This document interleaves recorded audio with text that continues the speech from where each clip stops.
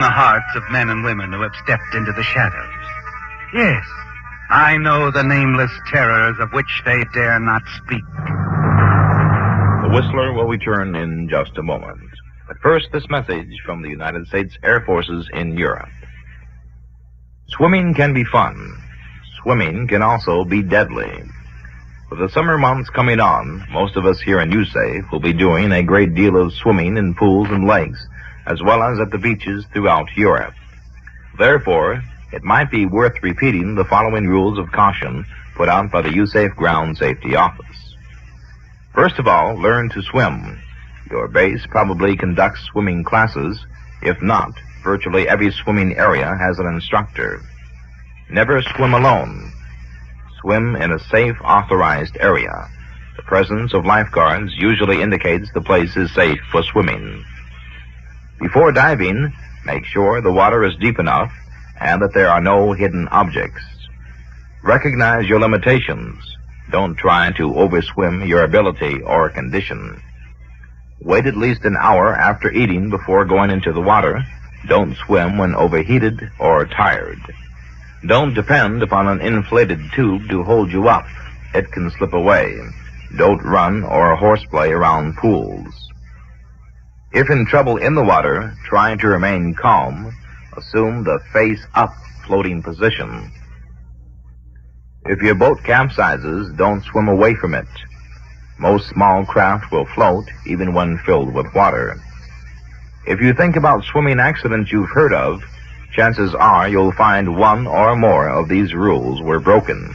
Observe the rules, and you'll have a happy and safe summer. And now, the Whistler's strange story. Gentlemen from Oxford.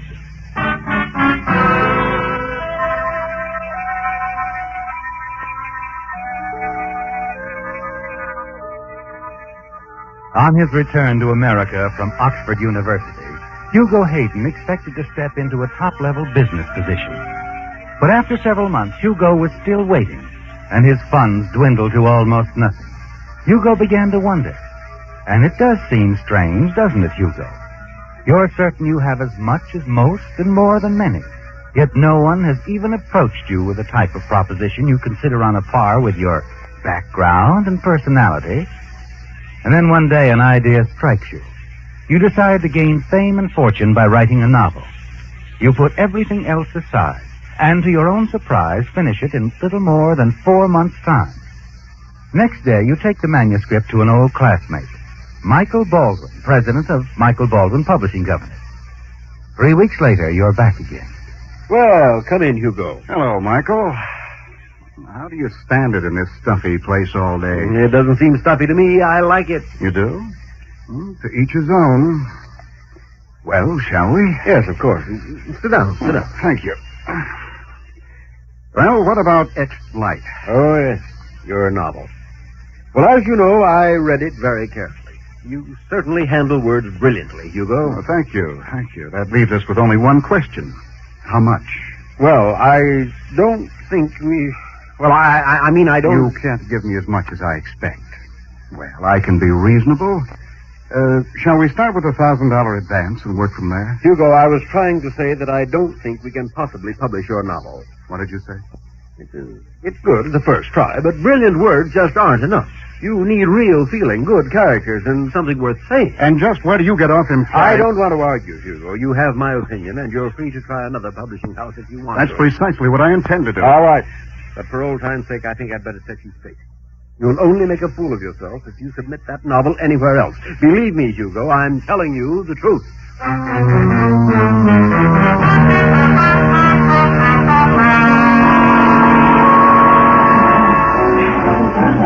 Good afternoon, Mr. Hayden. What'll it be? I see the Footlights Club welcomes me with open arms.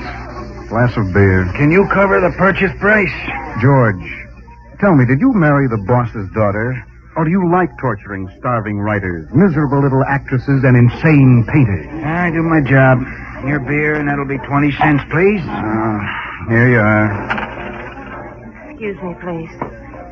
These bar stools are rather close together. Yeah, they don't waste a square inch. It's also friendlier that way. Bartender, Martini, please. Yes, ma'am. You seem to be looking for someone.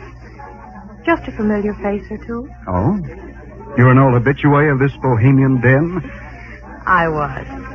Many years ago. It's your martini, ma'am. I'll take care of it, George. Charge it to my account. You may have graduated from Oxford, Aiden, but as far as this place goes, you're just another guy. Thanks, George. That's all right. I'll pay. I'm sorry. I guess I better be shoving along. You don't have to. I understand. I've been broke, too. Tell me, are you really an Oxford man? Yeah? Yeah, man of letters, philosopher, raconteur, and bum. What do you do? Novelist. Really? Novelist. Ah, Unpublished. You? singer. Oh, must be good. Afraid not. What's your secret, then? That's real mink you're wearing. I'd rather not go into it. Oh. What about your name? Can you reveal that? Just Babs. Babs. Working in San Francisco? No, and please don't ask me where. All right, I won't. I'd like to invite you to dinner in the theater afterwards, but as you know, my cash is low and my credit poor. Well, let me invite you then. Oh, but I'd like to. And you can return the favor someday. When your ship comes in. Well, in that case, I accept gratefully.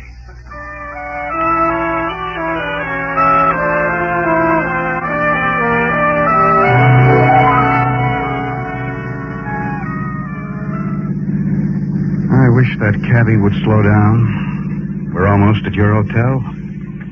Hugo, I want you to know that I enjoyed this evening very much. So did I, Babs. Tomorrow?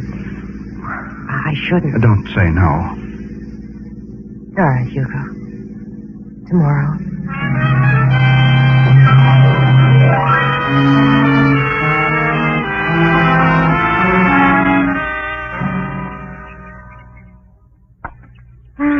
It's almost morning. We've been walking around this park for hours. Have you minded? No. No, not at all. But it is time I crossed the street and went inside the hotel. When will we see each other again? Not for a long time, I'm afraid.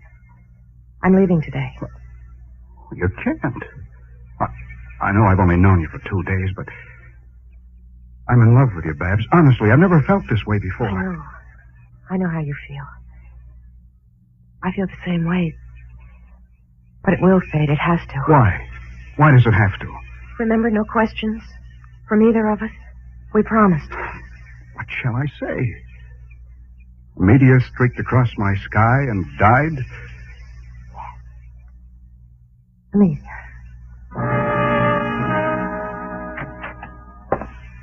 Well, if it isn't Hugo Hayden, gentleman and scholar. Where you been all night? Tibet. Where else? I hope the llama loaned you an extra $1 million. You're supposed to pay me Saturday. 6 months back rent, phone, and electric bill. The novel didn't sell, Judd. Oh. Now what? I don't know. I better think of something quick. I'm low in dough myself. Now look, Hugo, you don't have much of a chance around here with your bills and your reputation. Why don't you blow this town? Yeah. Maybe you're right. Tell me something, Judd. You cover the nightclub beat for that yellow sheet you work for. Ever come across a girl named Babs, a singer? What does she look like? Oh, long, dark hair, trim figure, small scar on her forehead below the hairline. Oh, Babs Wixton. Yeah, I know her. You did? Not much of a singer, but real nice to look at. I heard she hooked up with a nightclub outside of some small town 100 miles or so down the coast. What town, do you remember? Wait a minute. Ocean View. Yeah, Ocean View, that's it. Why?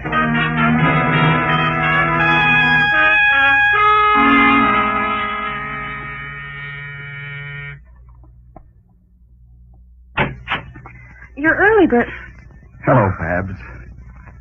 Your apartment's lovely. Mind if I come in? What are you doing here, Hugo? Chasing that meteor across the sky? I told you to forget about me. Take my advice. Get out of town before you get yourself killed.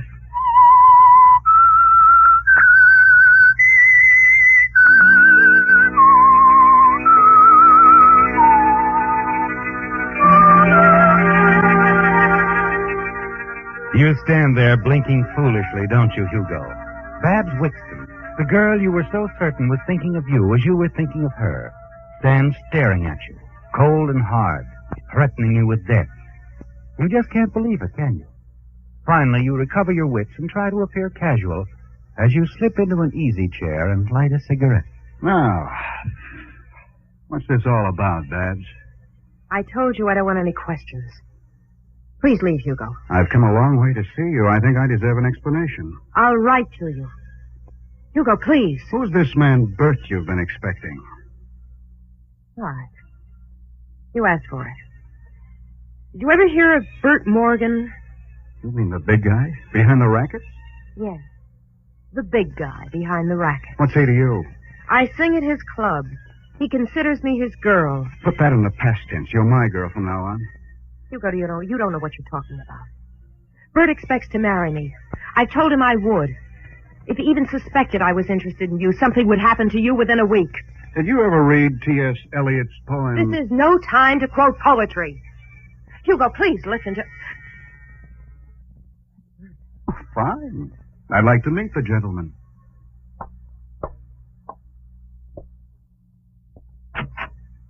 Bert, darling. I got something for you, baby. Here, put them in the vase on the piano. Oh, Bert, they're beautiful.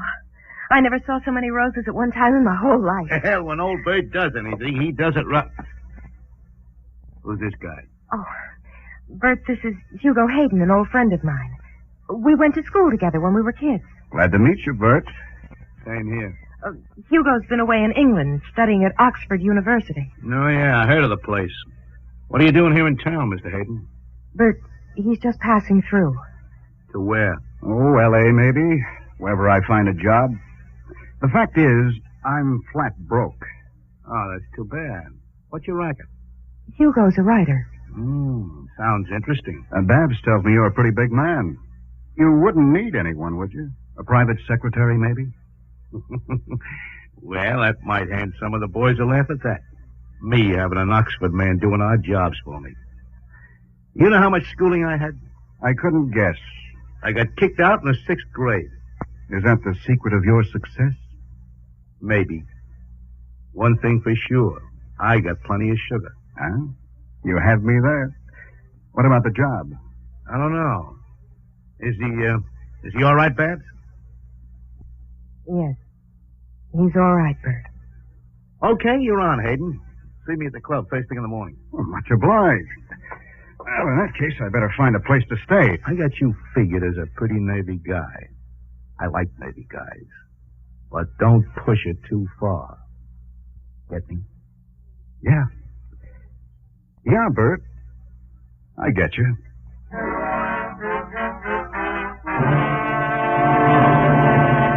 Yes, you understand him perfectly, don't you, Hugo? And you're certain he wouldn't hesitate to kill you if he knew your real reason for being in town. But as the weeks pass, you see Babs as often as possible. Try to persuade her to leave town with you, marry you, and gamble on the future. But while she risks Bert's jealous anger by continuing to see you secretly, she refuses to break off with him, and each meeting ends with her urging you to forget her. And then late one evening, while Bert is away on one of his frequent business trips, you drop by Babs' apartment. Another martini? No, thanks. Babs, I'd like to talk to you. All right, Hugo. What about? About you and me. Haven't we been over that often enough? But we're in love. We can't keep away from each other. Not as long as we're in the same town, maybe. That's why I keep telling you to leave here and forget about me. Is that all I mean to you? Hugo, you forget. We can't just wish and have things the way we'd like them. We live in a real world, not a dream world. What's the real world? Bert Morgan, gangster? It's my real world. But it doesn't have to be. Listen, darling. Why don't we just pick up and leave here? Get married and live on the royalties of your unpublished novels? I could get another job. Oh, Hugo, you're sweet. And if I were 18, I'd probably listen to you. Even now, if you'd proven yourself as a writer or I was a top singer, I'd be willing to gamble. But I won't deliberately walk back into certain poverty because of a romantic feeling toward you. But a man like Bert Morgan... Don't sell Bert too short. I like him. He's good to me. And when we became engaged, he made me his sole heir. If anything ever happens to him, and in his business it can any time, I inherit his string of nightclubs. Everything he's got. I intend to marry him this summer.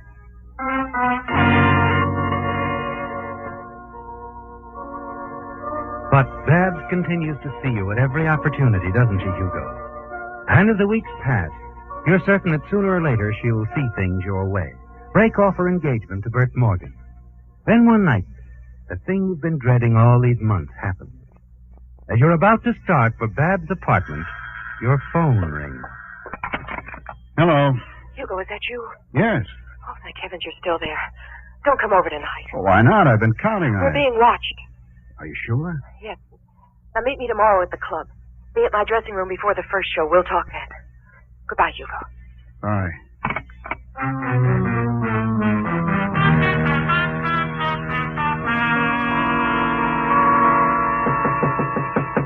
Who's there? Me, Hugo.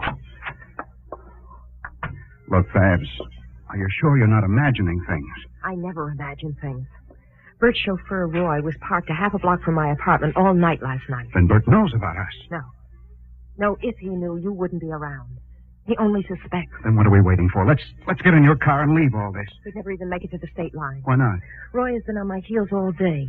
He has that limousine parked outside the club right now, watching and waiting. All right, I'll phone the police and demand protection. Protection? Protection for the rest of our lives? Not for me. I don't want to live that way. Well, it's suicide to stay here. Not for me, it isn't.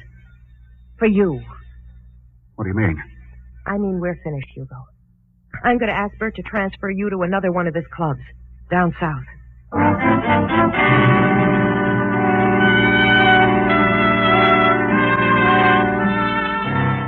Babs carries out her threat, doesn't she, Hugo? She urges Bert to send you to another city.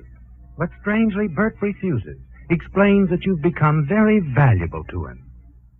A day after an out-of-town trip, Bert himself unknowingly gives you the answer to your problem. Hello, Hugo. Hello, Bert. Anything happened while I was gone? Yeah, the man with the load of new slot machines came by. He wouldn't unload without your signature. I told him to come back in the afternoon. At all? 3 or 4 phone messages.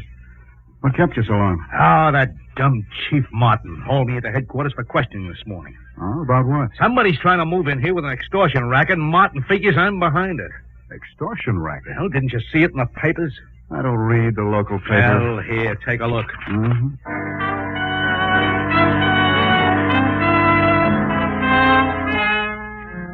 Now you have the answer, don't you, Hugo? If Bert Morgan were out of the way, everything else would fall into place. Babs would not only marry you, but she'd also inherit Bert's nightclubs, cash, and everything he owned. And now you know the way to eliminate him, don't you? You carefully study the photograph of the ransom note appearing in the paper. It's made up of printed words cut from newspapers and magazines, pasted together on a sheet of plain paper. It takes you less than half an hour to cut the necessary words from some of your own magazines to compose a note of your own to Bert Morgan. If you want to live, give me $5,000 in small bills. Put them in a shoebox and leave it at the old shack near the railroad station. Don't go to the cops. That's a warning. X. That does it. Then in the same way, you address an envelope to Bert. Walk to the post office. Slip your note into the mail slot. Next morning, when you arrive at the office, you find Bert pacing the floor, talking with Police Chief Martin. Chief Martin, this murder note came in the morning mail, and I want to know what you're going to do about it. Excuse me, am I interrupting anything? Now, come on in. You're Mr. Morgan's secretary? Correct, Chief. Hugo Hayden's the name. You're an Oxford man, I hear. Right again. Forgive him. I'm a taxpayer, and I want whoever's writing these idiotic extortion notes picked up and put away. Makes you kind of nervous when it's somebody out to get you for a change, huh, Bert? Oh, don't worry. We'll land him. We'll land them all, sooner or later.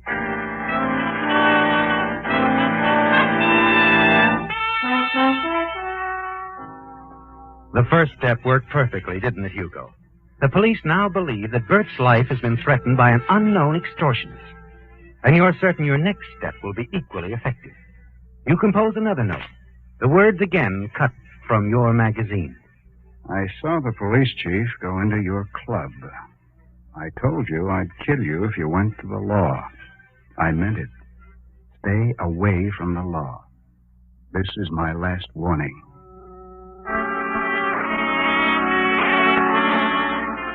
You realize that you must move before the real extortionist is discovered, don't you, Hugo?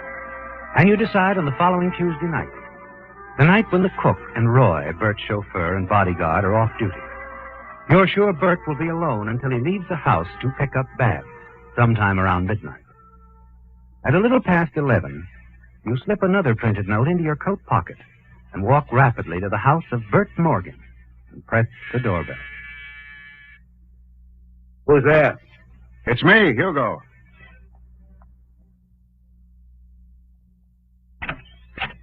What's the matter, Hayden? I have to see you for a few minutes, Bert. Sure. Come on. Now, what's on your mind, Hayden? Just one thing, Bert. This.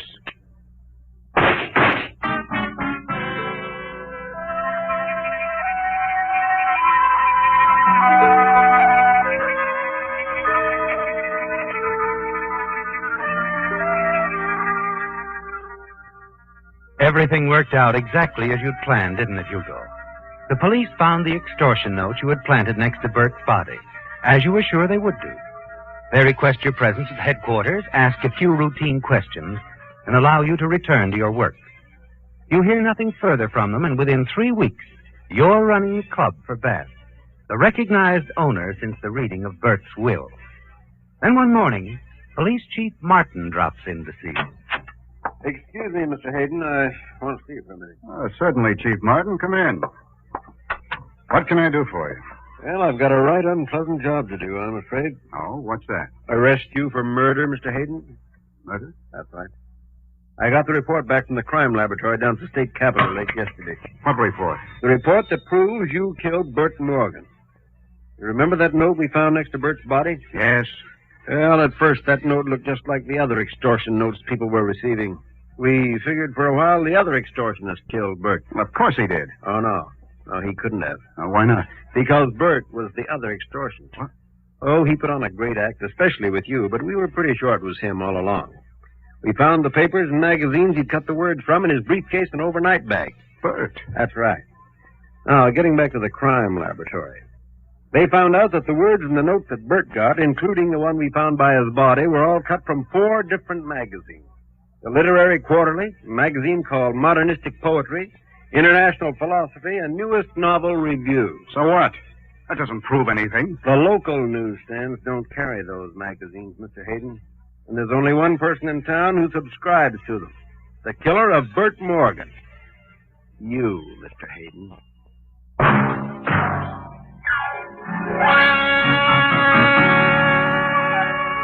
Join us again next week when once again the United States Air Forces in Europe presents The Whistler.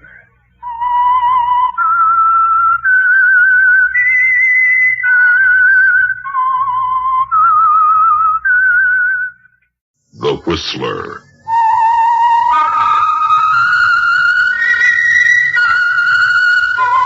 Presented by the United States Air Forces in Europe.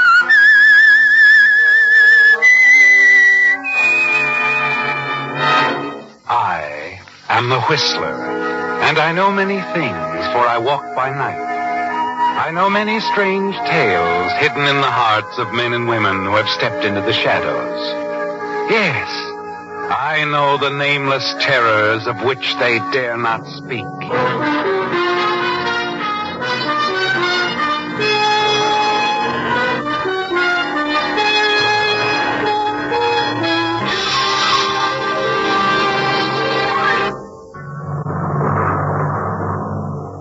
And now, The Whistler's Strange Story.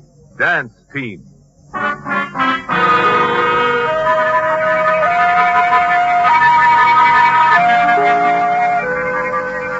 The floor show at the nightclub in Los Angeles was nothing special, and Paul Fennelly, half owner of a small but successful nightclub in Nevada, was watching it closely. Tall, good-looking, but hard-eyed and cynical, he sat alone at a ringside table, staring down at his glass, torn between his thoughts and the breathtaking beauty of the girl partner of the Spanish dance team, just finishing their number. You have things on your mind, haven't you, Paul? Yes. You'd come to Los Angeles to be alone for a few days, alone to think. Think of a way to persuade your Nevada partner, Frank Wilson, to see things as you do, or a way to eliminate him before your first and possibly last real chance to get into the big money is lost.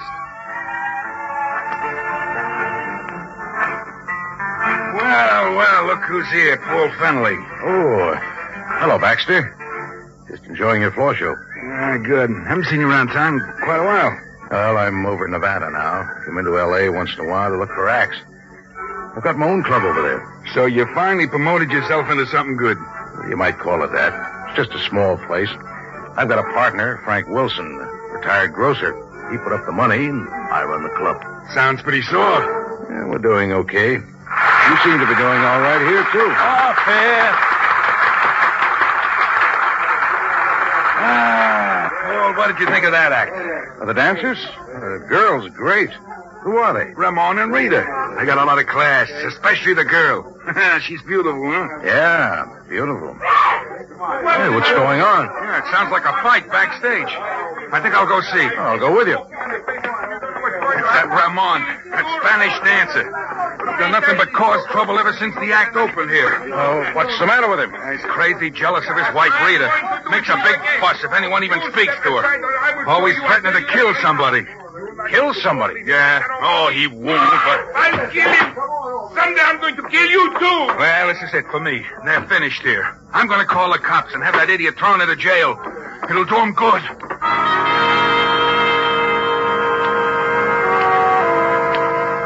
The argument between the dancers gives you the germ of an idea, doesn't it, Paul?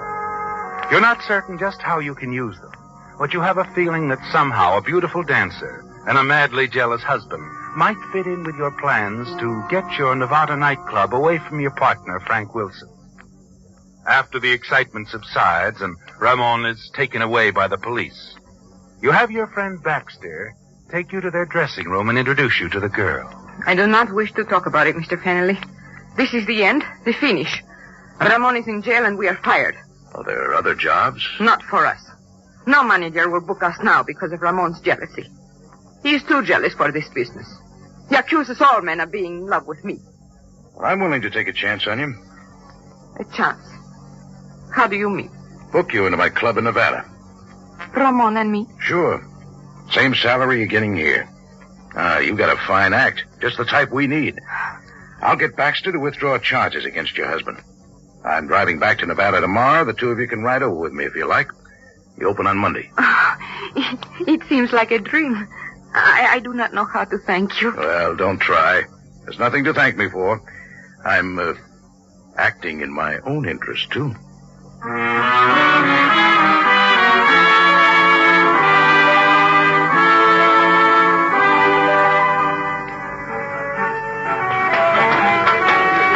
Well, Frank, what do you think of our new act? Oh, it's beautiful, Paul. Very beautiful. I'm glad you like it.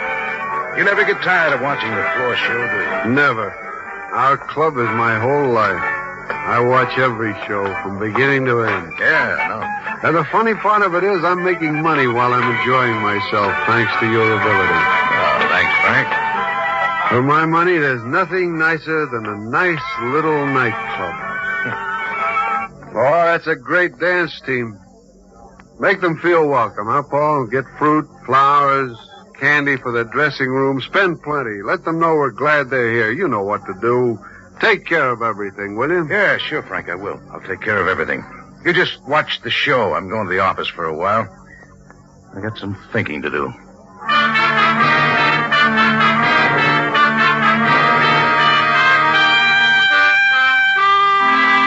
Yes, you do have some thinking to do, don't you, Paul?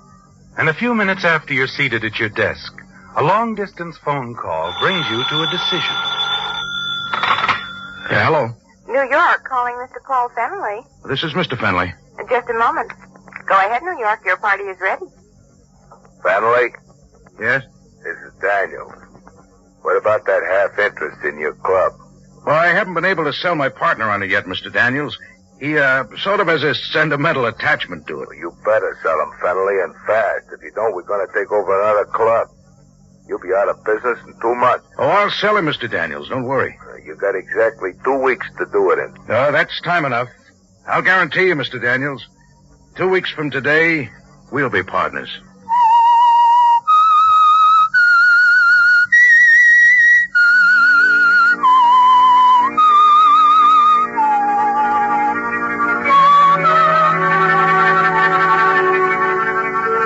Yes, Paul, you've made up your mind, haven't you? You're not going to let this opportunity to become a really big operator pass, are you? You decide to make one more attempt to persuade your partner, Frank Wilson, to listen to reason. If he refuses, you'll use other means to remove him. And you know exactly what you're going to do, don't you? The jealous Ramon is the answer to your problem. For the next few evenings, you make certain that Rita receives little tokens of esteem from your partner. And 3 nights later, you drop into their dressing room. How lovely. I can hardly believe it. White roses. Compliments of Mr. Wilson. Oh, and here's a basket of fruit for you. Oh, and candy. I have never had such lovely presents. Say, what is the idea of all of this stuff? Oh, my partner, Mr. Wilson's very generous, Ramon. When he likes an act, he shows his appreciation. But is it the act he likes or my wife? Both, Ramon, both. Now, look, kid, you've got to get used to people admiring your wife. Yes, I suppose so. And Wilson not only admires your act, he wants to know both of you. He wants you both to come to his table tomorrow night. Oh, that will be nice. Nothing doing. We are here for business, not social life. Ramon, we can't afford to offend Mr. Wilson. No, of course not. Then he wouldn't send you any more gifts. Now, look here, Ramon. You keep out of this, Fennelly. How dare you speak to Mr. Fennelly like that, Ramon? After all he has done for us. You keep on with your crazy jealousy, and we will have troubles here like we did in Los Angeles and every place we ever worked. Perhaps if I am given the same provocation, one of these days I will be driven too far. Oh, forget it, Ramon. Mr. Wilson was just being friendly, trying to make you feel at home. One more jealous fit, and I leave you, Ramon. Ah, you forget it too, Rita. Ramon isn't going to be jealous anymore. Are you, Ramon? Not unless I have reason. There. See, Rita? Now forget it like I told you. I've got big plans for you two. I think they're going to turn out very well indeed.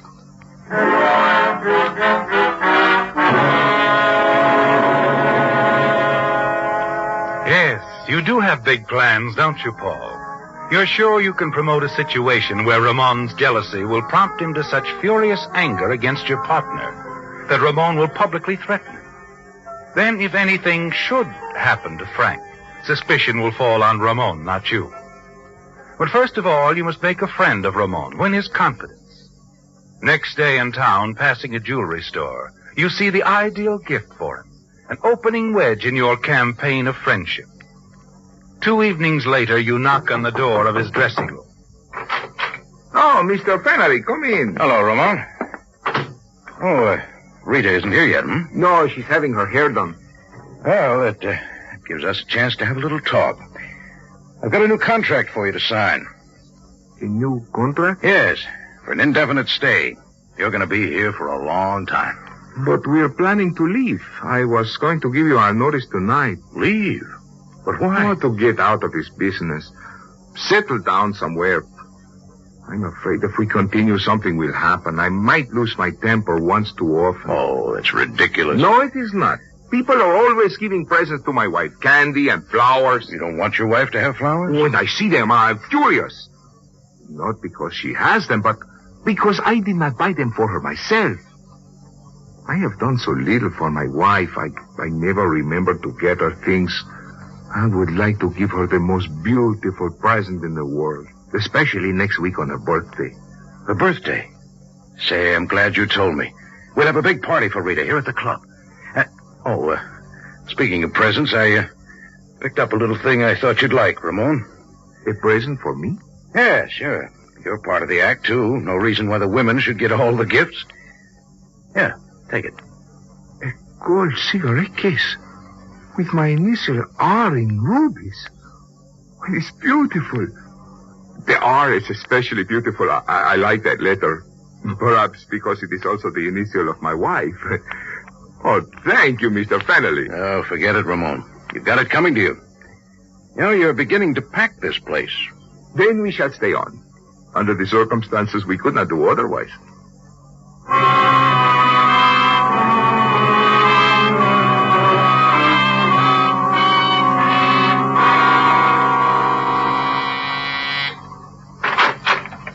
Well, Paul, come here. Hello, Frank. This is a surprise. You don't get out here to the house very often. Look, I've got to talk to you, Frank, right away. Yeah, well, come on. Let's sit over here by the window, huh? All right. Yeah. Now, what's on your mind, Paul? That half interest in our club for those people in New York. We don't have to talk, Paul. You know how I feel about that. But we can't afford to let any opportunity to get rich like this slip by. This is our last chance, Frank, our last chance. They want our answer by a week from Saturday. Unless we say yes, they're going to buy into another club. Let them. Let them take over any club they want, but not ours. This club means a lot to me, Paul. Sure, I know. It means a lot to me, Listen, too. Paul, I'm a lonely man. Our club is, well, my family.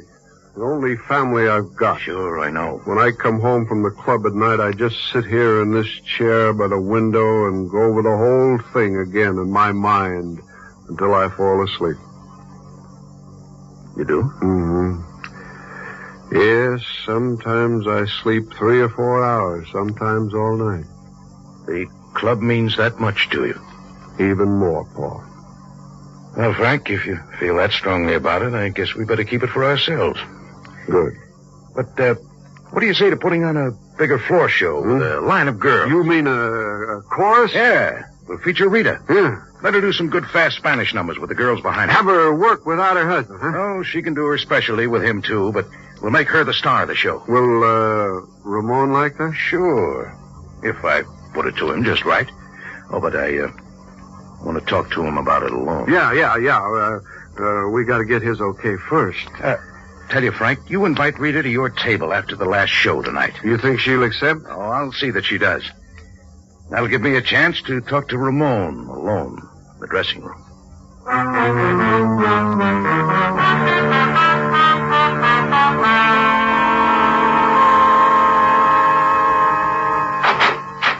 Oh, hello, Paul. How do we go tonight? Oh, never better. Rita looked particularly lovely. Yeah, she did, didn't she? I wonder where she is. Oh, she'll be here soon. She's out at Wilson's table. At Wilson's table? What is she doing there? Now, don't get excited. Just wants to talk to her about something that concerns just her, not you. Strictly business. Any business that concerns my wife concerns me. I will see about it. Ramon, sit down and keep quiet.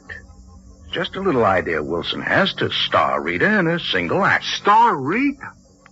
But if he wanted such a thing, he should have spoken to me first. I am the head of the family. Where is my coat? Never mind. It does not matter. You can't go out to Wilson's table looking like that. Who says I cannot? I will fix that, Wilson. Get out of my way. Calm yourself, will you? You'll make a scene. I never liked him anyway. The first night we came here, candy and flowers. He will send no more flowers. Get out of my way. I'll kill him. I'll kill him.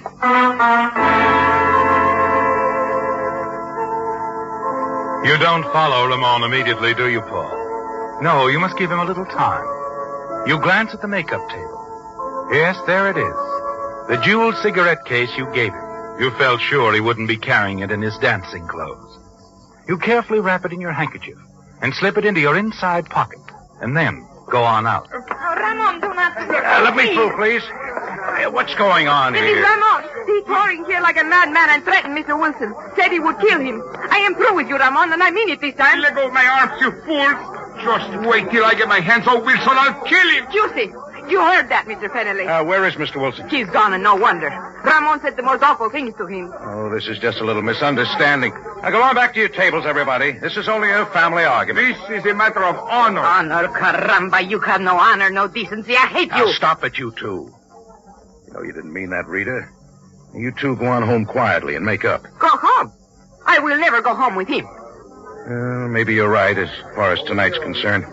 I tell you what, Rita. You spend the night with Kitty. The cigarette girl? Yes, she's a nice girl. She'd be glad to have you when you explain things to her. Tell her it was my idea. Whatever you say, Mr. Fennelly. You get a good night's sleep. Ramon and I are going to have a nice long talk. All right. I guess that is the best way. No, it is not the best way. Yes, it is, Ramon. You run along, Rita. Come on, Ramon. We'll have a couple of drinks and go to the office for a nice long talk.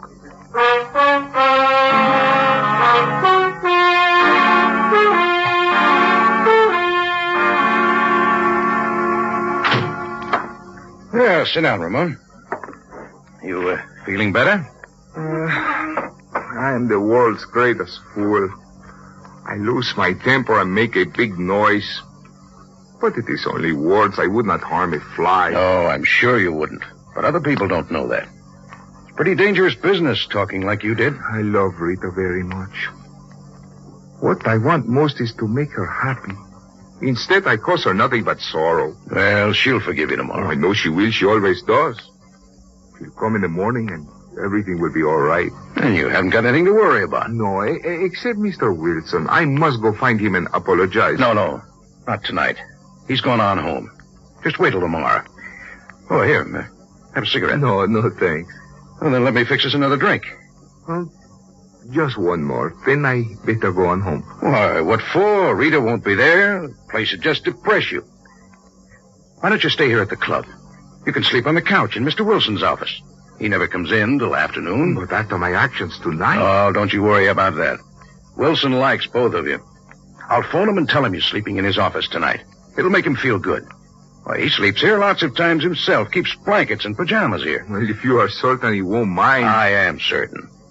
Now I'll fix those drinks, and then we'll go over to Frank's office. You are very understanding, Mr. Fennelly.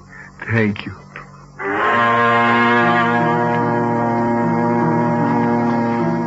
After finishing your drink, you walk with Ramon to your partner's office. You smile as he yawns and arranges Frank's blankets on the couch.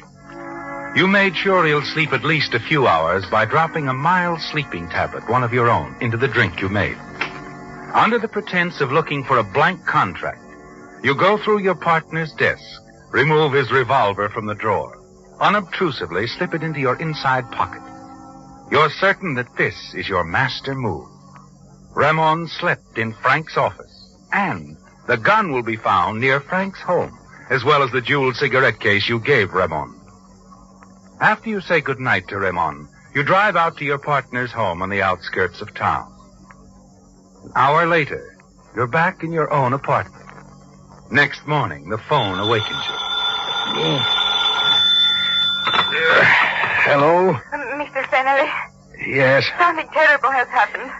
Oh, Rita, what's the matter? What's wrong? Poor Mr. Wilson. He has been shot. Killed, I guess. My partner, Frank? Yes, I am at police headquarters. Police headquarters? But they couldn't think you... never mind, Rita. And don't worry, I'll be right down. Oh, thank you, Mr. Fennelly, and please hurry. You see, they have arrested Ramon for the crime.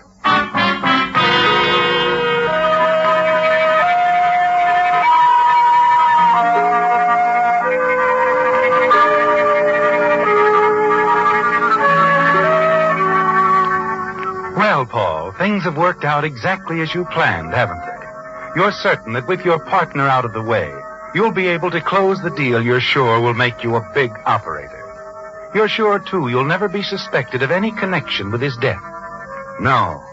Ramon has already been arrested, and the shooting was done with a gun taken from your partner's office, where Ramon spent the night.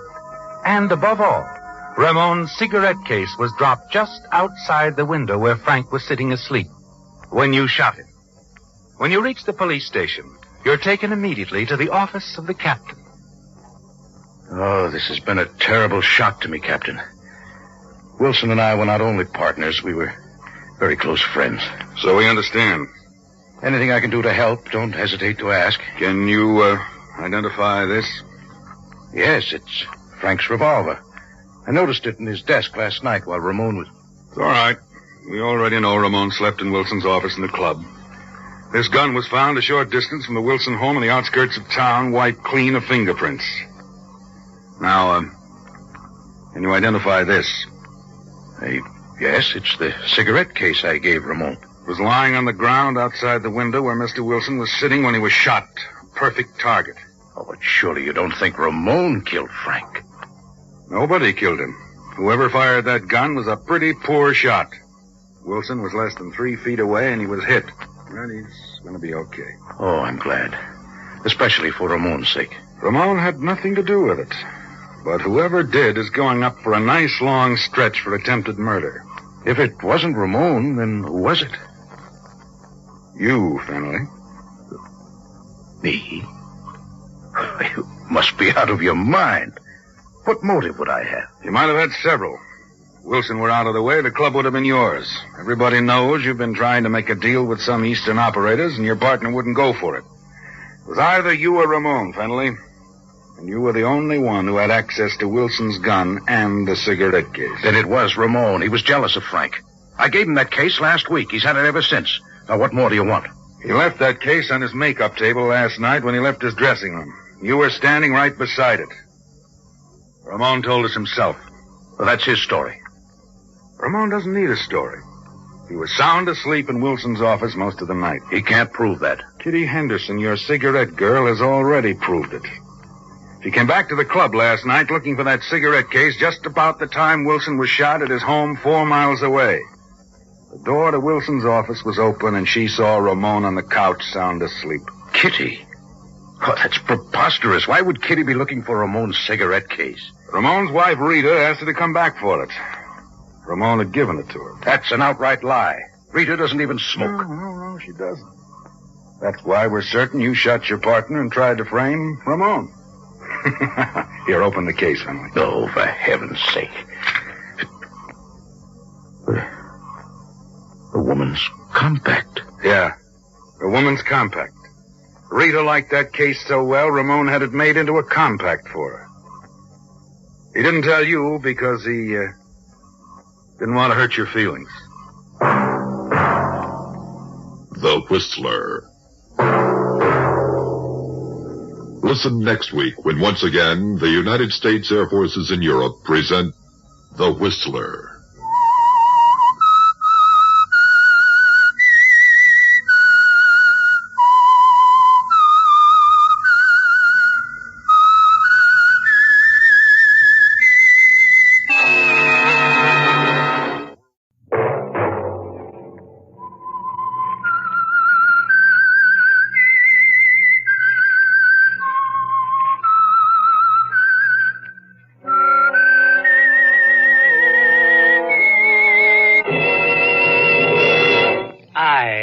The Whistler, and I know many things, for I walk by night. I know many strange tales, hidden in the hearts of men and women who have stepped into the shadows. Yes, I know the nameless terrors of which they dare not speak. And now, the Whistler's strange story, Fatal Fraud.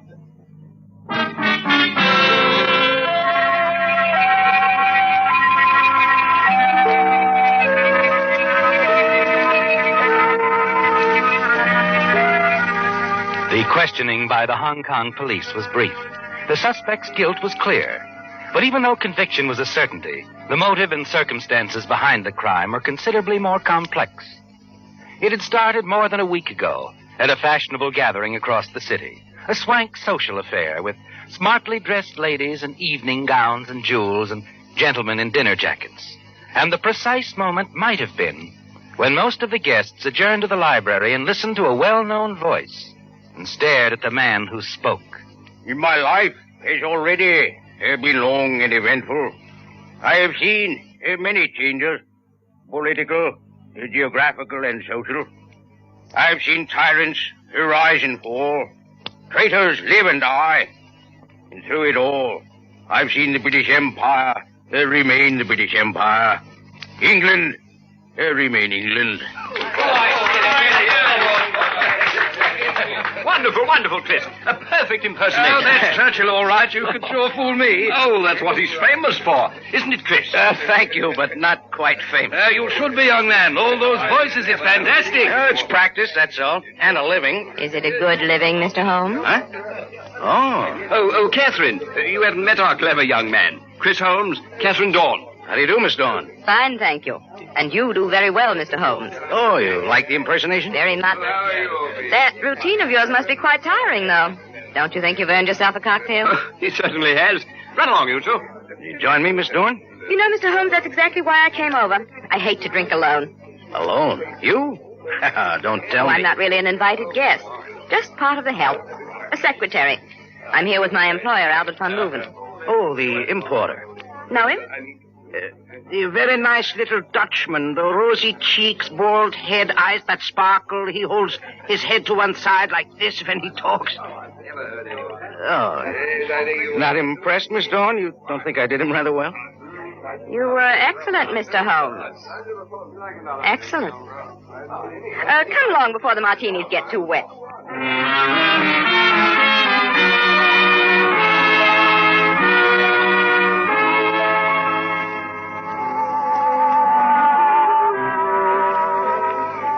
Chris, you dance as well as you impersonate. Sure. Been copying Fred Astaire. Oh, no, I mean it. You mean a lot of things, Catherine. Or is it the cocktails? How many have you had? Well, I did become a bit impatient waiting while you were talking to your boss, Van Leuven. You shouldn't have. I was acting in your behalf. Oh? You're invited out to his home for a few days. What? Well, whose idea? Mine. I thought it might lead to something for you. Lead to something? I think your talents are wasted on nightclubs.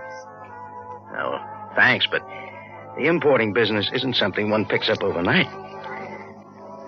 Catherine, I'm afraid... Oh, now relax. You're not going to turn Mr. Van Leuven down.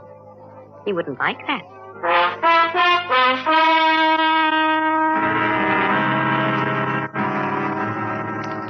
Catherine is an interesting girl, isn't she, Chris? And you're pleased with her interest in you. Pleased and a little flattered because she's easily the most attractive girl you've seen since you left America. And the following weekend at Van Leuven's, you're even more impressed. Her friendliness puts you perfectly at ease, and you feel almost a part of this way of living. It's a very pleasant way, too, isn't it, Chris? Dinners on the terrace, brandy in the drawing room, excellent company. And later in the evening in Van Leuven's private office, Catherine again. She's standing by a recording machine this time. Oh, what's this going to be, darling? A Hong Kong lullaby? You'll see, Chris. Manila office. Attention, Carter. Regarding back orders on shipments of Oriental rugs. Cancel and hold in warehouse until further instructions. Please notify us immediately regarding jade and artwork. Regards, Van Leuven. Catherine, why did you have Mr. Van Leuven ask me here? I'm just a guy kicking around. I know. Maybe better than you think. Not so sure you do. Oh, I'll admit I might have been in a few deals that were a little shady. Sure? That's what I said. 2 odds make an even match. You still haven't told me why you asked me here. I want you to help me do something. It's simple. He's bringing in some money in a few days. Lots of money. The kind we can keep up with. What are you talking about? My boss, Van Leuven, and his Manila office. The details don't matter. All that I'm interested in is the money. And me. And you. You know I'm interested in you, Chris. Draw the pictures, honey. The bright boy's a little dazed right now. We're going to get that money. Oh, Chris, it'll be easy. Oh? Simono will help us. Simono? Who's he? He operates the radio shack here. Don't you want money? Sure. There's plenty, Chris. And it's all coming in by plane. Van Leuven's plane, in currency. And it will land only where he directs. Simono? Mr. Van Leuven. He's going to direct his pilot over the radio. You could change those directions, Chris. You're good Hey, now, wait a minute. Chris, there's $100,000 in cash. 100,000? A third of it can be yours. Oh, Chris, tell me you'll do it. Take this record. Practice Mr. Van Leuven's voice. Oh, it's a breeze, that part of it. Manila office regarding back orders, Oriental rugs, cancel. Oh, Chris, telling you marvelous. You really think we can get away with it, Catherine? We can and we will, Chris. We will. You'll do it? Yeah. Yeah, I guess so. The money, Chris, it's real, not an imitation. You'll see.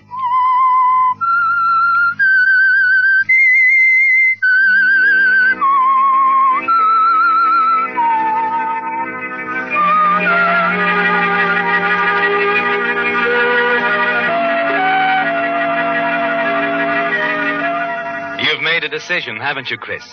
Yes, you've decided you're going to help Catherine with her plan to hijack her employer's plane arriving from Manila with almost $100,000 aboard. And your part in it is all so simple. You've only to impersonate Albert Van Leuven's voice. Order the pilot to land his plane at another field where Catherine wants it to land. It seems the opportunity of a lifetime, doesn't it, Chris?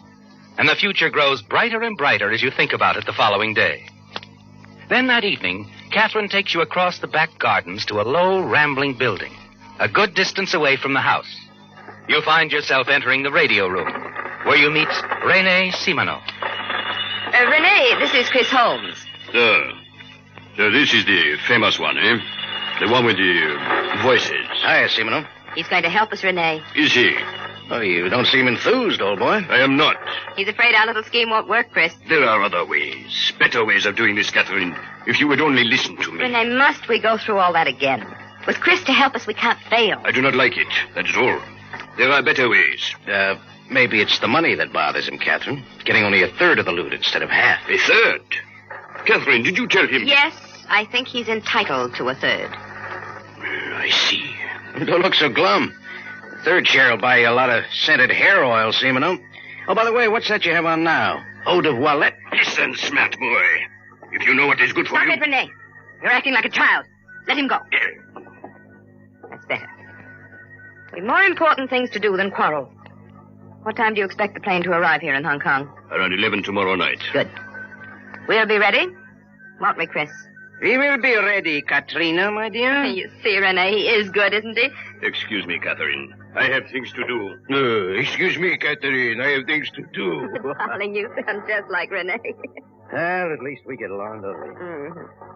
Come along, darling.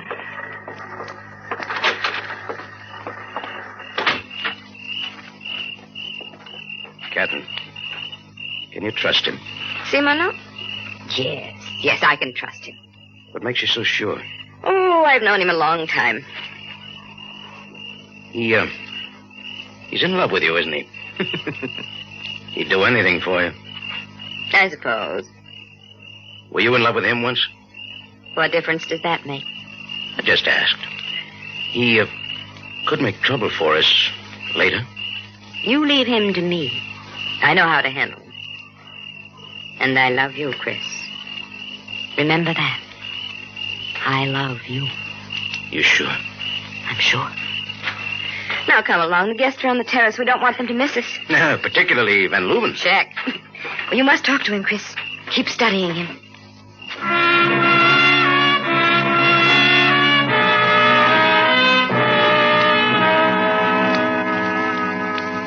Mr. Holmes is a very, very clever young man, is he not, my friend? I dare say there isn't one of us here in this room he could not impersonate. You, Major Ritten, for example. What's that? Me? Oh, I don't know. Oh, I say now, really? You think so? But that would be perhaps too simple for our young friend. Perhaps we should have him try someone else. Oh, right. That's good. Yeah. Perhaps, Mr. Holmes, you would care to impersonate me. Sorry. I make it a rule never to subject my host to that sort of punishment. Then I am most disappointed. I was certain you were planning a little surprise for me. A surprise, Mr. Van Leuven? Oh, come on, my boy. Don't try to get out of this one. My records, Mr. Holmes. I overheard you playing several of them. I thought you were studying my voice. Well, I do have a confession to make, Mr. Van Leuven. I did try to imitate you, but I have to admit defeat. Afraid I couldn't quite come up to it. No, really, I'd rather not. But how about someone else? Oh, Mr. Holmes, you could try to impersonate my husband, Edgar. His voice is rather unusual, you know. Say something for the man, Edgar. Go on, say something. Anything. Go on. What's the matter, darling?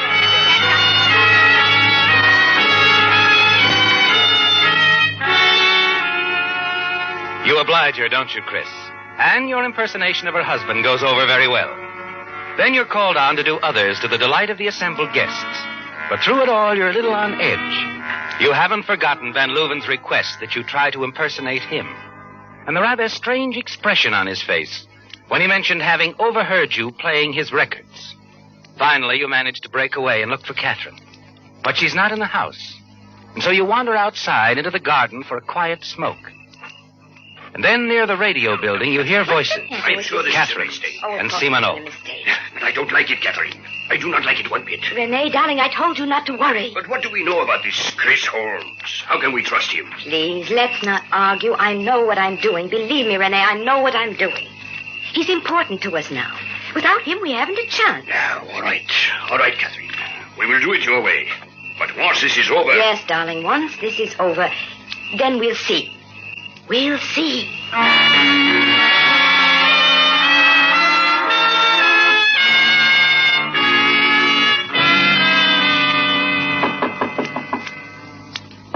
One moment. Oh, Catherine. I want to talk to you, Chris. Inside. Certainly. Chris, last night I know you overheard us. Overheard? When I was talking to Simano, I saw you walk away. I've got to handle him in my own way. You do believe me? Was there any reason why I shouldn't? I wanted to talk to you at breakfast. I didn't know of Van Leuven's plans for his guests, I mean. Oh, it was fun. Motorboating, lunch at the Hotel Royale, the races. Oh, I get quite used to this life, Catherine. You might as well. You're going to have it. And soon now. Oh? There's been a slight change in plans. The plane has already left Manila. Already left? Yes. Simano just told me. It's scheduled to arrive here shortly before 9. 9? We'll be right in the middle of dinner. I'll tell Van Leuven that you're not feeling well. You won't be down. Huh. All right. Now, here's the message. Study it. Be at the radio room in an hour. I'll meet you out there. Right. The radio room. In an hour.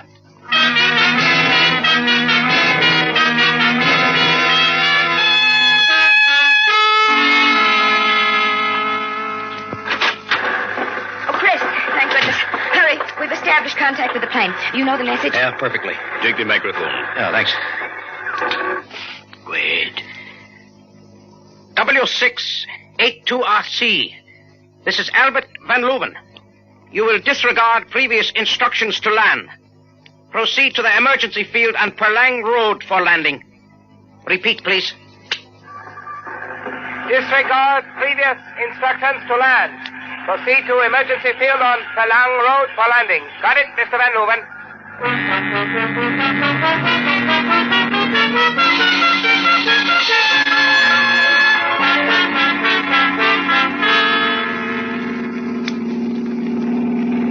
This is the place. We ought to be able to hear the plane's motor soon.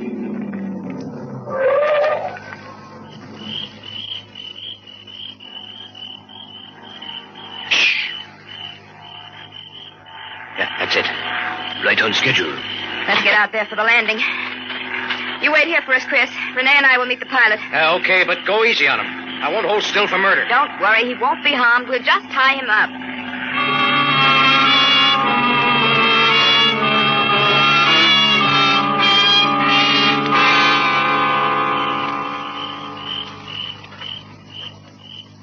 Chris? Oh, everything go all right, Catherine? Perfect. Here, Simano, I'll take the briefcase.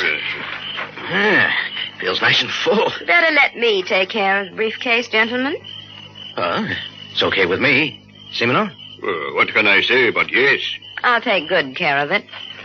Get in, Renee. Well, now what? Back to town.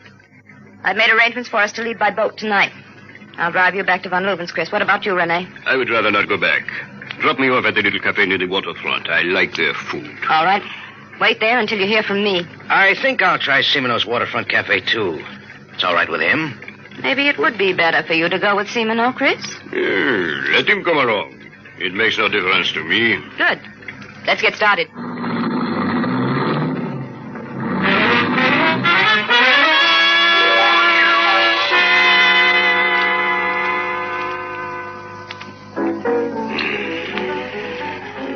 Come on, relax, Simano, relax. Enjoy the piano music. I do not like this waiting. Catherine should have been called by now. We have been here nearly 3 hours. Forget it. Enjoy yourself. And this brandy's wonderful. Hey, where you going, Simano? To get another drink. Our waiter seems to have too many tables to take care of.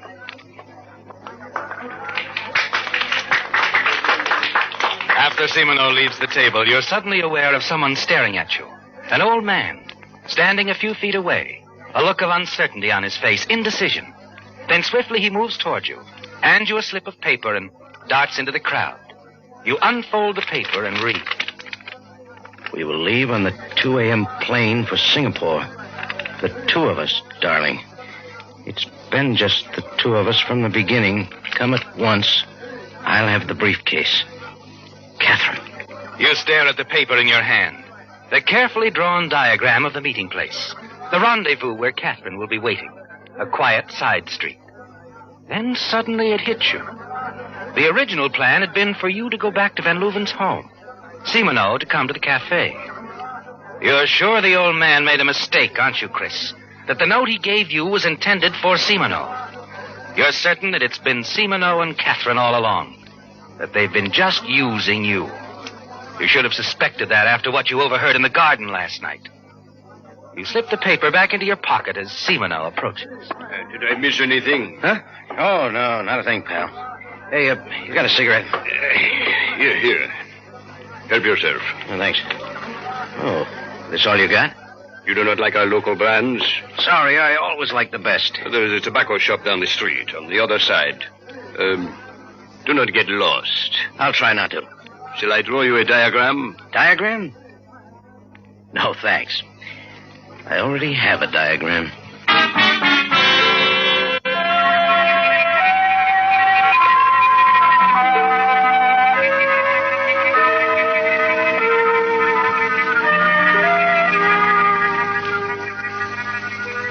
Waiting here in the shadows for Catherine, you feel a little foolish about the way you've been used, don't you, Chris? Only the money matters to you now. And you're sure you'll be able to take it for yourself and leave them. Catherine and Simoneau. That's the way it is, isn't it? The way it's been from the beginning. You're certain of it. You were just a puppet who could help you. The man with the many voices. Especially the one that sounded exactly like Albert Van Leuven. Well, it's all over now. Your foolish dream that there was anything more to it than a coldly calculated hijacking job. As you stand in the darkness waiting for Catherine, it becomes annoying. The way her words come drifting back, mixing you up, challenging your judgment. 2 odds make an even match, don't they, Chris? I love you, Chris. Remember that. I love you. Yeah, sure. Sure you'll love me. You tighten, draw back into the shadows at the sound of a twig snapping. Then you see her, Catherine, approaching slowly toward you. Your eye catches something else, too. The glint of moonlight on the gun in her hand. Suddenly your blood runs cold as you realize the real reason for that note. It was sent to lure either you or Simoneau here to his death. And you were certain the note was meant for René Simoneau. Now you wonder, maybe it wasn't Catherine and Simoneau all the time. Who is it? Who's there? As Catherine's voice comes through the darkness, you know you've got to decide. You can answer with either voice, your own or Simoneau's, and your decision will mean life or death. Then, as suddenly as it came, the panic leaves you. Instantly, the whole thing seems clear to you. You were a fool to think otherwise. You're certain that the old man who gave you the note did not make a mistake, that the note was meant for you, and that the bullet in Catherine's gun is also meant for you. But you're sure there's still a way out, aren't you, Chris? Yes. You'll speak to her as René Simoneau. She'll come to you. Disarming her and taking the briefcase will be easy. You wait for her to speak again. Answer me. Who's there? Do not be afraid, Catherine. It is I, René Simoneau. The Whistler. Listen next week when once again the United States Air Forces in Europe present The Whistler.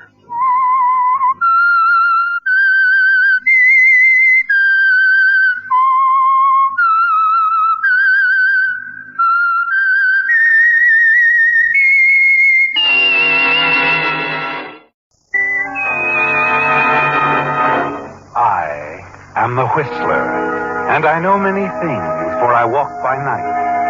I know many strange tales hidden in the hearts of men and women who have stepped into the shadows.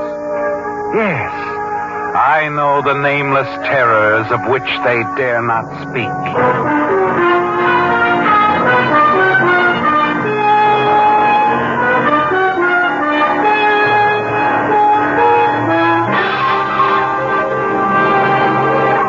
The Whistler will continue showing in your local theaters. And now, The Whistler's strange story, Lady on a Yacht.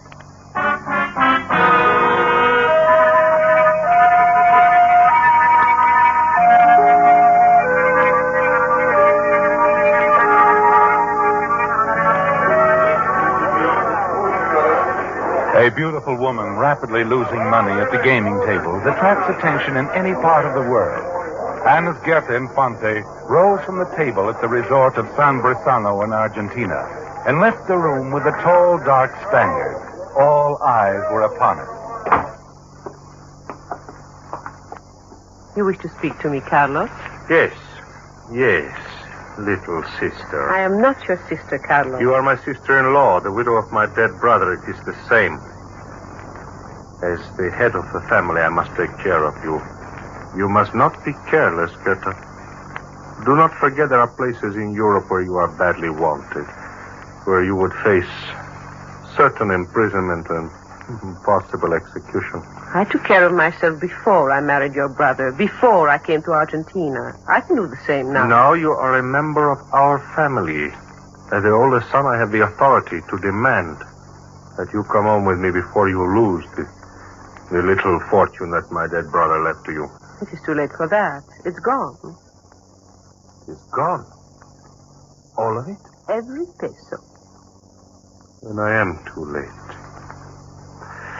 Well, you must not worry. I'm not worried, Carlos.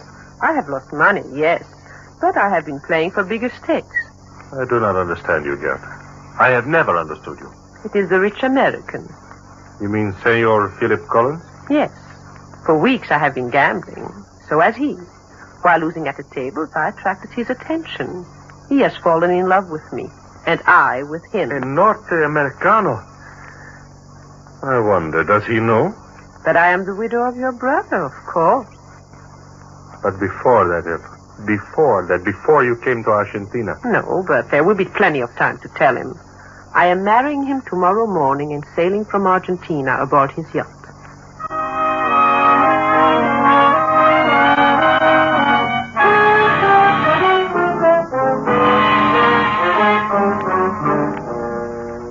Yes, your gamble paid off, didn't it, Goethe? You realize just how well when the big yacht set sail. It's been a long time since you've enjoyed such luxury, hasn't it? You're deeply concerned, however, when your new husband insists on a cruise through the Mediterranean before going to the United States. You have a strong fear of many European authorities. Yes, you are one of those listed for questioning regarding certain wartime activities. You never want to see Europe again, do you? Or have anyone in Europe see you? For there are many who hate you and would like nothing better than to turn you in. If any of them saw you, it could mean death or life imprisonment to you, couldn't it, Goethe? You persuade Philip to agree that you will never leave the yacht. But when you reach the southern coast of Italy, he insists that you go ashore with him to a small island, where you visit a rather deserted outdoor cafe overlooking the water. What do you think of the view, Goethe? Oh, it's lovely, Philip. Perfectly lovely. You are happy, aren't you? Very happy. Let's sit here, shall we? Oh, it is a nice, peaceful spot, isn't it? Mm-hmm. An artist making sketches and trying to sell the paintings. No, look over there. Oh? Yes. The quiet type with that beard and beret. I'm going to call him over. How do you say artist in Italian? Pittore, I believe. Pittore. Si, senor. Will you come over here? At your service, senor. You wish to make a sketch of the lady? Yes, but first let's have a look at your paintings. Of course. Please step over here. I am honored, senor. Yeah, these are very pretty, aren't they, Goethe? Yes, Philip, they're very good. Which one would you like to have? Oh, That landscape, I believe. All right, then that landscape it is. How much is it? Oh, you name the price, senor. Oh, well, never mind. We'll talk about that later. What's your name? Conrad Marlin. Marlin, how about doing a sketch of Mrs. Collins? With the greatest of pleasure. If Madame will remove her dark glasses. I'm sorry. I'm afraid the sun is too bright. Oh, but Goethe, he can't sketch you I'm with... so sorry, Philip. Oh, well, never mind. Now, wait a minute. I have an idea. Marlin. Yes? I'll have you brought out to our yacht tomorrow. You can sketch Mrs. Collins there, where she'll be more comfortable.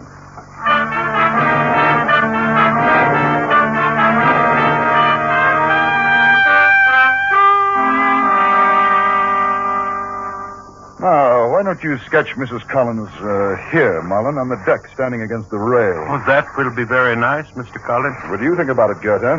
Whatever you wish, Philip. Good. Well, I'll leave you two alone.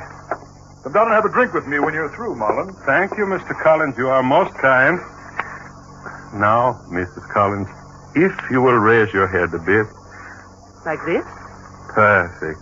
Lovely subject. I am aware, of course, that Madame is not an American. I see. My accent. I am from Argentina. I know that.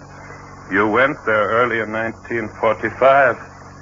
From Germany, Frau von Reckenwitz. Why do you call me that? That is the way I addressed you when I painted the wedding portrait of you and your illustrious husband, General von Reckenwitz. Why, I don't understand. I have changed a great deal, have I not? This beard. I am Kruger. Kruger? At one time, the most popular portrait artist in Central Europe. Unfortunately, those days are gone. Now one must disguise oneself, carry papers under a false name, beg from tourists. No one can understand my position better than Madame, who is also concealing her connection with the past. What do you mean? What makes you think that? Americans do not marry the widows of our famous leaders, like General von Reckenwitz, if they know. You think not? No, not even when they are as lovely as Madame. I need money badly. Say that you like the sketch so well that you want to engage me to paint your portrait. Mr. Collins will agree, I'm sure. But why is the portrait necessary? I have money. I would be glad to help an old friend. No. You can help me best through the portrait. Why? Take it to America with you. Hang it in your fine living room. Mr. Collins will show it to his friends.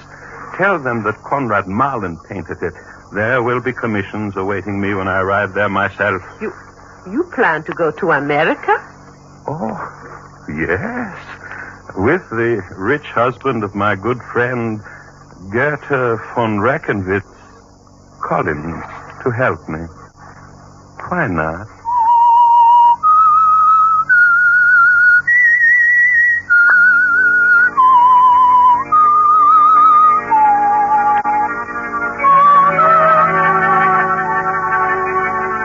Well, Goethe, it's infuriating, isn't it? You're anxious to get to America, and now the yacht remains anchored off this Mediterranean island while the artist Kruger, now known as Conrad Marlin, paints your portrait. But you know one thing. You'll see that the portrait never reaches the United States, where it could be used to further his interests. The sittings for the portrait seem endless, and you're constantly on your guard, concealing your dislike for the artist and making a pretense of friendliness. Oh, I'm so sorry. I'm afraid I'm moved. Oh, that's quite all right, Mrs. Collins. Turn your head a bit more to the left, please. Like this? That's fine. I notice Mr. Collins is not here today. He went to the mainland to see someone at the American consulate. Oh, then you plan to leave here soon? Oh, yes. As soon as the portrait is finished and my papers arrive from Argentina. Oh, about the portrait. It will be finished tomorrow. Tomorrow? Really? Why, I can hardly wait to see it. I hope that Mr. Collins will like it. I'm sure that he will. This painting, your portrait, has all been very fortunate for me. I have enjoyed our chats together. It is good to be able to talk to someone who understands. It's been good for me, too. But we must both remember I am married to an American now. Ah, there you are. Goethe, I brought a gentleman from the American consulate back to meet you. His name is Beardsley, an old friend of mine. He's staying for dinner. Oh, well, that would be nice. How much longer is that going to take, Mullen? Oh, the sitting is nearly finished for today, Mr. Collins. Good. Well, hurry along. And when you're through here, Goethe, you'll find Beardsley and me in the lounge.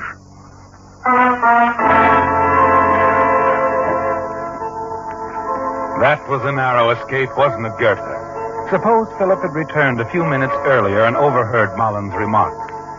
It's very dangerous having him around, isn't it? But after the final sitting tomorrow, there will be no reason for him to return to the yacht. Later, when you go into the lounge, you see Philip and his guest at the far end near the bar. They don't notice you as they're looking at the landscape you bought from Mullen the first day at the island. Oh, very nice. Where'd you get this, Collins? From an itinerant artist on the island. You like it then, huh? Oh, yes, very much. Happen to know the name of the artist? Yes, it's Marlin, Conrad Marlin. Marlin. Uh-huh. No, I never heard of it. Got a lot of talent. Yes, I should say so. He seems to be down and out. Well, that frequently happens in this part of the world. You know, I've got an idea. Hmm? Why don't I take him to America with us? He could make a good living there. Could that be fixed up?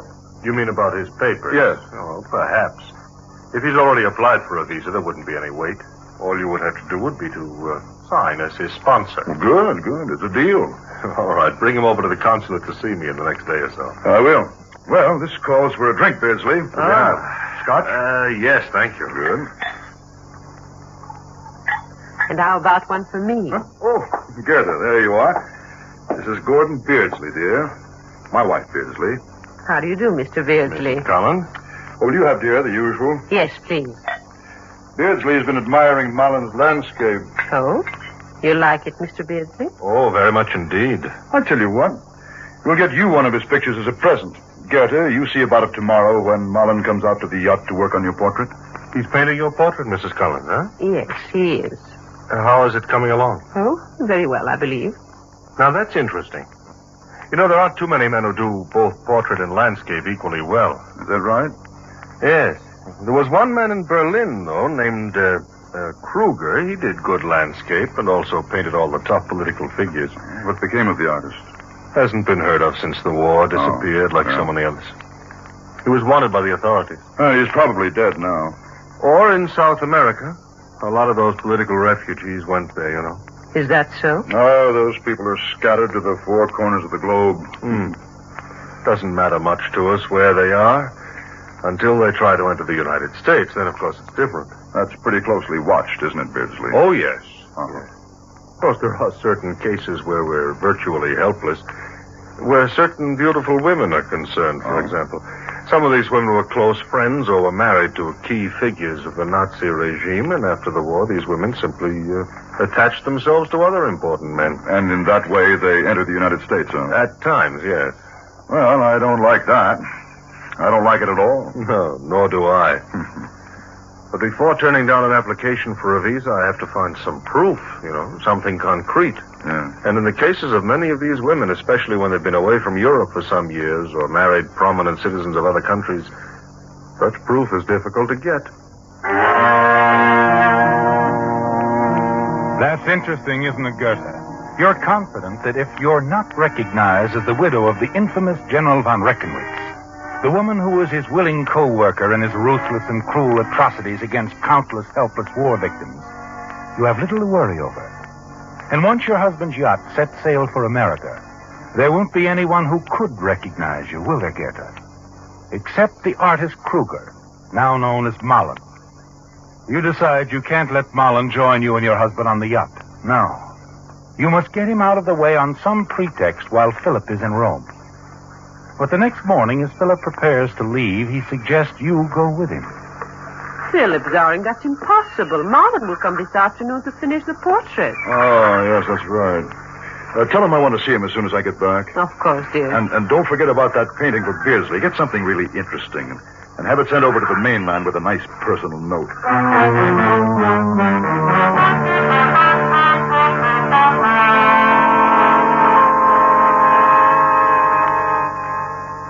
Now, Mrs. Collins, you may look. Your portrait is finished. I am very proud of it. It is nice. Very nice. You are pleased? I'm sure it will look very well somewhere in our house. You will see it there when you come to America. Oh, you have spoken to Mr. Collins about that. Yes, and he plans to bring you into the country. He will start arrangements as soon as he gets home. Oh, Madame, I cannot express my gratitude. Oh, it's nothing. But I have a suggestion to make. Perhaps you should leave Italy by another port. Another port? I do not understand. I believe Mr. Beardsley from the American consulate suspects who you are from something he said last night. That would make things bad for you, wouldn't it? Worse than you know. If it is learned that I am Kruger, my life will be in danger. I would never live to reach the United States. I must go somewhere else, to Genoa, perhaps. I'm sure I will be able to get new papers there, but that will take money. I'll help you. I have a considerable amount with me. Here, in my bag. Here, take it all. Oh, there is no way to thank you, Mrs. Collins. It is very little to do for an old friend. And I have nothing to offer you in return, except here is a painting. I brought it for you today as a gift to celebrate the completion of the portrait. Thank you. Oh, it's lovely. It is the famous Blue Grotto at Capri. The Blue Grotto? Yes. It has great sentimental value for me. I would not give it to anyone but you, and I want you to keep it. It will make me very happy. And now, if you will excuse me, I must hurry. Of course. Goodbye, madame. You are a very gracious lady. Please be assured of my undying devotion.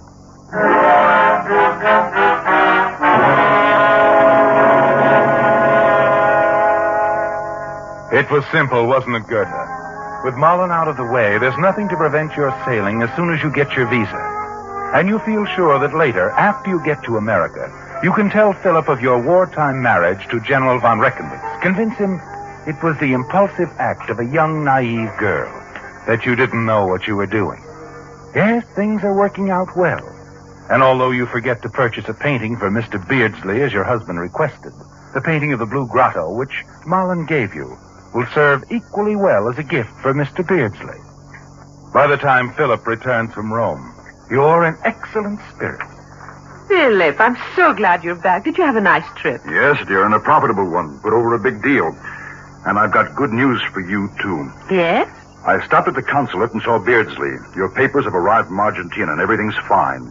Your visa will be ready any day. Oh, that is good news. Oh, by the way, that picture you sent Beardsley made a big hit with him. Really? Yes, he said to compliment you on your good taste. How nice. Beardsley says it's the Blue Grotto at Capri. He's already got it framed and hanging in his office. You know, he's very enthusiastic about Mullen. Oh, did you tell Mullen I wanted to see him today? Yes, but Philip, he's left the island. He's left? What for?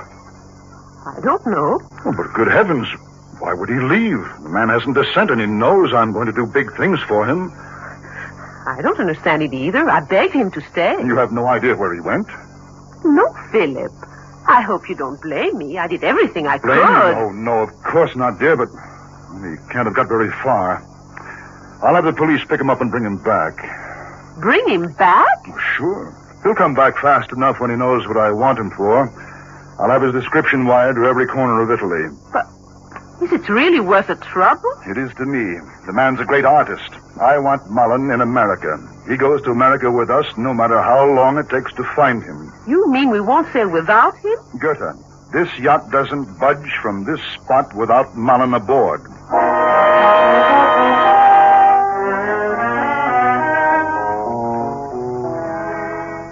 It's infuriating and frightening, too, isn't it, Gerda? If Mullen is brought back, he'll know that you lied to him, and instead of a friend, he'll be a dangerous enemy. There's nothing you can do but wait and hope that the Italian police can't locate. The next days pass slowly. You feel trapped in this corner of the Mediterranean, pace up and down the deck of the yacht. The bright sun is annoying, and you begin to hate the Italian coastline. Then one day, Philip gets a call to come to the mainland at once. When he returns, his face is grim. Philip, what's wrong? Has anything happened? Yes, plenty. Mullen, he's been found. Where? In Genoa. I'll give the Italian police credit. It didn't take them long. And he's coming back? No, he's not coming back. What? Why not? He's dead. Dead? Yes. Killed in a gun battle with the police. He fired first. But why, Philip? Well, it's a long, unpleasant story, and I hate to upset you with it. Gerda, his name wasn't Mullen at all, but Kruger or something like that. Anyway, he was wanted for looting some art galleries during the war, had the stolen paintings in his possession, and so when the police went to pick him up, he thought his identity was discovered and they were going to arrest him, and, well, the gun battle followed. How horrible. Yes, it is pretty gruesome. But you can put the whole thing right out of your mind. We're getting out of here. You mean we're going to sail? Just as quick as we can. Your visa's ready. We'll run over to the mainland and pick it up tomorrow, then get underway the following morning.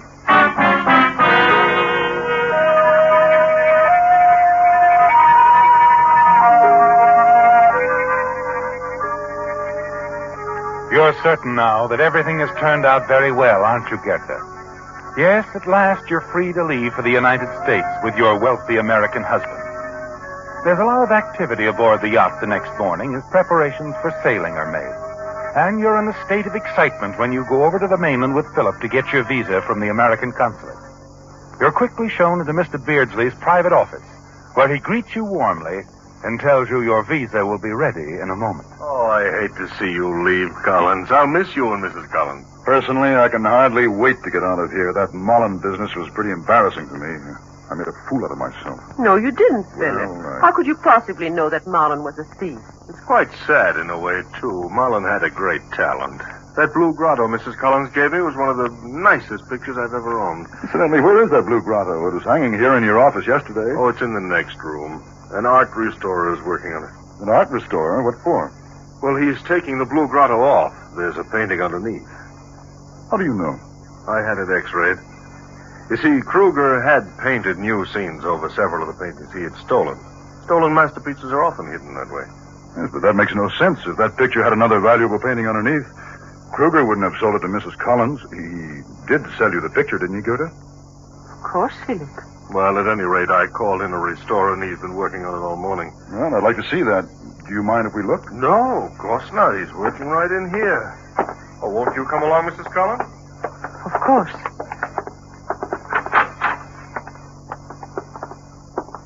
Well, sir, how is the restoration coming? Oh, I have just finished, senor. Really? That was quick work. The top picture was easily removed. The underpainting was heavily varnished with the idea of keeping it intact. And the underpainting, do you think it's a masterpiece? Oh, no, I don't think so, senor. It is a portrait, a wedding portrait. Oh, what do you know about that? Let's have a look at it. Very good, senor. I will place it here where you can see it clearly in the light. It is a picture of the notorious Nazi General von Reckenwitz and his beautiful wife, Goethe. The Whistler. Listen next week when once again the United States Air Forces in Europe present The Whistler.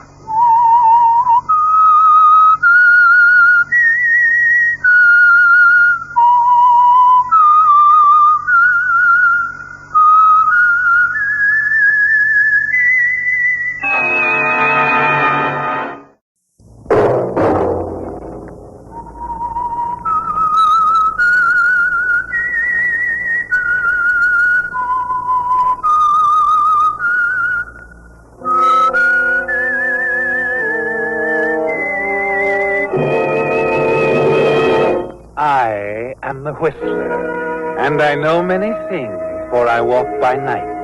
I know many strange tales, hidden in the hearts of men and women who have stepped into the shadows.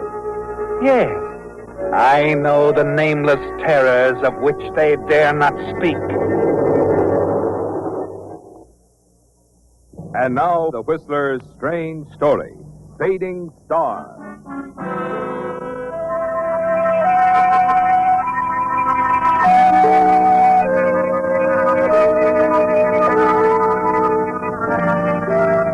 At 43, Don Carlton knew his popularity as a romantic motion picture star was waning, that he was on the way out.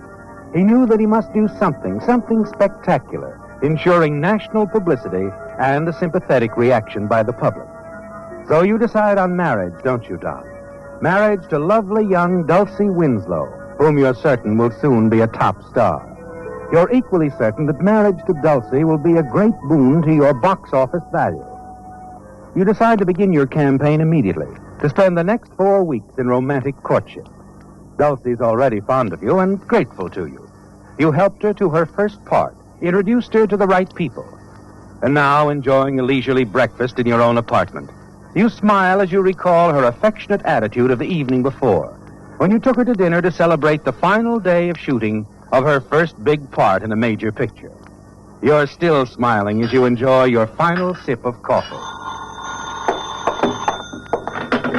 Hello? Don? Dulcie, darling. I'm just finishing breakfast. I just got a couple of minutes between some publicity shots, but I forgot to tell you something last night. Really? What? Jack Webster's throwing a party for the whole cast this evening in the commissary. He told me to be sure and ask you to come. Well, but I wasn't in the cast. I know, but Jack wants you to come anyway. So do I. Well, in that case, I'll be there. I'll be watching for you. Bye for now.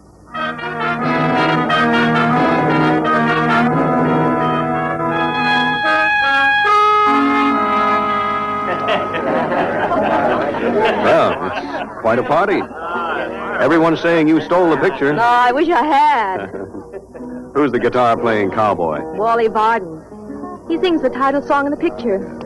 Easy on the eyes, isn't he? Yes, he is. He's got a nice voice. I have an idea this picture will be a big break for him. Really? Mm-hmm. Come on. I'll make him sing for you. Oh, no, Dulcie, please. I'll take your word for it. If there's one thing I'm allergic to, it's a cowboy singer. Oh, he's a little more than that. Anyway, I want you to hear him. Come on, please.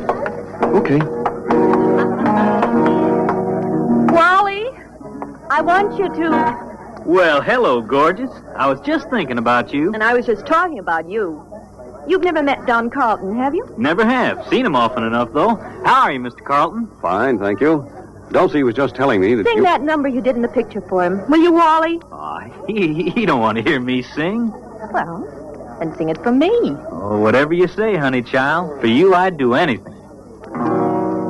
In the West, most men are young men, adventurous, ruthless, and bold. They fight for their fun and live with a gun. Just a few ever live to be old.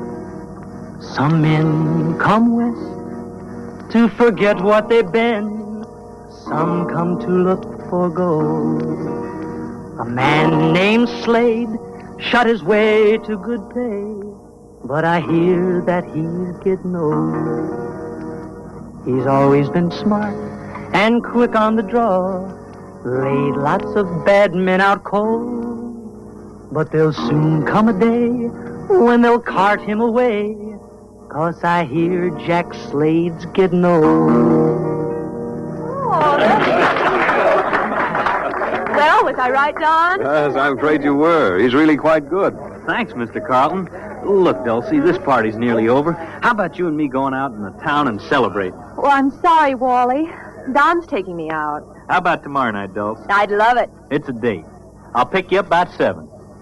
Take it easy, Dad. But there'll soon come a day when they'll cart him away, 'cause I hear Jack Slade's getting old.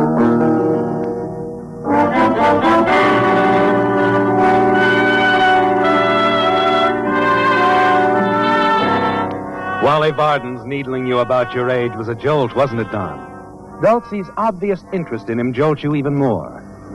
In the days that follow, Dulcie often speaks of dates with Wally, and you'd like to settle things with her right now, but something tells you the ideal moment for your proposal is days, if not weeks away. You wish you could find some way to break up their friendship. And a week later, at a party in the home of producer Jack Webster, an unexpected opportunity presents itself. Just before Martha South, famous singing star of Edco Films, takes her position at the piano to play her own accompaniment for some of her old favorites, you see her remove one of her famous diamond rings, wrap it in one of her gloves, and place it on a chair beside her fur coat. As the 40 or more guests, spellbound by her charm, edge ever closer to the piano, it's a simple matter for you to remove the ring, unobtrusively cross the room, to the side of Wally Varden and drop it into the side pocket of his coat, and then drift quietly into the group. When Martha takes her final bow, things work out exactly as you'd planned. Just wonderful, my dear. Oh, good heavens, my ring! My ring! Huh? What about it, Martha? My ring's gone. Just before I went to the piano, I put it inside my glove. And it's not there. The glove is empty. Oh, you must have dropped it, dear. Oh, it isn't on the floor. Anyway, it couldn't have fallen out of my glove. I hate to be nasty, but I'm afraid someone has taken it. Oh, come now, Martha. This could easily be a gag. Oh, now, come on. Whoever has it, speak up. I'm afraid it wasn't a gag, Don. I'm sorry, my friends, but you leave me no choice. I must phone the police. Oh, I must ask all of you to remain in this room until the police get here. Mr. Webster, I'm sorry, but I just can't stay. I told you that when you invited me. I'd have to leave early. Don't you remember? I'm booked to open at the Quadrangle Club tonight. I'm due on stage in 40 minutes. Sorry, Wally, but I can't make any exceptions. You'll have to wait like everyone else.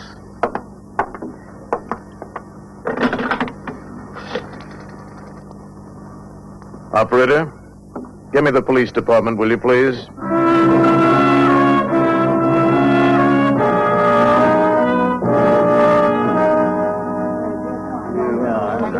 Well, Mr. Webster, we've got our man. You sure, Lieutenant? I don't see how we could be any more sure. This young fella had the ring in his coat pocket. Wally, no! I didn't steal it. Somebody else did, then dropped it in my pocket. I don't know why, but they did. Oh, but why, Wally? What could they hope to accomplish? I don't know. Maybe they got scared, changed their mind. All I know is that I didn't steal that ring.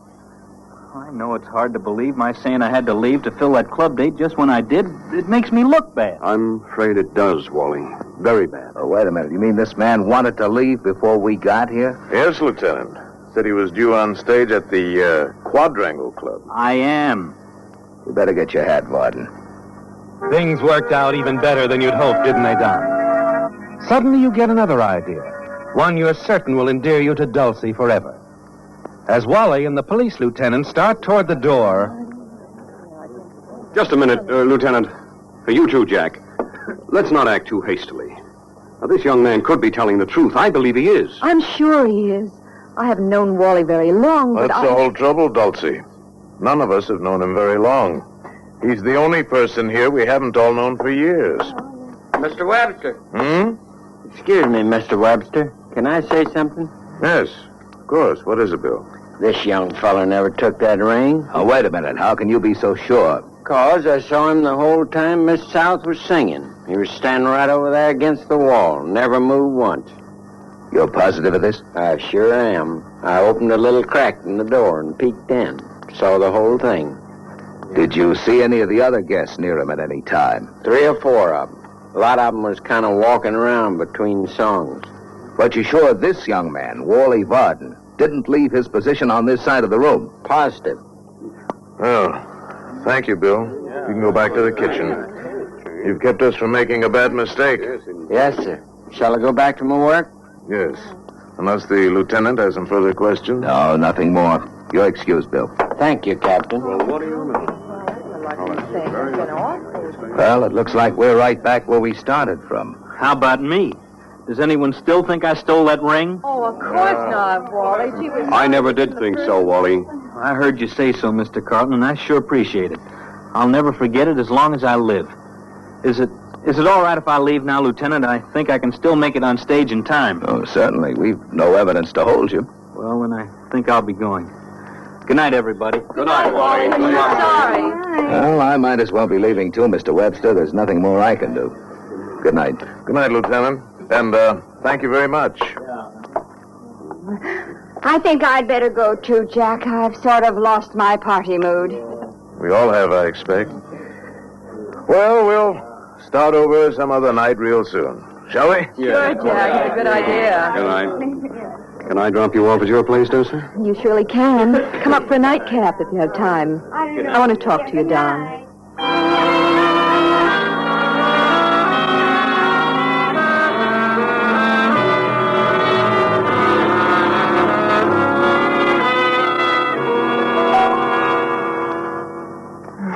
I was proud of you tonight, Don. Oh?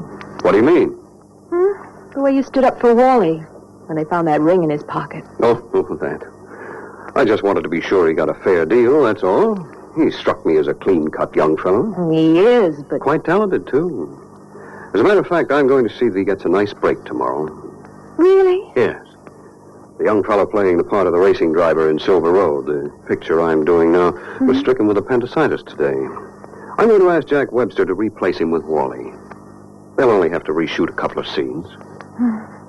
I've never known anyone quite like you, Don. I'm glad you said that, my dear. Because, well, I've never been in love. You mean you... I mean, I love you, Dulcie. I want you to marry me. But you never said anything before. I didn't know. You should have. I've loved you for a long time. You should have told me. Now it's too late. You mean someone else? Yes. Wally Varden? Yes. Oh, I'm sorry, Don.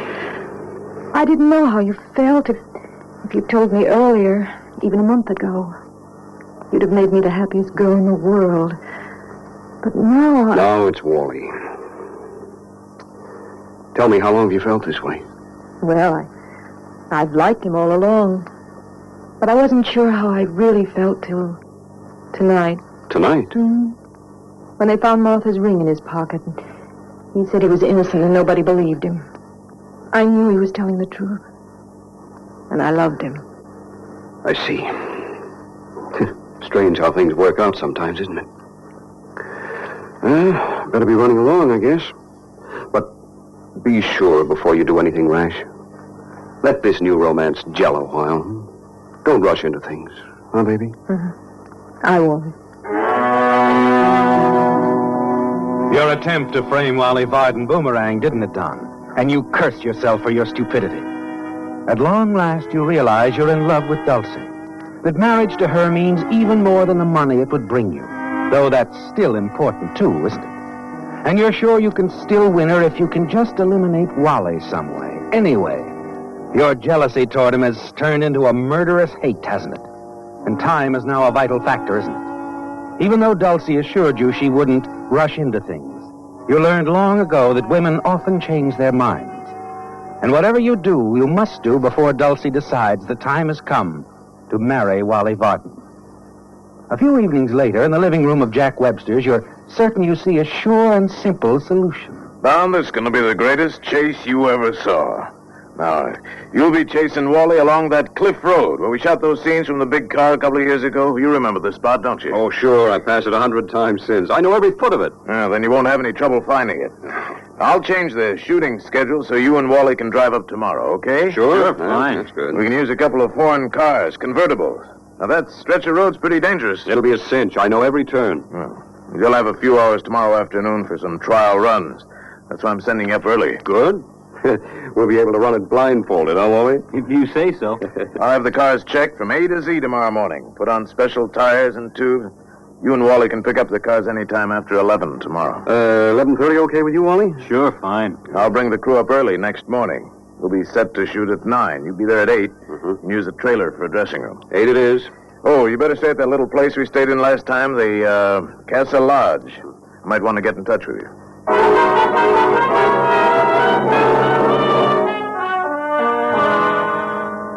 It'll be simple, won't it, Don?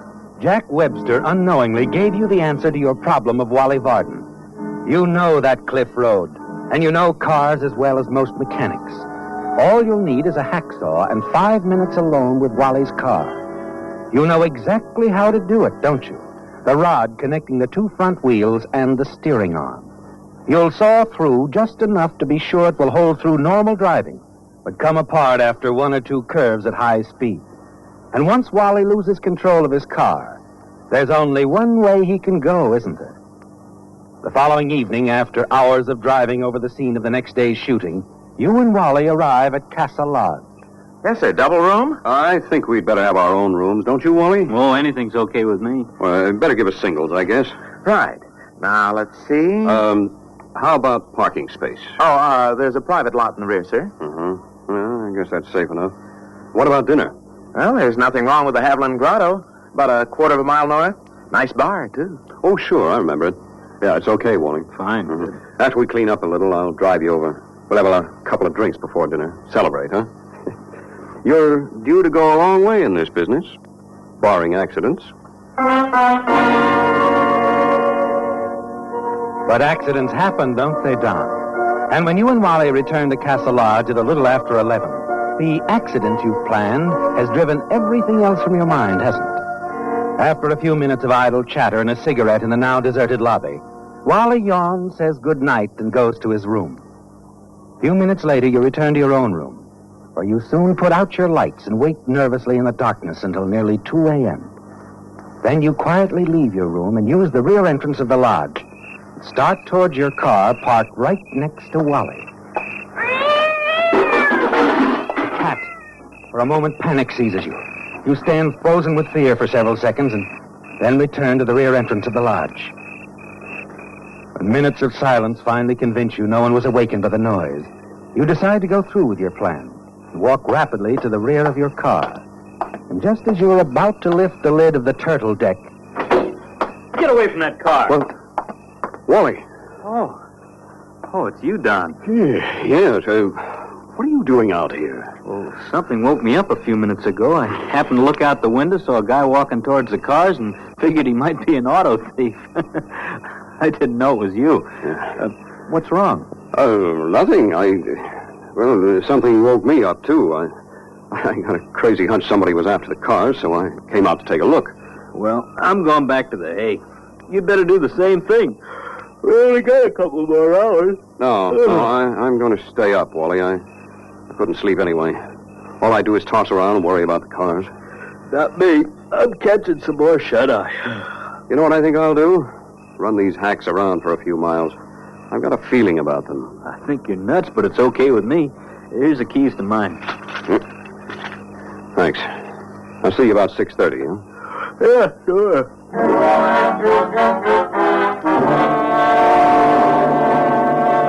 Now it'll be easy and certain, won't it, Don?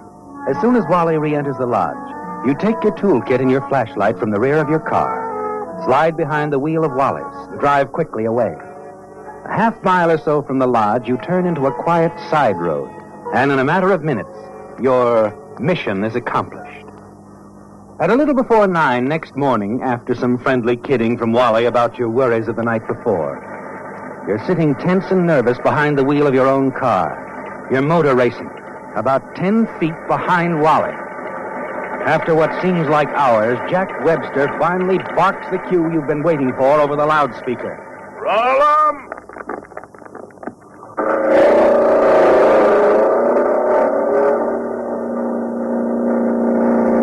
Pick it up! Pick it up!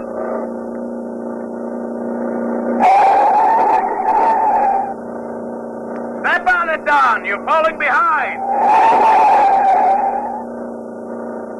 Close the gap on this turn, Don! Wally! Wally, what's wrong? Look out, Wally!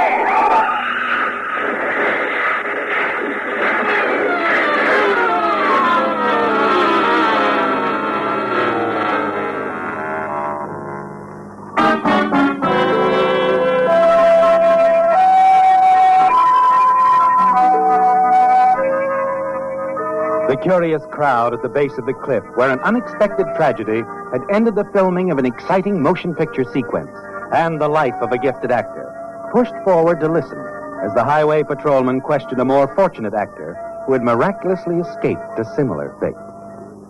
You say your car went out of control, huh? Yeah, officer, just after I made that last turn. I was straightening out the wheel, and all of a sudden I was in a spin. Why I didn't turn over, I'll never know. But I'll never know is how you kept from going over that cliff. Probably the rod connecting the two front wheels and the steering arm. When it breaks, it often causes a spin. Well, I would have it that, I guess, if Don Carlton hadn't sideswiped me when he tried to pass me while I was spinning. He knocked me over against that boulder, but he bounced off my car, and that was it. Greatest guy I ever knew, too. That's too bad, but these things happen, you know. Don't let it get you down, son. Just remember your own good luck. I do, but, well, Don Carlton was such a great guy to me. I'll never forget how he spoke up for me at a party a couple of months ago when everybody else figured I was a thief. He got me my part in this picture.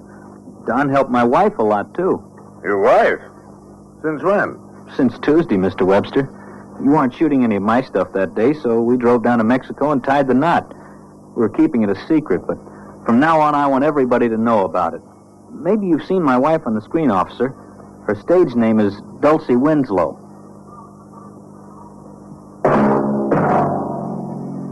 The Whistler.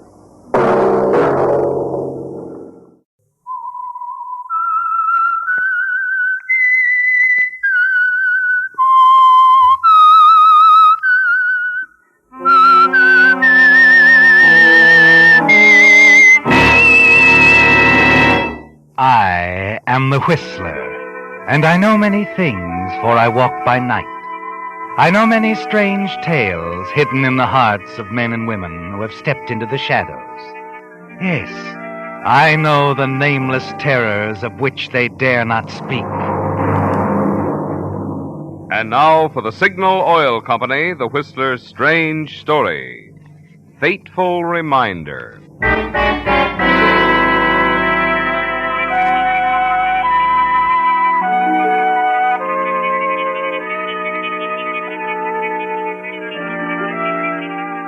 Phil Alexander slammed the phone receiver down angrily, ignored the puzzled look on Elaine Clyde's face, and slowly studied the room in which the two of them sat. It was Phil's own office, his reward for 15 years of service in the interest of Minnick's distinguished jewelers. And now he was proprietor James Minnick's right-hand man. He was also the favorite of wealthy women like Elaine Clyde, seated across the desk from him. But that wasn't all about Phil Alexander. No. The phone call he'd just completed was a far more accurate yardstick of what he was really like, down inside. That call from Al Farino, reminding Phil of a $10,000 gambling debt. Phil, what on earth's the matter? Oh, nothing, Elaine, really. Another client? As demanding as I am? No, nothing like that. About the ring mounting, do you like it? I do, very much. Your designer does such distinguished work. Aren't you going to talk me into buying it? You know, I never want you to buy anything that doesn't please you. No, of course you don't, dear. I'm afraid you're not in a joking mood tonight. That phone call really distressed you, didn't it? Oh, now, please don't you worry about it. I shan't. And I'm going to get your mind off it, too. I'm having a little party tomorrow night. Suppose you come and make it a success. Tomorrow night? Sounds fine. I'll be there. At 8, Phil, dear. Until tomorrow night, then. Tomorrow night.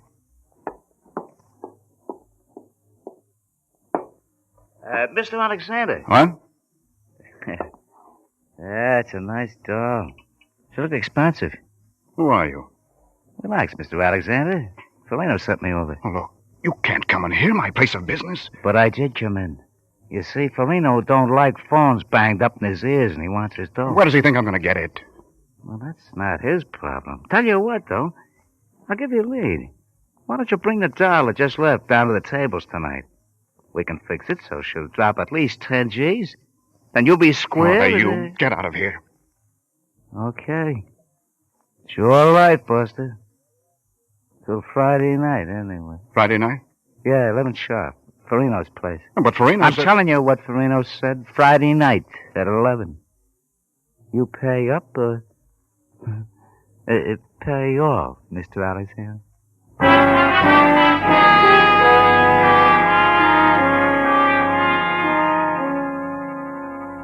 You stand there, watch him saunter off. And yet this anonymous little man has served you with what might be a death warrant. You try to imagine what Elaine Clyde's reaction would be if you suddenly asked her for a loan of $10,000. And your employer, James Minnick. You know what he'd do if he had any idea that his trusted assistant even knew anyone involved with gambling. Oh, Phil, will you come into the office a minute? Oh, yes, Mr. Minnick, right away. Odd chap you were just talking with. A possible new client? Oh, no, I don't think so. I'm afraid our prices are too high for him. Frankly, I hope they are. Well, come on in a moment. All right, sir.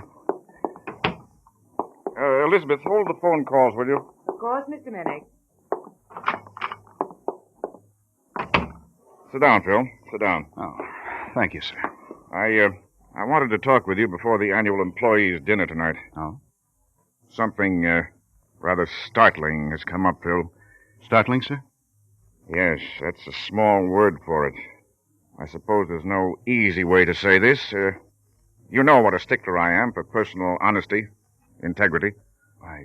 Yes, of course I do, Mr. Minnick. I can't afford to have people working for me whose integrity I no longer respect. What are you trying to say, Mr. Minnick? What would you say, Phil? If you thought one of your most trusted employees was no longer worthy of your trust. I don't know. I guess there isn't much to say.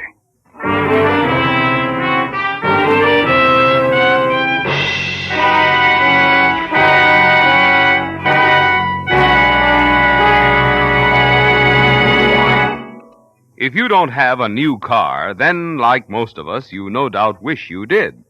Well, here's a tip. The next best thing to a spankin' new car is a car of any age powered with Signal ethyl gasoline. Yes, the premium grade of Signal's famous Go Farther gasoline is a true super fuel, scientifically engineered to bring out the best in any car of any age. And when I say best, I mean the kind of performance many drivers never thought their cars capable of. I mean pickup, the thrilling kind that makes the back of the seat come up and nudge you forward. And I mean power, the kind that hoists you smoothly, easily over hills that used to call for shifting.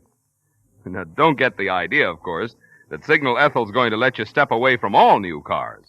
After all, smart new car drivers use Signal Ethyl, too, to bring out all the exciting performance that's built into today's power-packed high-compression motors. But of this you can be sure. The next best thing to a new car is your car powered with Signal ethyl gasoline.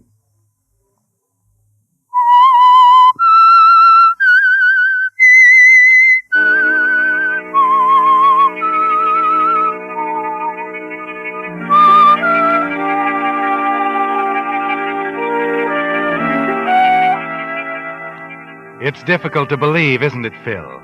But apparently James Minnick has discovered your association with Al Farino. You stand there stunned, unable to speak, your mind spinning, wondering if your employer also knows of the $10,000 you must pay Farino, and soon.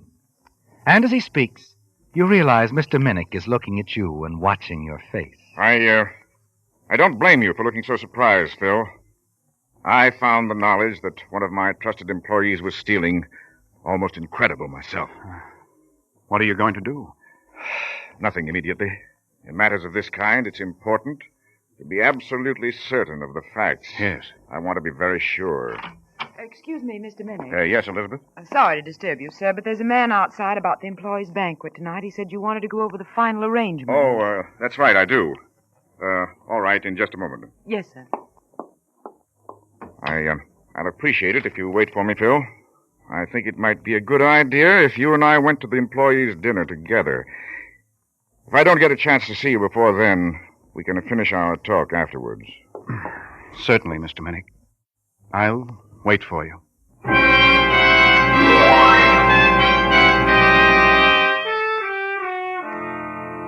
You can't run, can you, Phil? You know if Mr. Minnick has found you out, no amount of running away can save you. Because if Mr. Minnick doesn't find you, Farino will. Mr. Minnick is unable to see you again before the annual employees' dinner. And as it progresses, you toy with your food. Half listen as Mr. Minnick delivers the familiar speech he makes every year about the rewards of honest endeavor, the value of personal integrity. But then something he says pulls you up short. Now, this is more than just our annual dinner tonight. It's an occasion. I've been advised by my physician to take a few months off. Mrs. Minnick and I are sailing to Hawaii. And while I'm gone, I'm placing the full responsibility of the store in the capable hands of Phil Alexander. Well, how about a word, Phil? Why, I don't know what to say. Except, well, thanks, Mr. Minnick. Never mind, Phil. Just to know you'll be here while I'm gone is all I need to know. And now, everybody, we're here for some fun. Enjoy yourselves. There's music for dancing, everything you want. Have a good trip, Mr. Congratulations. Thank you very much. Or must I call you Mr. Alexander now? Phil's fine with me, Elizabeth. Oh, excuse me, Elizabeth. I'll send Phil back to the party in a moment. I want to give him some fatherly advice right now. Of course. We won't be long. Well, Phil, surprised? Oh, I certainly was. I hope you enjoy your trip, Mr. Minnick. You've earned a rest, all right. Yeah, that's what Mrs. Minnick says. We'll sail this Saturday. And now, Phil, that dishonesty matter I brought up late this afternoon. Oh, yes. My timing was none too good. But I had to share it with someone I knew I could trust. I hope I didn't concern you too much. Well, I found it hard to believe, sir. I know. Ordinarily, I wouldn't burden you with it. But since you'll be in charge, I want you to keep a very close eye on Elizabeth. Elizabeth? Yes, it's shocking, isn't it? She's been with me so long. Almost as long as you, Phil. And yet, she's the only one besides myself who has the combination to the vault. Oh. You've missed some jewelry, is that it? Yes, small things. Nothing really expensive yet. I somehow find it impossible to confront her with it. Oh, perhaps she isn't guilty at all. But if she is, I want her caught, of course. Caught in the act, you mean? Yes. Now, I hate to burden you with this, Phil, but I probably won't be in the store before I leave, and after all, who else can I trust?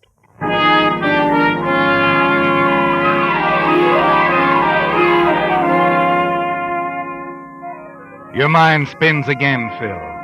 Because even as James Minnick hands you the combination to the jewelry store vault and tells you to keep a close watch on his secretary, Elizabeth, he's handing you a solution to your own problem, isn't he? Yes. If he suspects Elizabeth and trusts you, it will be a simple matter of your word against hers. James Minnick has played right into your hands, hasn't he, Phil? And as you return to the company party, you've already a half-formed plan in your mind concerning Elizabeth. Oh, there you are, Phil. Don't Oh, you think you should at least save the last waltz for your new secretary? Well, I was thinking about that, too, but... Oh, you promised the dance to Mr. Minnick. No, not quite. You've been swimming in the punch bowl since I saw you last, huh? I was going to, but they tricked us. The punch has no punch. Pure fruit juice. How nourishing. Why, Miss Elizabeth, I believe they're playing our song. I bribed the leader. Well, shall we? Of course.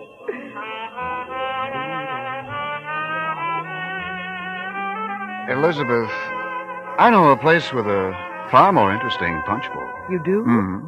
They fill the punch bowl with popcorn and serve you rare old native drinks like scotch and water. Sounds quaint. Oh, it is. And rare old native musicians play rare old native tunes like Ragmouth. Minnick's shadow with a sense of humor? I don't believe it. Let's go. I'll prove it to you.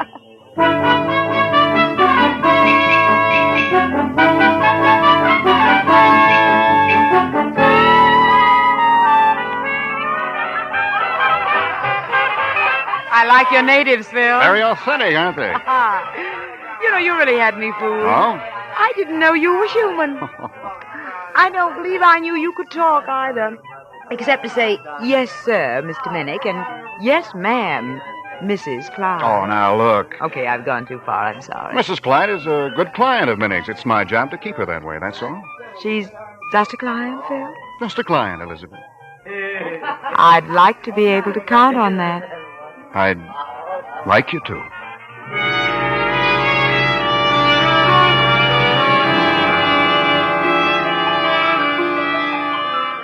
It's going well, isn't it, Phil? You're certain now you'll have no trouble with Elizabeth. Her interest in you is obvious, and for the first time in weeks you feel sure of yourself, don't you? Late that night, as you return to your apartment, your confidence is soaring. Been out celebrating, Phil? Huh? Farino.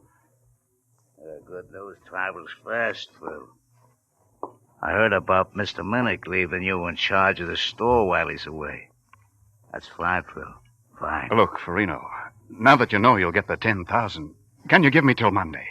Mr. Minnick's sailing Saturday. I wouldn't want to do anything before he left town. You wouldn't, huh? No. I'll tell you something, Phil. The Friday night figure is 10 grand. By Monday, it's 20. Oh, look, you can't do that. No. Try me. But it isn't going to be simple to get to 10. It could get a lot more complicated if I saw Mr. Minnick before he left, couldn't it, Phil? He wouldn't do that. Why would it get you? Off the hook for punks like you who got no business playing the wheel? I want my dough Friday night, Phil. No later.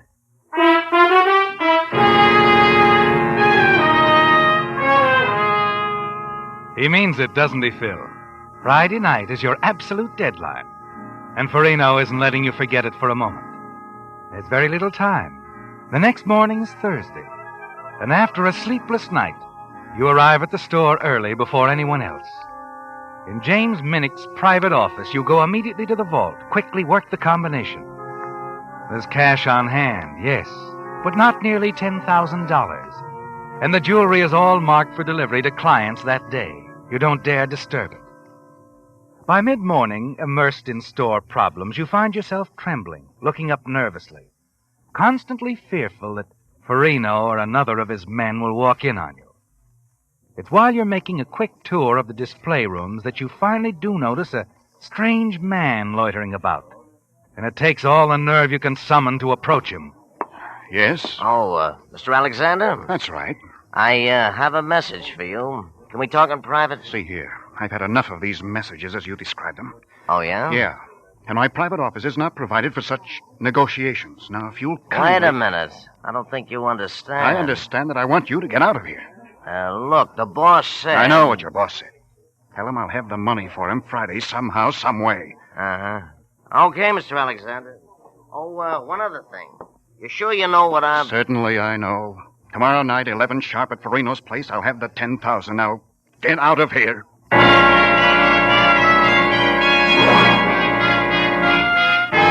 You watch him go, Phil. Curse Farino for hounding you.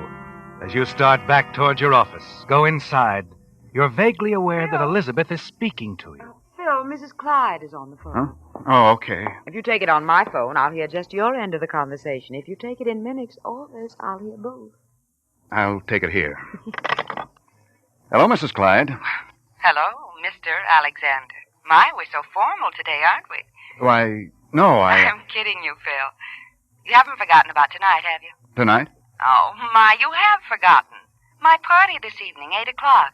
I asked you when I was in the store yesterday. Oh, yes, of course. I'll send Charles around for you about a quarter off. Is that all right with you? Yes, fine. Wonderful, dear. I'll see you tonight. I look forward to it. Goodbye. Bye. You know, I think I like your other side better, the one I saw last night. Huh? Oh, sure. We'll have to do it often, Elizabeth.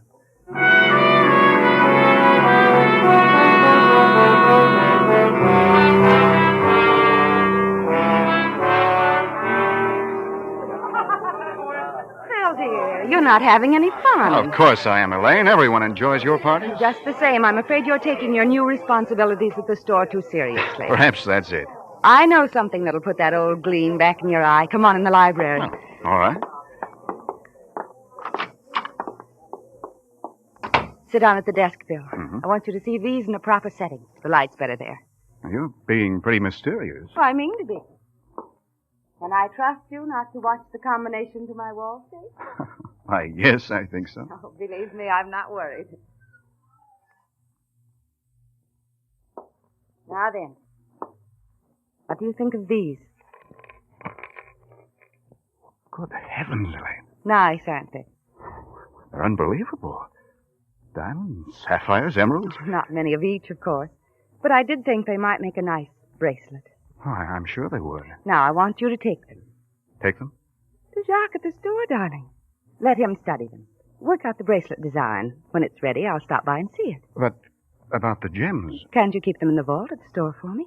Oh, certainly. We'll be glad to. Why not have Charles deliver them to Miss Patton in the morning? Miss Patton? Mr. Minnick's secretary, Elizabeth Patton. Checking things in and out of the vault is her job. Even if you sent them to me, I'd have to turn them over to her. All right, Phil, if that's the procedure. I'll send them in tomorrow. Good. Now let's get back to your party, shall we? I promise you I'll be a model guest the rest of the evening.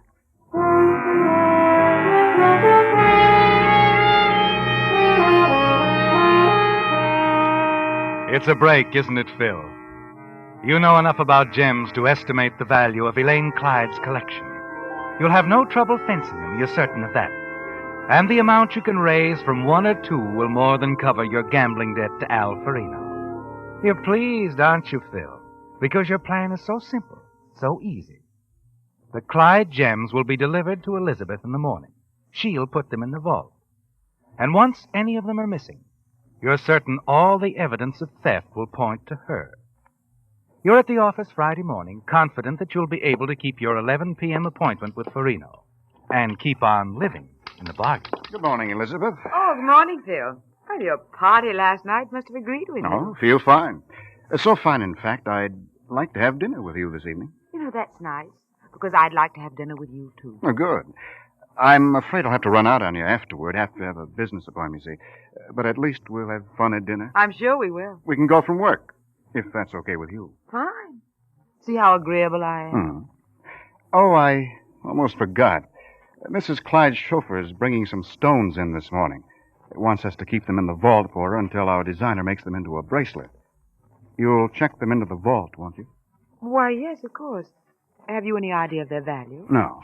We'll have to have them appraised in the next day or so. Well, I'll take care of them. I've got to keep some appointments for Mr. Minnick today, so I probably won't be around until dinner time. If anything comes up... Oh, my goodness, something did come up. I guess it isn't too important, but that man was around here when I came to work this morning. Man? Well, you know, the fellow you were talking with yesterday on a personal matter, you said. Oh. Did you talk to him? No. If he should come back, shall I tell him anything for you? Yes. Tell him hello.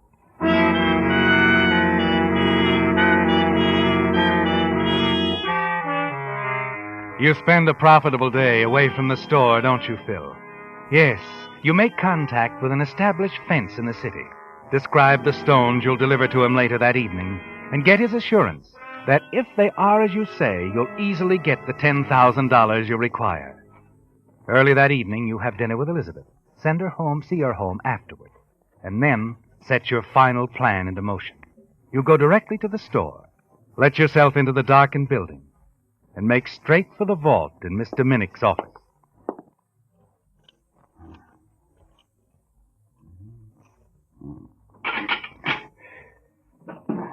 You really expect to get away with that, Phil? Elizabeth, how on earth... I followed that cab, as they say, only I know a shortcut. Get away from that vault, Phil. You surely don't expect to use that gun? If I have to, and I may. You made two mistakes, Phil. First, in thinking I'd go for your sudden interest in me after all these years. And second, when you spent most of the day away from the office. You see, your Mr. Farino called to remind you of your appointment tonight. Look, Elizabeth... I'll take that box of Mrs. Clyde's, Phil. I have use for what's inside. Minnick's on to you, Elizabeth. You're on to me. Let's make a deal. The box, Phil. Hand it over. Minnick will be no concern, and you little use where I'm going. Okay, I'll hand it over. You only made one mistake, Elizabeth, but that one's going to prove fatal.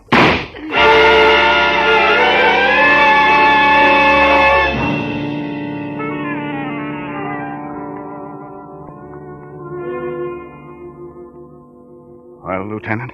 Sure adds up just as you tell it, Mr. Alexander. Funny, you say the girl worked for Minnick's a long time, too. Yes, almost as long as I have. You know, it's terrible. Mr. Minnick was suspicious of her before he left. I tried my best to watch her. That's why I had the gun ready, but... You did your best. You couldn't know she had an accomplice. Didn't get a good look at him, huh? No, he managed to leap out past me, knock the gun from my hand.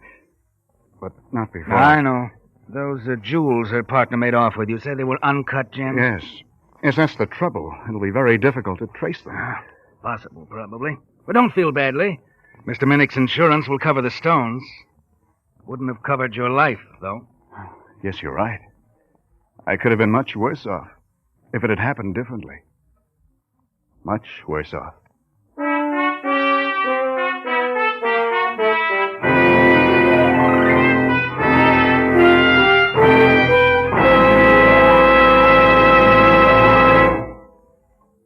How long will your car last? How long will your car last? Well, this much is certain. If you could reduce engine wear 50%, your car should last a lot longer, shouldn't it?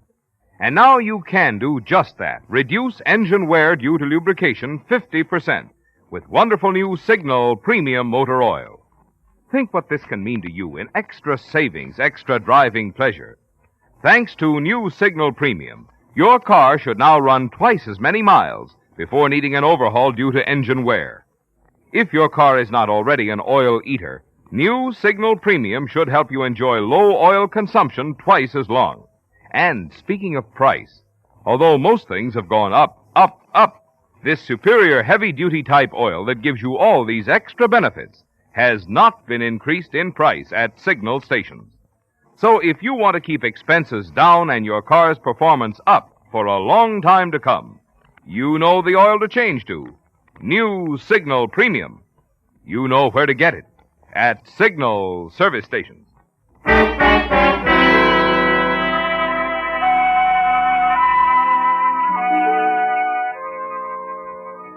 It went very well, didn't it, Phil? With James Minnick having warned you of his suspicions of Elizabeth, it seemed to the police as if you had caught her in the act of theft. There is no suspicion that it was the other way around, that Elizabeth interrupted you and that you killed her. You've convinced the police Elizabeth had an accomplice, and that he managed to escape with the uncut gems belonging to Elaine Clyde. You feel certain of success now, particularly after having disposed of the jewels to a local fence. The money is nestled in your inside coat pocket, ready for payment of your gambling debt. And it's shortly before 11 p.m. You're right on schedule as you enter Al Farino's gambling establishment. On the black number, ladies and gentlemen. The black this time. Excuse me. Excuse me, please. Come in. Right on time, Farino. Yeah, I see. And here's your money. Now, see, your lackey is on hand to count it for you. You're so right, Mr. Alexander. I'll say something for this boy, Farino. He was more polite than that first one you sent. Yeah? Actually seemed concerned about my being upset, worried. I was worried, Mr. Alexander. Worried and very puzzled. I got news for you, Phil. This is not my boy. Huh? What are you talking about? He's a cop. Your boss was worried about you because of that Elizabeth thing. Thought she might give you some trouble. Mr. Minnick called headquarters, asked us to look in on you from time to time. And you weren't sent by Al here. I put you on the track myself. You sure did. I've had you tailed since that day in the store. I don't believe it. You wouldn't have let me kill her. We were too late to stop you, that's all. Didn't know she'd walk in on you. Too bad. But now we've got all the answers. And they add up to murder.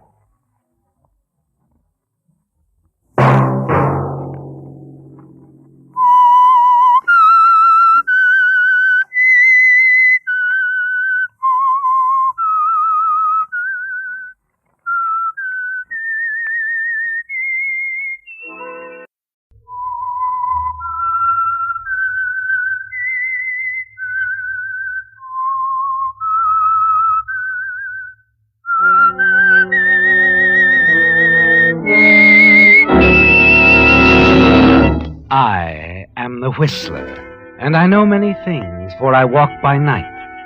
I know many strange tales hidden in the hearts of men and women who have stepped into the shadows. Yes, I know the nameless terrors of which they dare not speak. And now for the Signal Oil Company, the Whistler's strange story. Designed for murder.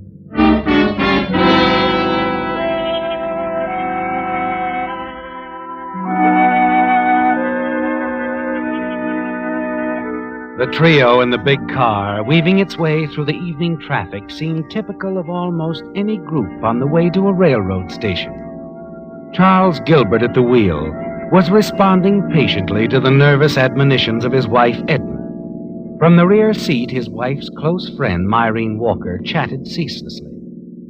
Charles Gilbert, on the other hand, seemed lost in thought or patient resignation, all very typical as they pulled up at the railroad station and stepped out of the car. Charles, let me run on ahead for you. Check Edna's ticket. Would you, Myrene? I'll get someone to take the suitcases. Oh, it's all such a bother. I wish I was staying home. Well, you're not, so forget it. We'll meet you inside, Myrene, the cocktail bar. Right. You heard how she wished she were going? She likes to travel. I don't, Charles. You know that. Well, never mind now. It's all arranged. You need the rest. A red cap. Yes? These 3 bags. Oh, yes, sir. The limited car 79, space B. Here you are. Thank you, sir. Now, come along, Edna. We'll drop in here, have a drink while we're waiting. Now, let's just relax, huh? Wait for Mark. I wish you weren't so anxious to have me out of town, Charles. At a time when the business needs me so. Oh, nonsense. Over here, Myrene. Here, darling. Everything's in order with your tickets. That's too bad. How do you like that, Myrene? She doesn't want to go. Thinks the jewelry business will go to pot. Thinks her husband plans a rendezvous with another woman. Oh, for heaven's sake. Buy her a drink, Charles. You can buy me one, too. Waiter, if you don't mind, we're dying of thirst here. 2 scotch and sodas here. Myrene? Fine, anything. Just bring it. Yes, ma'am. Now we'll all feel better. I'd feel better if I knew why you can't go along, Charles. I told you, Edna, I'll be busy. Also, I want you to go alone. You'll rest more. And you do need it. Look at her, Myrene. Not able to keep her hand still. Doodling on the menu. She's always doodling on something. Give me that pencil, Edna. Sorry. It's a design I was thinking of for a piece of costume jewelry. Well, stop thinking of anything like that. And since it's going to bother you, I'll tell you exactly what I'm going to be doing, dear. It was to be a surprise. A surprise? We talked about a beach house, remember? On Little Rock Point? I remember talking about it. Mm-hmm. And I've bought one. Oh. A beautiful place. Completely surrounded by trees, a good half-mile from the main road, and a quarter of a mile from the nearest neighbor. Hidden away like that, I don't see how you find your way out there. Oh, it's easy to get there. Here, I'll draw you a diagram to show you exactly where it is. Once you know where it is, you can find it blindfolded, if you follow these directions. Yes, you can, can't you? I'm having it remodeled inside, just for Edna. Oh, Charles, you aren't. I am. Well, don't be too grateful. It's mostly your money. Oh, I don't care. It's the thought. Oh, Charles, I feel much better about the trip now. You do? Then give me a handkerchief. Look at it, Myrene. Torn to shreds. Edna. When she's not doodling, she's tearing up a handkerchief. She's got to be doing something every minute. And she wonders why I want her to rest. A drink, sir. Oh, good. And get working on 3 more, please. My dear, you're going to relax, or I'll know the reason why. I'll try. Now we'd better get to the train.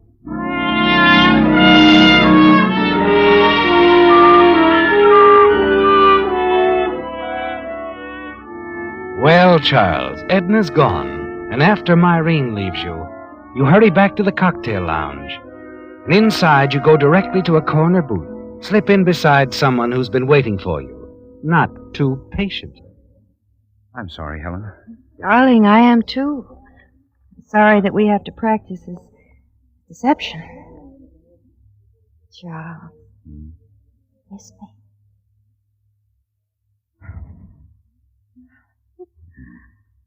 That was nice, dear.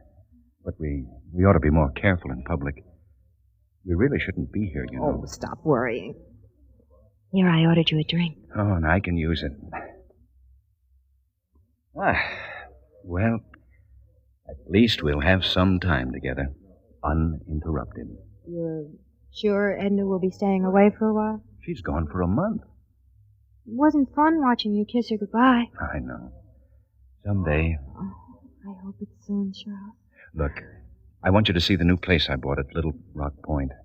I'll pick you up and drive you down there tomorrow. Or, maybe it would be better if you came in your car and met me there. Little Rock Point. That sounds wonderful. Oh, it is. You'll love it.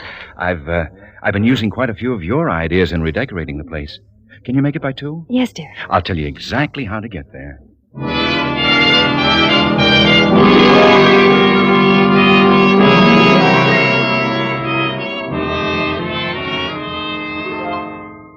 Helen's an exciting girl, isn't she, Charles?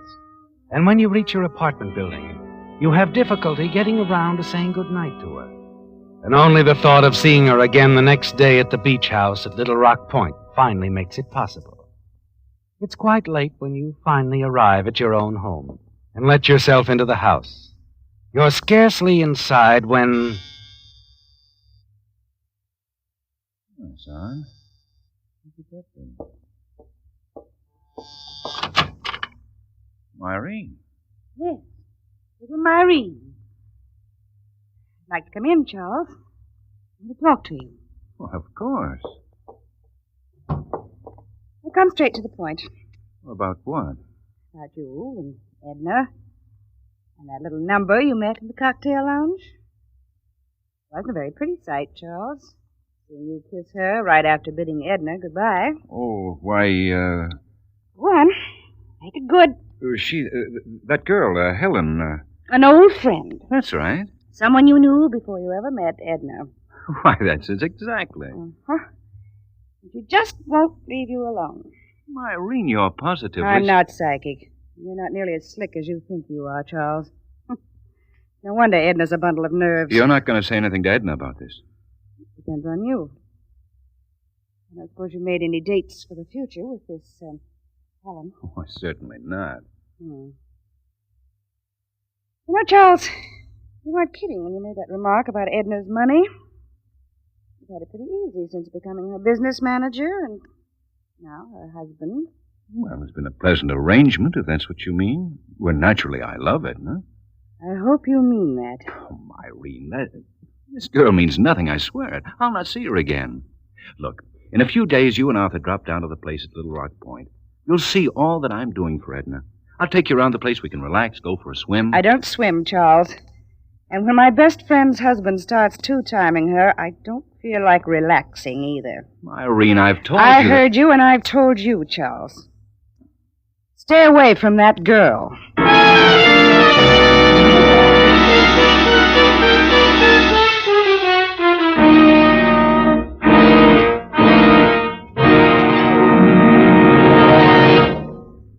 You know, friends, in addition to being summer, this is also the time of year when more and more drivers switch to Signal, the famous Go Farther gasoline.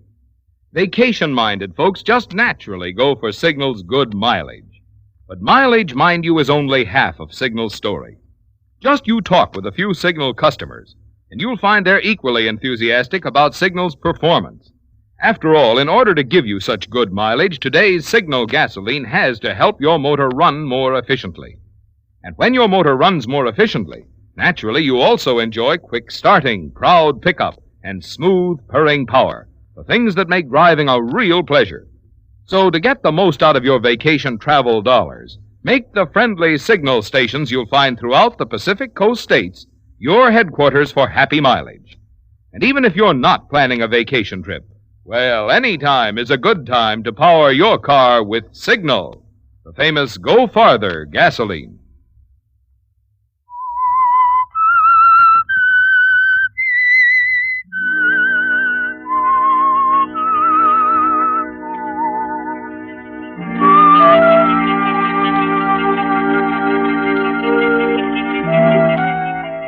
It's going badly, isn't it, Charles? Myrene knows about your girlfriend, Helen.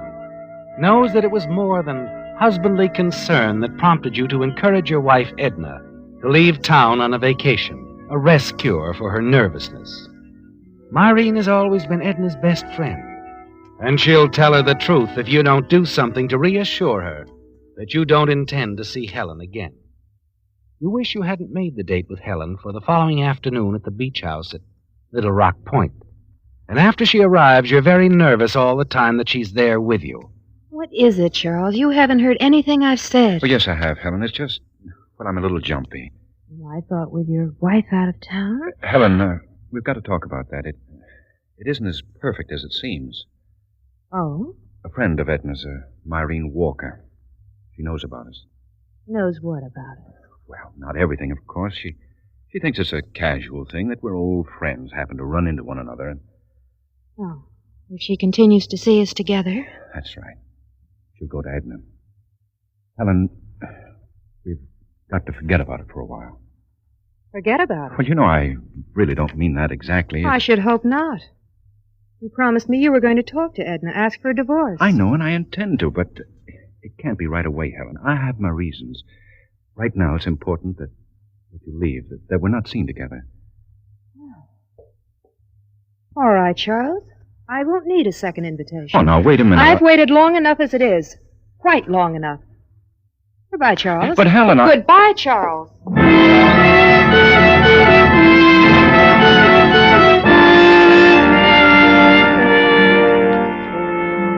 She's gone, isn't she, Charles? And only a few moments later, you hear her car start up, roar away, and you're alone.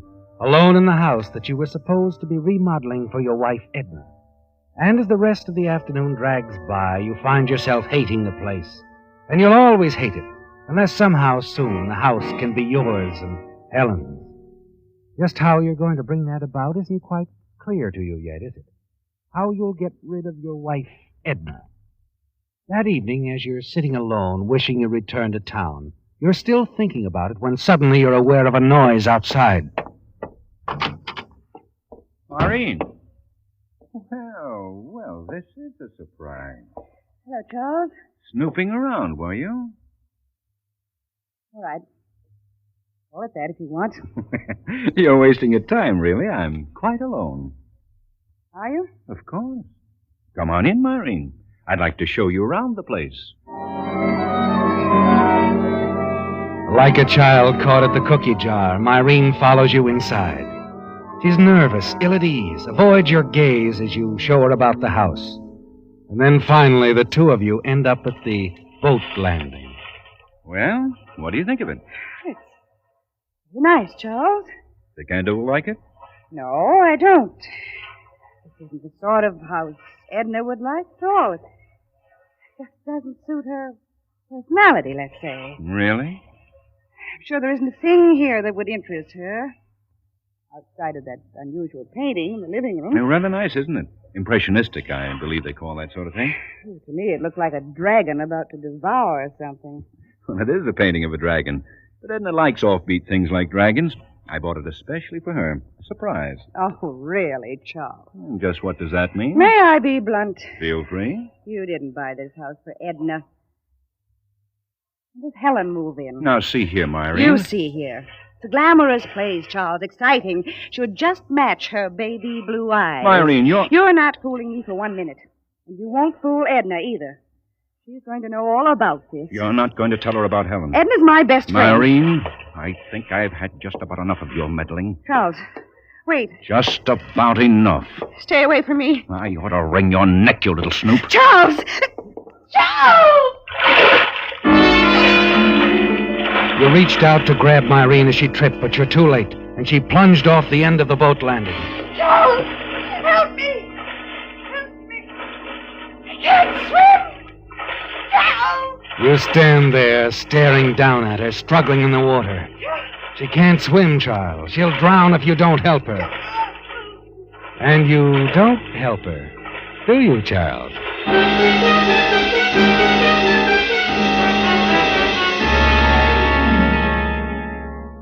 You're glad the house is isolated, aren't you, Charles? Yes. You're certain no one except the late Maureen Walker knows you've been here. But you decide to hurry back to your home in town, establish a reasonable alibi. 2 hours later, you're back in your house in town, where you nervously await the phone call you're certain you'll receive. Hello? Mr. Gilbert? Yes? This is Frank Stanley over on the East Shore. One of your neighbors at Little Rock Point. Oh, yes. Yes, Mrs. Stanley. Would have called you sooner, except I had the devil's own time getting hold of your phone number up there in town. What is it? Something wrong? Well, yeah. A woman drowned off the island a few hours ago. What's that? Yep. Thought you probably know her. Police found her purse on your boat landing. Identified her as Maureen Walker. Maureen Good Lord. Oh, you do know her? Well, yes. She's a very dear friend of my wife. Gee, I'm terribly sorry, Mr. Gilbert. It probably wouldn't have happened if I'd been out there. I'd planned to, but business kept me here in town.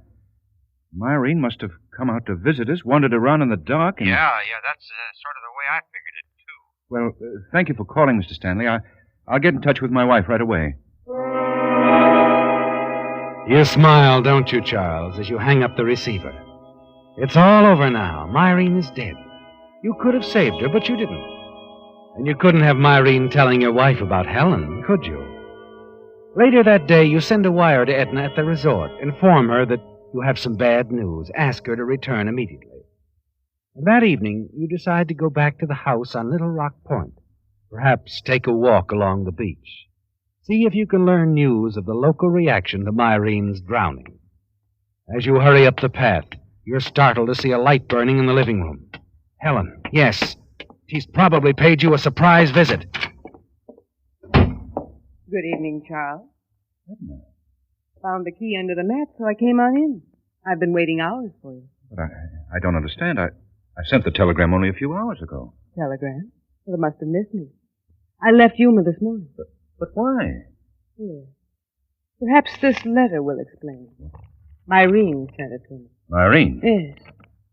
Her letter told me all about your little friend, Helen. Read it. See for yourself. Oh, no, Edna, surely you don't... Myrene wouldn't lie. But, Edna, You needn't bother to deny it. Well, you've got to let me explain. Let's drop the matter here and now. You see, Charles, I've thought it over very carefully. I've decided to forgive you. Forgive me? Yes. I'm really much more to blame for Helen's mule. I don't understand. Well, perhaps I drove you to her. I haven't been a very good wife, Charles. More than a little neglectful. Thinking too much about business and not enough about us, our home, our marriage. Well, we haven't been as close in the past few years as we used to be, Edna. Yes, I know. I know it's all my fault. I'm willing to forget all this, Charles, but of course you must forget Helen. Of course. Fix me a drink, will you? I could use one. All right. I could use one myself. Charles. Yes? You said something about a telegram. Oh, yes. Well? Bad news, I'm afraid. It's about Myrene. What's happened? Well, apparently she came out here last night while I was in town, and while she was wandering around outside in the dark, she fell off the boat landing. She what? Yes, she drowned, Edna. Police recovered her body this morning. Myrene drowned? Oh, easy now, darling. It's a terrible shock, I know. Here, this'll help. Charles, the poor dear. Well, if I'd been here, I don't suppose it would have happened. At least the lights on the boat landing would have been on. Wait a moment. You said you were in town. Yes, at the house all evening. But you weren't. What? You weren't at the house in town, I know, because I called you from the resort half a dozen times. There was no answer. But I tell you, Edna... Where were you last night, Charles? Where were you when Myrene had her accident? Answer me. Listen, Edna. You were here when Myrene came. She knew about Helen. You were afraid she'd tell me. You didn't know she already sent me this letter, did you? Did you? All right, so I was here. And Myrene's death wasn't so accidental. Wait a minute, where are you going? To the sheriff's office. Edna, now listen. Let go of me. I didn't have anything to do with Myrene's death. You've got to believe me, it was an accident. We'll let the police decide. Now, you let go of me, I say. No, Edna. You're not going to the police. Charles. Oh, don't look at me like that. What are you... Edna. She's fainted, hasn't she, Charles? Fainted and crumpled to the floor at your feet. And you know as you stare down at her that you had murder in mind in your heart as you stared at her. And it isn't over, is it? No. You can't let her go to the police with her story, Charles. And looking down at Edna lying unconscious before you, a thought suddenly occurs to you. It's a way out, isn't it? A way out for you and Helen. Quickly, you pick up the folded sheet of paper, the letter Myrene wrote to Edna, stuff it into your pocket. Then you carry Edna outside, place her in the car she drove down, and drive it into the garage, and close the garage doors, leaving the motor running. You wait.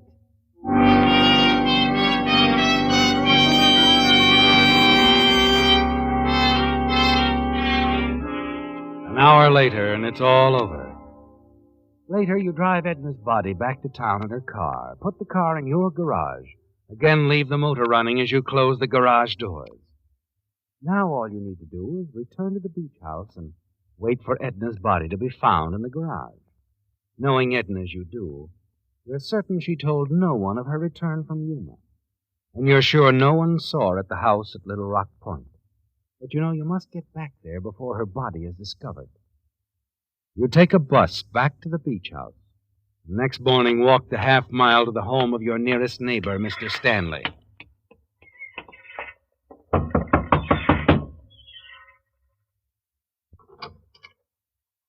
Good morning, Mr. Gilbert. Good morning, Mr. Stanley. I wonder if I might use your phone. Sure. Ours hasn't been installed yet. Well, come on in.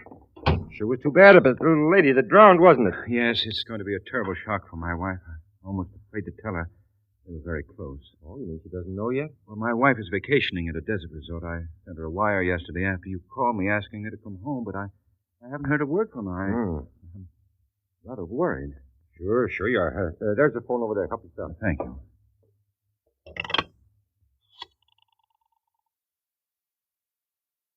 Hello, operator. I'm calling the Shadow Hills Ranch, Yuma, Arizona. Yes, that's right. Thank you. I'm terribly sorry to barge in on you like this, Mr. Stanley. Oh, it's all right. Quite all right. It's just that I'm so concerned about my wife, Edna. I can't understand why she hasn't arrived or even answered my wire. It isn't like it. Hello? Yes? Oh, The number is 929. Oh, I'm calling from Harbor 929, operator. Yes. Hello? Shadow Hills Ranch? Is Mrs. Charles Gilbert there? This is Mr. Gilbert. What? Oh.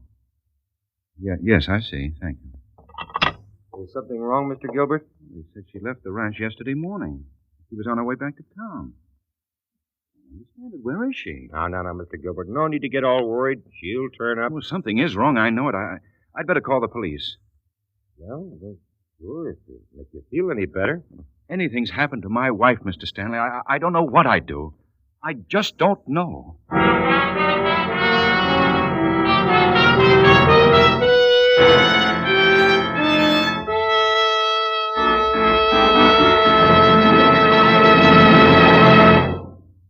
Here's some hot weather mathematics for motorists. Take the temperature of the day, add 2,800 degrees, the temperature inside the cylinder head of the average motor. That adds up to a lot of heat.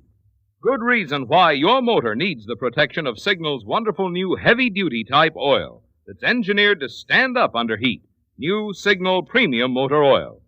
Because it controls harmful engine deposits such as carbon, gum, and varnish, new Signal Premium keeps your engine clean, keeps hydraulic valve lifters from sticking, keeps oil rings free to seal in power and prevent oil consumption.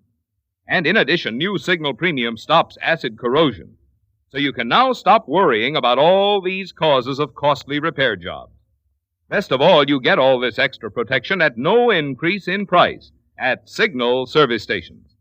So if you want to keep maintenance costs down and your car's performance up, make your next oil change a change to this remarkable Signal motor oil that reduces engine wear due to lubrication 50%. Change to new Signal Premium Motor Oil.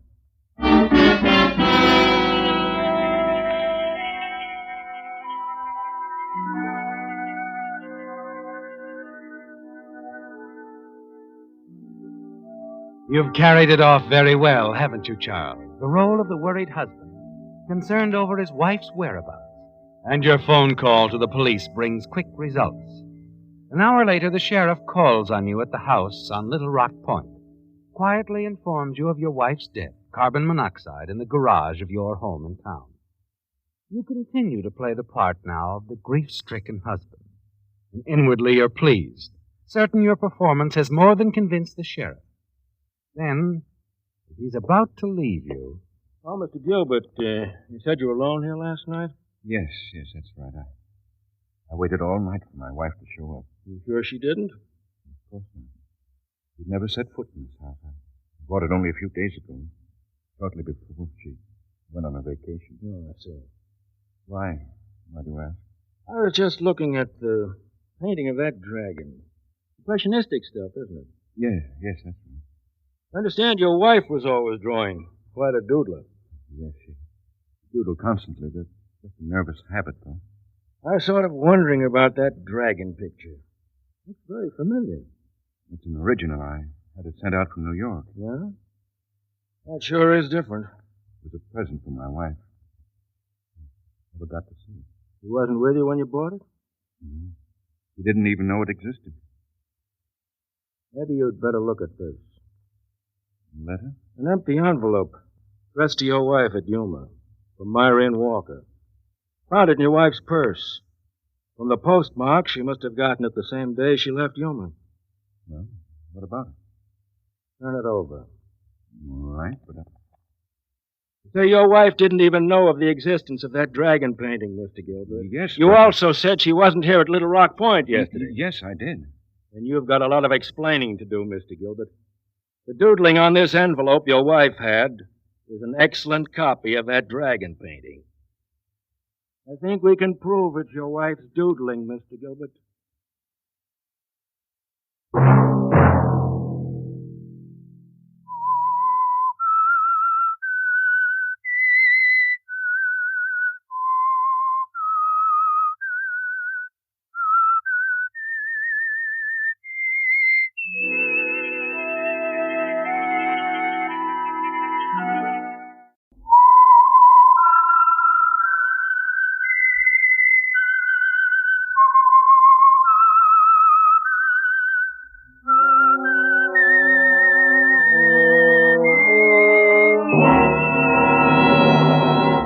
I am the Whistler, and I know many things, for I walk by night.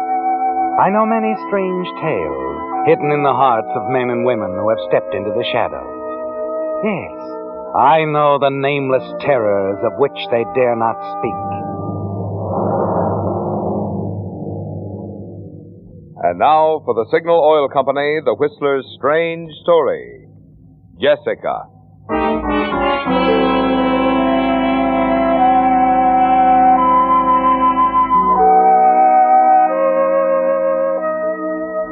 Jessica Monroe stared at the manuscript she held tightly in her hand. The manuscript that had suddenly shrouded her spacious office with ugly, threatening memories from the past. Until that moment, the reputation of no member of the Monroe family had ever been questioned, not openly. But there before her were vivid, venomous words, words to shock the sensibilities of any reader. To Jessica Monroe, the editor-publisher of Monroe House, these words produced a curious challenge. Slowly, she closed the manuscript and faced the man who had written the words, Joe Arnold. Why did you write this, Joe? For money, and because it's a great story. It'll sell 100,000 copies, if you'll publish it. Do you really expect me to publish it? A story written in poison and gall by an ingrate I was foolish enough to employ when no editor in town would let him inside their office? Maybe you made a mistake. You rifled the files of this office for what facts you have. And you've twisted them so that you've even made my parents look bad. Very bad. I bit the hand that fed me. And again I ask, why? I wanted to write a great story. Did you read it all? I read enough. If I were you, I'd finish reading it, Jessica, word for word, the entire manuscript. It might affect your attitude toward it. All right. How much do you want for this manuscript, Joe? Well, as I see it, there are two prices on the manuscript, Jessica. There's one if you want to publish it, and another if you want to suppress it. I'm talking about publishing it, of course. You wouldn't dare. It'd crucify you and your family name. You better read the rest of it. We'll have plenty of time to talk, and you'll need plenty of time to think about how much this is worth to you. How much time? All day. I'll be back tonight for an answer. I don't have to ask if you'll be here. I'll be here. Fine. Oh, and, Jessica, you'll find this out as you read. You're in that manuscript. In a big way.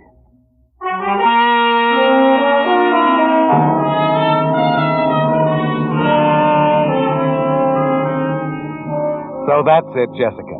One of your employees, Joe Arnold, has written a novel of your family. And Joe has featured you in the Chronicle. You sit there stunned after Joe leaves.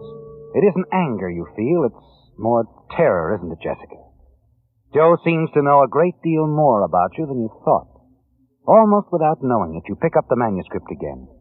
Begin reading where you left off. Searching for further incidents from your past. You read on and on, unaware of time. Unaware, too, that you have another visitor. It must be a bestseller. Oh, Mark. I was reading. Oh, good for you. Always meant to learn myself. Mark, did you want something important? Does a sales manager ever want anything important? Oh, look, I'm not in much of a mood for games, Mark. Oh. I see you're not. I'm quick that way. Okay, we won't play games, boss lady. I'm sorry, Mark. I was... I know. You were reading. That's where I came in. Maybe you ought to buy it, Jessica. What do you mean? Just that if any manuscript can hold your interest this much, it must be worth the asking price. But then, that's your business, Jessica, isn't it? Yes, Mark. I guess it is my business.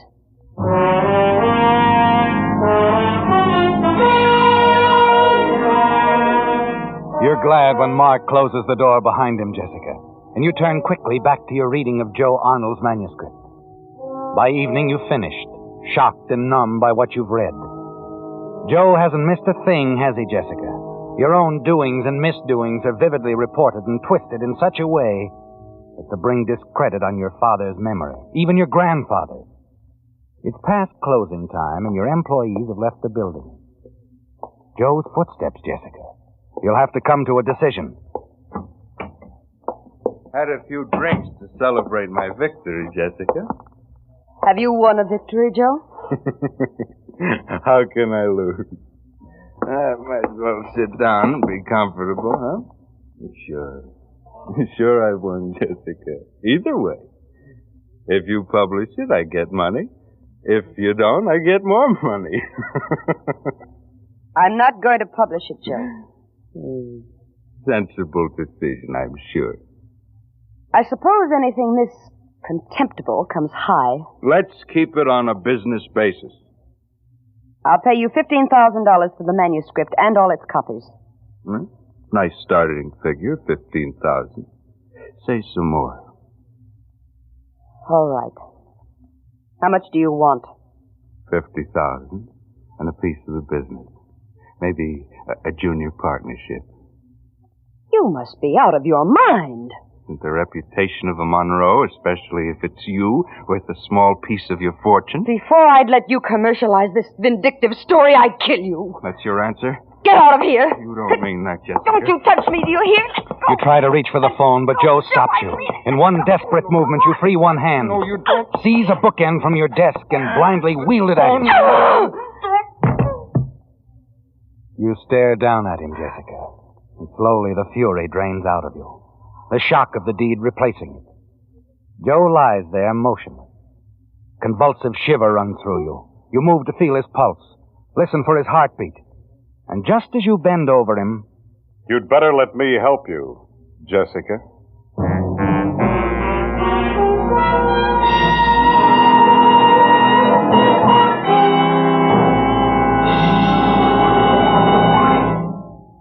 Last Thursday, the $10,000 Signal Gasoline contest came to an end. 2 weeks from tonight, if professional judges of the Reuben H. Donnelly Corporation have had time to study all entries and reach their decisions, we will announce on the Whistler winners of the Buick and the next 12 prizes. All 200 prize winners will be notified personally, and a complete list of winners will be posted at every Signal station as soon as possible.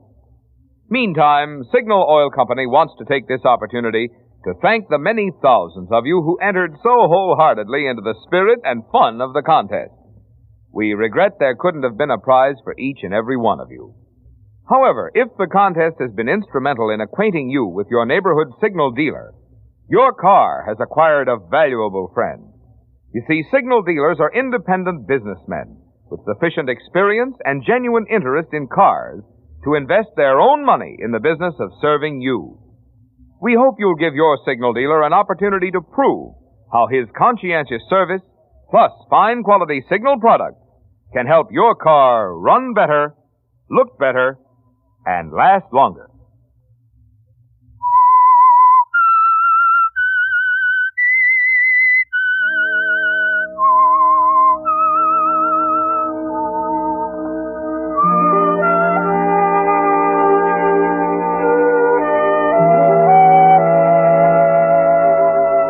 The whole thing seems like a nightmare, doesn't it, Jessica? Joe Arnold lies motionless on the floor of your office, and beside him the heavy bookends you dropped after you hit him. On your desk is Joe's manuscript. Your dazed eyes move mechanically from Joe's still form to the bookend to the manuscript. And there, bending over Joe, is Mark Harris, your sales manager. You don't know how much Mark saw. You better let me help you, Jessica. Those are the only words he's uttered till now. He gets up, looks at you, his eyes expressionless. I'll handle it from here, Jessica. I didn't mean to, Mark. Now, take it easy, take it easy. Guess it's a good thing you hit him instead of using that gun of yours. How did you know I keep a gun? I saw it in your desk once. Sometimes I snoop. Now, look, you're in a lot of trouble, but I'm going to help you. The reason I'm going to help you, you'll find out later. But we're not going to the police with this. Yes, Mark. Now, listen to me. You'll go home now, just as if nothing had happened. Elliot, the night watchman, will let you out of the building. You'll walk a block to the cab stand. Get in one, go directly home. And say nothing to anyone, do you understand? Yes, Mark, I understand. You'll go to your room, go directly to bed. Relax, even if you have to take a fistful of sedatives. You'll think of nothing and do nothing. I'll do the thinking and the doing from here on in. But, Mark, I don't know what you're going to do. I don't either. I'm going to start figuring it out. I'll call you later or drop in after I've gotten rid of him. I'll leave now. Here?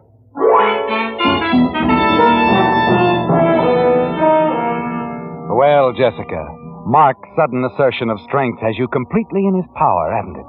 You do just as he says. You go home in a sort of hypnotic state. You do take the sedative. And just as you give in to exhaustion and sleep, you tell yourself that this is all a bad dream. That you'll awake to find Joe Arnold's alive again. You do sleep. But a few hours later, you awake with a start and the dream is not over. The voices downstairs tell you that Mark has come and is arguing with your butler about waking you. You hurriedly dress and go down. Mark's face is grim as you lead him into the library and close the door. You fixed him up pretty good, Jessica. What shall I do, Mark? Nothing. It's been done. I carried him down the back way and loaded him in my car and got away without the watchman or anyone seeing me. I don't think they'll ever find him. But what will they think? Well, that he's among the missing. That he disappeared tonight. Vanished into thin air. He was drunk tonight, you know. Yeah, that makes it better. If the cops ask me, I'm going to say that he's probably in heaven. Or the East River. But will they believe he just vanished? That's all they'll have to believe. It's not all I'll have to believe. No. Why'd you hit him, Jessica? The manuscript, Mark. Is that a reason? A story about my family, the Monroes, mostly the present generation. Me. It wasn't pretty. I couldn't bear to have it told Joe's way. But I didn't mean to... I think I remember you saying once that there were too many writers in the world. Oh, maybe I did, but I didn't mean to... Is that Joe's manuscript? That's the original. But there must be copies, probably in Joe's apartment. All right. I'll get them. Now, that's part of it. Part of what? Part of the deal I'm about to make you. For getting myself into this mess and you out of it. Why are you doing it? For a loan of $25,000. Loan? Which I doubt that I'll be able to pay back. This loan, do you ever intend to pay it back? Frankly, no. Well, I'm the best book salesman in the country. You owe me a raise. All right, Mark. I'll have the money for you tomorrow. Thanks. And I'll see you tomorrow. With all the copies of Joe's message. Mark, I've got to know. What did you do with Joe? What do they do with the dead? Bury him. Where? The less you know right now, the better it is for me. Where, Mark? Where is my secret. Good night, Jessica.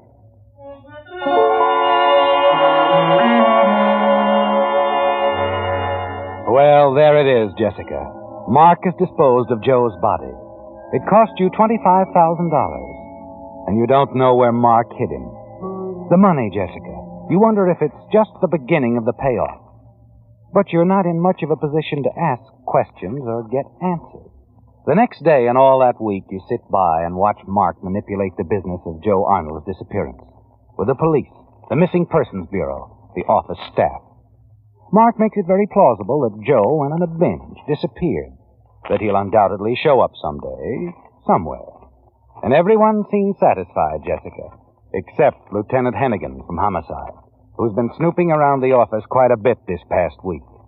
And then one day the lieutenant comes to you with a disturbing piece of information. Arnold's landlady said he was writing a book, Miss Monroe. You know anything about it, ma'am? Oh, no, I don't. Of course, Joe often worked at home on his book reports, but I know nothing of a book of his own. The landlady seems to. The last morning she saw him, she warned him to come home with the rent or get thrown out. Arnold waved a copy of a manuscript before our eyes and said he was going to see his publisher. That would be you. Well, he may have said that, but he didn't come to me with it, Lieutenant. I wonder who he took the book to. That's what we're all wondering. Funny he wouldn't bring it to you. Yes, it's strange. Yeah, well, don't worry, Miss Monroe. We'll find him or his book that disappeared. In time, we find everyone, even some people we're not looking for. Oh, by the way, ma'am, you're not thinking of leaving town for any reason, huh? No, I hadn't thought of it. Well, just check with me if you do, will you?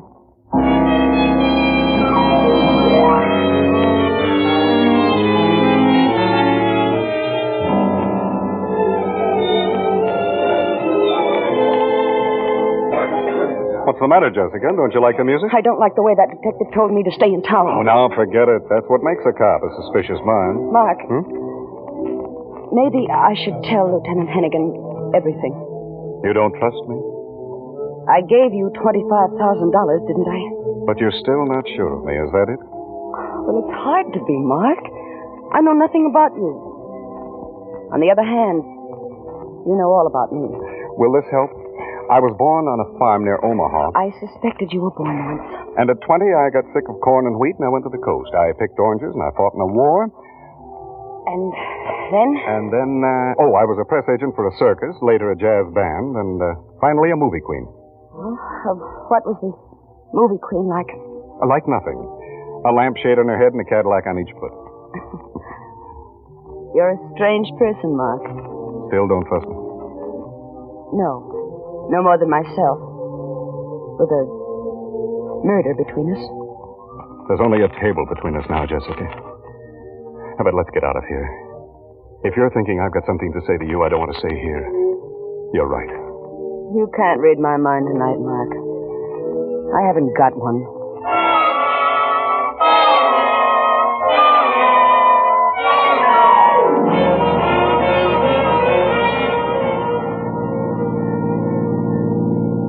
I once saved a guy from drowning. I jumped into the lake after him and ruined my best and only suit.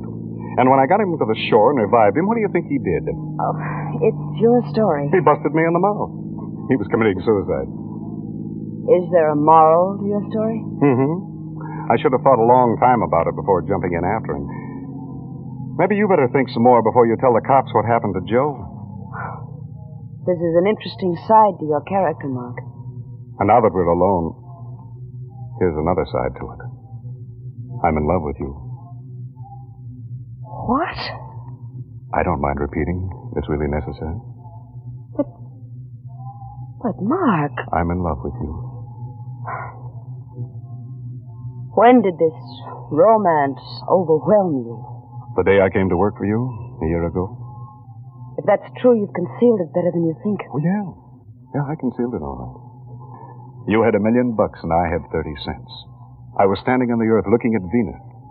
We were just about the same distance apart. And now you feel you can tell me why? Because you know what I've done? No. Because now I have $25,000. And I'm in a different financial bracket.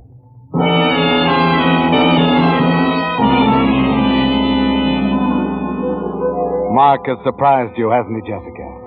And when you arrive home that night, you're confused and somehow even more troubled. You wonder if you can trust Mark, or if his sudden admission of love for you is part of the payoff, too. Next day, you see Mark only once on business, and there's no mention of his love for you then.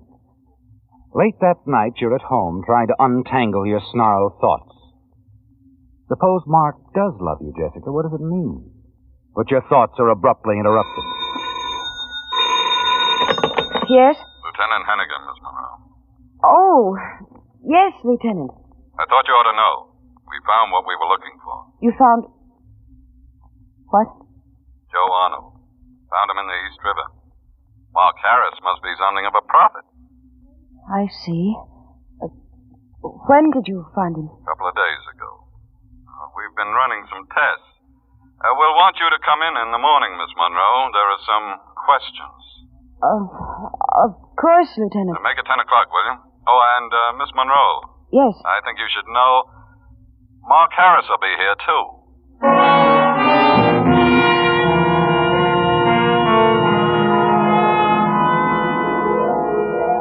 So, there'll be questions at the police station tomorrow morning, Jessica. And Mark will be there, too. It's a tormenting thought, isn't it? What Mark might say to Lieutenant Hannigan tomorrow. Has the lieutenant talked to Mark? And if he has, what has Mark told him? You moved to call Mark when... Yes, hello. This is Mark, Jessica. Has Hannigan talked to you? Yes, he just called. You'd better get over here, Jessica, quick. I've got something important to tell you.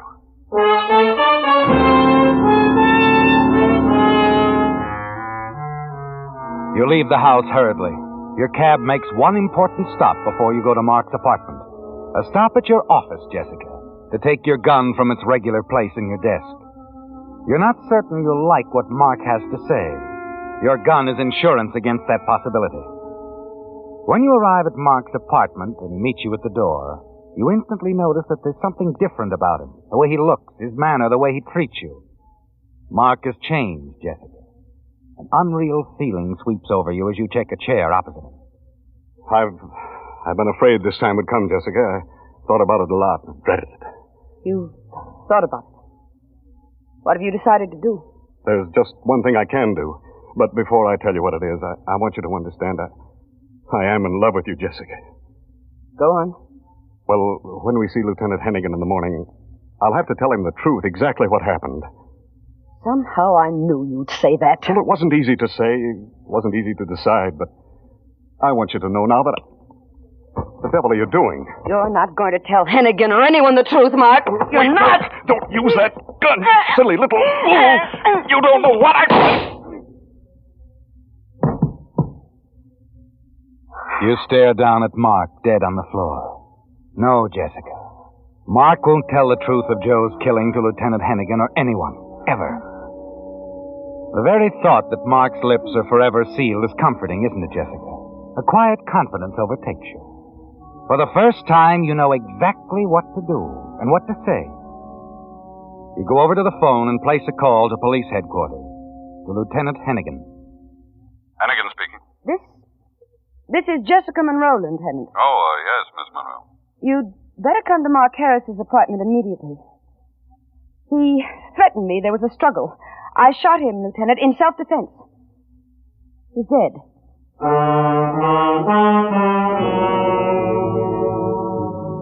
You know it won't take long for Lieutenant Hannigan to arrive.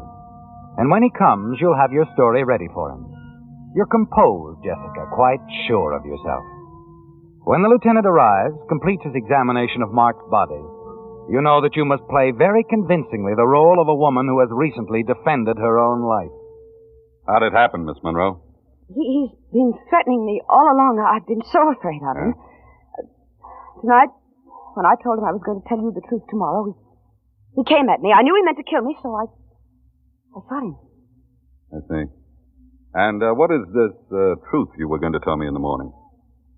That I saw Mark murder Joe Arnold. I've lived in fear of my life ever since then. We were pretty sure it was Mark Harris all along. What we needed was a witness or something as incriminating.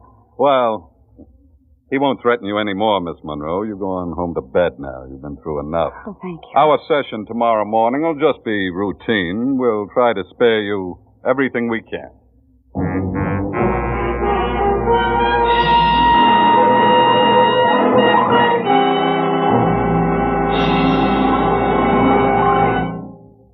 Because summer weather causes many motor oils to break down and form harmful gum, varnish, and carbon, I want to tell you tonight about an improved type motor oil that's specifically engineered to stand up under heat. It's Signal Premium Compounded Motor Oil, the finest lubricant ever offered by the marketers of Signal, the famous Go Farther gasoline. And naturally, Signal Premium has 100% pure paraffin base.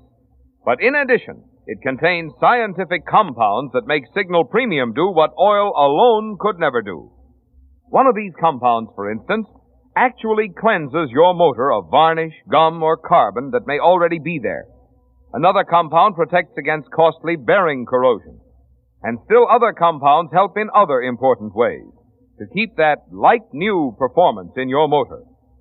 So if you want to keep wear down when the temperature's up, now's the time to stop at a Signal station. Change to the improved type oil that does so much more than just lubricate. Signal Premium Compounded Motor Oil.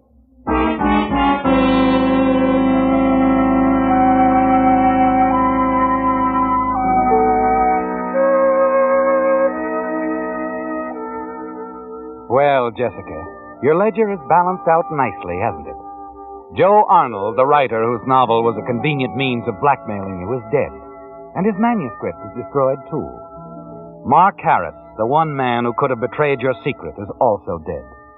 And Lieutenant Hennigan of Homicide seems convinced that your story of killing Mark in self-defense is true. The next morning, you make the trip to police headquarters for the routine investigation Lieutenant Hennigan promised you. It won't keep you long, Miss Monroe. Everything seems to piece out okay. This gun you shot Harris with, your gun? Yes, it's my gun. How long have you had it? Well, I've had it for some time. I never expected to use it. The gun's been in your personal possession? Yes, at all times. Okay. Now, tell me again, exactly what did you see, Miss Monroe, the night Joe Arnold was killed? Well, I just happened in on them, Lieutenant, on Mark and Turner. Yeah. They were having a heated argument about something. I don't know what. They were struggling when I came into the room. I called to them, but they didn't hear me. And then Mark picked up a bookend and hit Joe. He fell. Dead. Then Mark saw me and threatened to kill me, too, if I came to the police. And that's all you saw, Mark hitting Joe with the bookend? That's all I saw. Yeah, that's what's so confusing, but I think I see it all clearly now, Miss Monroe. Oh? What do you mean? Joe Arnold was hit on the head, all right. But that isn't what killed him. But I saw... The thing that killed Joe Arnold was a .38 slug in the chest. Joe was shot? Yeah, he was shot, all right. Mark. He was trying to tell me that... Mark Harris was also killed with a .38 slug in the chest. And both shots were fired from this gun, Miss Monroe, your gun. The gun you say has been in your possession at all times.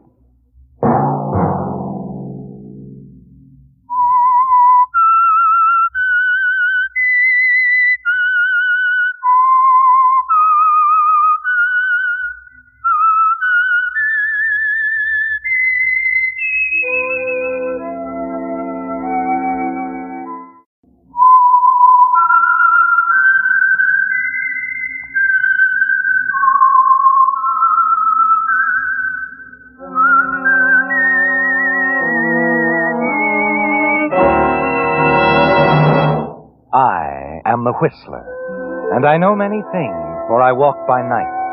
I know many strange tales hidden in the hearts of men and women who have stepped into the shadows. Yes, I know the nameless terrors of which they dare not speak. And now for the Signal Oil Company, the Whistler's strange story. Rebound.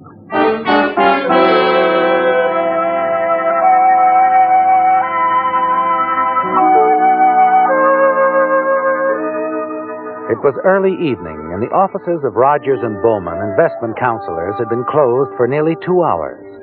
The rows of desks were deserted, and the only light slanted in through the frosted glass partition from the outer reception room.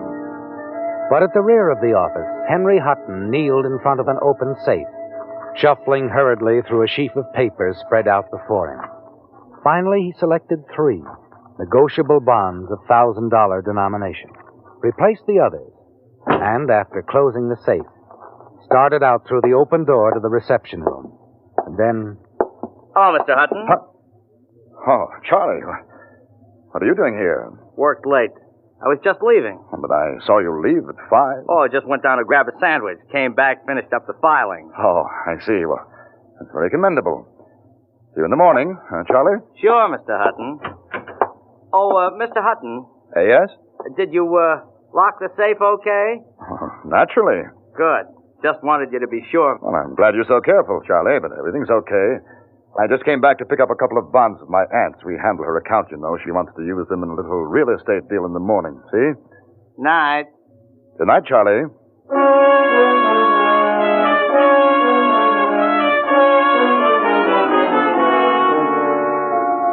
Charlie worries you, doesn't he, Henry? You wonder if he accepts your explanation. Part of it is true, of course. They are your aunt's bonds. But you took them for yourself to cover today's wrong guess on the stock market, just as you've done many times before. Charlie presents a problem to you, and your thoughts are on him as you hail a taxi and ride out to the party you're attending this evening. In these expensive surroundings, you hope to forget the problem of Charlie's sudden intrusion at the office and the pressure of continually losing your aunt's money on the stock market. As you take a drink from the buffet table, you see a beautiful reason to forget your troubles. Hello. Hello. Nice party, isn't it? Well, all of a sudden it seems very nice. Never seen you before, have I? I mean, I've been to lots of parties out here, but I just came out from the east. Oh, on vacation? No, I'm going to stay here. I've taken a house. Your husband here with you? I'm not married. Oh, well, that takes a load off my mind. I don't think I'd have ever recovered if you had been. My name is Hutton, Henry Hutton. Lisa Morell. Lisa? Mm-hmm. That's nice. Very nice. Dance, Lisa? I'd love to, Henry.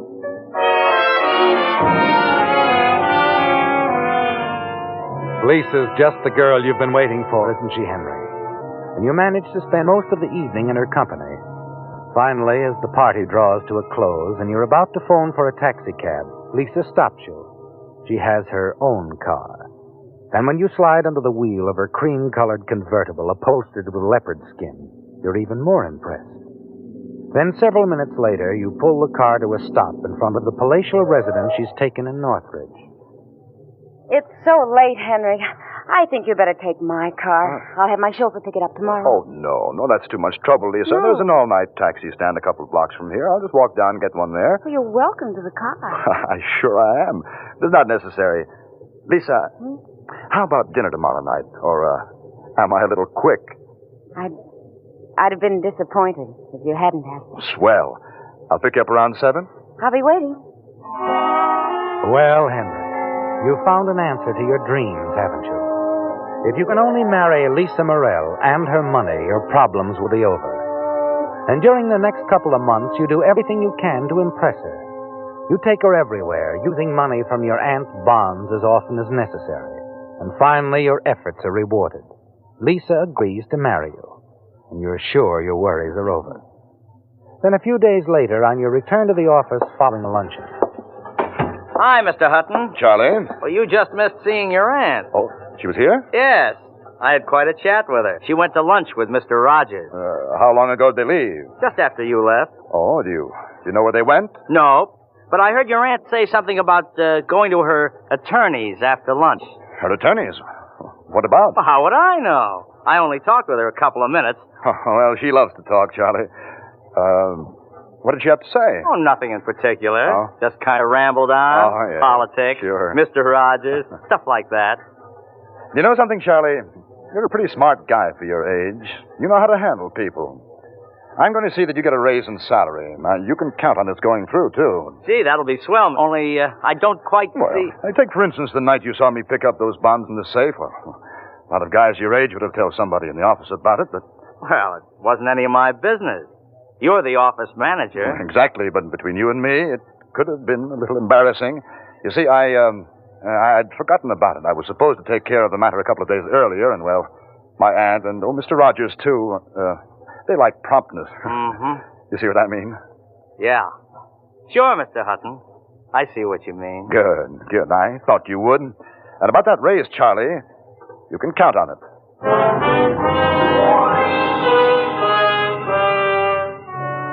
You're upset and uneasy, aren't you, Henry? But as the afternoon passes, you're sure your fears are groundless. Charlie thanks you several times for your efforts in his behalf, tries desperately to please you in every way. And when he returns, Mr. Rogers is his usual self. Yes, you're sure you're safe for a while.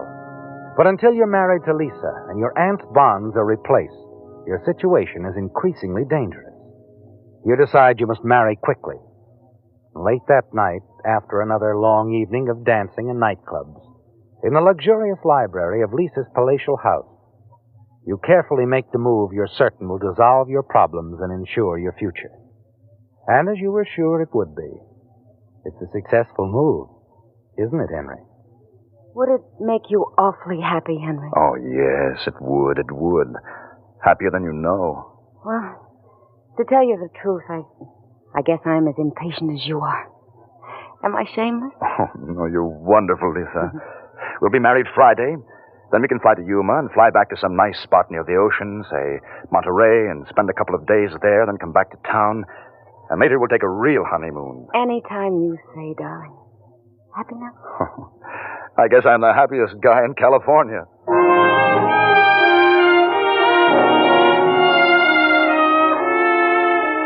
Well, Henry, your problem is solved, isn't it? Once married to Lisa, you'll have everything you've dreamed of. You're sure she loves you. Her every action has shown you that. And you're certain that she'll never let the question of a few $1,000s worth of bonds stand between her and happiness. For the next few days at the office, things move along as smoothly as usual. You approach Mr. Rogers regarding the raise you promised Charlie Rockwell. He listens attentively and agrees to grant it. When you tell Charlie the good news, his gratitude is obvious. That raise was a master touch, wasn't it, Henry? Just before the office closes, your aunt phones and asks you to have dinner with her at home. You seem preoccupied, Henry. Oh, no, I was just enjoying the chicken, Aunt Ida. As no one can fix chicken quite like you, Aunt Ida. Sure you haven't anything on your mind? Of course not. I think you have. I don't know what you mean, Aunt Ida. I know about the bonds, Henry. The bonds? What bonds? You've taken $11,000 of my bonds, Henry. What have you done with them? You're wrong, Aunt Ida. Where did you ever get the idea You shouldn't have tried to bribe that young man in your office with a raise in salary. He thought nothing of your being at the safe that evening, but when you were so anxious no one should know of it, and then offered to get his salary raised, he became suspicious. Felt it his duty to speak to Fred Rogers. Mr. Rogers? I just left him, and he didn't say... He doesn't know, Henry. When he phoned me to come in the night before last and listed the bonds which were missing, I told him you'd made several transactions for me and that everything was probably all right. Then he doesn't know. No one knows yet. I wanted to give you a chance to tell me your side, if you have one. Oh, I do, Aunt Ida. Believe me. You see, I got a tip on a stock from one of our biggest customers. It's his own company, you see. And he assured me it would be worth double the market in a few weeks. I wanted to surprise you. What's the stock, Henry? It's international television. I see. Very well, Henry. I want that stock by 12 o'clock tomorrow. But Aunt Ida, then... 12 o'clock, Henry, and I hope you're telling me the truth. If not, you'll have to pay the penalty. What do you mean by that? I mean that I'll have to report the loss to Mr. Rogers. Ever since your parents died, I've tried to do the best I could for you. I secured your position with Mr. Rogers, but you're a bonded employee in a position of trust. I can't abide dishonesty even in a relative.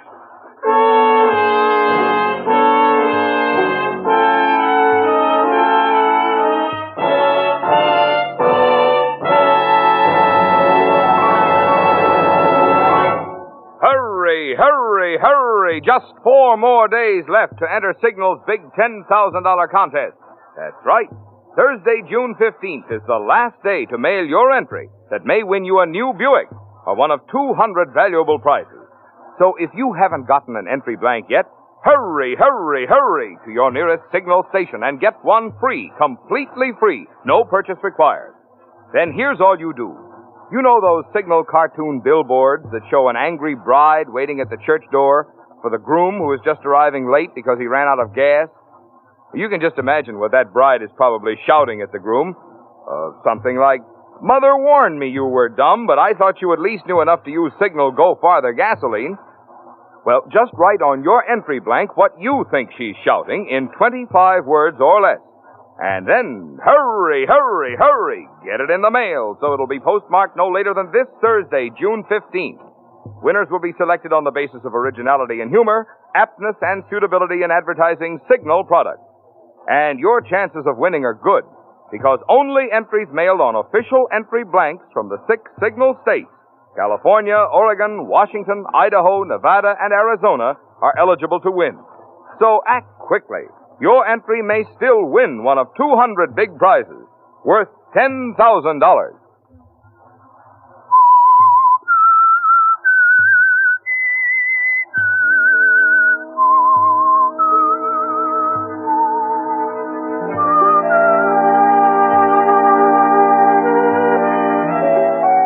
Well, Henry, things aren't going so well, are they? Your marriage to Lisa Morrell is only a few days away, but now you're threatened with disgrace, loss of position, imprisonment.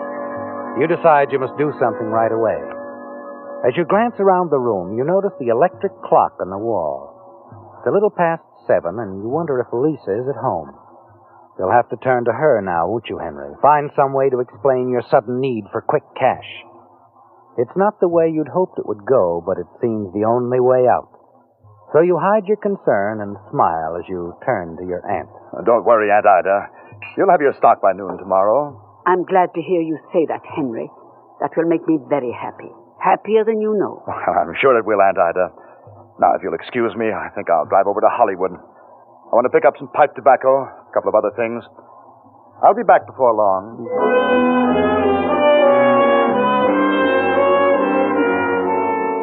You saunter out of the house, but once in your car, you don't waste any time heading out over the pass toward Lisa's house in Northridge. All the way out, you debate just what to say, and finally decide on the story that you're sure will go over. You push the buzzer, and Sedgley, the butler, greets you at the door. Good evening, Mr. Hutton. Good evening, Sedgley. Is Miss Morrell in? Miss Morrell has left, sir. Left? You mean left town? Yes, sir. This morning. But I don't get it. She didn't say anything. But it was rather sudden, sir. You see, the Hawthorns arrived unexpectedly yesterday afternoon. And who are the Hawthorns? The people who bought this house. Her employers. Her employers? Miss Morrell was secretary to the Hawthorns, Mr. Hutton. They sent her out here with the rest of the staff to get things in order. Oh, but no, that can't be true. No, you must be mistaken, Sedgley. It is true, Mr. Hutton. Well, I can't believe it. Why, she led me to believe that she was wealthy, that all of this was hers. I'm afraid Miss Morrell had set her cap for you. She was trying to impress you, to make you think that she was, as wealthy as yourself, sir. The Hawthorns were quite angry when some friends of Miss Morrell's dropped over unexpectedly and they discovered this deception. They insisted she leave town. Well, Sedgley, it seems she just wanted to marry me for my money. Yes, sir.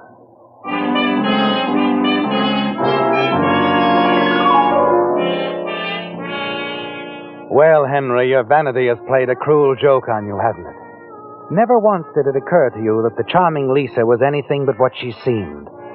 You were counting on her financial assistance, too. And now that she's gone, there's no chance to get the money for the stock your aunt expects by noon tomorrow. As you drive back home, you know you'll have to do something quickly. And you know what it is, don't you, Henry? Your aunt must die tonight. Once you accept that thought, a plan, a very simple plan, begins to form in your mind. And as you near your home, a comforting thought strikes you. Unpleasant as killing your aunt may be, there will be some financial gain. The remainder of her bonds, about $20,000. You can go away, Henry, and forget about everything. Yes, Henry, you're convinced that this is the one way out. If you put your car in the garage, you know exactly what you're going to do. When you enter the house, you find Mrs. Martin, your next-door neighbor, completing a visit with your aunt. Oh, hello, Henry. I was just going home. You're not leaving on my account, I hope, Mrs. Martin? Certainly not, but I must run along now, really. Henry will be glad to walk home with you, Margaret. Oh, of course I will. No need for that at all. It's only next door. Just the same, I'll walk you over. You won't have to wait long, Aunt Ida. I'll just be a few minutes. All right, Henry. Good night, Margaret. Good night, Ida.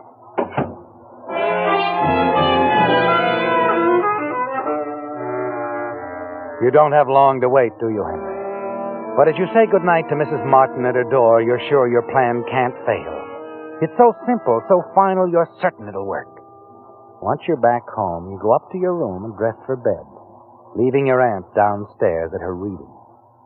When you come back downstairs, you're ready to put your plan into action. Not going to sleep yet, Henry? I thought you'd gone up to bed. Well, I just remembered something I wanted to check down in the basement. I noticed something the other day. It won't take long. You turn on the basement light and start down the stairs. You must move rapidly, Henry. You stop at the third step. With deft fingers, you stretch a thin wire across the step which you've taken from your room. Make certain it's taut, and wrap it securely at each side. Turn out the basement light, and very quietly slip down the rest of the stairs.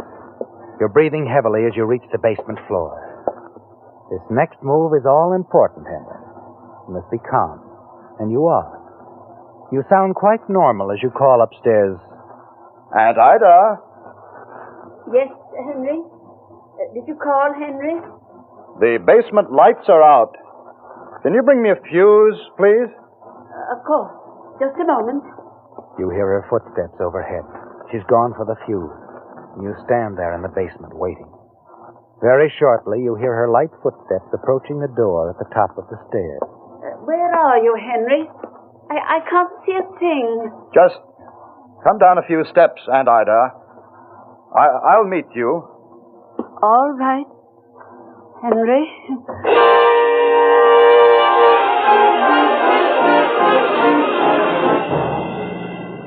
It's done, isn't it, Henry? Your aunt lies quite dead at the foot of the basement stairs. You stand there for a few moments and then slowly make your way up the stairs again, stopping at the fateful third step to remove the now broken wire that you take back to the basement toolbox.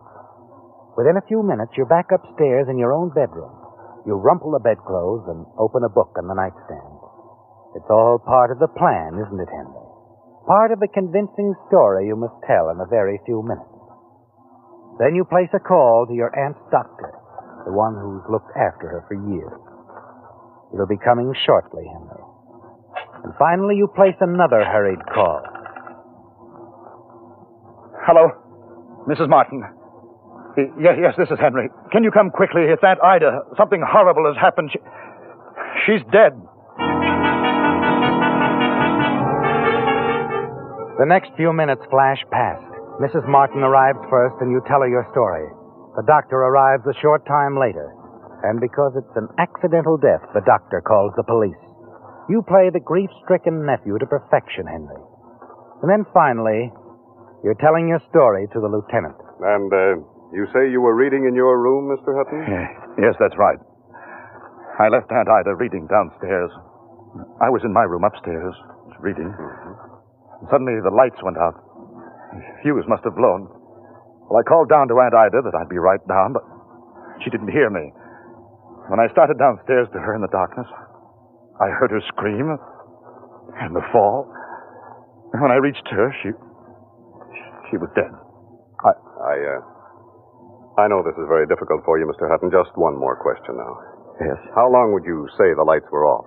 About 5 minutes, I guess. Yes, I replaced the fuse and called the doctor and Mrs. Martin, and later we called you. That's all. I see. Well, Mr. Hutton, I'm sorry. I'm sure your aunt missed her footing and fell down the stairs. It seems the only way it could have happened. Lieutenant, I'm sure you understand that I'd rather not stay here tonight. Oh, yes, of course I understand, Mr. Hutton. I'll just go up and throw a few things in the bag. I won't be long. You're welcome to leave whenever you like, Mr. Hutton. I have no further questions.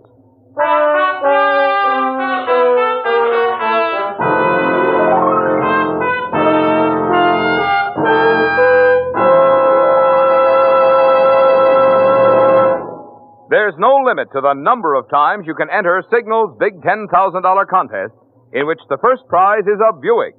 So, if you've already sent in one entry, double your chances of winning by sending in another. But hurry, hurry, hurry, because this Thursday, June 15th, is the last day. Your last chance to win one of 200 big prizes, including an Apex 3-piece automatic laundry, one of 6 Packard Bell television sets, one of 2 O'Keefe and Merritt gas ranges, a Frigidaire refrigerator, electric range, or home freezer, one of 10 solid gold case wristwatches by Hellbros, one of 5 Halliburton makeup cases, filled with Anatole Robbins cosmetics, one of 10 Packard Bell radios, one of 10 Westinghouse vacuum cleaners, or one of 50 Westinghouse pop-up toasters. Imagine winning prizes like this for just writing in 25 words or less what you think the bride on the signal billboard is shouting at the groom. And entry blanks are free at any signal station. So hurry, hurry, hurry. Get your entry blank quick, because Thursday, June 15th is closing day in this easy signal contest in which you may win a Buick or one of 200 big prizes.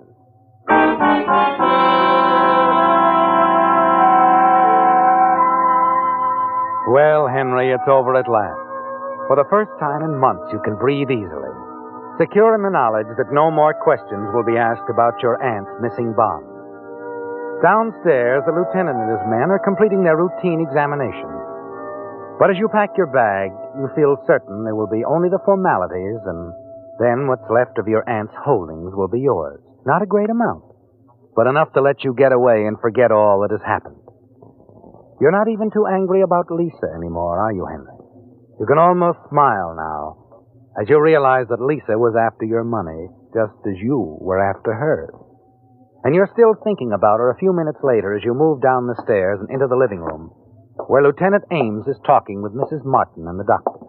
Oh, Hutton, come in. Come in, will you? Yes, Lieutenant? I was just talking with the doctor here. I understand that you're with Rogers and Bowman, the firm that handles your aunt's finances? Well, yes, Lieutenant, I am, but I don't quite your see aunt's accidental death was quite convenient for you, wasn't it, Hutton? Why, I don't know what you mean. I mean those bonds you stole from your aunt. About $11,000 worth. Stole? Why, that's ridiculous. I handled my aunt's affairs. It's no use, Hutton. While you were upstairs, the doctor here phoned your aunt's attorney to tell him of her unfortunate accident. Then I spoke with him. He told me the whole story, Hutton. She told him yesterday she was going to expose you tomorrow. Oh, well, she didn't really mean that. My aunt and I were on the very best of terms. Weren't we, Mrs. Martin? I'm sure she was quite fond of you, Henry. Yes, her lawyer told me that. But he said she was a stickler for honesty, too. Your aunt thought more of you than you realized, Hutton. When she came to see me a few days ago, and I had to tell her that she had only a few weeks to live, she told me she was going to turn over her entire fortune to you while she was still alive. In a few weeks, you would have been a very wealthy man. Wealthy, Doctor? My aunt wasn't wealthy. Her holdings exceeded $250,000, Henry. She thought you might accomplish more if you were unaware of it. Oh, no. You must be wrong. She never spent anything she didn't have to. She wanted you to have it all, Henry. She used to laugh about how surprised you were going to be. I'm sorry, Hutton, but I'm going to have to arrest you for the murder of your aunt. Arrest me? You can't tie me into this. I think we can. 15 minutes ago, I was prepared to accept your story of an accidental death. But since you went upstairs, my men have turned up 2 or 3 very interesting things. This, for example. Why, it's just an ordinary piece of wire. That's right, Mrs. Martin. We found it coiled up in a toolbox down in the basement. But we found some other things, too, Hutton. Marks on the posts of the basement stairs. Marks made by this same piece of wire, stretched across where your aunt tripped. Particles of rust from the wire, too. You stretched that piece of wire across the stairs. I? Why, that's ridiculous. Tell me, how long were the lights out, Hutton? Well, 5 minutes or so. How do you know it was 5 minutes? Did you check the time? Well, of course not. After I heard Aunt Ida fall, everything else went out of my mind. I wasn't thinking about clocks. No, I suppose not. Too bad for you, you weren't, though.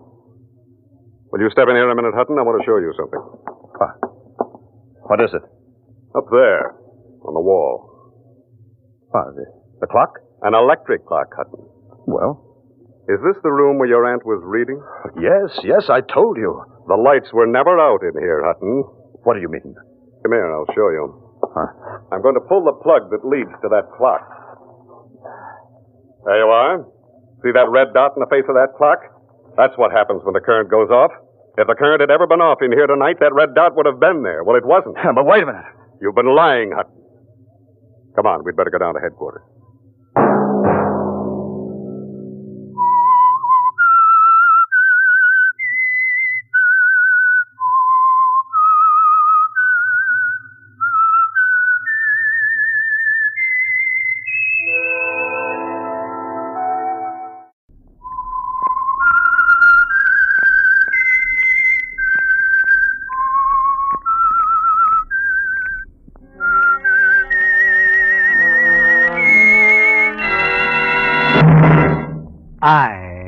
Whistler, and I know many things, for I walk by night.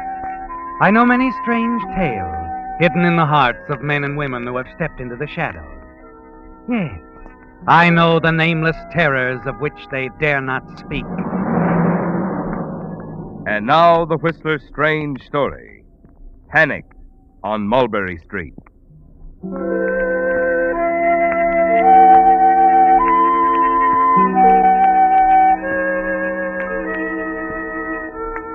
Mulberry Street is in the heart of the city, yet it's very quiet there. Perhaps because it's only 1 block long with a small park at one end, the river at the other. Or perhaps the quiet is due to the nature of its small, unimposing array of shops and converted brownstone flats. Among the shops is the bookstore belonging to Henry Pettigrew. It's as quiet as Henry himself and equally middle-aged. Some of the books on the shelves reflect Henry's hobby, criminology, a most fascinating subject to Henry Pettigrew, and he spends many an evening discussing various cases with his good friend, Police Lieutenant Perez. It's on just such a night that Henry, rather embarrassed, calls attention to something which he's been anxious to show the officer. What is it, Henry? What have you got on your mind? All right, I'll show you. I've been afraid you'd laugh at me. Have I ever? Here, these newspaper clippings. Let me see what they are. I see. Well, yes, you have stories here on all the deaths in the city for weeks. For 1 month, to be exact, Lieutenant. But all of those deaths don't interest me. What? Just these 6. See, they're rather unusual. You see here now. An unsolved murder on Ashton Street, an accidental death on Carl Street, another on Elm, suicide on Gordon, a disappearance on Iris, and a hit and run on Kirby. So what? Well, the streets in this area are in alphabetical order. Yeah, I know that. Now, these deaths occur on A, C, E, G streets, and so on. Now, if I'm correct in my conclusions, there's a pattern in progress. And the next street in order is M. M? Oh, Mulberry. Your own street. Oh, so that's it. Well, I see why you're concerned, Henry. I knew you'd laugh. I didn't mean to. But, Henry, there have been many crimes in the city. In every city. These are only a few. With the sort of patience you've displayed, some sort of pattern or mathematical design could be applied to almost any group of them. True, Lieutenant. And yet... And yet, there it is, eh, Henry? Look, are you suggesting that this is the work of one man? Well, why not? Would it be the first time a killer moved in accordance with a pattern? Possibly an unconscious one. No, not at all. There are police case files which suggest that they often do. But some of these cases you're talking about were accidents, Henry, suicides. I wonder, Lieutenant. Oh. Henry, you're always trying to worry me. Oh, no. But I refuse to be intimidated. Well, I have to be running along now. Have some things to do. All right, Lieutenant. I'll see you at the door. Okay. But remember, this is Mulberry Street, Henry. You'll be sure to bolt it after me,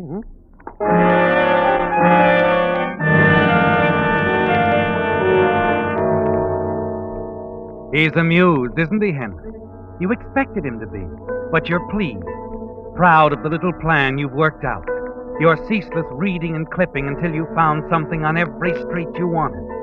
And you're still thinking about it, smiling because you know you've impressed Lieutenant Perez in spite of his amusement. Then the following morning, Arnold Fenway comes roaring into your shop in one of his unreasonable outbursts. Pettigrew, I thought I told you to stay away from my sister. And I told you, Arnold, that if Mary Ellen doesn't object to my company, I shall most certainly... I'm warning you for the last time. Stay away. I'm not afraid of you, Arnold. I've asked Mary Ellen to marry me. Forget it. Mary Ellen's not marrying you. Or anyone else? What? That's it, isn't it, Arnold? Even though Mary Ellen is 43, you don't want her to marry anyone. You want to keep her an old maid. Keep talking, Pettigrew. Because her husband might have something to say about the way Mary Ellen should handle the estate left to her by her uncle. Why, you... Oh, you fell down. Here, I'll help you up. Take your hands off of me. Stay away from Mary Ellen, Pettigrew, or you won't be around to make any of those screwball predictions. Won't I? What are you trying to pull with that hogwash anyway? Trying to scare people? I'm not trying to frighten anyone. How do you figure Mulberry Street was next for some kind of crime, huh? I don't have to explain that to you, Arnold. Okay. So you don't. Remember what I said, Pettigrew. Stay away from Mary Ellen, or I might make that prediction of yours about an accident on Mulberry Street come true.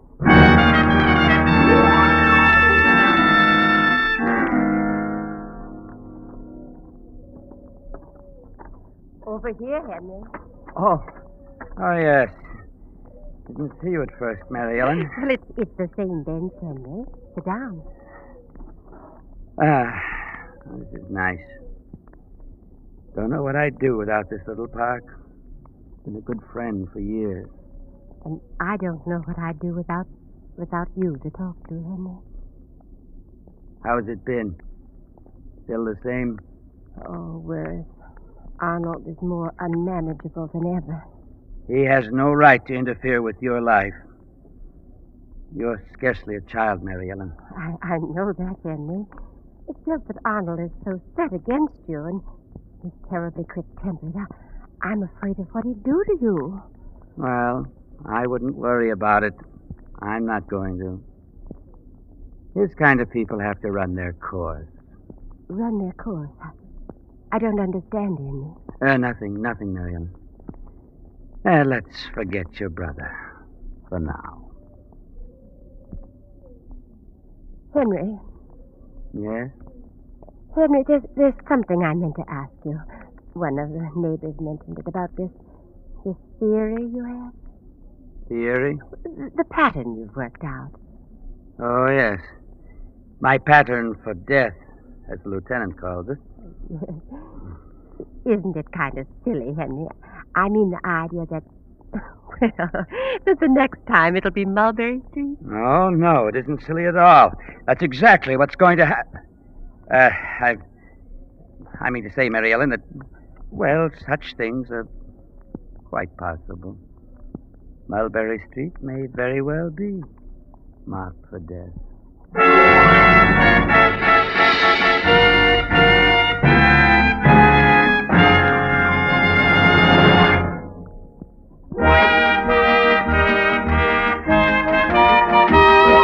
Tonight's limerick, inspired by the cartoon on Signal's new billboard, was sent in by Jim Fleming of Oakland, California.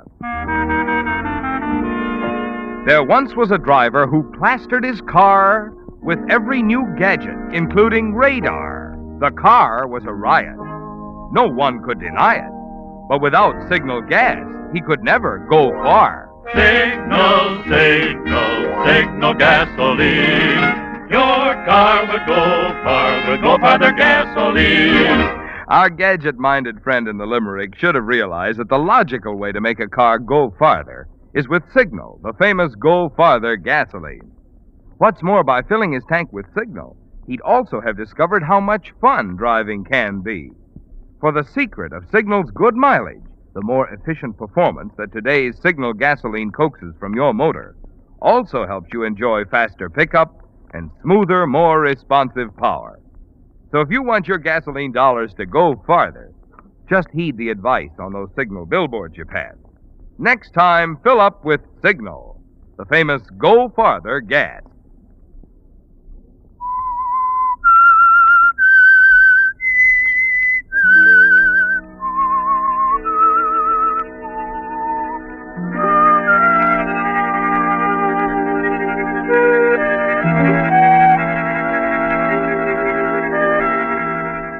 The quiet of Mulberry Street is interrupted now, isn't it, Henry? Not violently. But the street has begun to stir. Conversations at first, that's all. A little questioning here and there as your theory spreads. Then a definite feeling of tension in the air as your idea that something's going to happen takes hold. It's working perfectly, isn't it?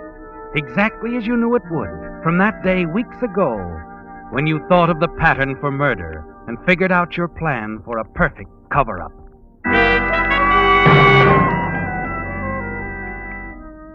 The morning following your rendezvous with Mary Ellen at the park, you're not surprised to see her come rushing to your bookstore. You know that somehow she's found out about Arnold's last visit, which you didn't mention to her when you talked with her in the park. Henry, why didn't you tell me last night? I didn't want to worry you, Mary Ellen. When I heard that Arnold had hit you, I could have killed him. Please, let's forget it. No, Henry, not this time. I'm going to have it out with him once and for all. Mary Ellen, you'll only excite him. Arnold can't go on ruining our lives. I'll find some way to stop him. No, I don't want anything to happen to you. But Henry, nothing will. Meet me tonight in the usual place. We'll discuss it. I can't tonight. It's the club meeting over at Mrs. Lang's. Oh, that's right. Wednesday. I forgot. Well, tomorrow night then. And meanwhile, don't say anything. And don't worry about your brother.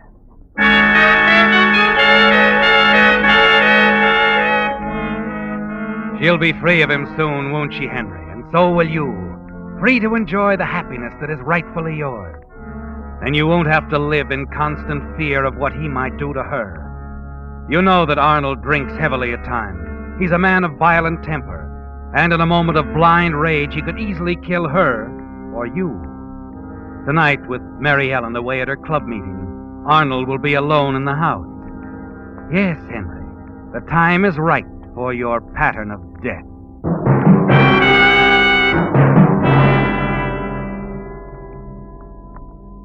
You reach the old brownstone house shortly before 9.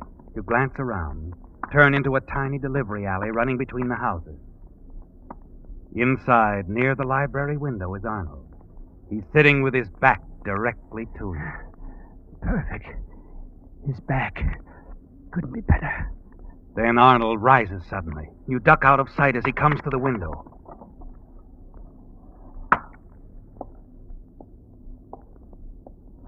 And then you hear him again, sitting down as before. Now is the time, isn't it, Henry? The gun is pointed.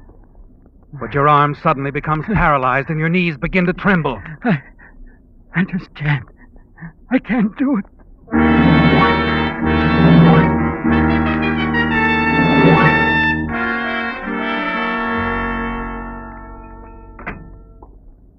Oh.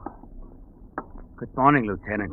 Henry, I guess I came to apologize. Apologize? Mm-hmm. For laughing at your idea, that pattern stuff. You heard what happened?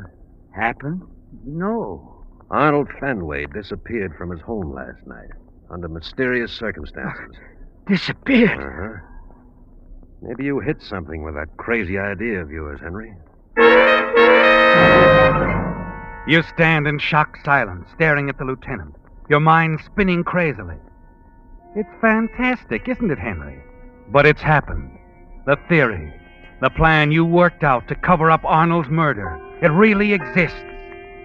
Yes, you've accidentally stumbled onto a killer's pattern for death. I just can't believe it, Lieutenant. This theory, it looked good on paper, but I never really thought... Look, Henry, just how much do the people here on Mulberry Street know about this? Well, none of the details, really. Not any more than what I told Frank Ferris. Oh. How much did you tell him, Henry? Just that I'd figured something out, that there might be a crime on Mulberry Street before long. Well, I'm not saying there is anything to this theory of yours, Henry, but if there is a killer at large, we don't want him to know we're aware of this pattern, this blueprint. So keep it quiet. Oh, yes. Yes. Well, that's all I had in my mind. I'll be getting back over to the Fenway house. Lieutenant. Huh? Mind if I come along? No, not at all. Come on.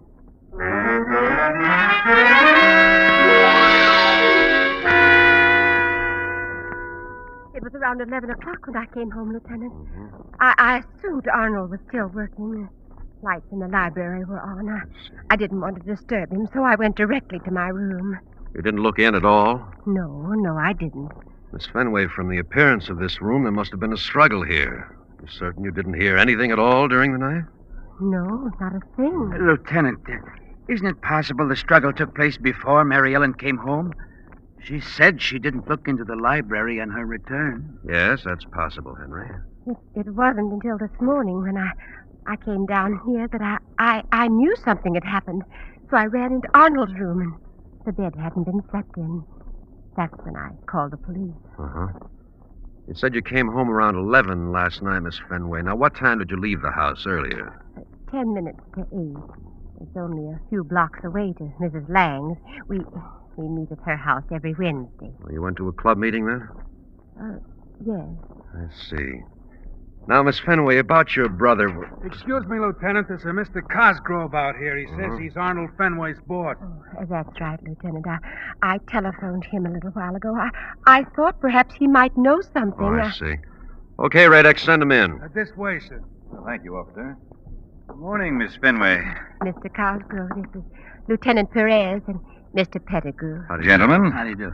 Oh, I hope I'm not intruding, Miss Fenway. Naturally, I'm greatly concerned over all this. Arnold is a fine man, a loyal employee, and more than that, a friend. I think the world of Arnold. I know, Mr. Cosgrove. What sort of work does he do for you, Mr. Cosgrove? Arnold is our chief accountant, Lieutenant. I'm with the firm of Cosgrove and Grant. You've heard of us, I suppose? They're brokers, stock and bond. That's right. If there's anything I can do. Sure. The books here on the desk. They're ours, Lieutenant. Arnold's been working on them. Just a routine check. I see. Likes to have everything in top order, you know. A good man. Mary Ellen, shall I get it? Would you, Henry?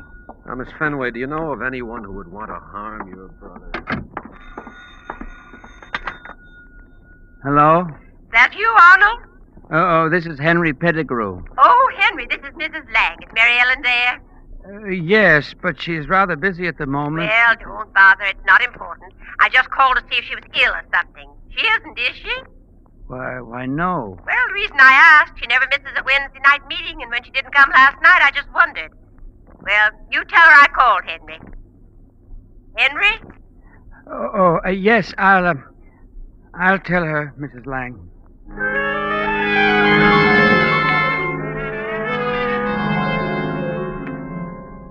You can hardly believe it, can you, Henry? Mary Ellen deliberately lied to the lieutenant. Told him she'd been to a meeting at Mrs. Lang's house last night, knowing the police could check her every movement and probably would. She must have had a powerful reason to take a chance like that, and you're pretty sure you know what that reason is. The strange disappearance of her brother Arnold. Suddenly something catches your eye, something in the rose bed just below the window. You slip out of the house, hurry into the garden, and pick up the bright, shiny object, a cufflink. You've seen it before, haven't you, Henry? It's one of Arnold's cufflinks. You stare at it for a moment, and then your gaze wanders to the rose bed again, to the freshly turned earth. You grow weak as Mary Ellen's words come back to you. Arnold can't go on ruining our lives, Henry. I'll find some way to stop him. Find something, Mr. Pettigrew? Oh, Mr. Cosgrove.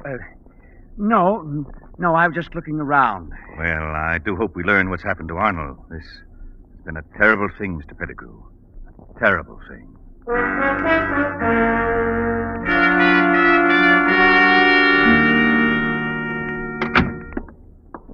Is that you, Henry? Yes, Mary Ellen. Oh. Henry, who was that on the phone before? Mrs. Lang. Oh. What did she want? I told her you were busy. Said for you to call her when you can. All right. Mary Ellen. Yes, Henry. Why, Mary Ellen? Why did you lie to the lieutenant? Tell him you went to Mrs. Lang's. Well, I don't know, Henry. Where did you go? Well, Arnold and I, we had a quarrel last night, and he became very angry. He struck me. Mary Ellen. Oh, Henry. Henry. Oh, now, my dear. He's never hit me before, and I was so confused, so angry. I don't remember what happened. I was suddenly walking along the river. It was like a nightmare. And then suddenly I was back at the house. Mary Ellen. Oh. No one answered my ring, so I came around back. Thought there might be someone in the garden. Mr. Cosgrove. Good evening, Miss Fenway, Mr. Pettigrew. I happened to be in the neighborhood. Just wondered if there'd been any word about Arnold. No, there's been no word at all. I see. Well, these things do take time, I suppose. Police doing all they can, of course. Well... We were just going in, Mr. Cosgrove. You'll have a cup of coffee with us? Why, I think that would be Don't fun. bother, Mary Ellen. You've had a very trying day. Now, you need your rest. Mr. Cosgrove and I'll just run along. Oh, yes, of course. Mr. Pettigrew is right. Well, it's no trouble. See you tomorrow, Mary Ellen. Coming, Mr. Cosgrove?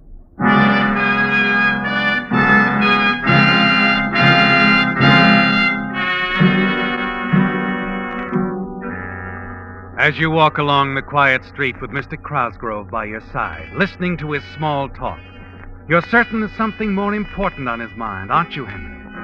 You're sure he overheard your conversation with Mary Ellen in the garden. He knows she quarreled with Arnold the night he disappeared, that Arnold had struck her. Yes, Cosgrove is sure she's involved in Arnold's disappearance, isn't he?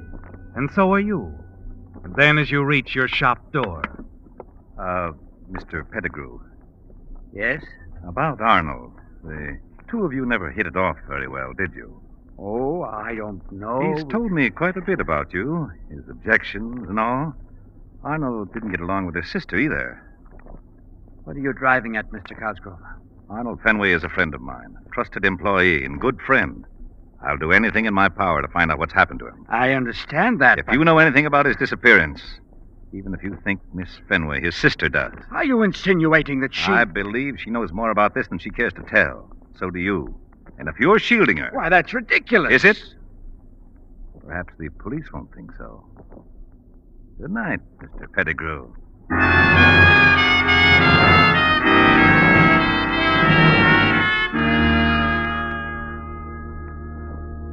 The clock on the church tower is striking 11 as you finally return to Mary Ellen's house. You wonder if Mr. Cosgrove has been to the police. You ring the bell and wait. You ring again. There's no answer. And then a voice from the house next door. Mary Ellen ain't home, Henry. Oh, Mr. Griffin. She left a few minutes ago, Henry. The police came for her. The police? Oh, I see. I see.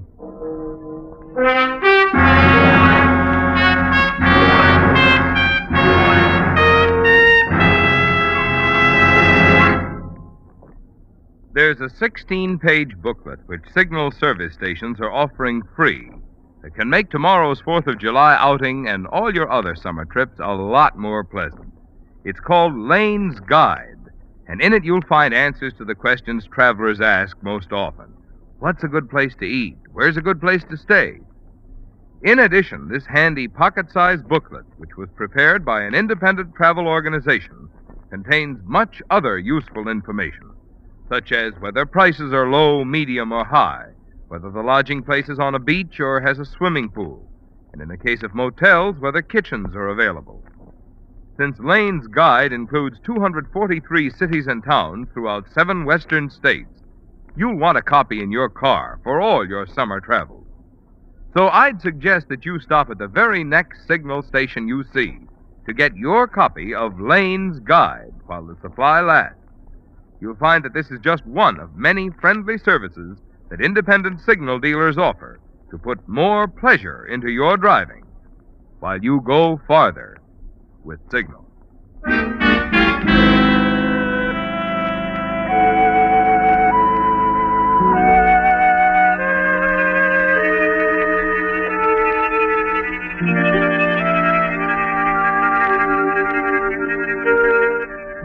It's all over, isn't it, Henry?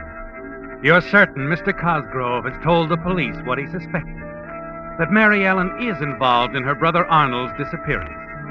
And now they've come for her, taken her away for questioning. You walk over to your bookstore and sit there in the back room for a long time. There's no doubt in your own mind either. You're sure that Mary Ellen is involved. And you wonder what she did with Arnold and what will happen to her. Then suddenly you're aware of a faint sound, someone tapping the glass on your front door. May I come in, Henry? Oh, of course, Lieutenant. Come in. Well, that alphabetical design of yours worked out fine, Henry. Huh? We found Arnold about an hour ago. He was dead? No, on the contrary, he was very much alive. But he wouldn't have been for long if it hadn't been for your alphabetical street idea. My idea? That's right. He used that idea for his own ends, Henry. When you insisted Mulberry Street was scheduled for the next crime, he decided to be it. Then his disappearance Was strictly phony. He messed up his library to make it look good. He was trying to get away. But why? The night Arnold disappeared, he dug up some of the firm's money he'd hidden in the rose bed. The cufflink. Yeah, the cufflinks. That's what made you think Mary Ellen had had something to do with it. That's how Cosgrove knew Arnold was planning a getaway. Cosgrove just told us the whole story. Well, I still don't see how my idea... Funny the way things work out, Henry. You see, that alphabetical street theory of yours never did make sense to us. But we got to wondering about you and Mary Ellen and decided to cover the next street on your list, just in case. Next street? Yeah. Mulberry, Norton. Well, that would be Olive Street. Olive. We had it covered from one end to the other. Oh.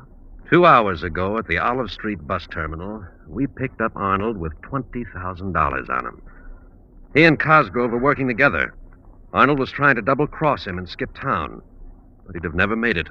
Cosgrove was just 20 feet behind him, with a loaded .38 in his pocket.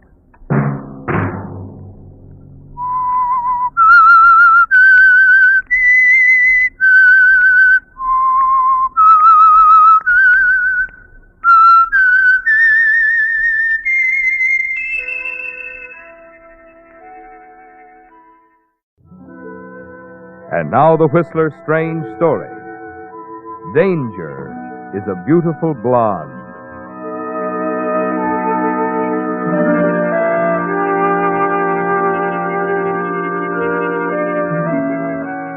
Like anyone else, Van Barclay gave little thought to the precarious nature of everyday living. Had he had occasion to probe the fact, he might have acknowledged that danger is always present and that it can strike quite suddenly. Only Van Barclay wasn't thinking about such things. Perhaps he was too restless to care. A young engineer, unmarried, can get restless. Working in a new, strange city, he can get lonesome, too. Van Barclay was one or the other, or both of these things on a Saturday night, that he came out of a movie and went for a stroll along the Santa Monica Palisades in preference to going back to his hotel room. On a corner, he stopped to light a cigarette. That's when he first noticed it. The car was big, a Nash convertible. It cruised by him, came back around the block, moving slow. The third time around, he was standing on the curb, staring openly at the girl behind the wheel. She was very nice.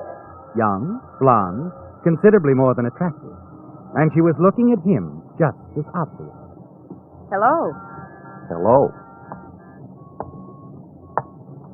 You've opened a door before, no doubt. In other words, isn't it a beautiful night for a drive? Well, isn't it? Yeah, that's what I said. You weren't going somewhere important. No, not at the moment. In fact, I was faced with a rather gloomy prospect of an evening at a hotel alone. And it is a beautiful night for a drive. I suppose it was on the golf course at Biarritz, What? where we met. That's as good a place as any. Yes, only I've never been there. But I have a good imagination. And then, I remember so well those evenings at Monte Carlo when you'd say to me, Van, you must sit beside me at the casino tonight. You bring me luck.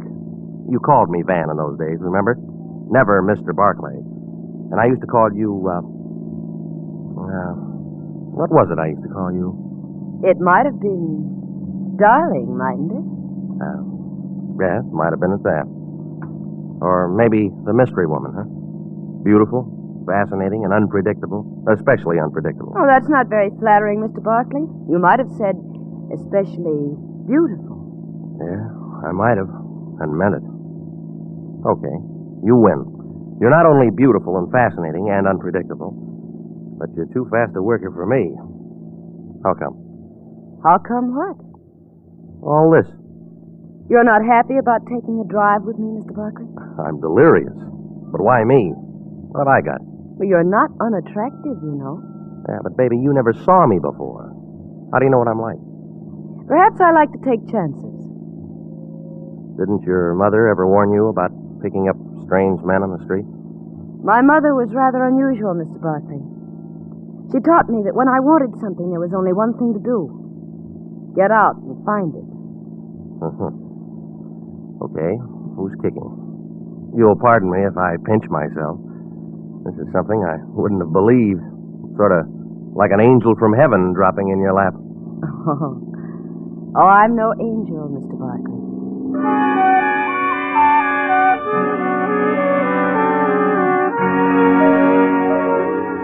Well, Van, interesting girl, isn't she? Anything can happen on a quiet Saturday night.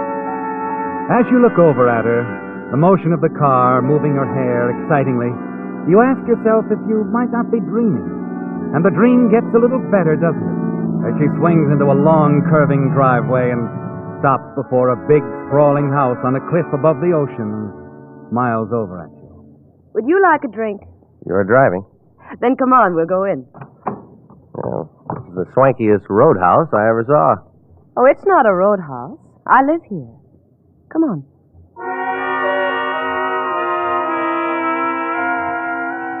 Inside, it's even more unbelievable, isn't it?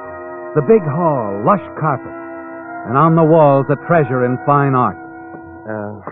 Not a bad little place to hang your hat. Hang it, then. We like it here. Probably have 2 or 3 scattered around the country. Oh, no. Just a cabin at Lake Anderson. Mm-hmm. Well, I gather you're not worrying much about any wolves howling at your door. Not that kind, anyway. The guy that owns this place must be a movie producer. Your father? My father. And he's not a movie producer, just an art collector. Perhaps you'd like to take a look around. We have some very nice paintings scattered all over the house. You think we can find our way without a guide? There's no one else here, if that's what you mean. We only have one servant now. This is her night off. Cozy, isn't it? The whole place to ourselves, all 50 rooms. Oh, it's not that bad. We'll take a look as soon as we have that drink I promised you. You feel like pinching yourself, don't you, Van? This is the kind of thing that just doesn't happen. But it's real. She's real. And she's even more attractive than she looked in the car. And it isn't the cocktails you've had. Finally, she leads you into the library. Like this room, Van? Very much. Always wanted something like this. The right sort of library is good for a man. I designed this myself. Mm-hmm. Even no interior decorating, huh? You're, pretty complete.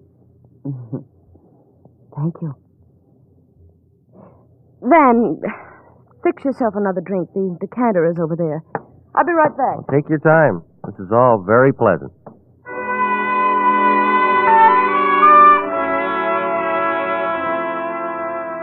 Yes, Van. Time means nothing to you right now. You fix another drink, sink into a big leather chair, and relax. When you open your eyes a few minutes later, she's back, smiling down at you. Hello. Hello again. Oh, I see your glass is empty. Well, that's easily remedied. I'll pour you another one. Well, this is nice work, if you can get it. Here you are. Thank you. Nice perfume you're wearing. Like it? I like everything about you. Good. Then you won't mind doing something for me, will you? Anything, short of murder. Walk over here. To the closet? Yes. Yeah. Now, open the door. There's something I want you to see. Okay. I'll play games with you. Hey, I thought you said we were alone. We are, Mr. Barkley. Because you see, the gentleman in the closet is quite dead.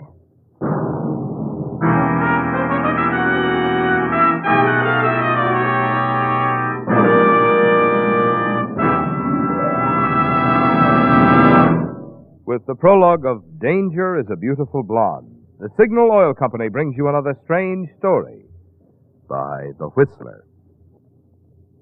When you Whistler fans are on a trip some distance from home, have you found yourself wondering at what other points on your car's radio dial you can tune in the Whistler and your other favorite network programs? You'll know if you have one of the handy radio logs for travelers, which is included in Signal's brand new road maps just off the press. Or on weekend drives, have you tired of the same old scenery? Wish there were some different places to go?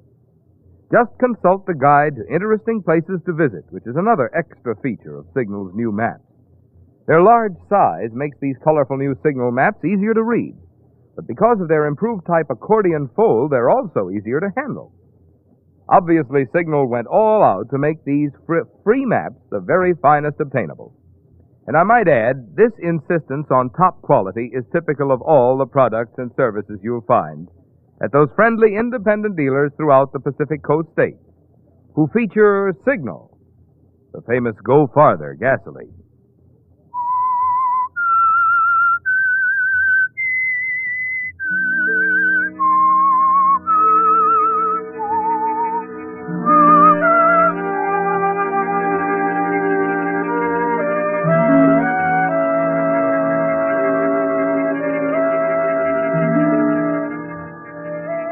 It's a great deal more than you bargained for, isn't it, Ben?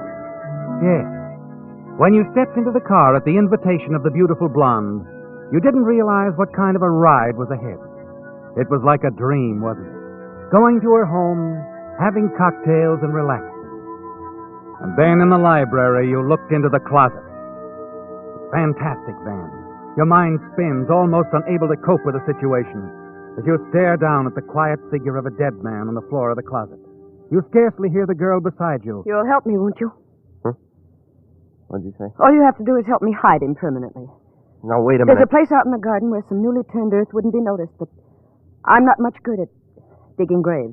Baby. You can count me out. I don't know how this guy happens to have a hole in his head, and I'm not asking any questions, but just count me out on any part of this You deal. said you'd do anything for me. Yeah, but I don't go off the deep end for anybody, especially for a girl who's in the habit of keeping dead bodies lying around. No, lady. Pardon me. Well, I'll be seeing you. I think you'd better wait, Mr. Barkley. Oh. Yeah. See what you mean. I see you're wearing a gun, too. Uh-huh. And I assure you I know how to use it. How can I doubt that, with the evidence staring me in the face? Good. Then if you'll just pick up our late departed friend and come with me, I'll show you the place. You know that business about your being no angel? I'm just about convinced.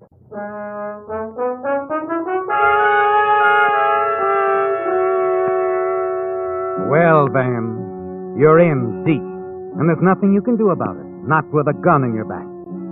You carry the body downstairs as she demands and go out into the garden. There's a shovel. Start digging. Like I said, dig it big. Sounds like a beach near here. The back of the yard drops off to the beach. But never mind, you've got other things to do. Dig deep and wide. Yeah. Okay. You dig, Van. But with each shovelful, you tell yourself over and over that you're next. Dig deep, she says. Big. And you know it so there'll be a grave for two unless you do something fast. Fast and sudden. Sorry, baby.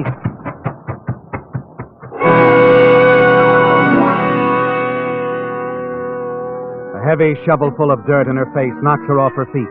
At the same time, you're leaping clear, racing for the drop-off at the back of the property. It's a wild, frightening scramble down through the rock and brush until you hit the beach, running hard. There are no shots, no footsteps. You're away, Van. Free. Far down the beach, you work your way back up to the highway, catch the bus for town in the safety of your hotel room. You're too upset to decide what to do that night. You want to call the police, but the memory of that blonde hair and those pale blue eyes stops you. You want to be sure before doing anything that will send her to the gas chamber. You turn in without deciding.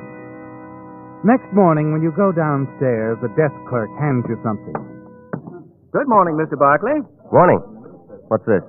A young lady left it late last night. Well, there's nothing written on the envelope. She just told me to put it in your box. Oh. Well, thanks.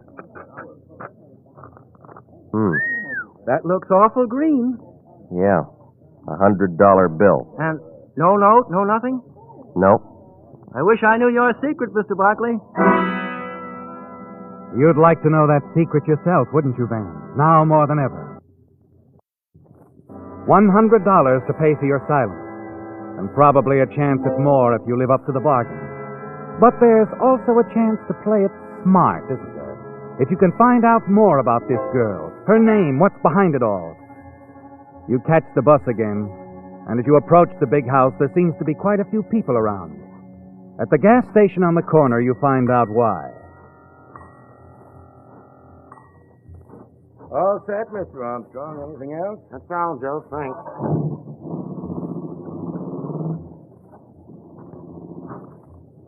Hi there.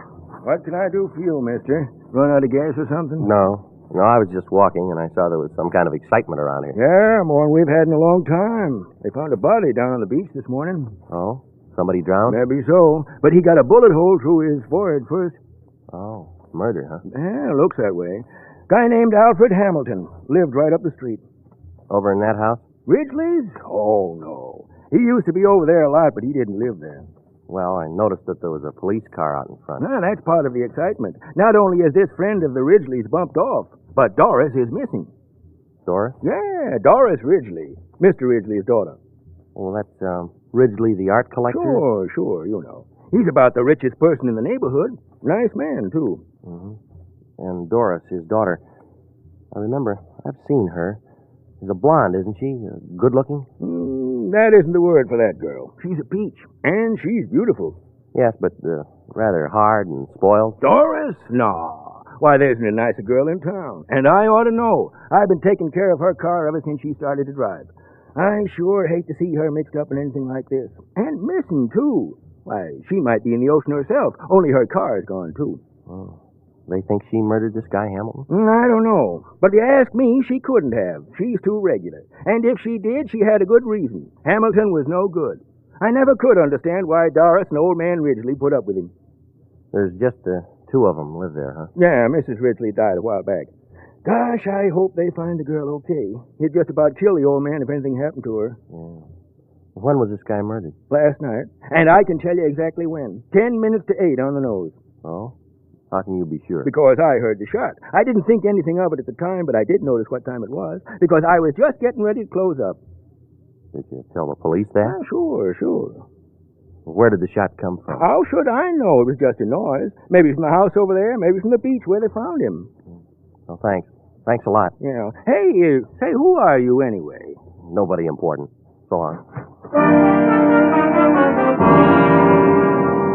As you walk away, you feel sure about one thing. That Doris didn't murder Hamilton at all. She was covering for somebody else, wasn't she, Van? And you've got to find her and bring her back. But where is she? Suddenly it hits you. The cabin she mentioned. Yes, at Anderson Lake. You decide quickly, Van. Next stop, Anderson Lake.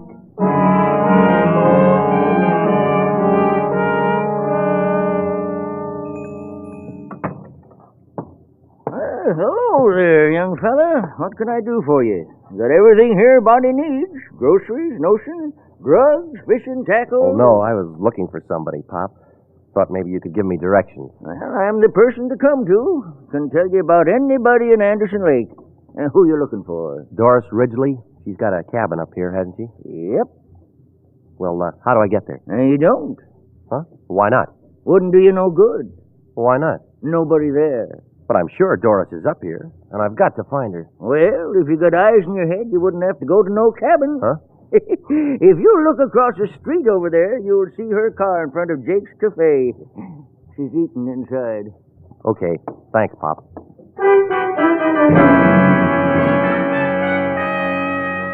Yes, she's in Jake's Cafe. And you wait outside until she comes out.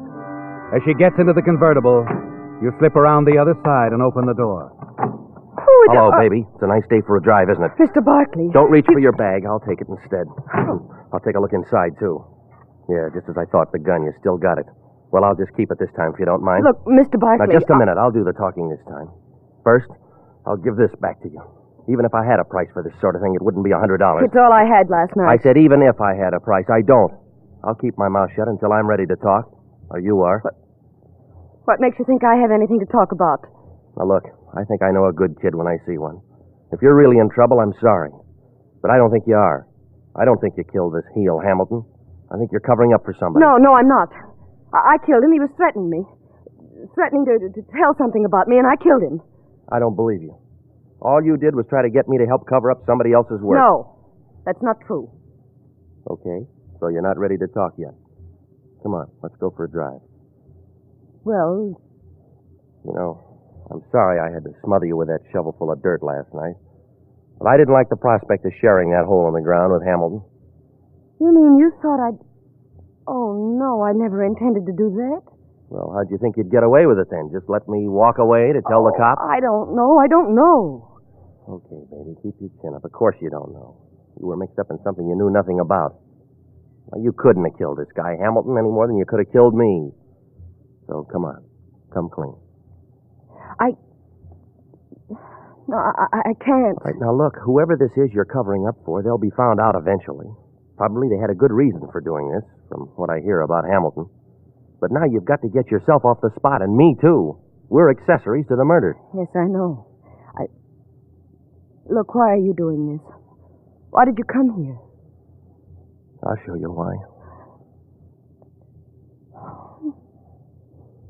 Does that answer your question? No talking now. Come on, start driving. We got to have a little talk with the police.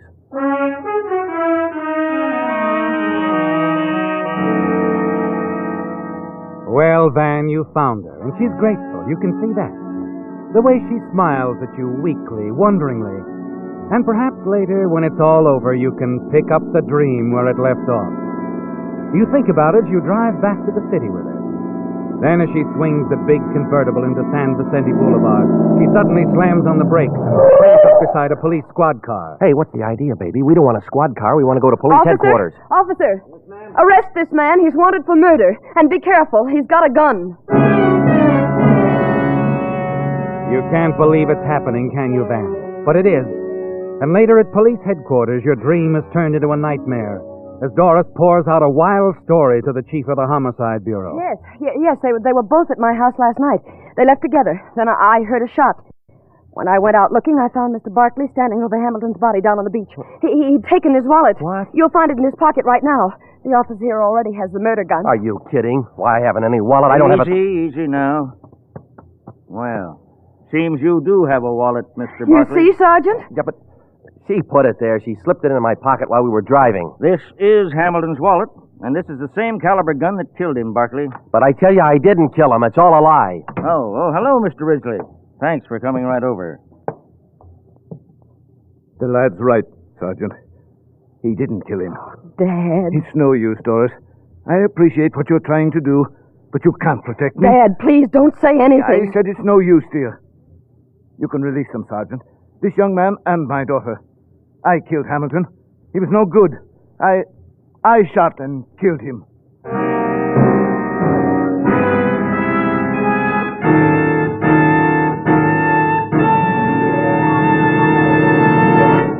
The Whistler will return in just a moment with the strange ending to tonight's story. Some drivers prefer to learn things the hard way, such as the condition of their fan belt or radiator hose. They never give these items a thought, until one day, and it usually happens when they're miles from nowhere, zowie! A steaming radiator tells them their fan belt has broken or their radiator hose has sprung a leak. Really, a much more convenient solution to this situation is to have your signal dealer inspect your fan belt and radiator hose periodically. And right now, before the summer driving season, is a mighty good time.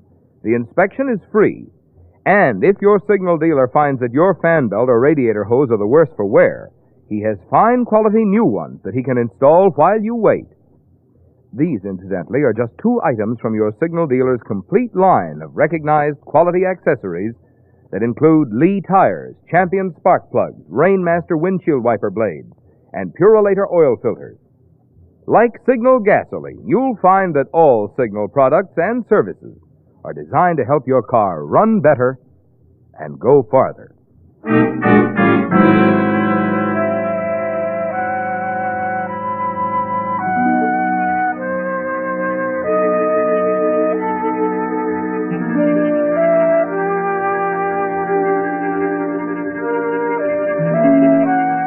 The surprises are hitting you like punches from a fighter, aren't they, Van?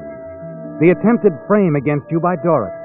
And now, out of the blue, her father, facing the police, admitting that he killed Hamilton. You stare from one to the other, wondering and waiting. And then Doris breaks the silence. But, Dad, you couldn't have killed Hamilton. Why couldn't he? He just confessed. That's good enough for me. He confessed to protect me. Dad had no reason He to... could have had the best reason in the world. Blackmail. That was Hamilton's racket. Blackmail? That's the answer, Doris. Hamilton had been bleeding me for a long time. But a few days ago, I got the evidence to clear myself and expose him. So you sent for him and told him. He got tough and... I shot him. I had to. In self-defense. Oh, look, officer, you found the gun in Hamilton's wallet on this man right here. What more do you want? I tell you, I never saw this girl in my life until last night. It's no use, Doris. It happened exactly as I said. No, Dad, I know you didn't do it. There's only one way you could know, Miss Ridgely. Yes, Sergeant. There's only one way I could know. I tell you, my daughter is lying. Mr. Ridgely is right, Sergeant. Oh, hello, Lieutenant. Find anything? Plenty. His daughter's lying to protect him. We know from the gas station attendant's testimony that the shot that killed Hamilton was fired last night at 10 minutes to 8. We've checked every move of Miss Ridgely's, and at 10 minutes of 8, she was seen buying a pack of cigarettes at the corner drugstore. Then it was Mr. Ridgely. Mr. Ridgely left Hamilton in his living room last night somewhere around 7 o'clock, probably after telling him he was going to expose him to the police. At 10 minutes to 8, Mr. Ridgely was seen having a drink at the Sea House. So, Barkley, you did take Hamilton's wallet. It was your gun. I tell you, I never even heard of any of these people. It wasn't young Romeo here either. Then who? Alfred Hamilton committed suicide. Suicide? That's right. There's no doubt about it. Powder burns on his face. He was left-handed. The angle of the bullet in the left temple shows the wound was self-inflicted. Hand tests prove beyond a doubt that Hamilton fired a shot a few seconds before his death. I guess when he realized Mr. Ridgely was going to expose him to the police, he just couldn't take it. Now, Mr. Ridgely, if you'll come into my office a minute, I'll show you the reports. Dad, we'll wait in the car. I'll be along in a minute, Doris.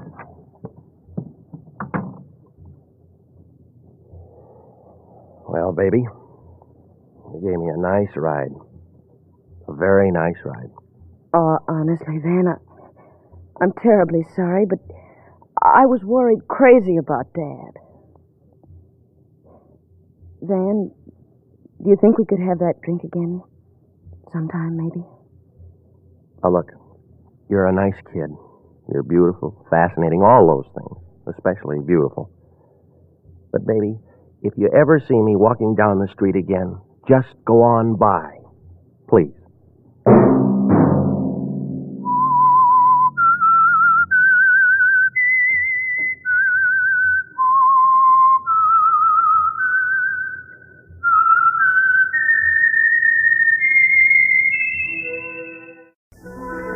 And now the Whistler's strange story. Grave Secret.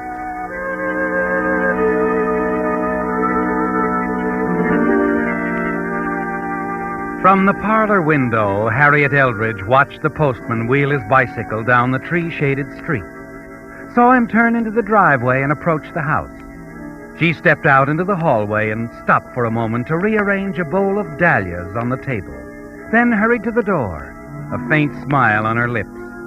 The letters had become very important to Harriet Eldridge. Yes, very important, and she was pleased that they were arriving with such regularity.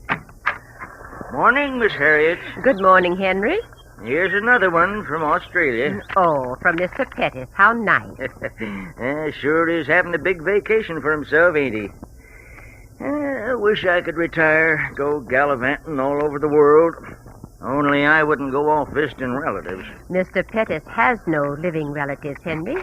He's just visiting friends. I got relatives back in Sioux City. If I never see 'em again, it's okay with me. Mm-hmm. But, I'm sorry, Henry. What did you say? I was reading Mr. Pettis' letter. No, nothing.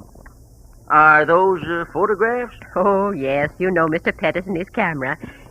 Here, let's see. Something written on the back of this one. View of Queen Street, main thoroughfare of Brisbane. Isn't that nice, Henry? The old boy sure is getting round, ain't he? Must be having a great time. They say them Australian women are real pretty. Now, Henry. Don't see why Mr. Pettis has to go chasing off to Australia when he's got the best-looking housekeeper right here in Santa Rosa, USA. Oh, thank you, Henry, but... It looks like you got company. In a taxi, too. Say, that's your brother Melvin, ain't it? Yes. Yes, it is. Well, I'll be going along now, Miss Harriet. Bye. What? Oh, yes. Goodbye, Henry.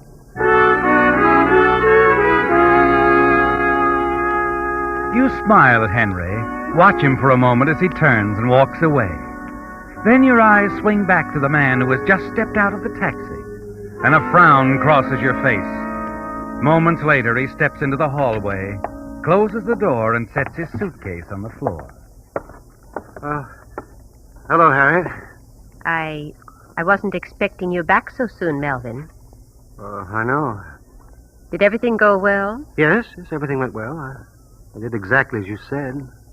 How did you like Australia? Well, it was all right, Harriet. Have you had your lunch? There's some cold ham, potato salad from last night. Did you like that, Melvin? Yes, I suppose so. Get seasick at all? Oh, no, I didn't. Harriet. Yes? Harriet, did everything go all right here? I mean... Oh, yes. When did you do it? The day you left. He was dead before you stepped on the boat in San Francisco. Harriet. Yes? What did you do with Mr. Pettis? I mean, where did you... Do you want tea or coffee, Melvin? Tea. For a moment, he stares at you, then turns and looks out the window. His eyes blink nervously. His fingers fumble at his tie. You know what he's thinking about, don't you, Harriet? He wants to know what you've done with the body of Mr. Pettis. Exactly what happened on the night he left for San Francisco. Yes, he wants all the details. But you decided long ago, the less Melvin knows about the affair, the better it will be. He stays in his room the greater part of the day and evening. And then shortly after 8 o'clock that night, the front doorbell rings. Good evening. You must be Miss Eldridge. Why, yes. Well, I'm Valerie Hinton, a friend of Mr. Pettis. Is he in? No, Mr. Pettis is away. In Australia. Oh, I see he hasn't notified you. He's back. He's back? Why, yes, his boat docked in San Francisco a week ago. Well, I know. I was on it, too. Strange he didn't let you know. Or is he usually that way about things? No, he isn't. Well, I'll be in town for several days. I'm staying at the inn. Would you tell him when he arrives? Of course, Miss Hinton. I'll tell him. Good night.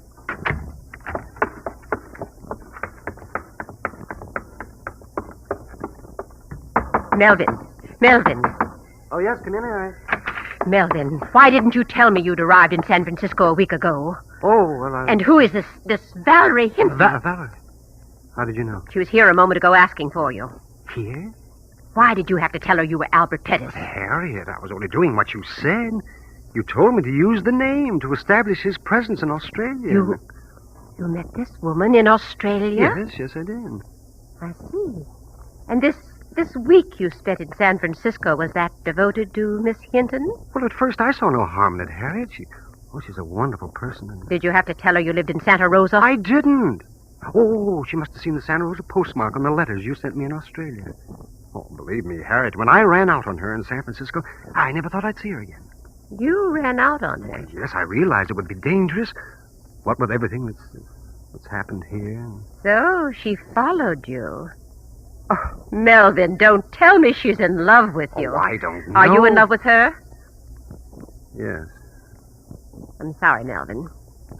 We'll have to get rid of her. Get rid of her? First thing in the morning, you're going down to the inn to see her. Tell her this great love of yours is no more. Tell her you're already married, or tell her anything, but I want her to leave town. You understand? Oh, Harriet, there must be some way. Get rid of her. She's dangerous. She can upset our entire plan. But Harriet, it's... What was that? Did you hear that? Oh, yes, it's the shutters downstairs. A wind's come up. But are you sure? Well, what else could it be? Well, I don't know. Did you think it was Mr. Pettis back from the dead? Oh, really now, Melvin? Harriet? Yes? Where is Mr. Pettis? What did you do with his body? Why won't you tell me? You needn't concern yourself about that, Melvin. I've taken care of everything. Now, good night. And don't forget what I said. I don't want the Hinton woman hanging around town.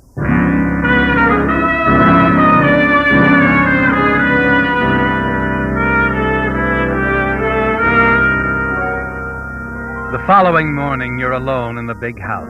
Melvin has gone down to the inn. He's promised to send Valerie Hinton away. But you wonder if he really has the courage to face her, to go through with it. The hours go by and Melvin doesn't return. And finally... Good morning, Miss Eldridge. Oh, good morning. Has Mr. Pettis arrived yet? Why, yes, I gave him your message. He left hours ago on his way to see you. Well, that's strange. I just came from the inn. Well, I suppose he stopped somewhere on the way. May I come in? Oh, yes, of course. Ah, you've kept the place so attractive. It's charming. I suppose you've grown to care for this house as though it were your own. Yes, Mr. Pettis has always made me feel at home here. Won't you sit down, Miss Hinton? Thank you. You know, Miss Eldridge, I feel as though I'd known you for a long time. Mr. Pettis has spoken so much of you. Oh? Yes. I don't suppose he's told you about the way we met? No, he hasn't. It was in Melbourne.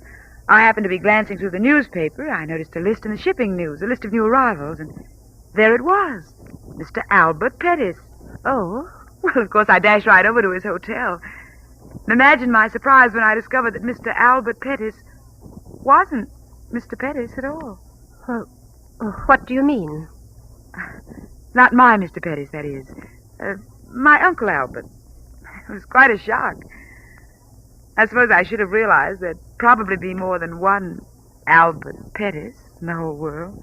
Oh, yes, of course. So you see, it was just an accident. My meeting your Mr. Pettis. A lucky accident. Wouldn't you say, Miss Eldridge?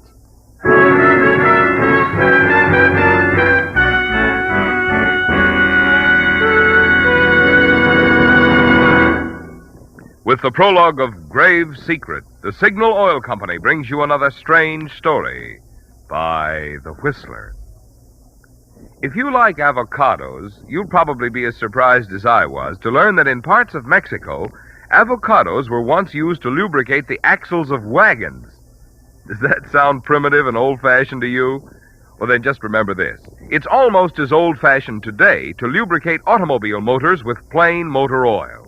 What I mean is, now scientific compounds have been developed which protect motors in many ways that oil alone cannot do. That's why Signal brought out Signal Premium Compounded Motor Oil, which combines 100% pure paraffin base with these scientific new compounds. And just what do these compounds do? Well, one compound in Signal Premium actually cleans your motor of harmful carbon, gum, and varnish. A second compound protects costly bearings from corrosion. And still other compounds in Signal Premium help in additional ways to keep wear down and performance up. So if you want a sweeter running motor, make your next oil change a change from old-fashioned regular motor oil.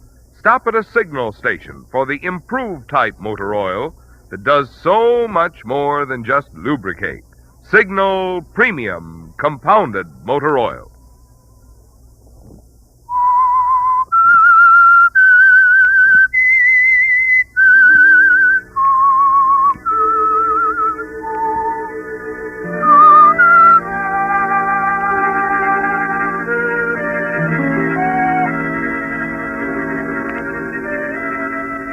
It frightens you, doesn't it, Harriet? The knowledge that Valerie Hinton, the woman your brother Melvin met in Australia while he was posing as Albert Pettis, is actually the niece of the man you murdered. You wonder if their meeting was really accidental. Wonder if she suspects the truth. 1,000 confused thoughts race through your mind. You were so sure Albert Pettis had no living relatives, that there would be no one to spoil your little plan. Yet here she is, sitting in the parlor of the big house, chatting gaily about her meeting with your Mr. Pettis. And then suddenly something she says stirs a flicker of hope within you. Oh, no, I haven't seen Uncle Albert in years. Lost track of him completely. Not his fault, of course. After all, I'm supposed to be dead. Dead? I don't understand. During the war, I was a writer living in Java. There were several bombing raids. In the confusion, I was reported missing, given up as dead. I suppose Uncle Albert was notified. I see. When I got out of the hospital a year ago, I tried to find some trace of Uncle Albert, but I wasn't successful. Well, I had to earn a living, you know, so I went on to Australia. Then one day I ran across his name in the shipping list, and, well, you know the rest. I met your Mr. Pettis instead. And you have no idea where your uncle is? None at all. Maybe dead, for all I know. I've about given up finding him.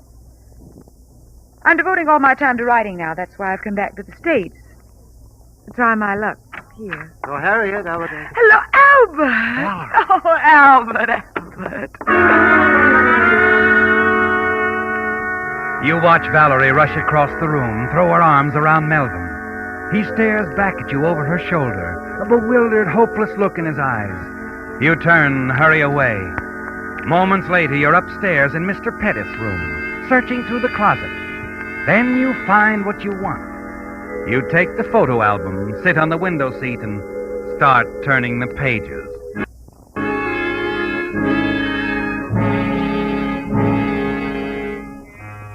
A half hour later, you hear the front door close, and then Melvin's footsteps approaching your door. Harriet? Yes? Is she gone? Yes. She won't be back. What'd you tell her? What difference does it make what I told her? She won't be back. What are you doing? Just looking through the old album. I found what I wanted. What? Never mind. Come along, Melvin. It's almost time for your lunch.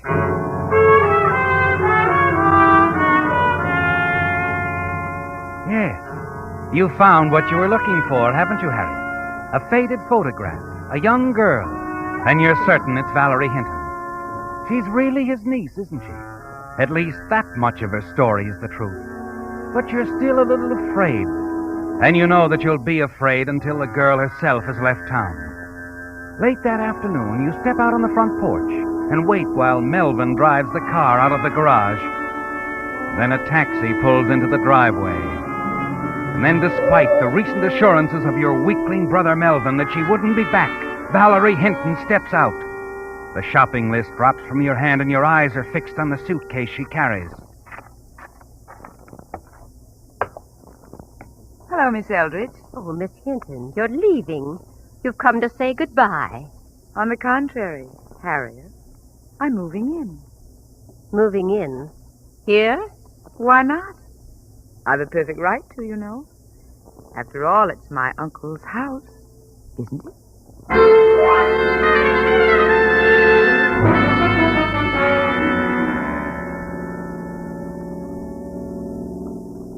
Harriet? Yes, Melvin? What are we going to do about Valerie? There's only one thing to do. We're not going to stand by and let her ruin everything. Are we? Send her away, she'll go to the police. We're not going to send her away. But, Harriet, we... Harriet, no. You can't do that again. Have you another solution? But, I'll have to think about it, but... You must forget what you're all thinking, Harriet. I won't have it that way. Do you understand? I won't have it. Watch the road, Melvin. You hear me, Harriet? One murder is enough. Still in love with her, aren't you? Well, perhaps you're right, Melvin. Perhaps the whole matter can be solved some other way. Oh, yes. Yes, Harriet. We'll find a way. I'm sure we will.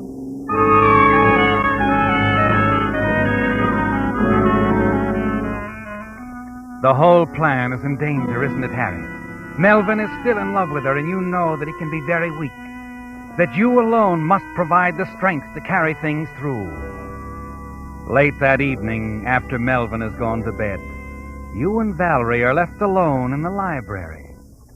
I was looking through some things, Valerie. Papers and newspaper clippings that belong to Mr. Pettis. Oh? I found this. How interesting. A full account of your death in Java during the war. Your name was Valerie Pettis then. Yes, it was. I was wondering if you'd taken any steps to rectify this impression that you're no longer among the living. Of course not. You've read this article, haven't you? Yes.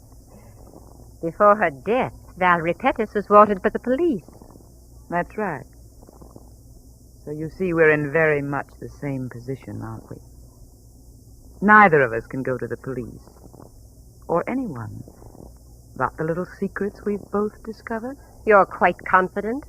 No. Just very observant, Harriet. I know exactly what's going on here. So? That's sufficient reason why you'll keep your secret as long as I keep mine. I see.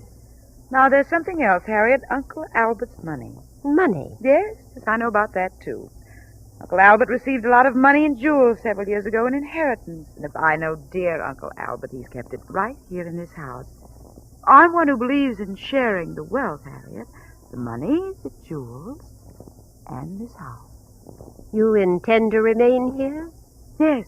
I like Santa Rosa. It's charming, quiet, and safe. Besides, I've grown very fond of Melvin. I know he's quite fond of me. So I wouldn't try anything, Harriet, dear. Melvin might not like it. Good night.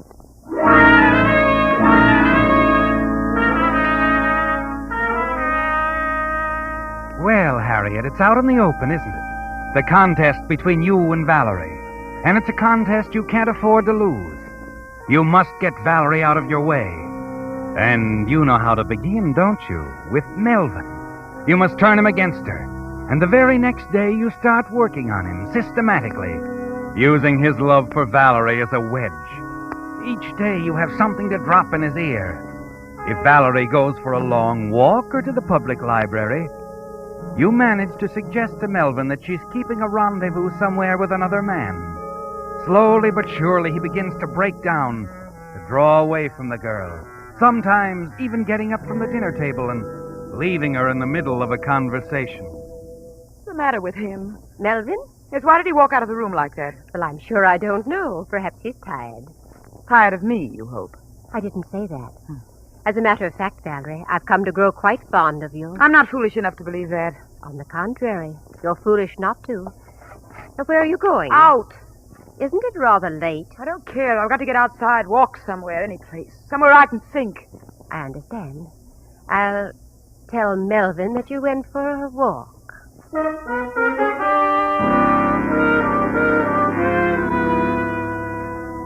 And you do tell Melvin, don't you, Harriet? Only in your own way. The way you've told him many times before. I don't believe you, Harriet. I don't believe you at all. I'm sorry, Melvin. I know what it must do to your pride, but there isn't any doubt. She's admitted the whole thing to me. She told you that there's someone else? Yes. There's been another man all along. You know I wouldn't lie to you, dear. She's made a fool of me. A fool! Forget it, Melvin. You've got to. Stop telling me to forget it! That's all you do. You don't want me to know anything. Or think about anything. Oh, Melvin, where are you going? Out! You smile. Congratulate yourself, don't you, Harriet? Because you know you've won. That Melvin will do anything you want him to, like a man who's been hypnotized. You're certain now he won't interfere with your little plan to get rid of Valerie. Yes, you're quite pleased with the way you've handled things, aren't you? Moments later, you turn out the lights in the library and go up to your room to bed. You lie awake for a long time, waiting for Melvin to come home. Finally, you hear the front door close. You hear his footsteps on the stairs. And then, just before you drop off to sleep, you wonder why Valerie hasn't returned home.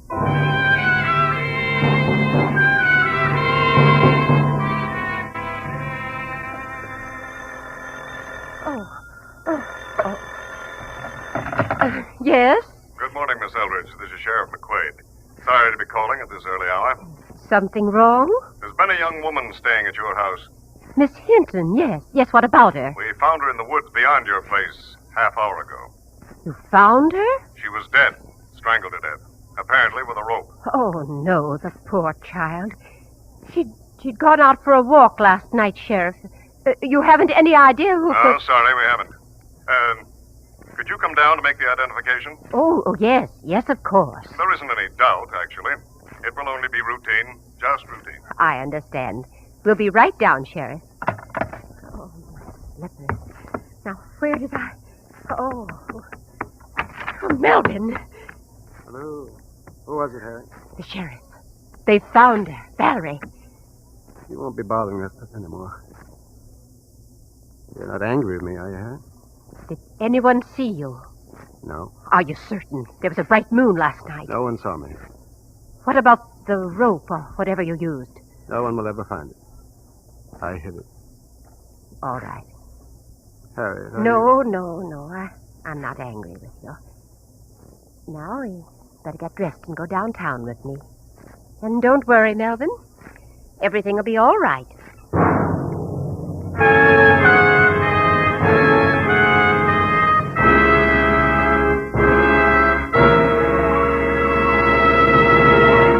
The Whistler will return in just a moment with a strange ending to tonight's story.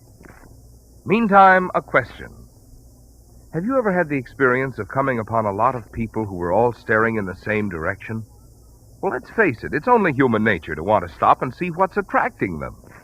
Well, by the same token, I should think that most anyone with a car would want to see what it is that has attracted so many drivers to Signal gasoline. In the beginning, Signal gasoline was sold by only a handful of stations in Southern California. Today, however, you'll find Signal dealers throughout 6 western states, from Canada to Mexico. Such growth must mean that more and more drivers are finding they prefer Signal gasoline. And what is it they prefer about Signal? Well, for one thing, mileage that has made Signal famous as the Go Farther gasoline. And for another thing, performance, which puts more pleasure into driving. But for the complete story, you've got to let a full tankfuls of Signal speak for itself. I promise you the performance of your own car will tell you much better than any words of mine why more and more drivers are switching to Signal, the famous Go Farther gasoline.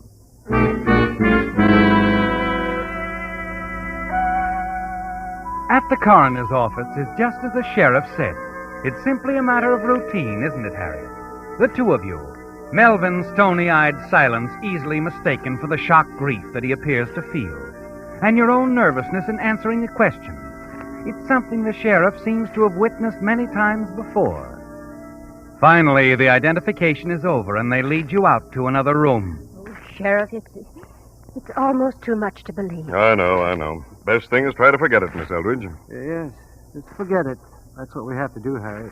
Forget it. Come along. I'll drive the two of you back to the house. Oh, thank you, Sheriff. That won't be necessary. No. I insist.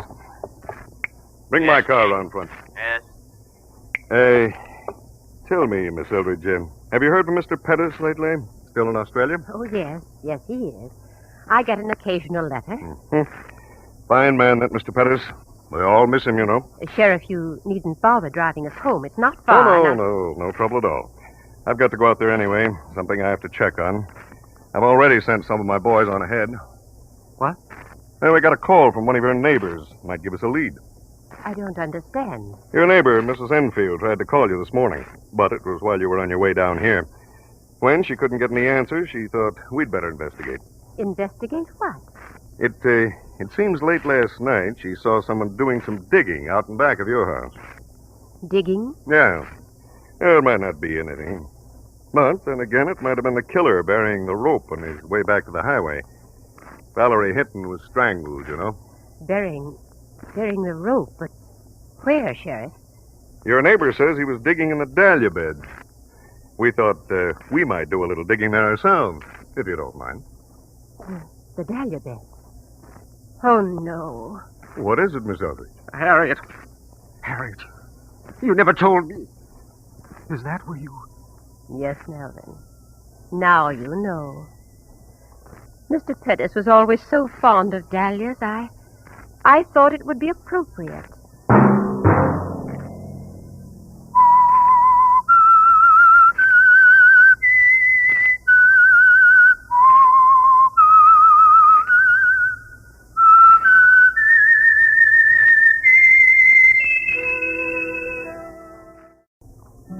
And now the Whistler's strange story.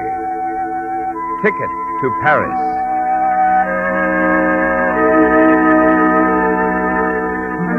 The young, attractive, dark-haired girl looked out through the dirty window pane of the old bookshop, watched the rain as it fell on Olive Street. Then, a few minutes after 10, she locked the shop door, turned out the light, and stood for a moment in the darkness. She rubbed her arms and shuddered, and then hurried through the darkened bookstore.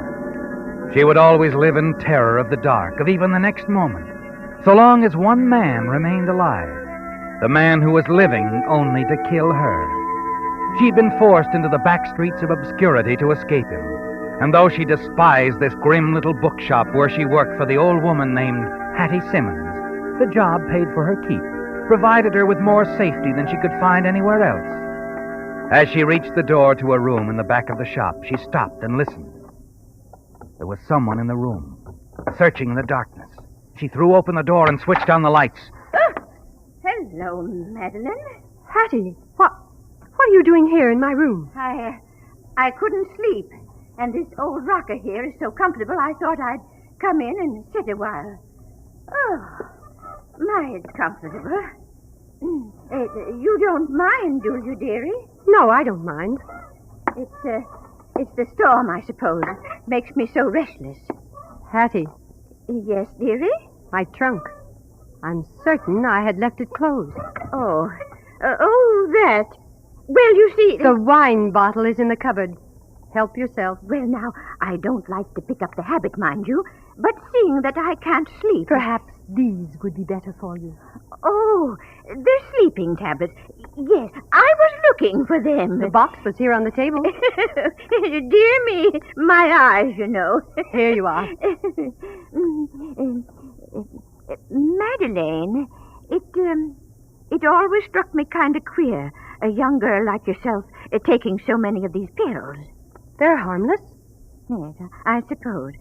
But you always seem to have so much on your mind, dearie. Yes, I have many things on my mind, Hattie. Yes. Madeleine? Yes? While I was looking for sleeping pills, I noticed your name on the trunk. Didn't think Portier was spelled that way. Portier. P-O-R-T-I-E-R. Oh. I couldn't help but notice something else, dearie. Inside the trunk. A gun. Of course I have a gun. During the war, many French women had guns. We had to have them.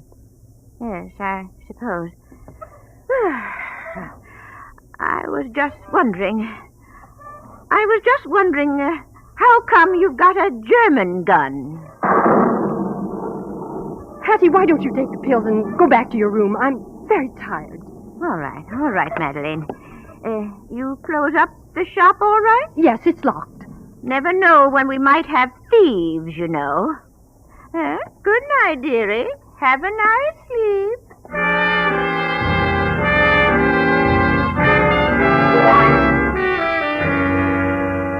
You watch Hattie waddle out the door, and when she's gone, you hurry to the bureau. From the top drawer, you take out a folded newspaper, and for the 100th time, you stare at the photograph on the front page. The photograph of a man in a Nazi uniform. Over it is the name Heinstadt and a question mark. Next to it is another photograph, a young, smiling American correspondent, Alan Tennyson, recently home from Europe. You slip the newspaper into the pocket of your raincoat and hurry out of your room into the shop. And then as you open the front door... Hiya, Frenchie. Oh, you frightened me. What are you doing here, George? Can a guy come around to see his old aunt once in a while, huh? Hattie has gone to bed. Fine. I really didn't come around to see her anyway. I'm sorry. I'm going out. Hey. What's your hurry? George, please, let me by. It's raining, baby. Terrible night to be out. Please. Much better to stay in. Curl up with a good book.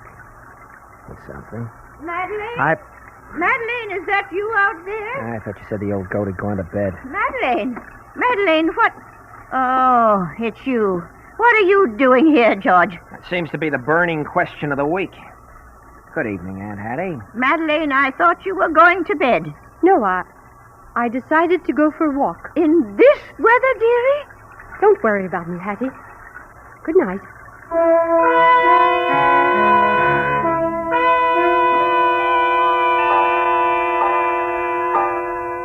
A quarter of an hour later, you step off the streetcar, hurry toward the low red brick building in the middle of the block. At the entrance, the doorman greets you. Good evening, miss. This is the Sequoian Club? Yes, it is. Well, a newspaper man, Mr. Tennyson, is giving a lecture here. Could I go? Oh, it's over, miss. Over? 10 minutes ago. Oh, but Mr. Tennyson, is he still... No, he left. But I must see him. It is important. Well, I think you'll find him across the street at the bar. He was headed in that direction when I saw him last. The bar? Thank you. Thank you very much.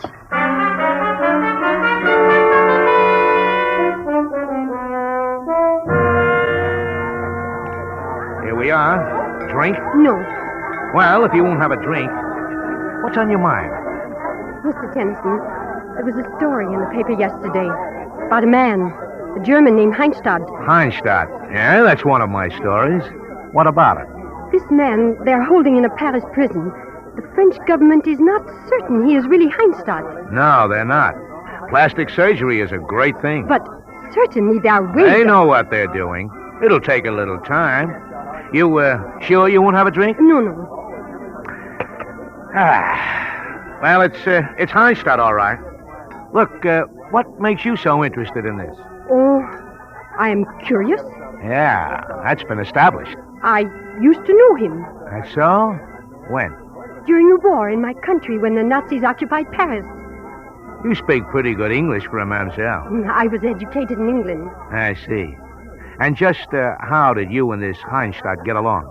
Not very well, I am afraid. I'm sorry. You have heard of the Chateau Polonais? Well, I've been there. It used to be Heinstadt's headquarters in Paris. So? Well, before the war, I worked at the chateau for a very fine family. Then Heinstadt took over. Only the servants remained. We were forced to work for Heinstadt. Not very pleasant, huh? Especially for a girl. Pretty one at that. It was unpleasant for several of us. So now you'd like to see Heinstadt get what's coming to him. But first they must be certain it is the right man. There must be no mistake. Oh, there won't be. But like I said before, it'll take time. It wouldn't take me to any time. I would know him instantly. Uh-huh. Why are you looking at me like that? You are pretty. Very pretty. Yeah.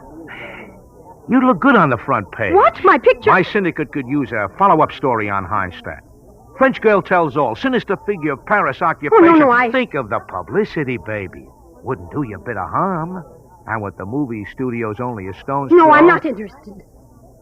Well, that's a switch. I was sure that's what you were driving at. Excuse me, Mr. Tennyson, I must go. Just a minute. Please. What's really on your mind? Nothing. Nothing at all. Why? You interest me. There's something about you that's a little different, and I like people who are different. I like to know what makes them tick. In your case, I think I'm going to enjoy finding out.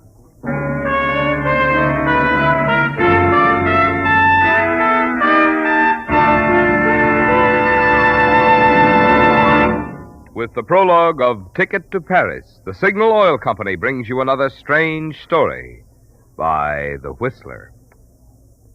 Because the past several months of cold weather have been particularly tough on car batteries, here's some news that's worth remembering. There's now available an improved type battery, which is not only much more powerful, but lasts far, far longer. I'm referring to the new Signal Deluxe battery, sold only at Signal service stations.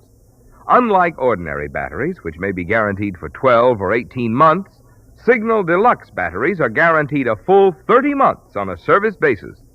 Also, Signal Deluxe batteries deliver up to 35% more power to give you quick, dependable starting and to take care of the many electrical gadgets on modern cars. The secret of this superior performance in Signal Deluxe batteries is their superior construction, which includes the latest type all-rubber separators, plus an improved design all-rubber case, which requires water less often. When you take into account the generous trade-in Signal dealers are now offering for old batteries, you can see why, any way you look at it, this is today's best battery buy. So be sure you remember the name of this extra powerful battery that's guaranteed a full 30 months, the Signal Deluxe battery. And remember where you get it, at your nearest Signal service station. And now, back to the Whistler.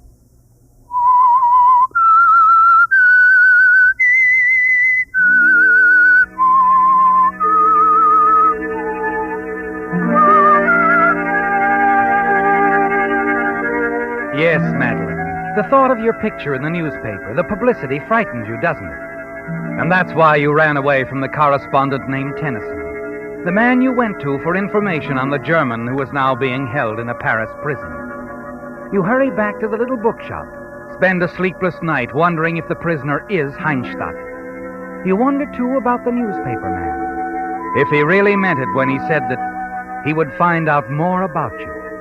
The next day finds you in the bookshop as usual, and by afternoon you're convinced you've seen the last of Tennyson, when suddenly a voice behind you... Pardon me. I'm interested in a mystery called Why Doesn't Mademoiselle Want Her Picture Taken? Mr. Tennyson. Hi. How did you find me? Let's go next door. We'll talk about it over coffee. No, I'm alone in the shop. Besides, there's nothing to talk about. Hey, you gave me quite a chase last night. Why are you afraid, Madeline? How did you know? The cop on the beat said it was Madeline. Madeline what? Simoneau. How about Portier? Mr. Tennyson, what do you want of me? I want to know why you're so interested in Heinstadt, or the guy they think is Heinstadt. I told you. Yeah, but not all of it. So he was a big, nasty character. All right. The day of the liberation of Paris, Heinstadt was prepared to abandon the chateau. I locked him in a room so the Americans would capture him. He pleaded with me, promised anything if I would let him go. When I refused, he swore he would kill me if he ever got away. So that's it. And he did break out of there before our boys reached the chateau. Yes.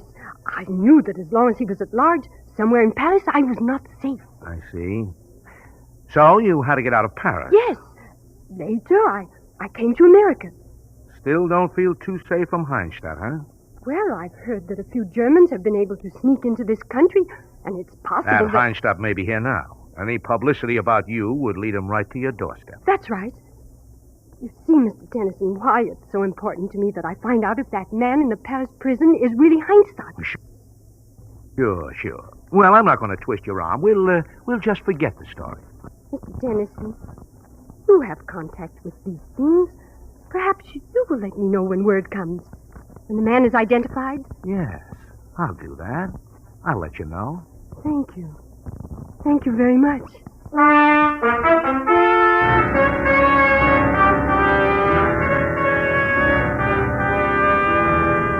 The days pass slowly, don't they, Madeline? And Alan Tennyson doesn't call. You wonder what is causing the delay, why the French authorities can't make up their minds about the man in prison. Perhaps you tell yourself the government has decided the man isn't Heinstadt, and that the matter has been quietly shelved. Yes. And if that's the case, the man who has sworn to kill you is still at large, perhaps right here in Los Angeles. You become increasingly nervous as the days go by, and then finally there's a telephone call from Tennyson. He sounds urgent. Asked you to meet him at the bar where you'd met before. Oh, Madeline, over here. Oh, yes. Am I on time, Mr. Tennyson? Oh, you are. Sit down here. Thank you. Oh, waiter, champagne. The lady's here. Champagne. It's an occasion, Madeline. Wait, you have something to tell me. Please don't keep me in suspense. Listen, for you. April in Paris. Mr. Tennyson, wait, what? now, wait. There's still the champagne. Been in this bottle since 1922. There you are, sir. Oh, Mr. Tennyson, please tell We'll me. drink to it, Madeline. Your glass.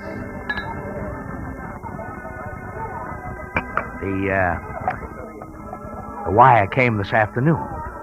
That man in prison. He was Heinstadt. Yes, not a doubt in the world. Oh.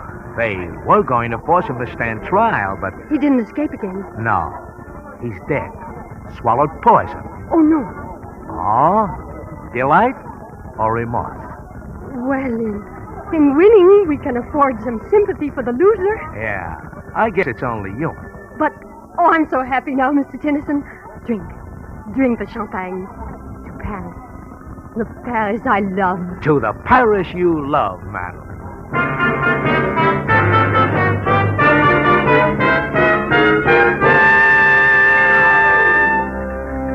Yes, Madeline, you're eager to celebrate, aren't you?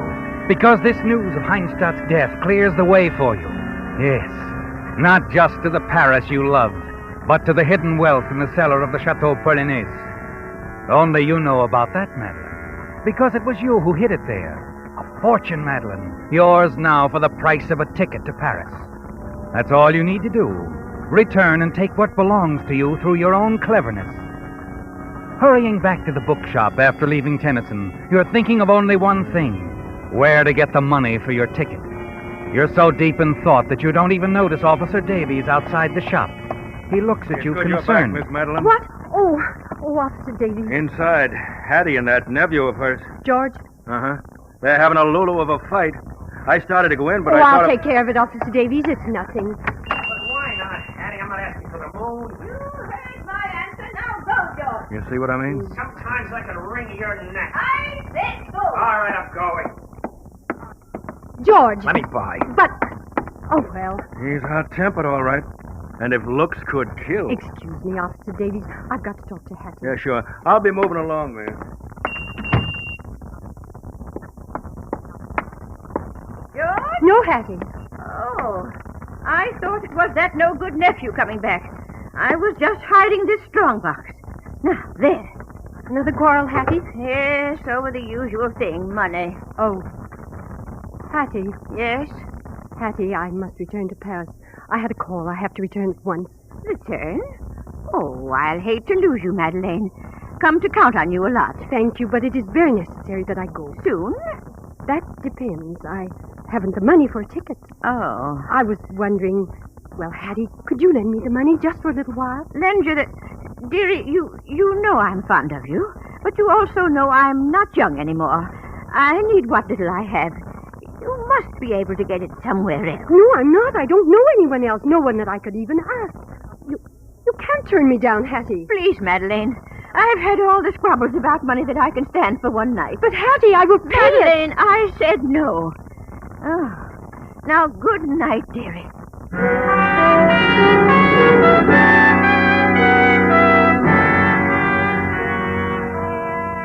She's refused you, Madeline. When you counted on her so much. But it isn't over, is it? No, it can't be. You have to get to Paris, even if it means stealing the money. You'll be able to repay Hattie 3 times over. The following afternoon, the opportunity you've been waiting for presents itself. Hattie leaves the shop. You wait a half hour after she's gone, to be sure she's not just on an errand to the corner store. Then you close the shop, hurry to Hattie's room, and go to the drawer where she's placed the strong box. It's still there. You pick it up, hurry back to your own room, and there you try to force the lock, and then... Well, sweetheart, we seem to have the same ideas about things. George. Yeah, that's right, George. Boy with the key to the front door. I'll take the strong box, baby. No. Oh, but yes. Give it to me. And you can tell my dear aunt that she won't be seeing me for some time. No, George, you mustn't take that box. Get away from me. Give it to me, George! Get away! He shoves you aside and you fall in a daze, your head striking lightly against a trunk. You look at it, Madeline. It's your trunk, your own. And suddenly you remember there's a gun inside. Madeline, put that down. Give me that box, George. Don't come any closer to me. George, I warn you. Madeline, you wouldn't. You couldn't shoot me. Madeline.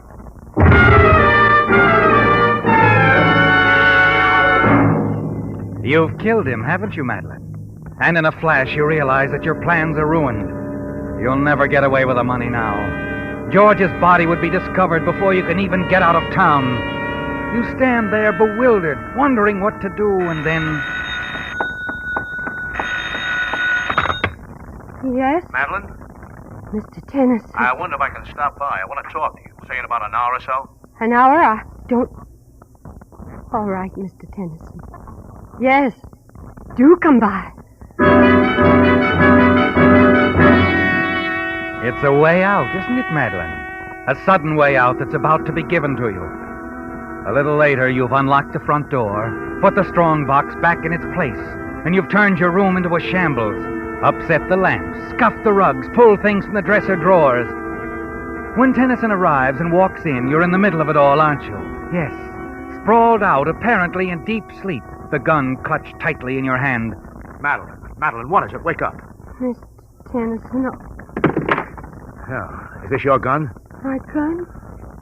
Yes. Madeline, what have you done? What's happened here? Did you kill him? Kill him? That man behind the screen. His name was Hawley, George Hawley. I looked in his wallet. George? George Hawley? He's dead? You didn't know? What is it, Mr. Tennyson? What has happened here, the room? Look, do you remember me calling you a while ago? Yes? Yes, I remember. What happened since then? Come on, think hard. Right after your call? Yes? Hattie. She came in. Hattie? George's aunt. She owns the shop. Was he here when she came in? No, just Hattie and me. She mentioned him, though. They quarreled again. Quarreled? Over money. They were always quarreling over money. Her money? But George thinks some of it belongs to him. It was left by a relative. All right, go on. Then what happened? Nothing much. We had some wine together. And is that what put you to sleep? No, I felt sleepy. Like when I take my sleeping pills. I see. Madeline, where's Hattie now? I don't know. Uh-huh. You know something, Madeline? This is all too pat. What do you mean? Look at this room. The way things have been tossed around. I don't think there was a struggle here at all. You don't... This whole setup is a phony. The room was made to look like there'd been a struggle. This lamp on the floor, it didn't fall. It was placed there. The bookcase, it was pulled from the wall. Mr. Tennyson, Look, Madeline, I've been suspicious of you right from the start. You and that Heinstead guy. But I explained I like to why. do my own explaining, find my own answers. Last night I got to thinking you might have been Heinsted's girlfriend. His girlfriend? Yes, he had one, you know. A French girl named Diane Roger. Diane Roger, but she's dead. She threw herself into the Seine on the night of the occupation. Yeah, that's the answer your government sent me this afternoon. Then what you were thinking last night... Last night doesn't matter, or what I thought then. The important thing now is the dead man behind that screen. But you do believe me. Like I said, this whole thing is a little too pat. It's a frame. And Hattie could have framed you. Hattie? She would do this to Why, me? look, if you'd have planned to kill George, you wouldn't have tried to do it this way. I think you're a lot smarter than that. Oh, I'm glad you see it that way. Uh-huh. I better call the police now. Thank you, Mr. Tennyson. Thank you very much.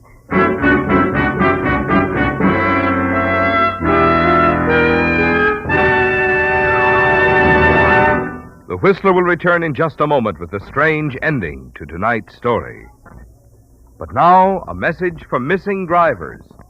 I mean drivers who are missing something. And that means you, if you're not powering your car with Signal, the famous Go Farther gasoline.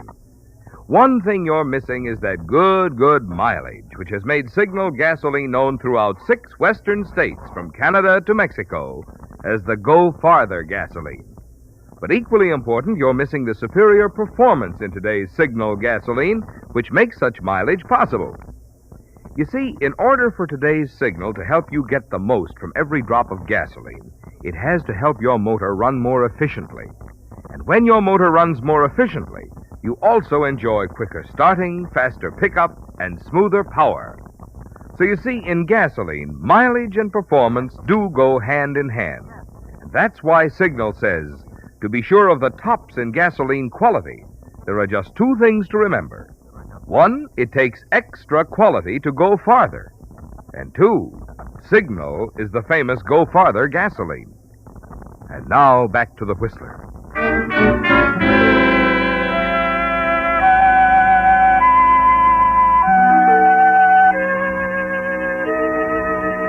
You congratulate yourself, Madeline. Your plan seems successful.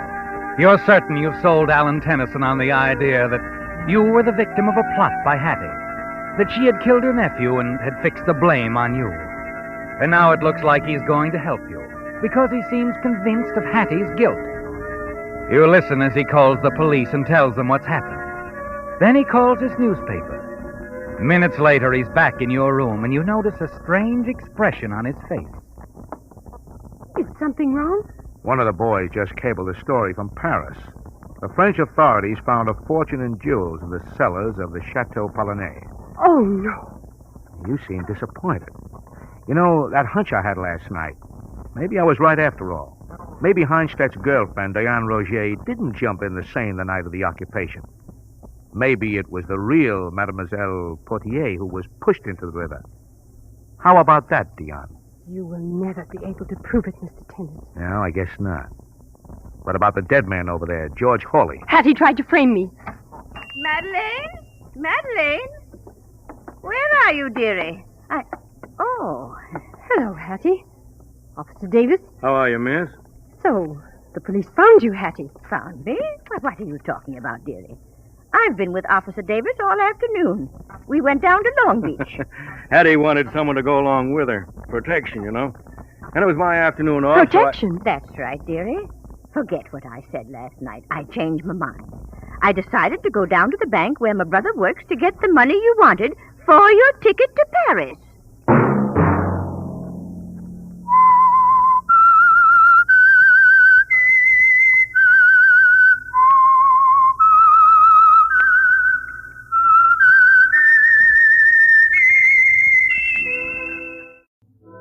And now the Whistler's strange story. Last Curtain. The company's engagement at the Opera House in Los Angeles had 2 weeks to run. But Oriane Donati, whose beautiful voice was largely responsible for the success of the tour, had other things on her mind. Oriane was no longer thrilled by the curtain going up.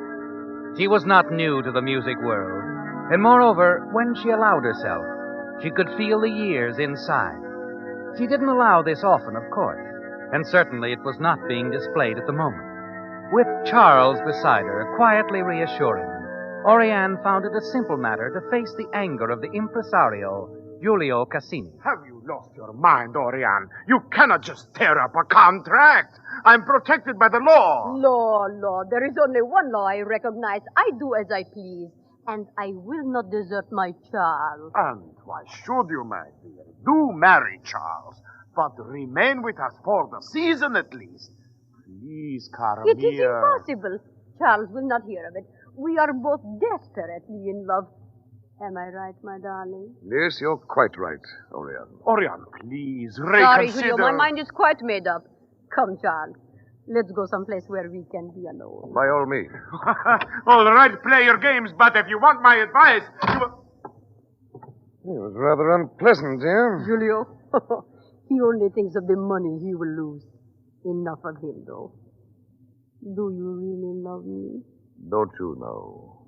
Yes, I suppose I do. That was nice, darling. Now I must go to my dressing room. Can you amuse yourself for a little while? Yes. But do hurry back.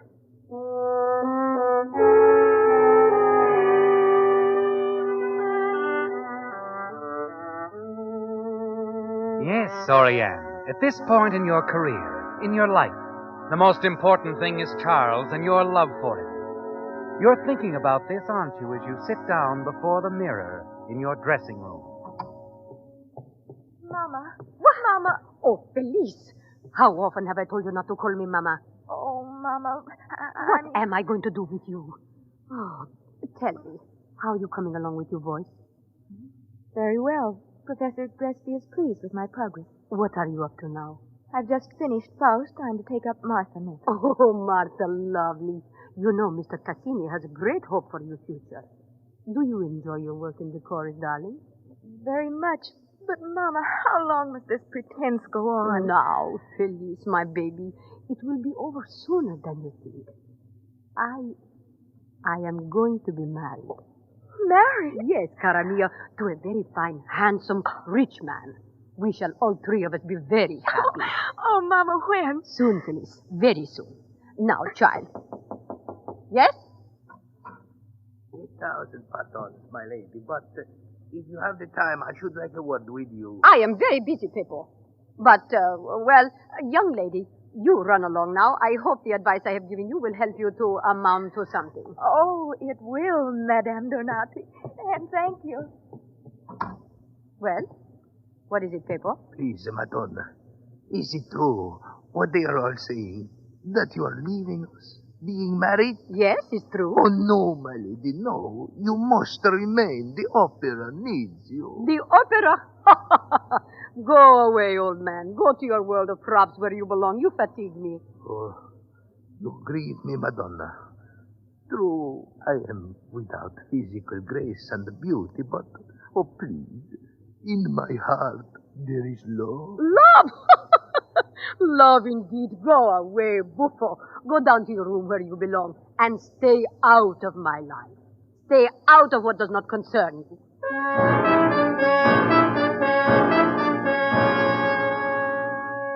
Peppo doesn't really annoy you, does he, Oriane? He only amuses you. But you're genuinely disturbed about your daughter Felice, because you haven't mentioned her to Charles, have you? Somehow the opportunity has never been right. But you know there'll be plenty of time for that after you're married. And his love for you will make him understand anything. The following morning, Giulio sends for you, and he seems in a strangely happy mood when you enter his office. Oriane, come in, come in. Where are the papers? Canceling my contract? On the desk, my dear. There's 6 copies. The sooner you sign them, the sooner you can start preparing for the great day.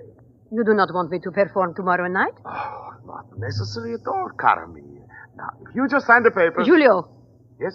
Tell me, how is it that this morning you seem so agreeable? Only yesterday you were tearing out your hair, shouting you were ruined. I have had a change of heart. I know about love. I know it cannot wait. I thought it over. After all, who am I to oppose Cupid, huh? Giulio, you are lying. What has happened? All right, you ask. This morning, Madame Brock signed with us. Kitty Brock? You sign her before you cancel my contract? Yes, now here are the papers, 6 copies, sign at the bottom. I sign nothing. Good day, Giulio. Wait, Oriane, we must discuss this, please. There is nothing to discuss.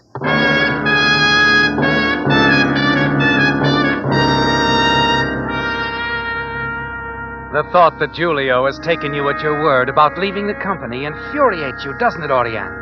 That he would sign someone else before you've even given the final release on your contract. And of all people for him to choose, Kitty Brock, a woman you've never liked. Since you refuse to cancel your contract, you continue to sing your roles. Then a few days later, you learn even more about Kitty. It's during a lull in the rehearsal while you're standing in the wings that Peppo, the property man of the company, whispers the unpleasant news in your ear. My lady. Huh? You? What are you doing sneaking about? I would like to tell you how pleased I am that you remain with the opera after all. Oh, go away, Peppo. No, it is a wise decision you make, Madonna. That Porco is not worthy of you. Porco? How dare you speak of my beloved in that manner? Go about your business, wretch. I must sing in a moment. Yes, my lady, sing. Give your love to music. Do not waste it on him who deceives. Deceives? I speak the truth, my lady. It is him whom you would call husband that deceives you. He has been seeing her these past weeks. I know. I followed them. Her? Who? Speak up. It is the other. The one with the voice of a goat. Kitty? Oh, no. Peppo, if you speak falsely, I kill you. No. I speak the truth. Please. Even now, this very moment. Look. The third box to the left. They're together. Oh! Do you see, Madonna? They are not looking down at the opera. No, indeed. They look into each other's eyes. No. They are in love. Oh, is it her design to make me out a fool? To take all that is mine? No. Oh, no, I shall not let her do that.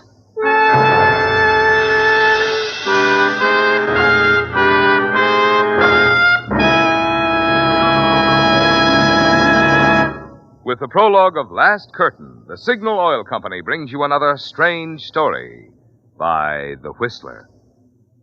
But just for a moment, let's suppose this were a quiz show, and you were asked, what gasoline is known as the Go Farther gasoline? What would your answer be?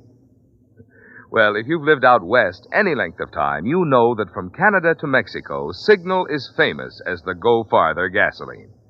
Now, naturally, we're mighty proud of Signal's good mileage, but even more so, we're proud of what makes such mileage possible. the extra efficiency today's Signal gasoline coaxes from your motor. Because when your motor runs more efficiently, you also enjoy quicker starting, faster pickup, and smoother power, the things that make driving more fun. That's why folks who want superior performance, as well as those who insist on mileage, are both switching to Signal. They've discovered that to get the tops in gasoline quality, there are just two things to remember. One, in gasoline, it takes extra quality to go farther. And two, Signal is the famous Go Farther gasoline. And now, back to the Whistler.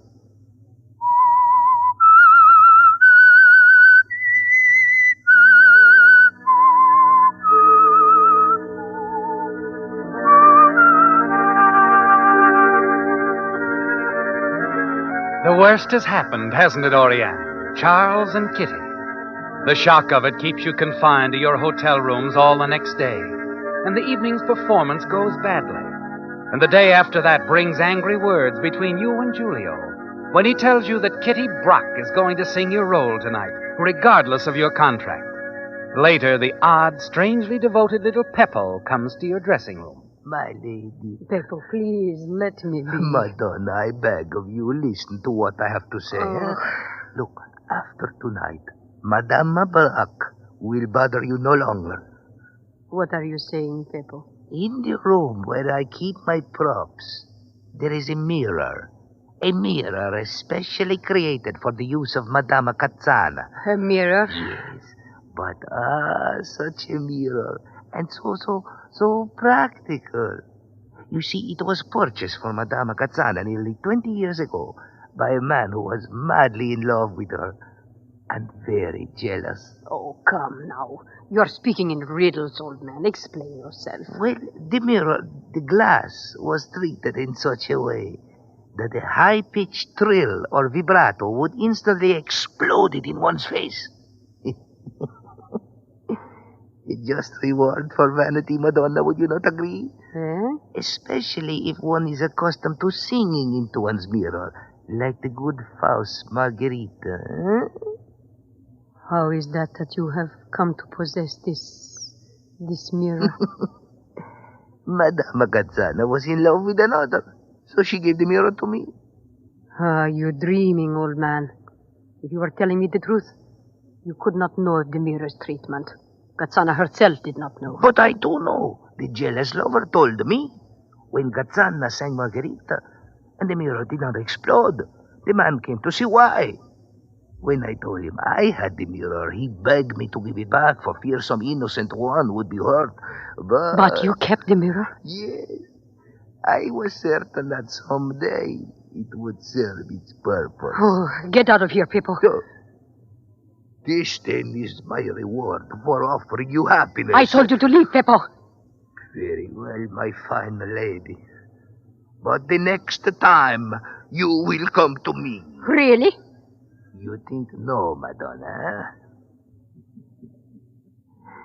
I shall be waiting for you downstairs in my room with my props where I belong, where all the ugly things are kept.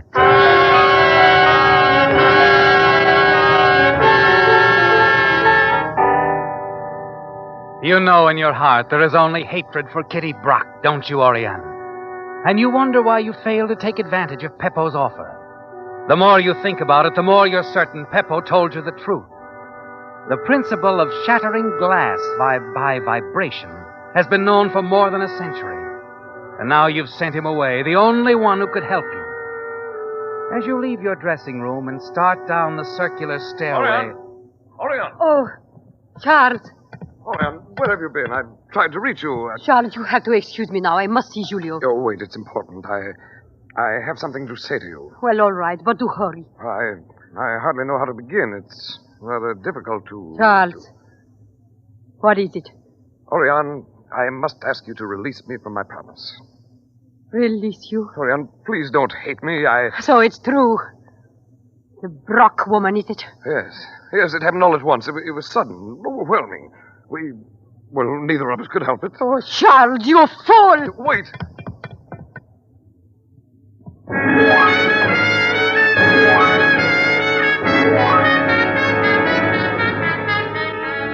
finally happened, hasn't it, Oriane? You've lost everything. Though you're still under contract, Giulio has replaced you in the company. And now Charles has rejected you. You walk backstage, behind the lofty proscenium, as though lost in a dream.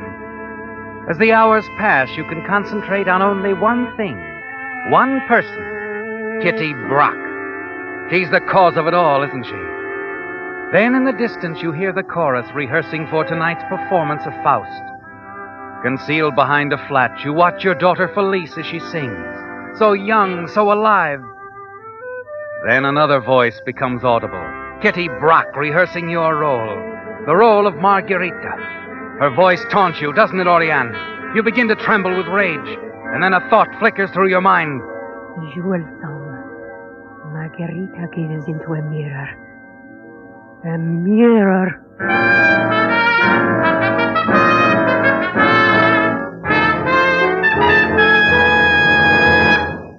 The hatred you feel for Kitty Brock swells within you.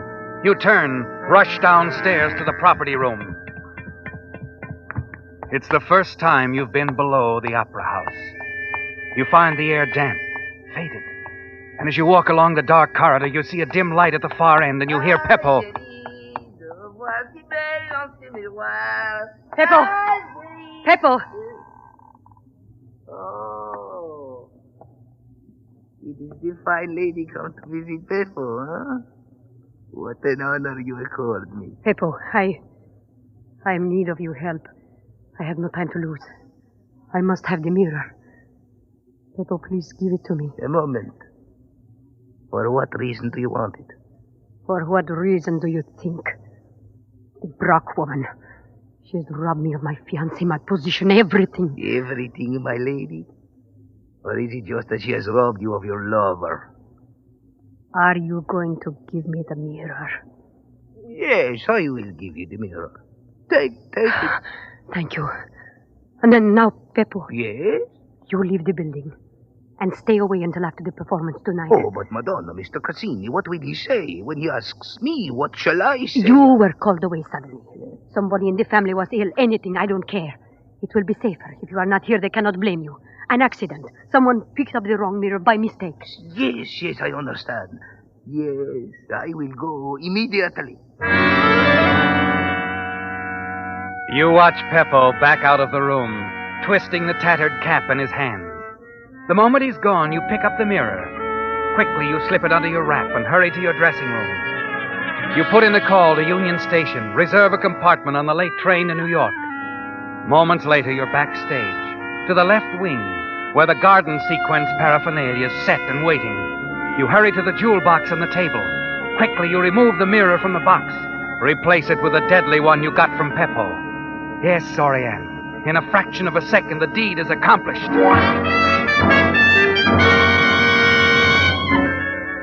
Back at your apartment, you spend the rest of the afternoon packing for your trip to New York. Then shortly before 6 that evening, you hurry from the building. Your train doesn't leave till 9:40, and you decide to have dinner at a quaint little Italian restaurant not far from Union Station. As you approach the waiting cab, the driver opens the door for you. Wait! You turn, see Giulio Cassini hurrying down the street toward you. Hurry, driver. The Fiord Italia restaurant, Commercial Street.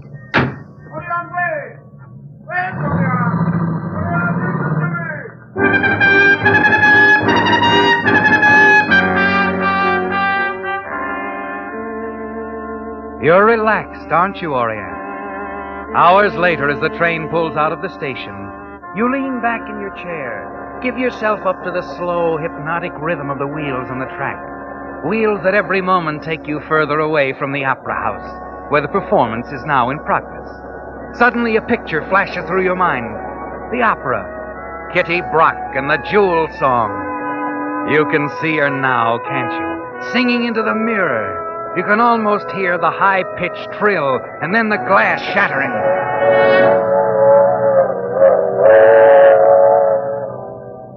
It is too bad, Madame Brock, that your first performance with this company shall be your last.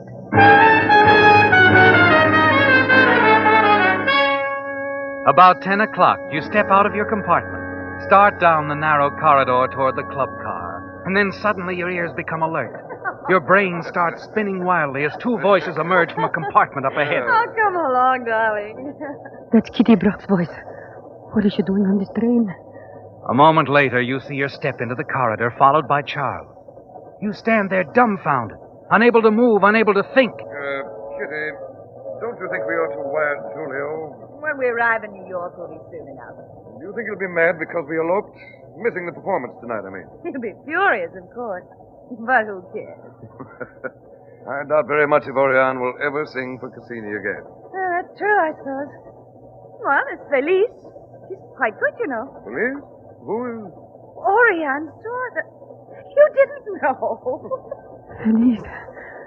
Felice.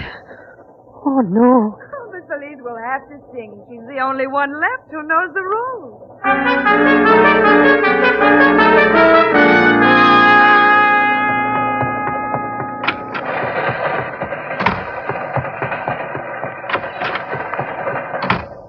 Conductor! Conductor! Yes, ma'am? I must get off the train immediately. You must stop. Oh, I'm sorry, ma'am. I've got to get back to Los Angeles. Well, we'll be in Pasadena in a few minutes. You can get off there, take a cab. What time is it now?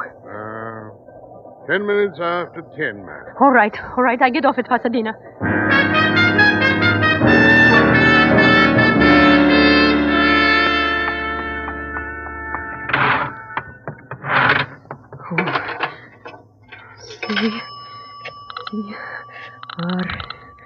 CR1794.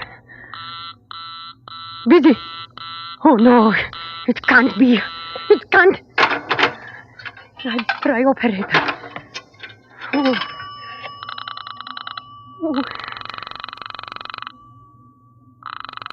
Who was keeping the operator? Operator. Operator, I'm trying to reach Creston 1794, but I keep getting busy signal. Will you check that for me, please? That is a toll call, madam. Oh, hurry, it's important. The number is Creston 1794. Yes, do hurry. One moment, please. Oh. Really? Was taking her so long? Operator! I've got to reach Felice. Hello? Yes, operator. Creston 1794 has been reported out of order. Out of order? I'm sorry if you'll place your call later. But it's important. I must get through somehow. Please, is there anything you can do? I'm sorry, the line is out of order. Oh!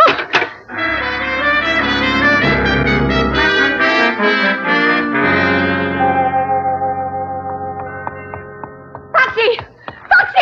Yes, ma'am. The Opera House in Los Angeles. Can you make it in 20 minutes? I've got to be backstage before 10:40. 20 minutes? That's pretty quick, Lenny. Make it quicker if you can. Don't worry about traffic fines. I pay for everything. Please hurry. It's a matter of life and death.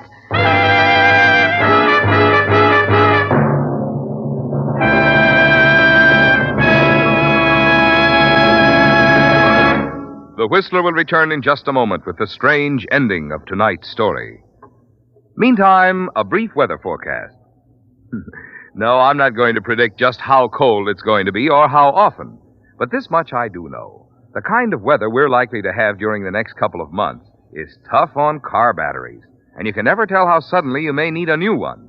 That's why it'll pay every driver to keep these facts in mind about the new Signal Deluxe battery.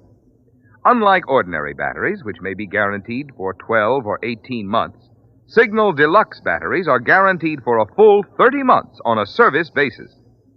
The secret of this extra long life in Signal Deluxe batteries is their superior construction, which includes improved type rubber separators and a new design all-rubber case, which requires water less often. As a result, Signal Deluxe batteries deliver up to 35% more power for quick, dependable starting. So before you buy any battery, stop by your Signal service station. Find out the liberal trade-in your Signal dealer will offer you on today's finer, longer life battery, a new Signal Deluxe battery. And now, back to the Whistler.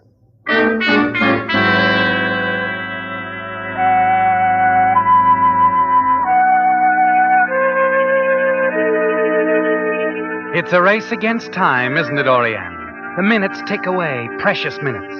And finally your cab roars into downtown Los Angeles. You must reach the opera before the jewel song begins. Before your daughter Felice, as Margarita, sings into the deadly mirror you had hoped would shatter in Kitty Brock's face. Then, as you're within half a block of the opera house... Driver, what's the matter? Why are you stopping? Sorry, lady, I can't run over the car in front of me. Can't you go around there? Sorry again, that's impossible. All right, here's your fare. Keep the change. I run the rest of the way. I must get backstage before 10:40. Well, lady, you can't get out here. Be careful.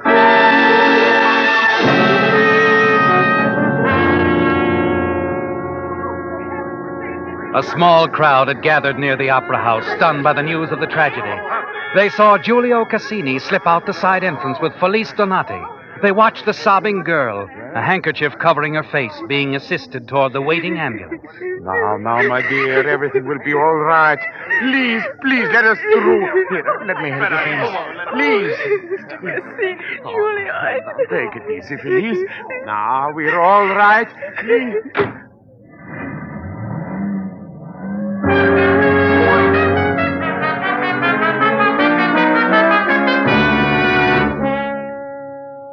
Hours later, in the hospital waiting room, Giulio Cassini, hands clasped behind his back, stood by the window staring out into the night. The room was quiet except for the gentle sobbing of the woman who sat nearby. Giulio turned, placed his hand on her shoulder, and then a door opened softly. A white-clad figure stepped out into the hall and approached them. Doctor? Doctor, how is she? Mr. Giulio Cassini? Yes. Will she be all right? Well, she'll pull through okay. But her face was cut quite badly by the glass. Oh, may we see her now, Doctor? This is Felice, Doctor, the injured lady's daughter. May we go in? For a moment, yes. Come along. Oh, thank you. Come along. Mr. Cassini. Yes? Do you know how this accident happened? Well, according to the cab driver, Oriane jumped from her taxi, started to run toward the opera house, saying she had to get there before 10:40. She did not see the car approaching. 10:40? Yes, that is just the time when the jewel song starts. And that's when Beppo rushed onto the stage, stopped the show. He grabbed the mirror from me and broke it into 1,000 pieces.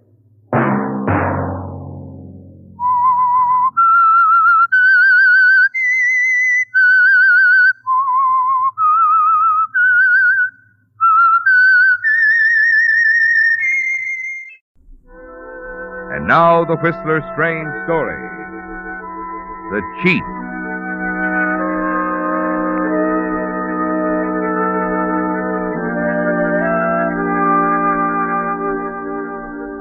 It seemed incongruous to James Matthews that he should be in Mexico City for 5 months, and yet know so little of the city except his office where he worked, and the apartment where he and Rose lived. Back in San Francisco, James had always visioned Mexico City as a romantic paradise. So far, there hadn't been time to find out if this were true. His life here was no different than it was back home. No different than it had been all the years being married to Rose. Dull, uninteresting years. And he'd ceased to think of her as anything but a meal ticket. A foolish little woman with money. Now, as he sat in the living room, he decided that this night was more than typical. It was a perfect example of his life with Rose. With growing irritation, he watched her flutter about the room, parading back and forth in front of him in a sheer evening gown. Why do you do that, Rose? Do what, Jimmy? Keep walking up and down like that. Oh, well, I have a good reason, Jimmy. Don't you see? Oh, there you go on that again. You know how I hate to be called Jimmy. Oh, well... If you don't stop that silly parading, I'll leave the room. Oh, dear, such nasty nerves. You do suffer, don't you? All right. I'll sit down. Thank you. Don't you notice something different, James? About me, I mean. A new dress. Yes, like it? Blue is not a good color for you, my dear.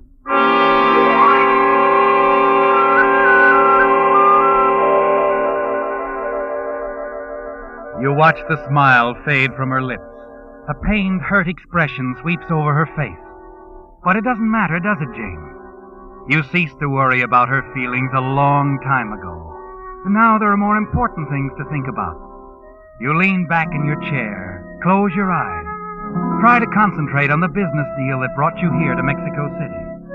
You try to reason the chances of its success, but Rose won't give you a moment's peace with her constant chattering. James, where are you going? To bed. Oh, Jimmy, I mean, James, I want to talk to you, please. Can't it wait till morning? Poor darling, you're so tired. It will only take a moment. Okay. I never complain. You know that. Rose, what do you want? Well, in San Francisco, you worked day and night. I never saw you.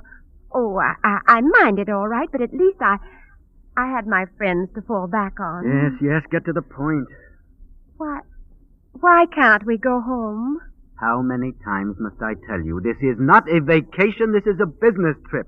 There are plenty of opportunities in San Francisco. Do you think it's everyone who gets a chance to develop a gold mine with Mallard Gunther? I know how much it means to you, dear, but If you want to go home, Rose, go. Oh, how would it look if you didn't come back with me? Then stay. And stare at four walls? Oh, if you'd only go out, meet people, find some new friends. Well, I try. Ugh, you and that inferiority complex. You're too shy, Rose. You said we'd be here only a month or so. My business is keeping me. Look, do you think I want to go on being dependent on your money? I wish I could believe you didn't. Well, I don't. And Gunther is my chance. I don't think he is, James. I'm convinced you won't make a cent out of this venture. If I really thought Now, wait a minute. If you're going to start questioning my business judgment, Mallard Gunther has made more money out of mining than any other man in Mexico. Mr. Gunther, yes, but what about his partners? I've never heard of any of them making money. That's because they weren't smart enough to have faith and stay with him. Because they went running off before the projects could develop, and that's one mistake I don't intend to make, Rose. So instead, you'll keep on putting more money into the mine. There won't be any need of putting any more into it. And besides, I don't want to talk about it anymore. Good night.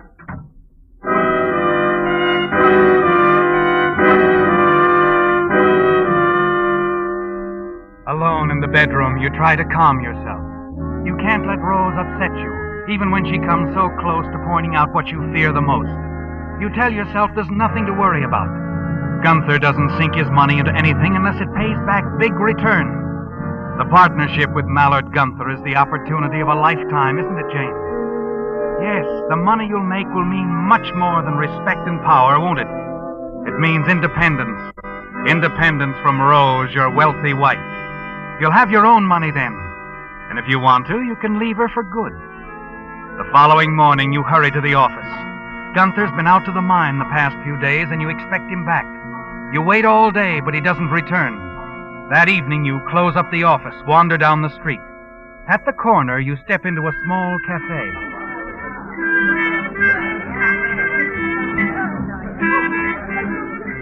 As you make your way toward the bar, you hear his laugh above the crowd. Mallard Gunther. You see him sitting in a side booth with a dark-haired girl in a bright red evening gown. Her arm is linked with his, and she's whispering in his ear. Mind letting me in on the joke? Oh, Jimmy, my boy, Jimmy. Well. I was waiting for you at the office. Oh, were you? Well, I just got back a little while ago. I didn't think you'd be there, so I didn't bother to call. Sit down, Jimmy. Sit down. Thanks. Oh, this is Sally. She dances here. Sally, I want you to meet Jimmy. Martha. Huh? Oh, yes, Martha. It's right, isn't it? Excuse me, my dear. How are you, Martha? Hi. Jimmy's a business associate. That's fine. How'd things go at the mine, Mallard? Fine. We're coming right along, my boy. Coming right along. Gonna be a real bonanza, Jimmy, my boy. Now, how about a drink, eh? No, thanks. Look, did they get the generator plant installed on schedule? Sure. Right on schedule. Not a thing to worry about. Just leave that all to me. My department, you know. Well, sure, but I would like to know what's going on. Is that all you have to tell me? Well, I can't think of anything else. Except that we may need a little more money. More? I see. Oh, now, don't be upset about it. It won't amount to much. I figure around 25,000 apiece will see us through. 25,000? More or less. Well, what's the matter? I'd bother you? When will we know definitely if we'll need the money? Oh, should know by tomorrow. Then you can get it to me any time in the next day or so. Unless, of course, you want to use that option clause and sell out to me. No, Mallard. I'm not selling out. Good. I always like a partner who'll stick it out. So many of them seem to give up at this stage of the game. Now, look, my boy, you'd better change your mind and have a drink, huh? Sally here is getting thirsty.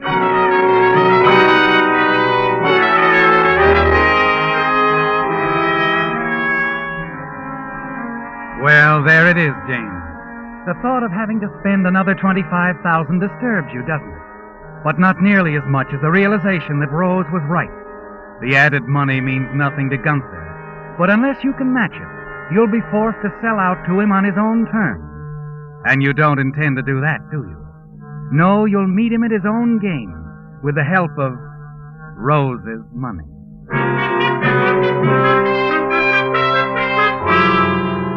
As you hurry home, you decide your attitude toward Rose will change. You'll be patient, understanding, give her the affection she wants so desperately. But when you arrive at the apartment, she isn't there. An hour passes and you begin to worry. Then you hear the key in the door. Well, what's this? Oh, James, you're home early. You certainly sound happy tonight. Oh, and for a very good reason. I'm terribly proud of myself. Are you? I took your advice.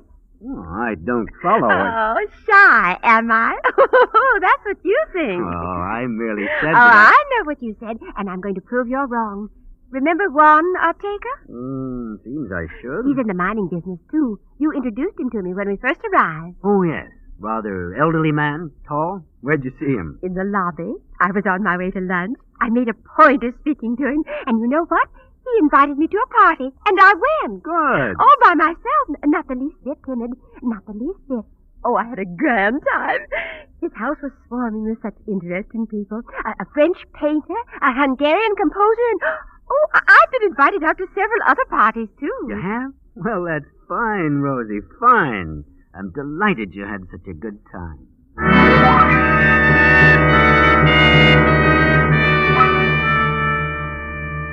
You're vaguely disturbed with the way things have turned out, aren't you, James? But at least Rose will be kept busy with her new friends, and she'll stop talking about going back to San Francisco. You decide to seem pleased with her new interest, and the next day you wait for Gunther in your office, hoping he'll bring you the good news that you won't have to invest an additional $25,000. The day seems endless, and then finally Gunther arrives. Well, Jimmy, my boy. Jimmy, we're close to one of the biggest strikes in the history of Mexico. That's what I like to hear, Mallard. I can pick 'em, boy, can't I, eh? You sure can. But we will need the extra money. Huh? Oh, well, yes. I guess we'll have to drop a little more money into the venture, my boy. I see. How much did you say? Well, it's a little more than I figured last night. 35,000 each should do it. 35? Oh, yes, here. Here, check the papers yourself. All right. I'd like to know today what you decide, Jimmy. I can tell you now, Mallard. I'll deposit the money in the morning.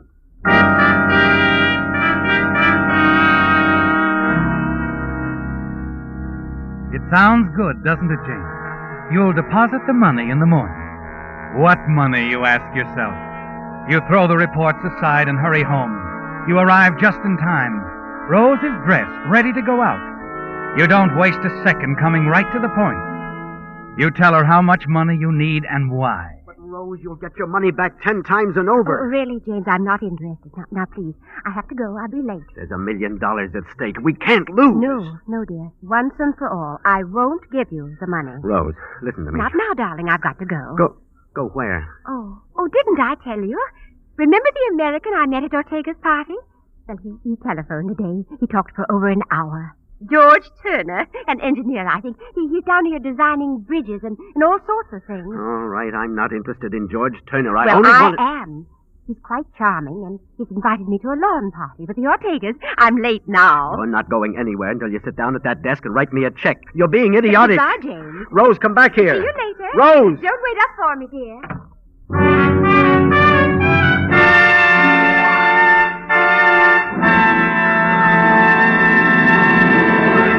With the prologue of The Cheat, the Signal Oil Company brings you another strange story by The Whistler.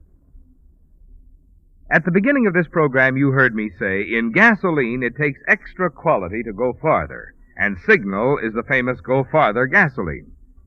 But just what does Signal mean by that word quality? Well, translated into driving language, gasoline quality means quicker starts, faster pickup, smoother power. In order for Signal to give you that kind of performance, the thrill of alert, surging power that puts extra pleasure into driving, today's Signal gasoline has to help your motor run more efficiently. And when your motor runs more efficiently, naturally you also enjoy better mileage, proof of which you can see on your speedometer. That's why we're so proud of Signal's good mileage. And it's why we say, to be sure of the tops in gasoline quality, there are just two things to remember. One, it takes extra quality to go farther. And two, Signal is the famous Go Farther gasoline. And now back to the Whistler.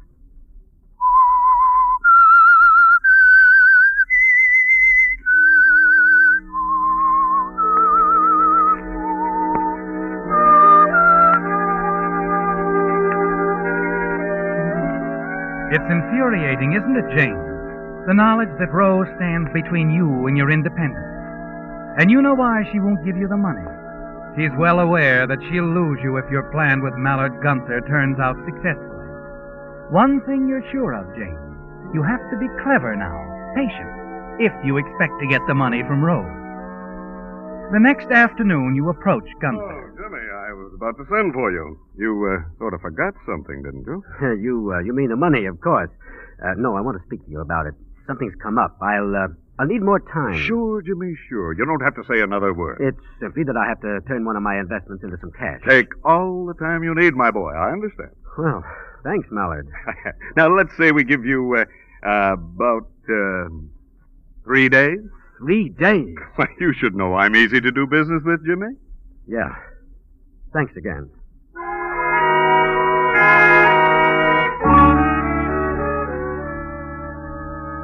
Well, James, now you know where you stand with Mallard Gunther. Yes, with everything going so well, he isn't worrying about you. The squeeze is on, and to remain his partner, you must get that money from Rose, and soon. You'll have to play the loving, attentive husband, won't you, James?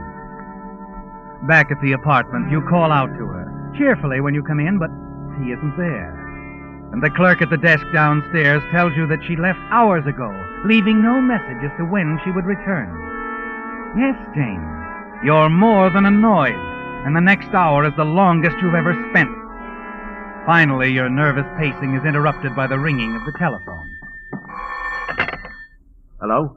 This is James who speaks? Yes, who's this? Juan Ortega. How are you?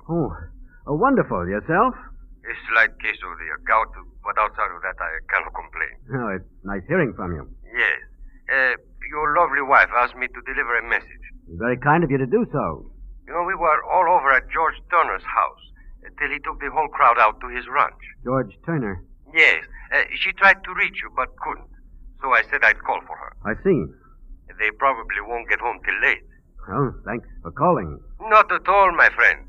We must have lunch together sometime. Yes, we must. Well, good night. Good night.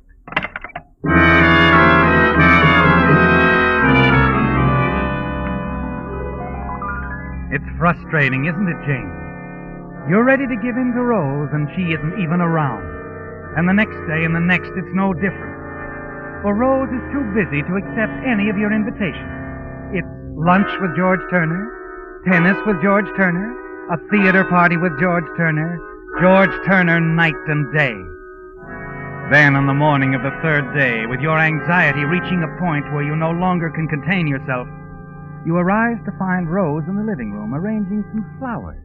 Morning, dear. Rose, good morning. Did you ever see such beautiful flowers, James? Rose, what do you say we go out for breakfast? Drive into the mountains. So sweet of George to send him. Isn't he thoughtful, James? You didn't answer my question, dear. I've never met anyone like George Turner. He's grand, absolutely grand. Rose, aren't you listening to me? Breakfast anywhere is impossible. Oh, I have to shop for a new dress. Well, we'll make it for dinner then. I can't. I'm going to a party tonight. Rose, this is... Well, it's ridiculous. It's getting out of hand. I won't stand for it. Now, James, really? Isn't it a little late for all that? Rose, come back here. I'm sorry, dear. I said I had to go shopping. You stand there motionless, bewildered to the point of wanting to smash everything in sight.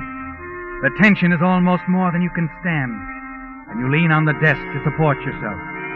Then you happen to look down. Notice Rose's calendar.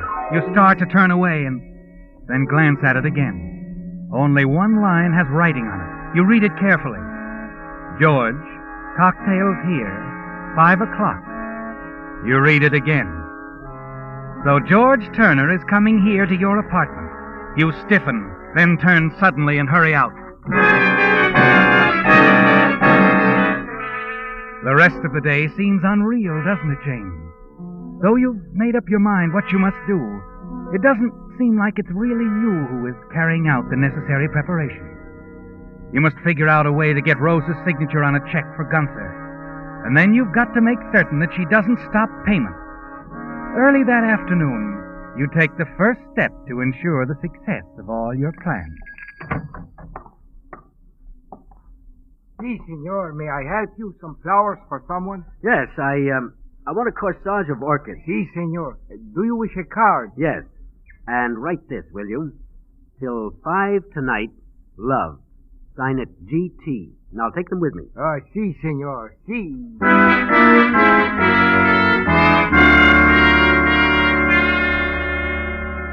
That's all you'll need, isn't it, James? Now you head back to the apartment, taking your time, so that when you arrive, it's exactly 4 o'clock. There are few people in the lobby, but you want it that way. When you open the door of your own compartment, you find Rose dressed in a new evening gown and standing in front of the mirror putting on her eerie. Is that you, James? Who else? You startled me. What are you doing home at this hour? And with flowers. For me? Yes. Oh, let me have them. No, not now. I have other things on my mind. Oh, my, you sound so serious. I am serious. It's about the money for Gunther. Oh, so it's the money you're worried about. Yes? Do you know what this is, Rose? It's a banknote. So what? It's made out to me for $35,000. All it needs now is a signature. My signature, I suppose? Yes, dear. Your signature. They'll give it to me. I'll sign it. You mean it? Give me the pen, darling. You'll see. Ah, thank you. Well, there you are, James. Now, in the morning, you could run to the bank and cash it. You forget, darling, I did that a couple of times before. Once in Los Angeles, once in Seattle. While I was on my way to the bank, you telephoned and stopped payment. You really enjoyed doing it, too. Yes, I did, didn't I? But on those occasions, I had good reason. I found out you were being swindled. You've inferred that Mallard is is a swindler? No, I haven't. Only that he's a smart man, and you aren't. Will you go to the bank with me tomorrow while I cash this check? Of course not. Let's change the subject. Look at this. It's a music box. George sent it to me this morning. Isn't it lovely? I'll wind it. Now, listen. That is pretty. James, you actually sound glad George Turner cares so much for me. Of course I am. And I'm glad you're not going to stop payment on your check, too. I need that money, Rose. Very badly.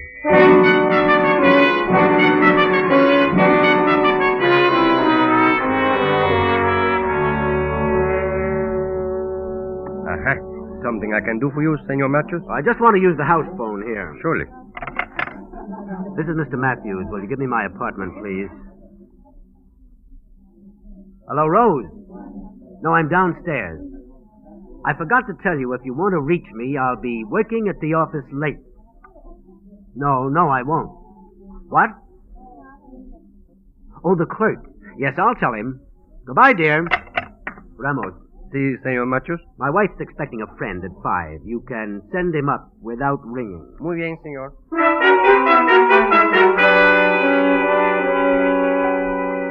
Well, everything's arranged after all, isn't it, James? Everything.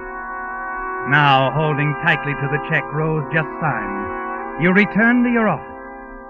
Mallard Gunther is there, puffing smugly at a cigar, his feet up on the desk. Oh, Jimmy, I was beginning to think you'd left for the day.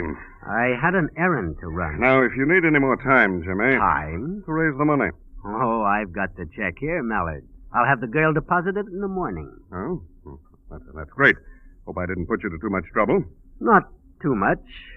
No.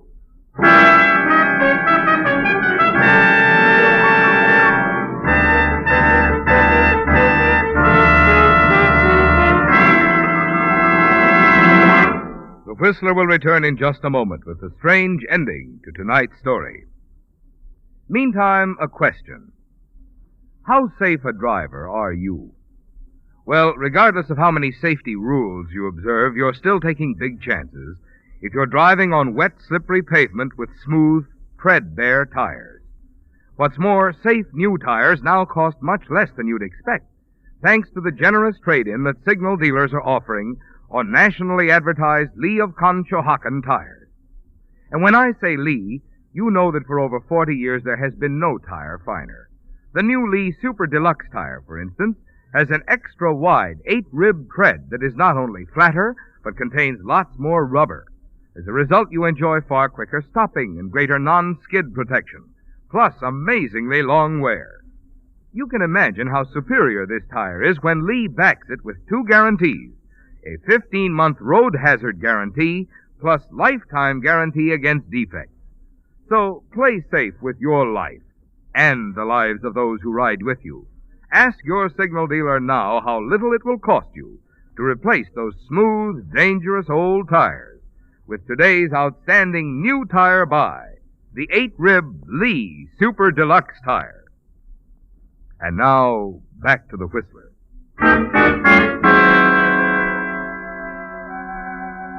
It's nearly over now, isn't it, James? Your freedom and independence from Rose is already won. And there's a bright future to look forward to. In your own office, you wait for the inevitable phone call. You expect it around 5:15. But when 5:15 arrives, the call doesn't come. 6 o'clock passes, 6:30. You can't understand it, can you, James? And then suddenly, instead of the telephone ringing, there's a knock on the door. Come in. Senor James Matthews? Oh, I'm sorry, this office is closed. You'll have to come back tomorrow. Sorry, senor. I am Lieutenant Garcia, Mexico City Police. Oh? Is there something I can do for you? I think it would be foolish to waste words, senor. What are you talking about? Your wife. She has been murdered. What? A gentleman by the name of Juan Ortega discovered her. Juan Ortega? He found her at 6:30. She had been dead over an hour. Well, but when I left her, she was all right. She was all dressed, expecting someone for cocktails. Senor George Turner? Yes, that's his name. He sent her flowers. He was to meet her. You're wrong, senor. You were the last person to see her alive. You killed her, senor. Me? That's not so. You're inventing all this, trying to trap me into something I have nothing... No, senor. Juan Ortega told us the whole story. But I tell you, Turner was to meet her. He sent her flowers. You send the last flowers. I am certain the florist will identify you. All the rest, she sent herself. You Americans do not understand these things. You see, she was worried. You didn't love her. She wanted to win you back. So she invented George Turner to make you jealous. There never was such a man.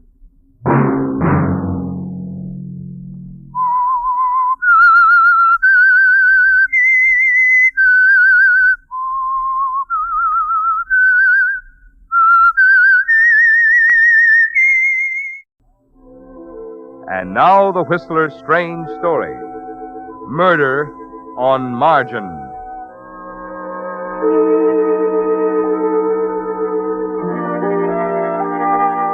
It was 3 a.m. when Edward Jameson became himself again. He was sitting on a bench at the edge of a park. He couldn't remember coming there. It didn't matter. because the whole nightmare was coming back to him rapidly, his mind hurling frightening pieces of memory at him. The memory of a blinding rage, the gun flash, murder. He wondered if he'd been walking to escape, if the thought of hiding had brought him here to the park, and he told himself that it was foolish. There wasn't any escape. Her husband, Barney, knew the whole story. He was probably telling it to the police now. Edward stood up, shook his head, started to walk again, this time toward the police station.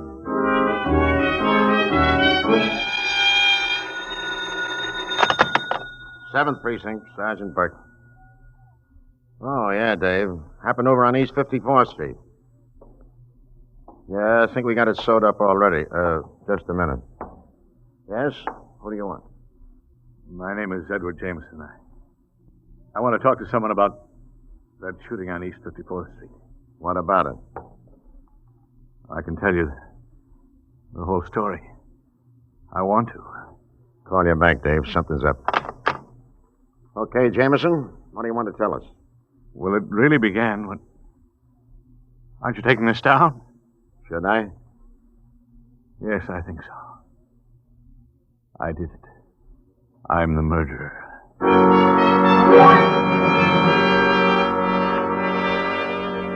Yes, that was how Edward Jameson confessed to murder. Simply. But the things that led you to the 7th Precinct station weren't so simple, were they, Edward? They went back many weeks to happier days, as the newspapers put it.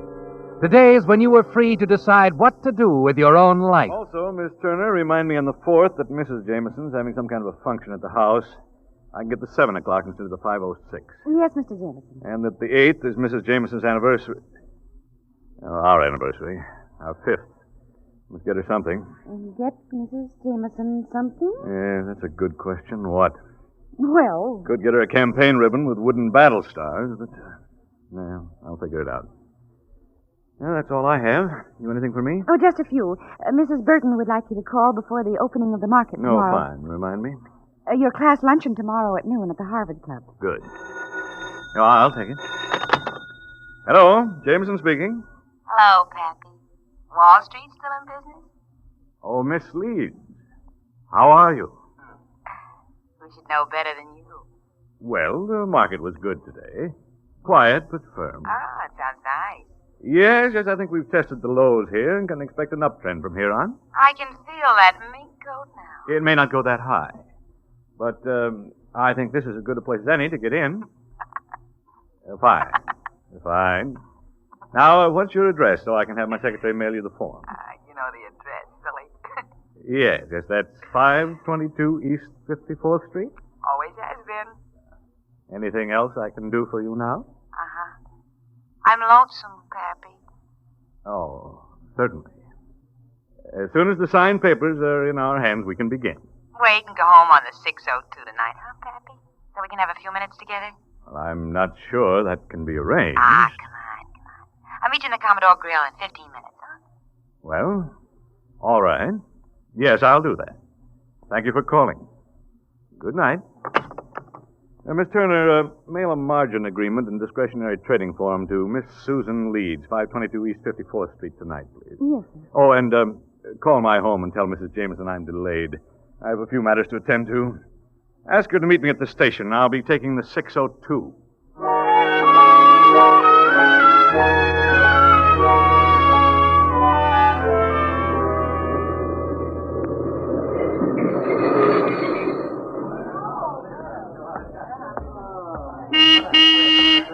Here I am, Ed.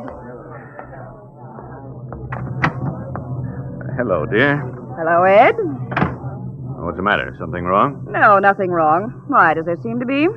Yes, kind of. I wouldn't say you were exactly effervescent. Frankly, I'm not. I've been sitting at that station for 1 hour and a half. Or is that a big surprise to you? Doris, I'm sorry. I asked Miss Turner to phone you. I was getting a later train. What's the matter? Would the economic balance of the country be upset if you took 5 minutes to call yourself? Now, that's not the point. Oh, darn it. Why should I have to go into a long explanation just because I get a later train?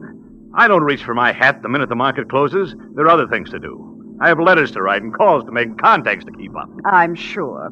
Some of those contacts you make at that local saloon must be a real help. Doris! Oh, this is ridiculous. Ridiculous or not, this is the last time I waited any station like I did tonight. I have other things to do with my time. Okay. Why are you going home this way? We're not going home. We're going to the Blacks for dinner. And do me a favor just for once. When it's time to leave, please don't insist on one for the road. That's when you fall apart.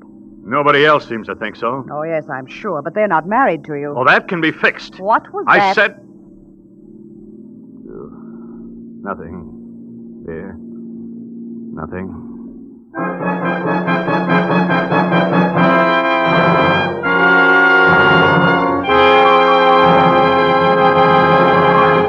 With the prologue of Murder on Margin, the Signal Oil Company is bringing you another strange story by The Whistler. Friends, you hear a lot of talk these days about how long a motor oil will last. But the more important thing is, how long will it make your motor last? And on that score, I have some interesting facts for you.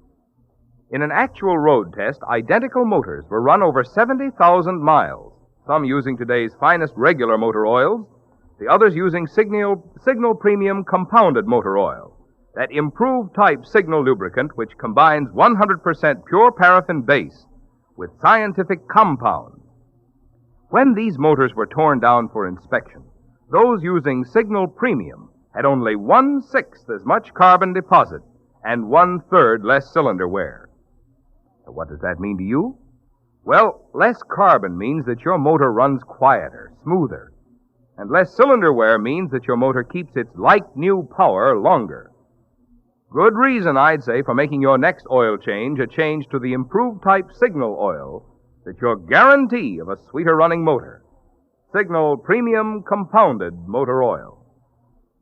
And now, back to the Whistler.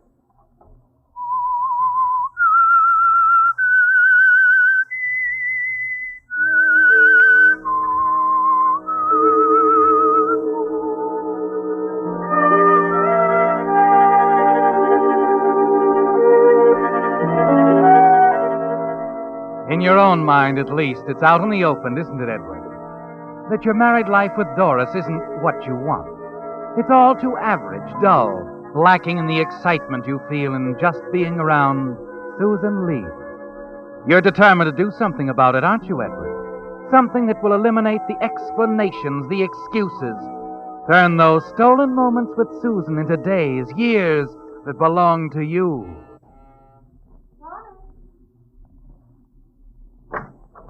Why, Mr. Jameson, what a pleasant surprise. How do you do, Miss Leeds? May I come in? Please do. Hello, sweetheart. Hello, big man. Did you get home all right last night? You mean from the Commodore? Mm. Sure, I'm big girl now. Good for you. I wish I could give that cheerful a report. What happened to you? Usual harangue with Doris, followed by dinner and drinks at the Blacks. I've had a head all day. Oh, poor baby. Well, you sit down and rest up while I fix up my face. By the way, I got those papers. Oh, are they all signed? Yep, but I don't understand them. Well, when you boil them all down, what they say is that you agree to have a margin account with our firm, that I have full power of attorney to trade in securities and to make withdrawals. Oh, it's wonderful. Can you open the account with $1? No, silly, of course not. It's going to be some account. That's all I can spare. Yeah, don't worry. I'll put all the capital necessary. Well, I didn't understand why you put the account in my name, though. Well, that's what we call a dummy account. Dummy. I think I like that. Honey, I'm not permitted as a customer's man to trade in my own name. So I use yours instead. See? Nope. Well, don't you worry your pretty head about it. It'll be all right. Oh, Pappy, whatever you say. Anybody ever tell you you're as pretty as a picture? Oh, yes. Many times. Who? You, that's who. Oh, what do you say we do it up Brown tonight, huh? Kind of calls for a celebration anyway. Well, it's now 4:30. How brown can you get it between now and the 6:02 you must take? Tonight it's different. I have the car in town, and I can always break down in the parkway. Catch on? Darling, sometimes you amaze me. You mean we have the whole evening together? And we won't be home until morning. Well, at least almost morning.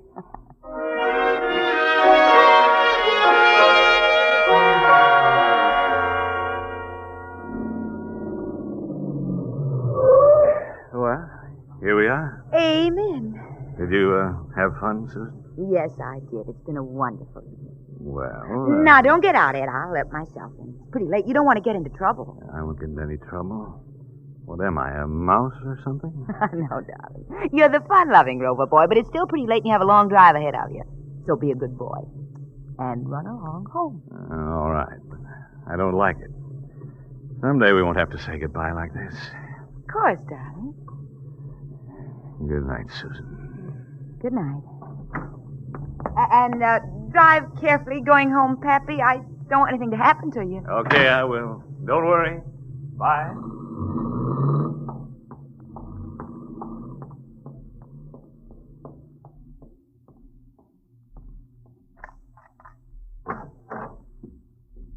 Well, was that the Westport flash that just took off? Barney! Did his keeper die or just let him off for one night? Just for one night. But she gets him back none the worse for wear. Oh, that's nice. Barney, we gotta have a board meeting, as they say in Wall Street. The Westport Flash has opened a trading account in my name. Trading account. Well. Thoughtful of him, wasn't it? Very. We've been working for years for a setup as good as this, haven't we, baby? But I never expected it to be this good. Here's money in my name. Neat, huh? You said it. Exactly. Oh,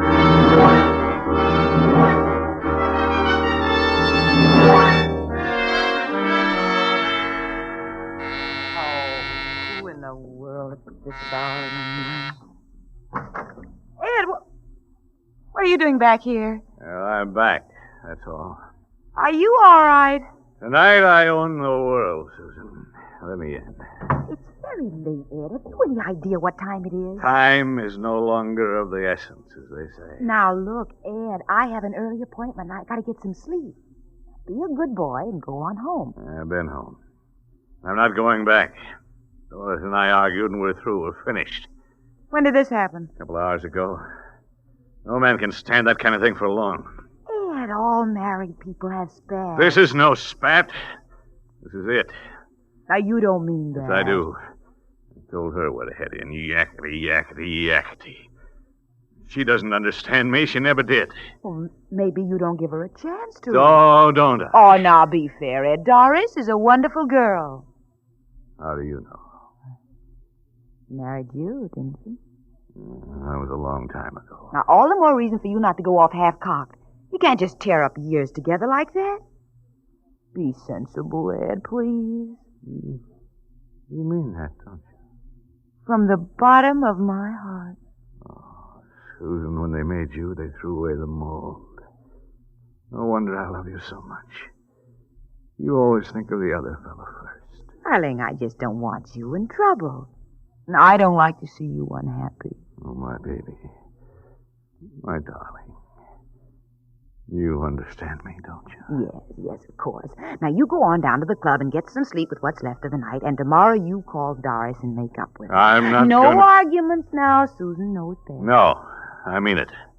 I'm through, and that's final. Final. Ed, my darling, please think it over carefully. We've been so patient. We've been so decent. Let's be sure. So very sure for everybody's sake. Oh, I'm sure. And I'm a free man. No one can stop me from asking you what I wanted to ask you from the very first moment I laid my eyes on you. And that's... Tomorrow, honey. Phone me tomorrow. Now, good night, Ed. Oh, all right. That's the way you want it. That's the way I want it. Now, come on. Get some sleep like a good boy. Good night, Pappy. Good night, sugar.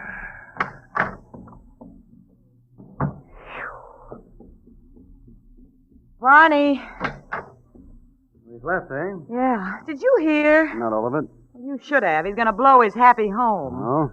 Why don't these guys ever get along with their wives? I don't know, but this one's gonna want to marry me. You say I blame him. You're quite a dish. That's why I married you myself. But what happens now with his wife out of the way? I can't hold him at arm's length forever, and we can't afford to let our pigeon out of the coop. Not this pigeon. Now, how much is in that trading account of yours, if you'll pardon the expression? A lot. Better than 30,000. All in your name. Perfect.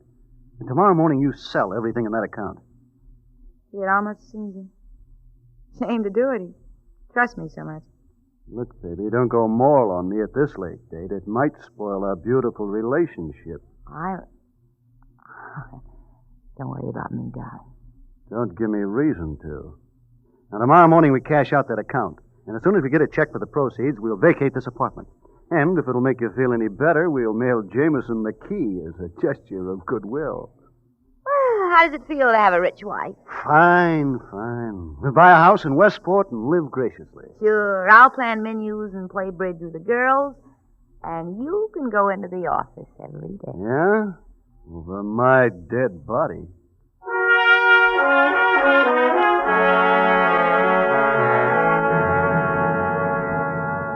It's too bad, Edward, that you couldn't have listened in. Couldn't have known the truth about Susan. But then you wouldn't have believed it, would you?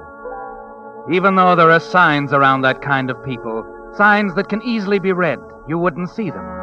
Because an infatuation like yours can be very blind. Can't it, Edward? Very blind. Hello? Susan, hold on to your hat. It's done. Ed? Yeah, I'm out at LaGuardia Field. She just left for Reno. My wife and her mother. You sure, Ed? Now, listen, I drove them to the airport and put them on the plane. Oh, I'm so happy about it, I think I could crawl out of that receiver you're holding to your ear. Oh. So wait there, and I'll be right over. At 11:30 in the morning? Morning, noon, night, who cares? I'll tell you what you do. I've several things I simply can't change at this short notice, so you meet me here at 6:30. I'll have cocktails waiting. 6:30? That's a lifetime. I'm sorry, dear, if I'd known. Well, it's okay, Angel. I'll run back to the house for a couple of things, and then I'll probably kill some time at the club. So if you can get out earlier, call me there. If I don't hear from you, 6:30 on the nose. Right? Right. Bye, love. Bye. Well, here we go again. Yeah, that's what it sounded like. He's just put his wife on a plane for Reno. Well, that means I'd better get right down to his office as fast as I can and pick up the check. In the meantime, you phone him that a messenger is on the way. Sometimes I wonder if there isn't an easier way of making a living. Well, don't wonder. You haven't got any choice. You married me, remember? Sure, Barney, I remember. I'm not complaining. Where you're concerned, it's funny that way. Good. How soon can you have us ready to skip this town? Be back here by 5. That'll give us time. I'll pack your bag so we'll be all ready to go. Great. We're as good as on our way, baby.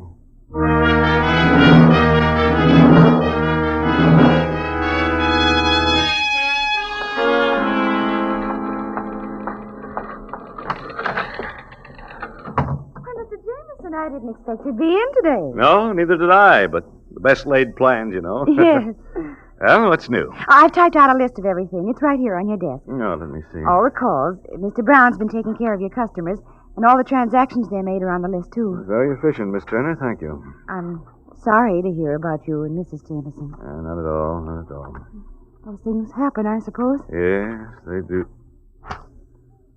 What's this note about Miss Leeds? Oh, she sold everything in her account this morning. You what?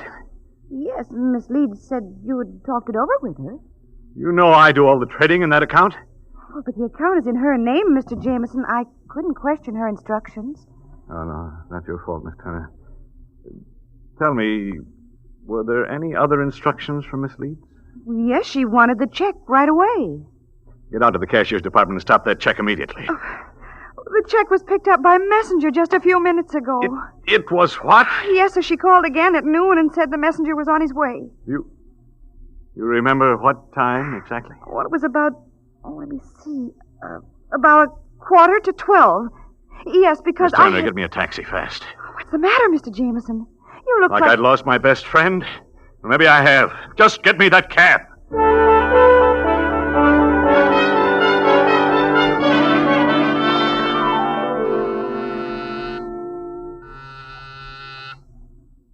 Well, Barney, did you get...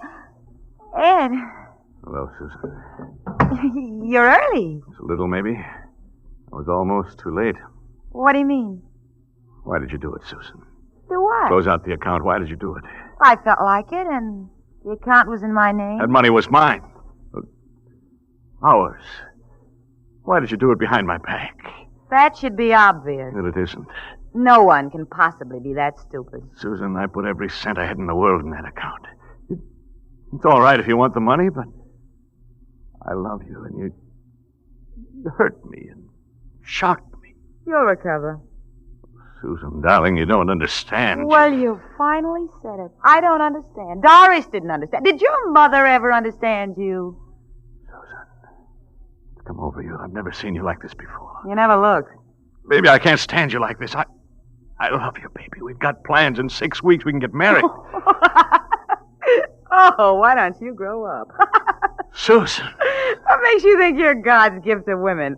Now, Doris put up with you for 5 years. Will always be a mystery. Now, if you don't mind, I want to be alone. I got to finish packing. You're packing? You are. Susan, that gun in your suitcase. Skip it, Ed. You better run along. My husband's due here any minute. Husband? When did you get married? About 3 years before I met you. And this whole thing has been a shakedown. Susan, I could kill you for this. Stop it. You're not the type. You won't kill me. I'm a woman. And nice little boys don't kill women. Nice little boys need women to understand them. They just couldn't live without a woman's shoulder to cry on. No. From the cradle to the grave, nice little boys have to be mothered. No. Well, little boy, you got me miscast. I'm not your mother. No, Susan, you can't get away talk from to me. Get out of here. Leave that gun alone, Ed. I'm not a little boy. Ed, use your senses. I'm not a little boy. I'll show you. I'm going to kill you. No! No sense trying to get out that door.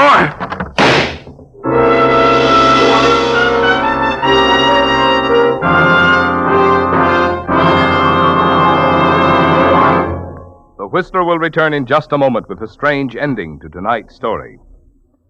There's no mystery, however, to the story I'm about to tell you. The ever-increasing swing to signal. Starting with just a handful of stations in Southern California, the Signal organization has grown and grown year after year, until today Signal dealers serve 6 western states from Canada to Mexico. Obviously, folks who have tried Signal, the famous Go Farther gasoline, must like it. Yes, they do like it, for good reasons. Not only for Signal's famous mileage, but for the thing which makes that mileage possible. The extra efficiency you get from your motor when you use today's Signal gasoline. And remember, extra engine efficiency means extra performance for your car, extra driving pleasure for you. That's why Signal says, if it's the tops in quality you want, when you buy gasoline, there are just 2 things to keep in mind. 1, it takes extra quality to go farther. And 2, Signal is the famous Go Farther gasoline. And now back to the Whistler.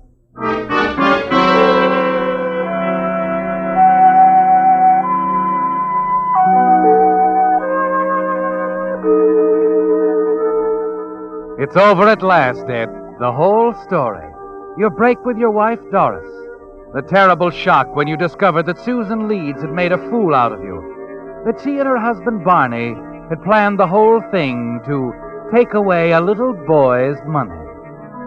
That was what really brought on the blind rage, wasn't it, Ed? When she admitted that to you. And now, standing in the 7th Precinct station, telling it quietly to the desk sergeant, you suddenly stop. Because it's all you remember, isn't it? A blinding rage, a gun flash, a murder.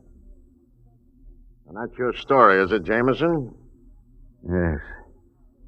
A little more to it, I guess. It's not exactly clear in my mind. She opened the door and tried to get out. I only know that I killed Susan Leeds.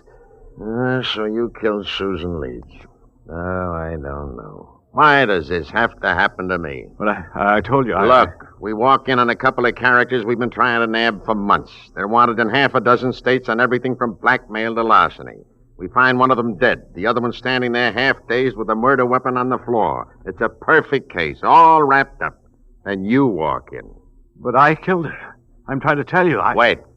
Frank, bring in the suspect. Oh, please, I just want some rest. You wait like I told you. Ah, here she is. Susan. So, you killed Susan Lee. It can't be. I fired the gun. You didn't kill me. But I wish you had. But I did. You were running for the door, and you opened it, and I pulled the trigger. Yes. Just as my husband, Barney, came in to try to help me. Husband. I killed your husband. That's right, Jameson. I don't know what the DA will want to do about it, but you're going to have a hard time explaining this to a jury. Funny, isn't it? You getting rid of a wife who doesn't mean anything to you. And I lost a husband who meant everything to me.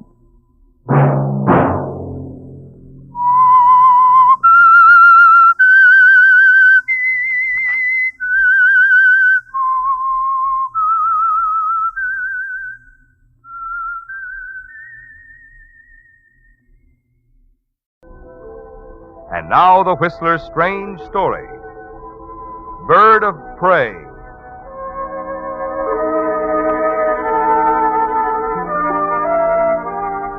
Eddie Smith was pleased, very pleased, and he congratulated himself, for the long trip from St. Louis to Havana was about to pay off.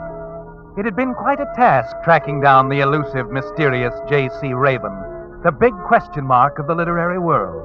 Author of a half a dozen bestsellers, the man's true identity had remained a secret over a period of years. A secret that was shared by two men, Raven and his literary agent, Barclay Wells, who was as mysterious as his famous client. Of course, Eddie hadn't caught up with J.C. Raven, not yet. But he'd done the next best thing. He'd finally located Barclay Wells, who at the moment sat in a small, smoke-filled cafe on one of Havana's side streets sipping coffee, his eyes fastened on a slender, dark-haired beauty.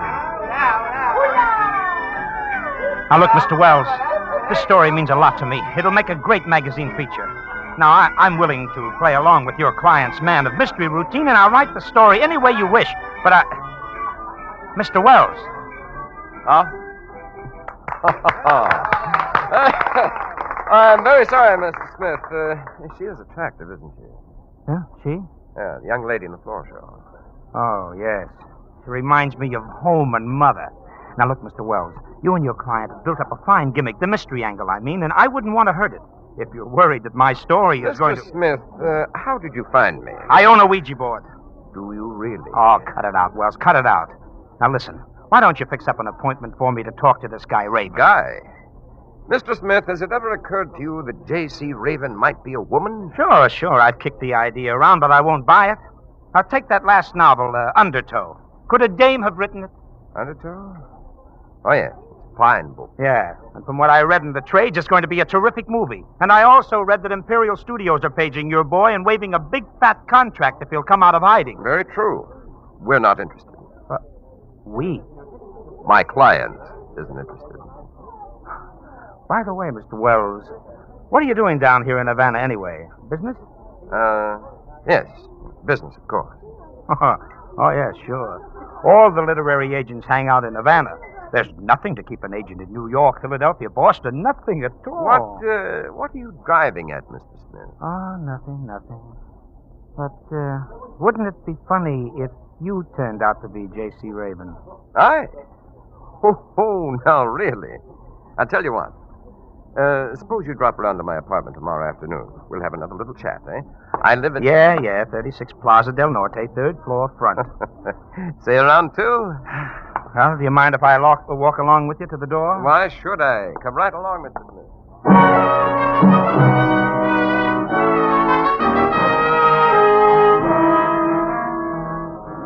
And so you accompany Barclay Wells out of the cafe and into the dark, almost deserted street. At the corner, a man is standing under a streetlight, idly puffing away at a cigarette. But you hardly notice him as you say goodnight to Wells and start away in the opposite direction. Then you hear it, a shout. You break into a run. As you move back past the cafe and round the corner, you see two men struggling in the street. One of them is Wells. Suddenly he falls to the pavement. As the other man wheels around and rushes you, you block the knife. No, you don't. He crumples. Senor, what has happened? I hear the noise. Hold up, I think. This is the guy. I knocked him cold. Here, help me with my friend, will you, please? Si, senor, si. Easy now, easy. Wells. Senor, he's hurt bad. Say, is there a phone around here? Si, in the shop. There Well, is get a doctor, will you, please? And the police. Si, senor, I will do this. Wait a minute. What? Never mind the doctor. Wells is dead. Just call the police for this guy that killed him.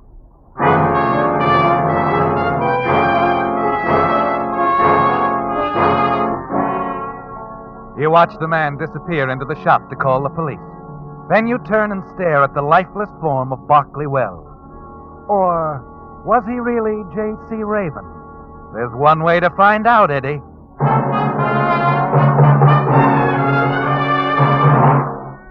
You stand in the shadows and watch the police pick up the killer. Then you slip away. A quarter of an hour later, you arrive at 36 Plaza del Norte and slip into the apartment, third floor front. The first thing you find is a letter, an offer from Marcus Rosamond of Imperial Pictures addressed to J.C. Raven. Then you find it under some penciled notes in a desk drawer. A synopsis, a complete story plot, Eddie, for a brand new J.C. Raven novel. It's all here, Eddie, waiting for someone to write it. And then an idea hits you, the best idea you've ever had in your life.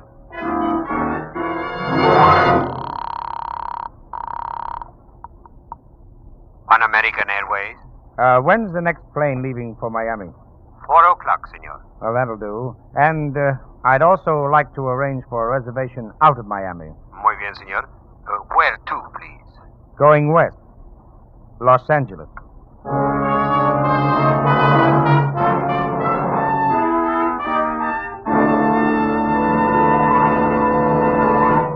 With the prologue of Bird of Prey, the Signal Oil Company is bringing you another strange story by The Whistler. But first, friends, a message especially for you drivers who have new cars or expect to be getting one. Just any motor oil won't do, you know, for today's high-efficiency motors. No, sir. They need special protection if they're to give you the long, trouble-free service you have a right to expect. That's why Signal Oil Company brought out Signal Premium Compounded Motor Oil, especially created to give modern motors this extra protection, and manufactured under strict laboratory control to ensure a uniform product. The result? Tests prove that this new type Signal Oil actually keeps motors cleaner and reduces wear, assuring you thousands of miles of trouble-free driving pleasure. So if you want to keep the performance of your car young, make your next oil change a change for the better. Switch to the new type Signal Oil. That's your guarantee of a sweeter running motor. Signal Premium Compounded Motor Oil. And now back to the Whistler.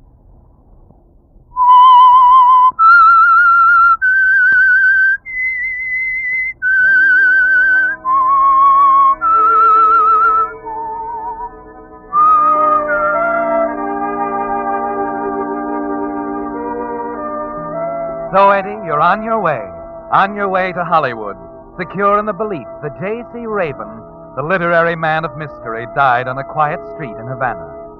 As your plane heads westward, New Orleans, Houston, El Paso, you go over your plan, carefully, over and over again. You can't miss, can you, Eddie?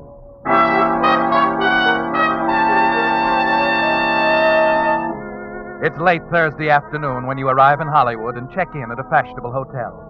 Early the next morning, you walk into the offices of Imperial Studios. Good morning, sir. May I help you? Yes, Edgar Smith to see Mr. Rosamond. Do you have an appointment?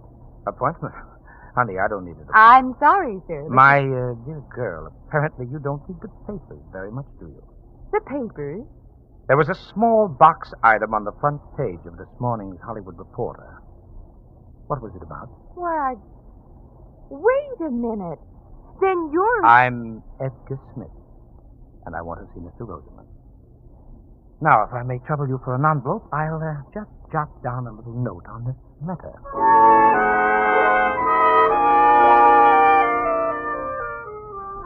Yes, Eddie, she got it. All you have to do is insist that your name is Edgar Smith. And there's certainly nothing wrong with that, is there? You are Edgar Smith. You'd give anything to see the expression of Rosamond's face when he reads the few words you scrawled on the letter. The same letter he'd sent to Barclay Wells, the one you picked up off his desk in Havana the night he was killed. Yes, it'll be a pleasant surprise for Mr. Rosamond. Come in, Mr. Smith. Come in, come in. Thank you. Florence, tell everybody to go away. I don't want to be interrupted. Go, go, go, go. Yes, sir. Ah, Mr. Raven, let me look at you. Mm-hmm. Just as I pictured you. I cannot tell you what a pleasure. I'm indeed delighted. Delighted. Here, here. Sit down, sit down. Well, thanks, Mr. Rosamond. So you are J.C. Raven. J.C. Smith. Edgar Smith. I beg your pardon? Oh, of course, Edgar Smith. I'm afraid I must insist on it. Of course, Mr. Smith. I'm glad you didn't make it John Smith. I had nothing to do with it, believe me. Edgar Smith, wonderful, wonderful. But now that you're coming to work with us, you are coming to work for Imperial, no? If the terms are right. Terms. You write your own contract. Anything you want, we'll that is, within reason, of course, Mr. Raven. Smith. Edgar Smith. Excuse me. I can't impress this on you too strongly, Mr. Rosamond. I'm Edgar Smith, you understand? Yes. On the contract around the studios, Smith. Edgar Smith. Edgar Smith. And no publicity on J.C. Raven. No publicity? No publicity. But, my boy, such an opportunity we cannot afford to miss. Why, So long, Mr. Rosamond. No, wait, my boy. Wait, please. Look, think of what the publicity So long, Mr. Rosamond. All right. No publicity. No publicity. Fine. And now, shall we discuss money, Mr. Rosamond?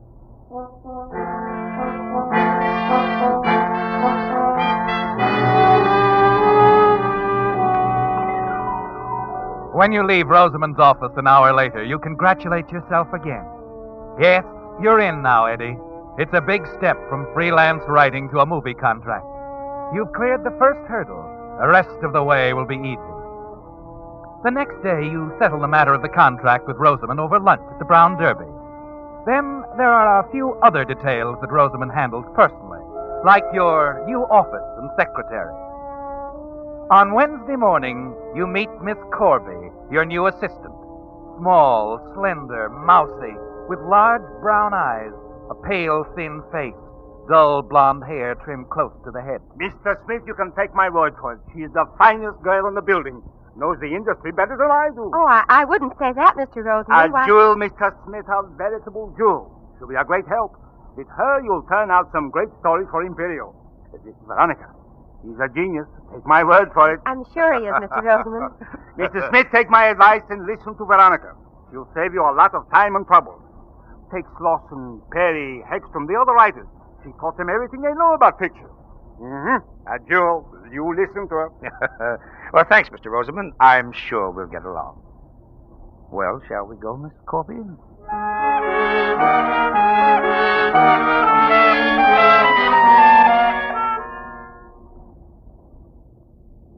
And this is your office, Mr. Smith. How do you like it? Oh, it'll do.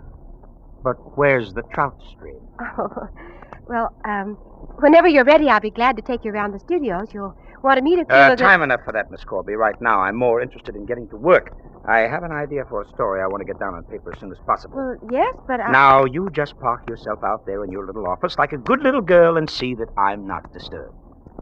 Very well, Mr. Smith.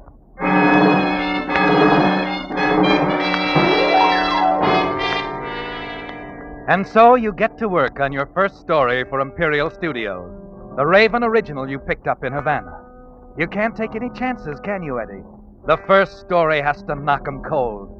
So in the days, the weeks that follow, you write and rewrite, while Miss Corby, with that hurt expression in her eyes, sits quietly in her office just outside your door. Only once do you change the Raven storyline, and that's to alter the ending. You like yours better than Raven. Yes, it sounds much better your way. Finally, you turn the script over to Miss Corby. Well, there you are, Miss Corby. Now, if you'll retype this for me. Yes, Mr. Smith. And when you're finished, put a copy on my desk and send one around to Rosamond. If you want me for anything, I'll be home sleeping the clock around. Okay? Very well. Oh, come on. Cheer up, sweetheart. I leave the script to your tender mercies and to Rosamond.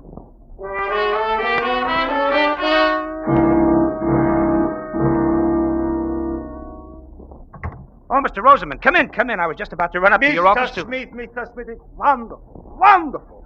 I've just finished reading The House in the Swamp. Wonderful.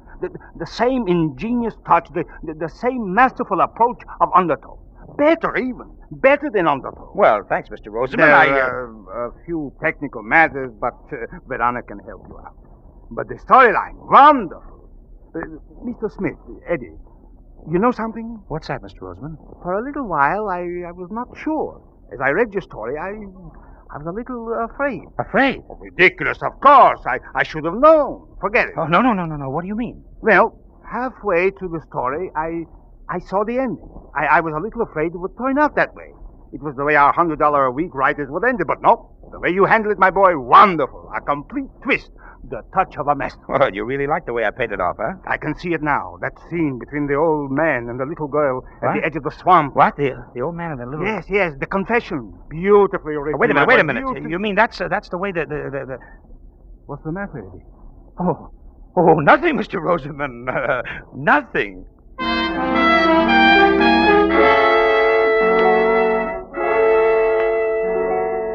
Rosamond continues to rave about the story. But you're not listening, are you, Eddie? 1,001 thoughts, confused thoughts are racing through your mind. The minute Rosamond leaves, you pick up the script and thumb through the neatly typed pages. This isn't the way you finished the story, is it, Eddie? No. This is the original ending, the way J.C. Raven had written it. Harvey! Yes, Mr. Smith? Come in here. Well, what is it, Mr. Smith? The story. What happened to it? Who changed it? I did. You did? Well, I felt sure Mr. Rosamond wouldn't like it the way you ended the story, so I changed it. Oh, I see. I wanted you to make good on the first story after the risks you've taken. Risk? What do you mean? You told Mr. Rosamond you were J.C. Raven, and... How did you... Well, he didn't mean to give it away. It sort of slipped out. And I won't tell anyone, Mr. Smith. I won't tell anyone you're not J.C. Raven. Keep talking, sweetheart. You couldn't be J.C. Raven. Then who is? I am. What? You're wondering about Berkeley Wells, aren't you? I could use a few answers. You remember the day you came here? Mr. Rosamond mentioned several writers I'd worked with. Hegstrom, Slauson. Berkeley Wells worked here, too. He was a fine person. Kind and thoughtful. He didn't treat me like the others. When I was with him, I felt like I belonged. I was somebody, not just part of the office furniture. I guess he's the only man who ever paid any attention to me. The only man who ever knew I existed. Sorry. Your speech. About Wells. Well, you see, I've always wanted to write. And at the start, well, I'm afraid publishers weren't impressed. And then I hit on the idea of creating the mystery author. And somebody had the front for you, so you picked Wells. Well, yes, he was the only man I could trust. I sent him stories, outlines. We worked on the Raven novels together. I see. So that's that. Miss Corby. Veronica. Yes? About J.C. Raven. Where do we stand right now? We could go on just as we have been. You'd help me? Yes. You're sure you want it this way? I'd like to keep it this way. Very much, Eddie. You know something, sweetheart? We're going to get along fine. Just fine.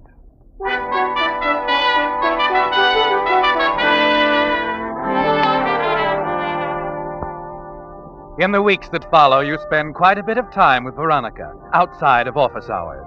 Concerts, the supper clubs, weekends at Palm Springs, the races. It's the smart thing to do, isn't it, Eddie? Yes, you've got to put up with her if you're to continue as J.C. Raven. You can stand dull little Veronica for 2 years or so, and then you'll have enough money set aside to quit. Quit Imperial Studios and walk out on Veronica Corby. So your plan rolls along smoothly until that Saturday, the day you're taking her for a drive. You sit in the living room waiting for Veronica to finish dressing when the phone rings. Hello. This is Lieutenant Driscoll, Los Angeles Police. I'd like to speak with Miss Corby, Veronica Corby. Hello? I'm sorry she's not in. Oh. When do you expect her? It's hard to say. Who was that, Eddie? Oh, what? I said, who was that? Oh, the wrong number, darling. I couldn't understand what the guy was talking about. Oh. Well, I'm ready. Shall we go?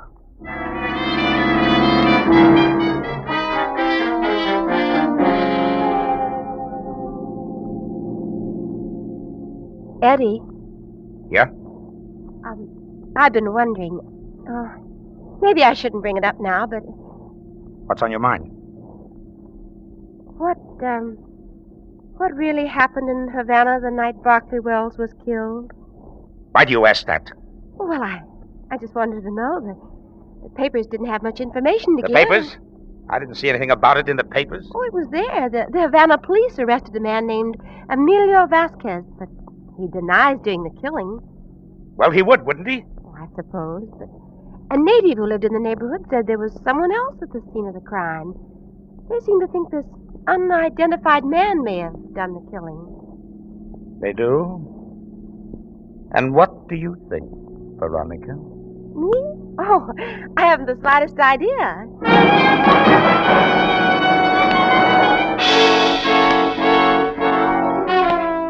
It all begins to add up now, doesn't it, Eddie? Veronica's been stringing you right along, keeping you around until she can turn you over to the police for a crime you didn't commit. She must have been in love with Wells, and now she thinks you killed him. You had the motive. She'd tell them how you came to Imperial Studios posing as J.C. Raven. She'll tell them you broke into Raven's apartment, stole the letter, the storyline. And if Vasquez sticks to his story, he'll get away with it, and you'll hang.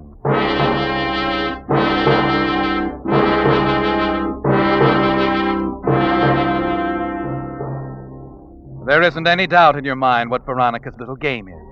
And the clincher comes that afternoon as you start to leave your office. You hear Veronica talking to someone on the phone. Yes, Lieutenant. Barclay Wells was a close friend of mine. Yes? Well, I'm not sure. That's why Yes. Yes, all right. I'll be there first thing in the morning. I'll tell you everything then. Oh, yes, Eddie? Veronica, darling, let's quit for the day, huh? Oh, well, I still have some typing to do. Oh, let it go. Look, why don't we run up to the Sunset Strip for a couple of drinks and an early dinner, huh? All right, Eddie.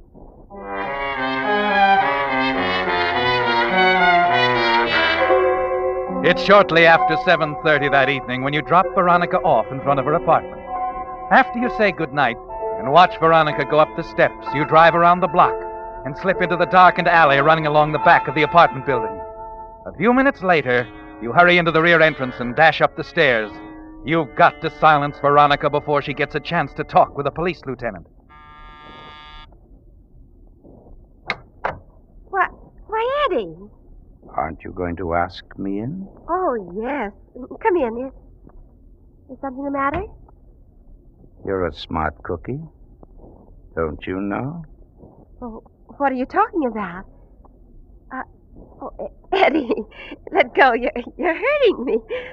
Oh, Eddie, what are you doing? I'm going to kill you, Veronica.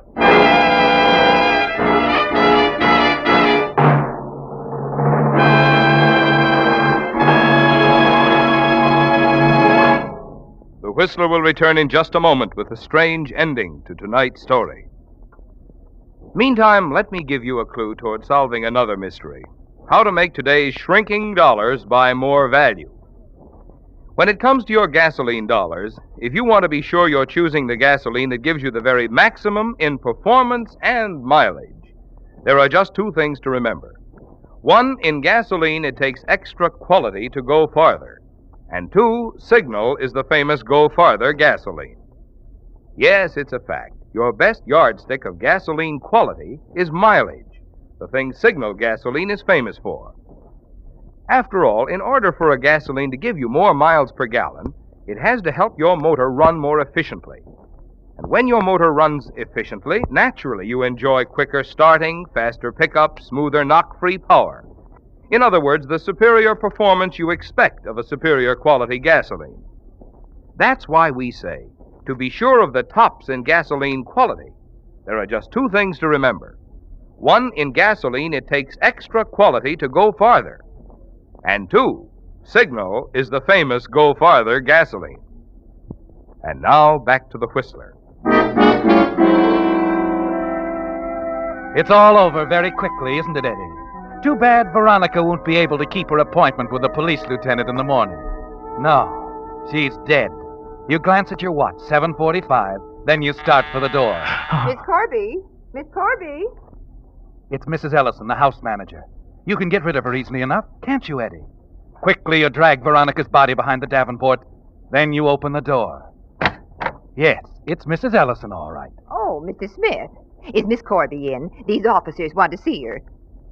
Mr. Smith? No. That is, she's not feeling very well. That's so? Too bad. My name's Driscoll, L.A. Police. I talked to her on the phone this afternoon. It was routine business then. It isn't anymore. But you can't see her now. I told you. It's important, friend. 2 hours ago, we received a wire from the Havana police about the murder of Barclay Wells.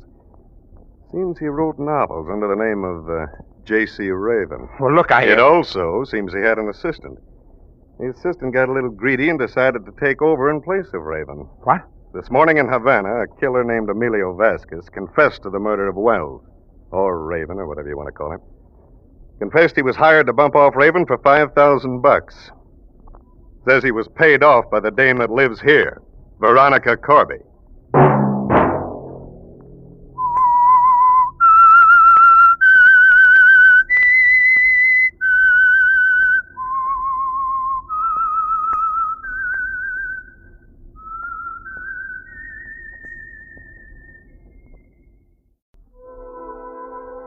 And now the Whistler's strange story. Boiling Point.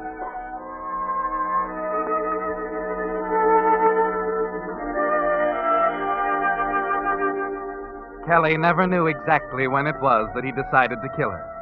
Thinking it over afterward, he realized that murder is something like a pot boiling over. The fire's underneath for a long time and nothing happens. Then all at once the heat reaches a certain point and there it blows. And you look back in horror to find you kill someone. The odd thing, of course, was that right to the end, it wasn't that he hated Janet. She had a kind of charm. She was capable. And she was attractive enough that on the right kind of a spring day with the sunlight filtering through the leaves of an oak tree, hitting her face just right, a fellow like Kelly might think he was in love with her. At least, that's how it started 3 years ago. Kelly, Yes? another sandwich? Oh, no, thanks, Janice. I'm full up. What's happened to your appetite? I don't know. Maybe it's a symptom. Oh? Will you do something for me, Janet? What, Kelly?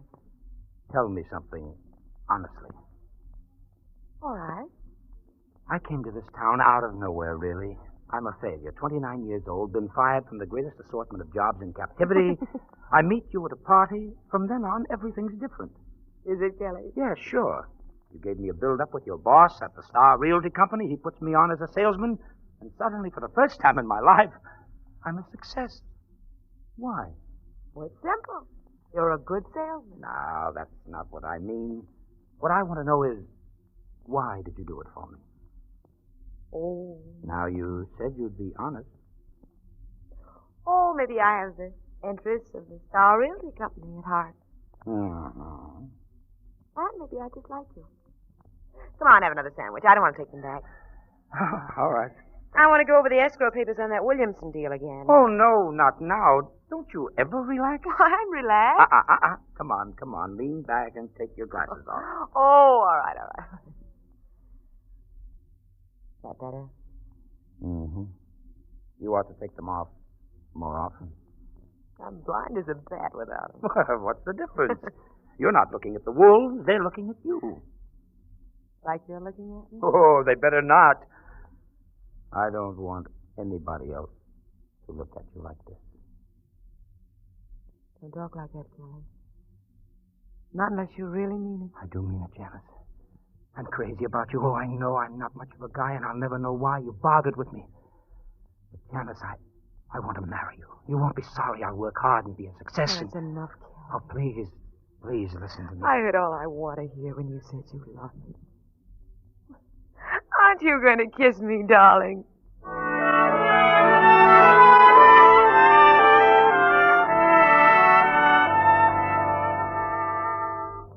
Just like that, Kelly. A boy, a girl, a picnic on a green knoll at the edge of town, and it's over. She's Janice Jameson now. You have a small home together, and each morning you commute to town in your jobs with the Star Realty Company. But Janice isn't satisfied, Kelly. She talks of nothing but of the two of you in business together, Jameson and Jameson, real estate brokers. It would take more than you could ever save on your salaries, of course. And it was about then you began to wonder if she'd ever be satisfied. Perhaps it was then, too, that the fire began to burn under the kettle, and the temperature, slowly but surely, started to rise. And here's a letter for Kennelly and Botsworth.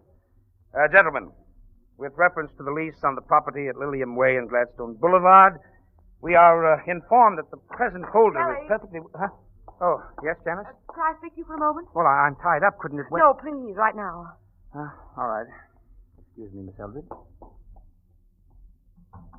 Now, what's it all about? Kelly, our chance has come. What are you talking about? Jameson and Jameson, remember?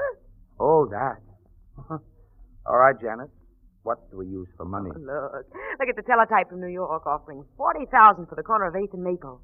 But Knowles has an option on that corner for 30, hasn't he? Did have, you mean? It expired yesterday. But shouldn't we tell Knowles? Give him a chance He won't be back until next Wednesday. Well, there's no way I can get in touch with him. Honest, darling, Knowles will be tickled pink when he knows we've grabbed this chance to start on our own. He's a big man in more ways than one. I know. That's why I... Listen, Kelly, I tried my best to get Knowles to renew his option. He said that corner would never be worth anything. Listen, $10,000 for us on a $1,500 investment. Now, you run right down to the bank and get a certified check. I'll teletype New York that Knowles no longer holds the option. Well, I hope you know what you're doing. Oh, I do know, and I know something else, too. Hmm? In a few days, we'll have a brand new office with a nice glass door reading Jameson and Jameson.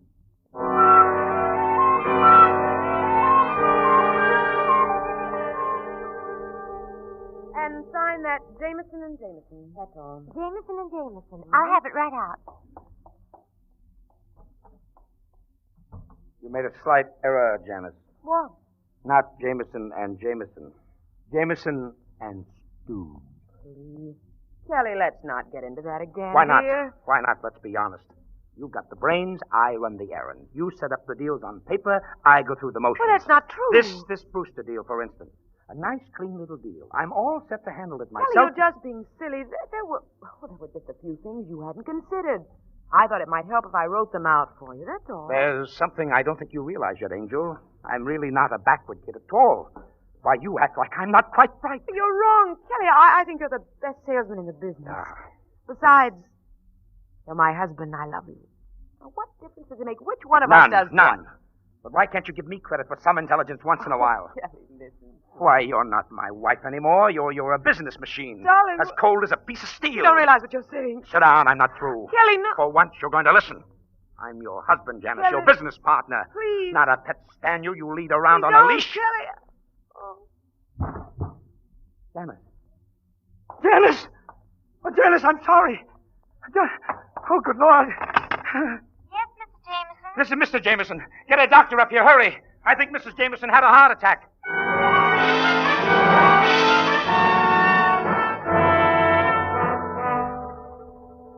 Looking down at her now, you have a queer sense of guilt when you realize that you've actually been wishing something like this would happen.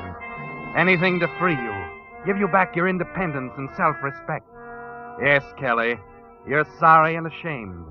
And you almost take the kettle off the fire before it reaches the boiling point, particularly as you hear the doctor telling you it was a heart attack. That Janice will have to stay in bed and rest, with a day nurse in attendance. But that's what changes it all right back again.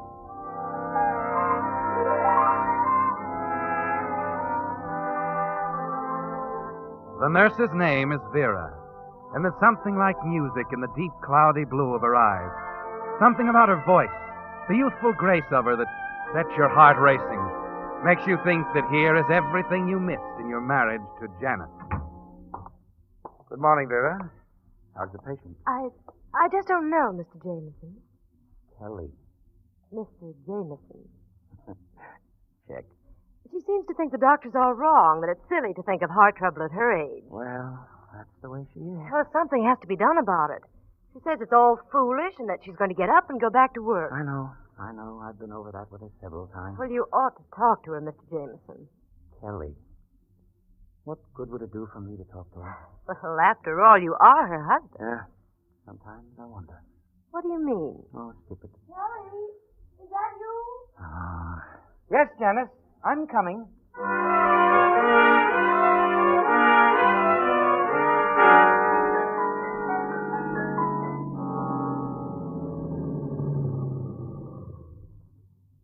It was sweet of you to take me home, Mr. Jameson. Kelly. Why do you keep insisting that I call you Kelly? Do I? Every night you've taken me home. How long has it been now? 3 weeks? 4? 23 days. Oh, did you keep a record of it? Uh-huh. In the back of my head. If you want details, I can tell you what happened on every one of those days, too. You have a very good memory. It's easy when you have a reason to remember. You ought to go on the stage. Professor Jameson's Memory Act or something. Well, I'd better go in now. Oh, no, please. Just a minute more. I've got some work to do. I might go on another case soon. And Another case? Vera, what are you talking about? well, I won't be on this one forever, you know. But, Vera, it's out of the question. She's a sick woman alone in the house, and... Oh, why lie about it? I think you know why I'm talking this way, Vera. Yes, I do. I love you. I'd better go in Oh, now. no, Vera, Kelly, please. Vera, darling. I know. If only you were free. I'll be free, Vera. I'll... What do you mean, Kelly? I don't know, Vera. I don't know.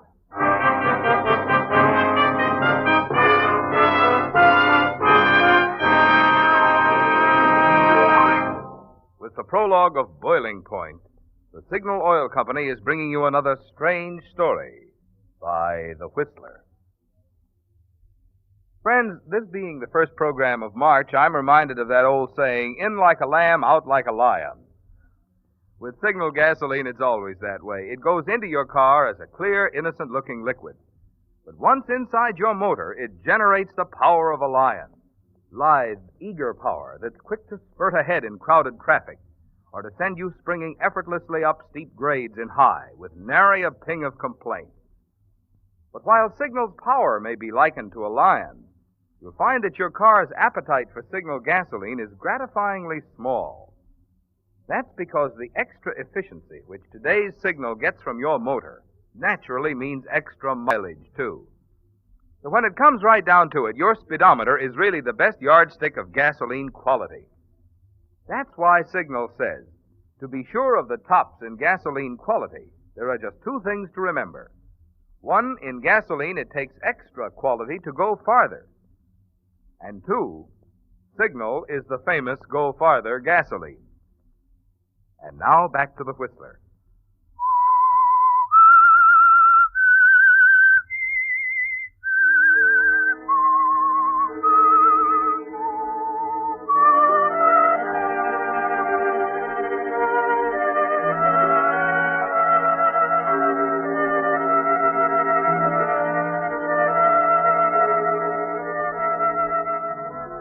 It was strange, Kelly.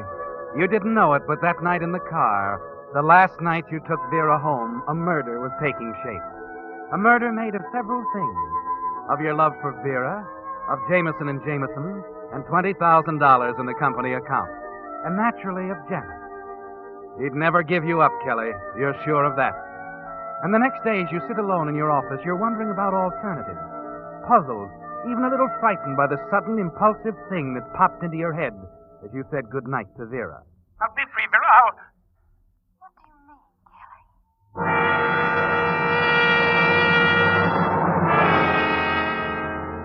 Yes, Kelly. What did you mean? You thrust it out of your mind. Try to concentrate on the stack of letters in your desk. And then, just before noon... Jameson speaking. Well, Kelly, this is Mac. Oh, hi, Mac. What's on your mind? I've been trying to reach you people. I may have run onto something. I'm not sure. Well, what is it? Well, I had dinner last night with one of the lawyers from Mulberry and Company. Yeah? He had a few drinks and sort of got to talking. Oh, about what? A property deal. It seems that Mulberry and Company are going to put up a 6-story branch on the corner of 84th and Pine. What? Why, that's way out in the middle of nowhere. It's straight stuff, Kelly. Oh, say, anybody else know about this? I don't think so. The whole thing's been on the QT.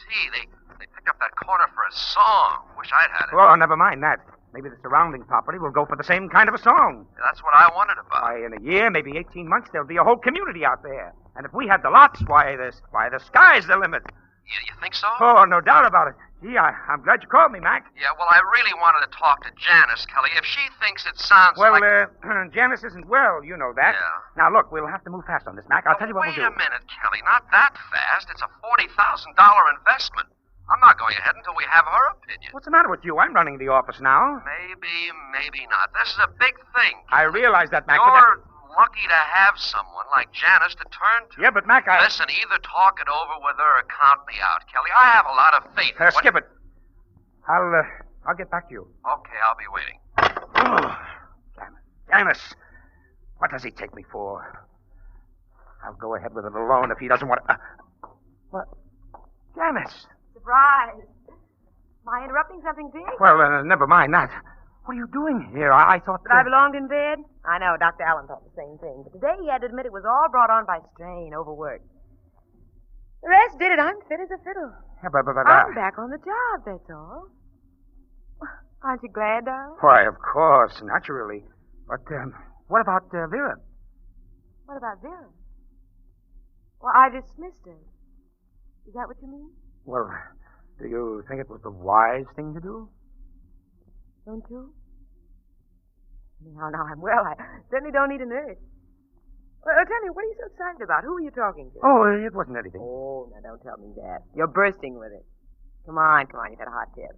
Well, tell me about it, darling. Who's buying what from who, and who thinks we ought to be in on it? I tell you something, Janice. All right. It was Mac. Oh? Yeah, listen. Mulberry and Company are building at 84th and Pine. We've got a chance to buy the surrounding lots. And you're all for it? Well, who wouldn't be? Me. What? Well, now, wait a minute. This is the biggest thing that's ever hit this office. It sure is, and it could knock us flat. Nope, we're not going into it without examining it. But there isn't time. Then it isn't a deal. Isn't a deal?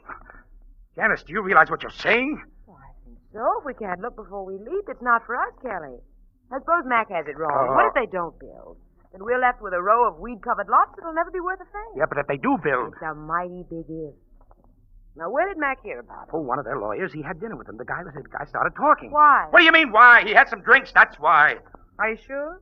How well does Mac know? Oh, for the love of... How do we know it wasn't a setup to get all of us worrying about the 84th Street section while they quietly buy up things somewhere else in town? Janice, you have to take chances sometimes. Sure you do. I've taken plenty of chances. Not with every cent we've got. But we might make enough to pull out to forget the whole business. Is that what you want to do, Kelly? What do you mean? Why don't you say what's on your mind? That you're as suspicious of me as you are of every one of your deals. It's the truth, Janice. Oh, you're wrong, darling. I've always trusted you, even while I was ill. If you think I'm suspicious of you, there must be a reason. Maybe there is. No, you don't mean that. Listen, Kelly, It was 2 years ago today we bought the cabin, do you remember?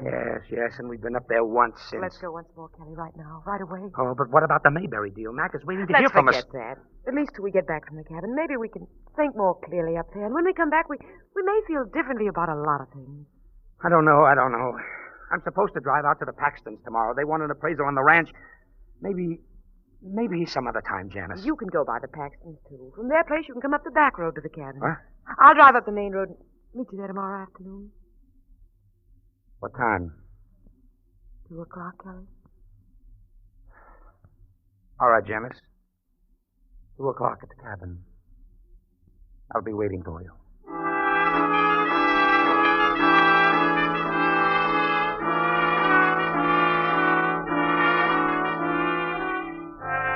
At the moment you agree to meet Janice, the kettle is beginning to boil, isn't it, Kelly?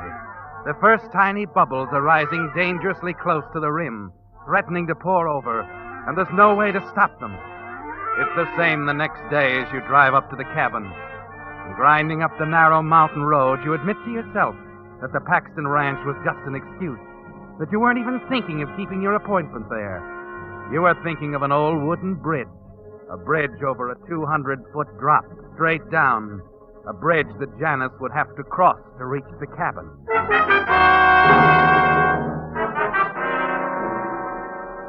What you have to do is simple. A few bolts removed from the right places and the bridge is ready. Its loosened ancient support certain to give way under the weight of the next car to cross. You stand at the brink for a moment looking down, then walk back to the cabin. Approaching the porch, you stop suddenly, staring. Mac's car is there, parked next to yours. You move forward stiffly, slowly, wondering if Mac saw you at the bridge. At the door, you take a deep breath and brace yourself before going inside. Well, decided to come back, huh? Oh, hello, Mac. Didn't think it'd be long.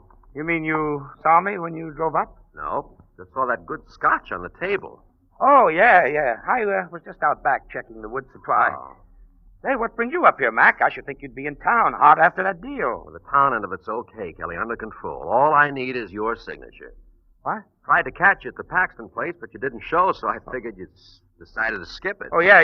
I thought I could keep. Sure, but the Mayberry thing can't. Here, sign this thing and I'll be on my way. Oh, Mac, I meant to get back to you. I talked to Janice, and she isn't interested. What? Well, that's not what she told me. What? You talked to her? This morning.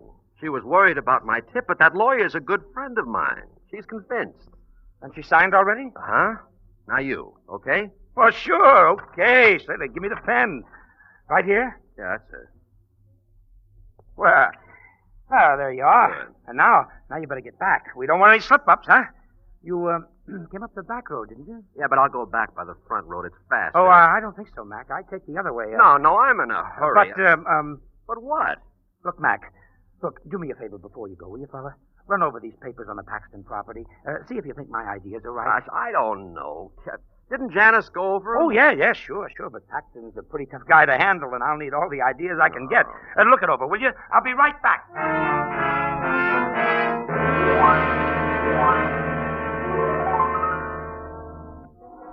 You're trembling as you go out of the door, aren't you, Kelly?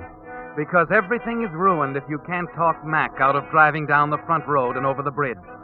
You've got to stop him, or keep him from leaving at all. You wanted to get rid of him, wanted to tell your own story of the accident. But now you have to settle for the next best thing. If only you can keep him here, if there's something you can do. You glance at his car, parked next to yours. Hurry over to it, lift the hood. It won't take a minute to fix it so the car won't start. You just get the hood down again as Mac comes out of the cabin waving the papers. Hey, these look fine to me, Kelly. I'd say you'd covered all the angles. Oh, you think so? As far as I can see. Here, I better be on my way. Can't let any grass grow under our feet on this one. Yeah, I guess you're right. Yeah. But, what's the matter with this thing? I'm sure it's got gas. Well, maybe there's a vapor lock in the gas line. No, she ought to start. I better have a look. Hey, listen, Mac. Huh? Listen, that sounds like a car coming up the front road. Oh, it is a car. Well, that settles it. I gotta wait a little while now. One-way road, isn't it? Oh, yeah. Yeah, that's right, Mac. You just have to wait. I guess it's Janice. She's meeting me here this afternoon. Supposed to get here about 2. Oh, that reminds me, Kelly. I forgot to talk. Hey, Mac. Huh? Mac, that's not Janice's car. No, it isn't, is it? Here, Kelly, I meant to give you this. Hey, Mac! Mac, that's Vera's car. Okay, so it's Vera. Maybe this... Come on. We've got to stop her, Mac. She'll go through the bridge. What are you talking about? It's a trap. I thought Janice would be driving up, but I weakened the supports. You planned that for Yes, Janice? yes. Help me, Mac. Help me. Vera! Vera! Stop! Stop!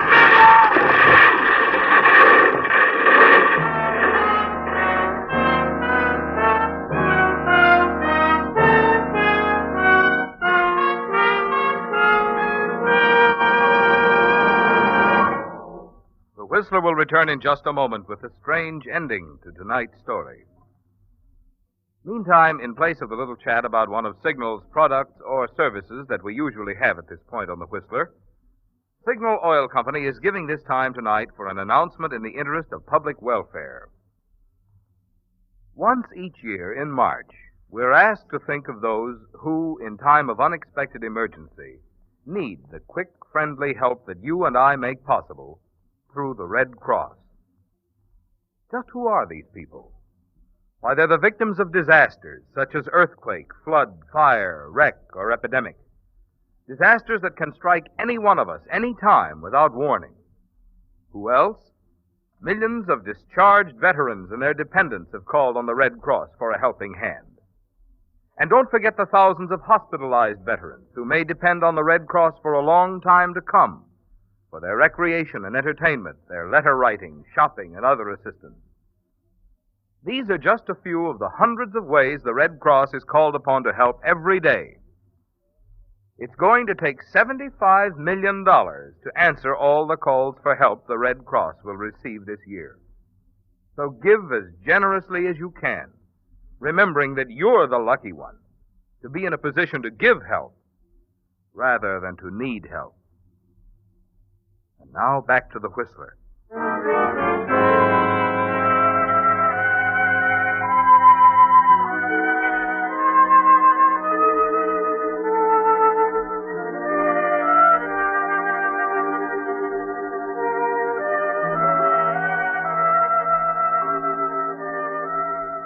Yes, Kelly, it was strange, wasn't it?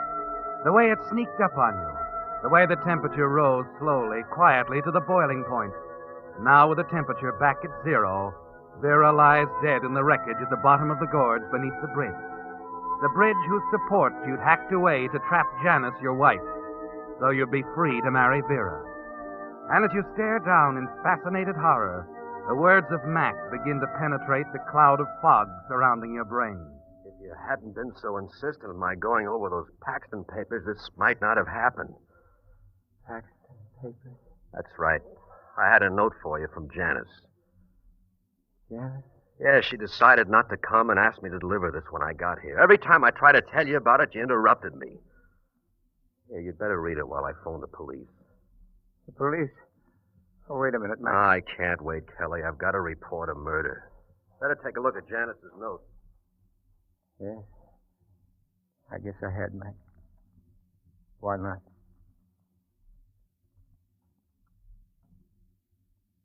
Dear Kelly, I decided not to meet you at the cabin.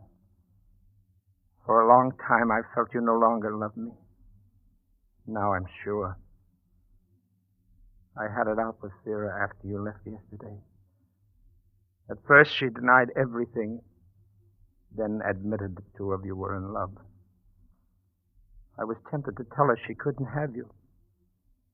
Then I realized you weren't worth the fight. So I'm going to Reno, and you'll be free. I have an idea Vera will join you at the cabin. She's your kind, Kelly. I hope you both will be happy. Yes.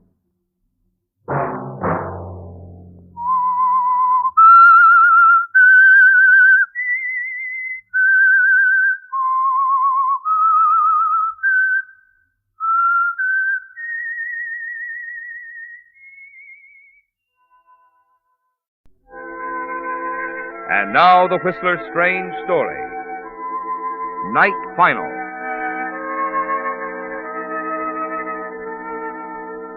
She was a newspaper woman and a good one. Words came easily to her. Fresh, new, interesting ways of saying what she saw or felt or heard.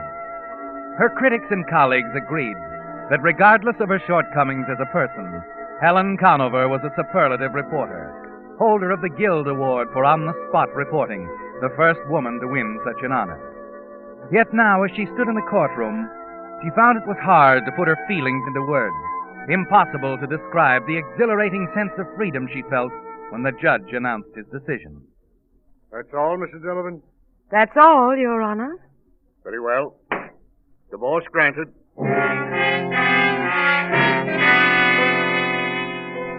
As she left the courtroom and started down the hall, she saw her husband's lawyer a few steps ahead. Mr. Jackson. Huh? Oh, Mrs. Delavan. Oh, I mean, Miss Conover. Well, you almost got out of the building before I could thank you. Thank me. Yes, for everything. For the quick, painless way you handled the divorce. Miss Conover, divorce at best is never a painless operation. Well, it is the way you handle it. Is Malcolm really out of town? No, of course not. But then why didn't he? It was all arranged beforehand. I convinced Malcolm it'd be wise not to contest the divorce. Oh? Why? I'd rather not go into that now. He's at home, I think. You'd probably know better than I. Mal was such an angel about it. You know, somehow I suddenly feel a little tender toward him. He was so gentlemanly and everything. Considering the circumstances, I'd say he was. What do you mean, Mr. Jackson? You noted, of course, that Paul Wilson's name wasn't brought into the proceeding. Well? Didn't that strike you as unusual? Wilson was a full-fledged co-respondent if I ever saw one. Your husband isn't entirely blind, you know. See here, if you're implying... You can take it any way you like. Malcolm's a very generous man, Miss Conover. Had he been otherwise, this divorce proceeding might have had some unfortunate overtones. For you, at least. Well, there was nothing wrong. I made it very clear about Paul and me. Yes, of course. Incidentally, Malcolm told me he'd like to see you when it's convenient. You might drop around sometime today. Perhaps I will. Fine. Good day, Miss Conover.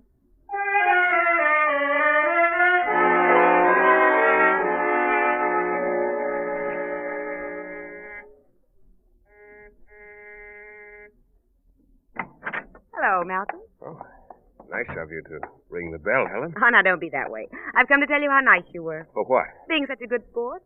We can still be good friends. Yes, I suppose that's the fashionable thing for divorced couples, particularly among your pseudo-intellectual friends. Sorry, darling. I'm not going to let you draw me into an argument, especially now. With love on the wing, huh? Right. Let's have a drink, Mal, to our separate futures. Well, you say so. What'll it be? Bourbon, dear. Oh, you might find something on the desk that'll interest you. Oh, don't tell me. Let me guess. Oh, here we are. A new letter opener. Oriental sheath knife, isn't it? 14 notches on the handle. Ooh, long and bloody history. Now, why do you ever collect these things? Isn't Oriental. It's South American, and that's not what I'm talking about. Take another look. Nothing else here. Just a letter. Now, where did you get this letter? In the mail. Perfectly normal routine. It's from Paul. Why is he writing you? He'll be in town tomorrow night. For some reason or other, he wants me to come to his apartment at 9. Here's your drink. But why would he... Oh, maybe at long last he's heard about the divorce.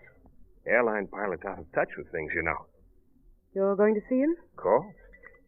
Let's drink to him, Helen, to our good friend, that wife-stealer superb Paul Wilson. That's not necessary. You saw now, because you didn't even know he was going to be in town.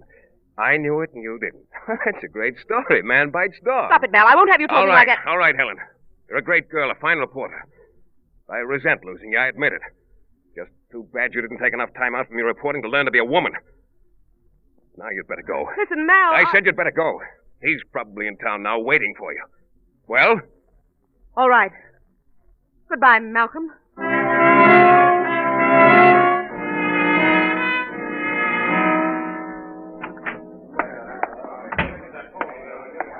Miss Conover. Hello, Ed. How are things down in the press room? Oh, unholy mess as usual. Still setting up big headlines for little stories. Now, if you folks was on the you're ball... never satisfied, Eddie. Where's Ann? Well, I just saw her go into the office. Thanks. Hi, Bern. What do you say, Say, your story this morning was great. Ann? Well, crack out the champagne. I hear you did the trick. Yep, it's all over. The old Liberty Bell. Let freedom ring. Skip it. Any calls?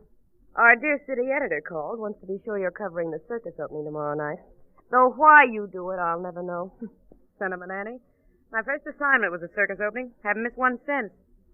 Though I wish I hadn't promised this time. Other things on your mind, darling? Paul Wilson, maybe? Paul, he called me here? Shouldn't he have? To tell him where I was. Shouldn't I have? Anne, you can be exasperating. Sorry. I guess I'm just jealous of the success types. A career, lots of men. But really, did you want me to tell Mr. Wilson you were in court? Shedding last year's husband? You didn't? No. Wonder why he's here. How did you ever keep it from him, dear? The divorce, I mean. He's out of town most of the time. I just didn't tell him. He'll be surprised. Yeah. I suppose you have it all planned to marry him as soon as it's final. Don't rush me. I'm just out of this one. What did he say? He wants to see you at 8 tonight. I told him you were tied up tomorrow with the circus. Oh. You'll go with me, won't you? That's your department. Why don't you take Paul? I have another pass you can use. Business and pleasure and all that sort of thing. I'm afraid he doesn't love me that much, but I might ask him tonight. Let me know what he says, will you? Why? Oh, I don't know. Just curious.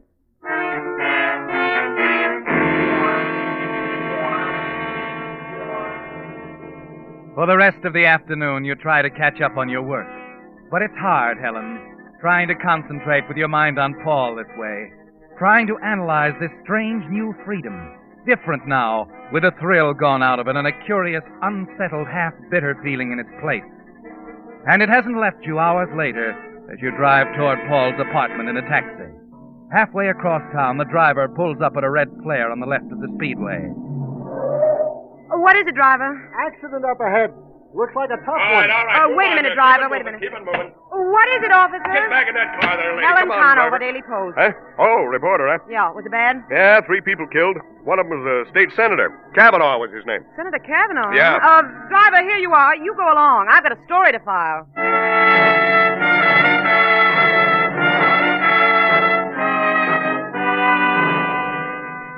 Yes, Helen, on duty or not, you're a reporter above everything else.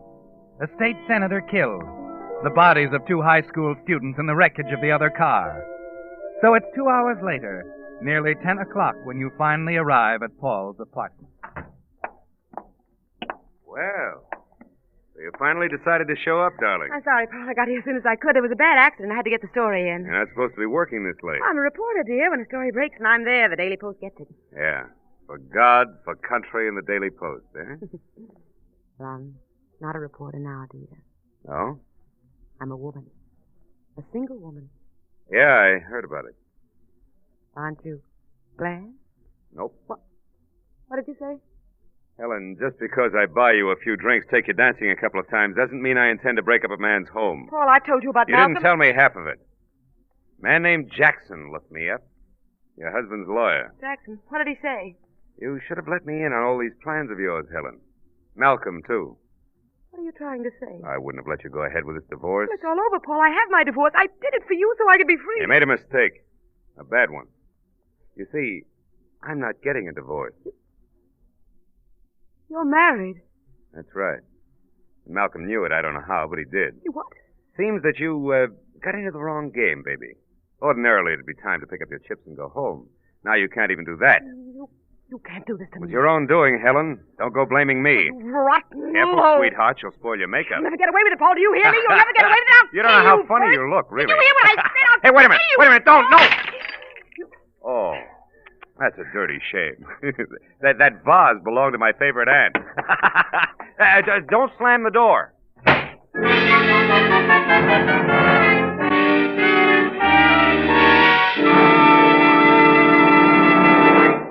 With the prologue of Night Final, the Signal Oil Company is bringing you another strange story by The Whistler.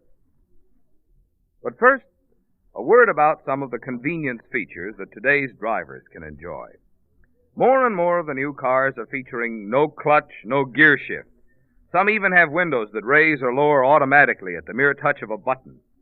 But whether or not your car has these features, there's one convenience that every driver can enjoy. That is a Signal credit card.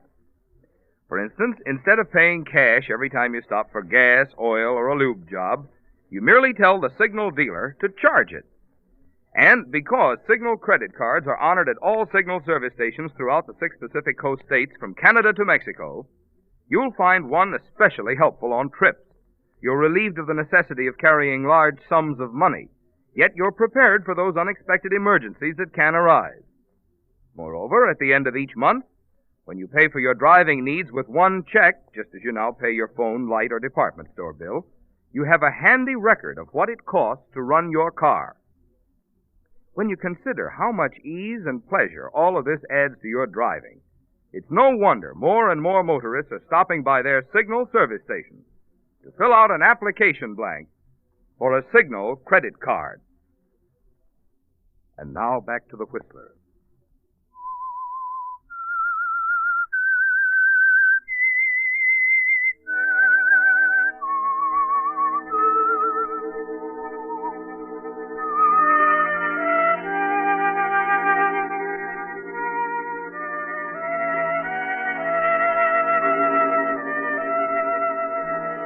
The blood rushes to your head as you run out of the apartment, down the stairs to the street.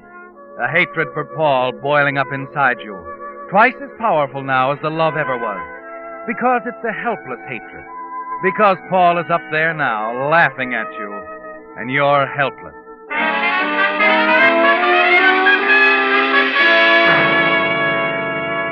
Then, as the damp fog begins to clear your head, as your heart stops pounding, a cold, curiously logical idea comes home to you. And you realize that the thing you shouted in anger at him back in the apartment, that you could kill him, wasn't really hysterical at all. It was a statement of fact. You could kill him, Helen. You aren't helpless at all.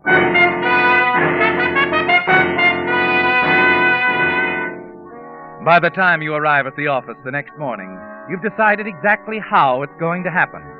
It begins with Anne. There are things you must plant in her mind, and with Anne, you have to be careful.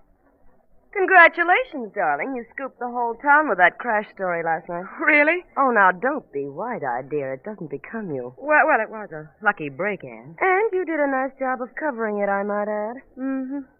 Hey, what's wrong with you? You're not very enthusiastic. Oh, it's nothing, Anne. Oh, cut it out. I know better. Now what is it? Malcolm. Oh? Malcolm's found out about Paul? Yes, and you know what a temper Malcolm has. Well, he was at his worst. Made all sorts of threats. Against you? No, that's why I'm worried. He acted as if he might take it out on Paul. You've never seen anyone so jealous, Anne. Well, keep them apart until it's over. That's all you can do. It's not so easy. You can't hide Paul in a crowd tonight. Hmm? How do you mean? Take him to the circus with you. That's the one place Malcolm won't go. Not in his frame of mind. Oh, I'm afraid Paul isn't interested in circuses either. I still want company, though. How about you? Change your mind? The boss won't let me off the rewrite desk. I'll be at it all night. Oh, I'm disappointed. I'm not. If you spot any stories, call me, will you? Sure. Still wish you were going with me. They say it's quite a show.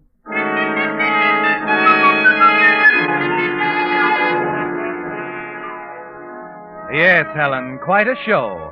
But you knew all along that Anne would have to decline your invitation, didn't you? That was part of your plan. Part 2 takes place at the apartment, your old apartment, to which you've still got a key.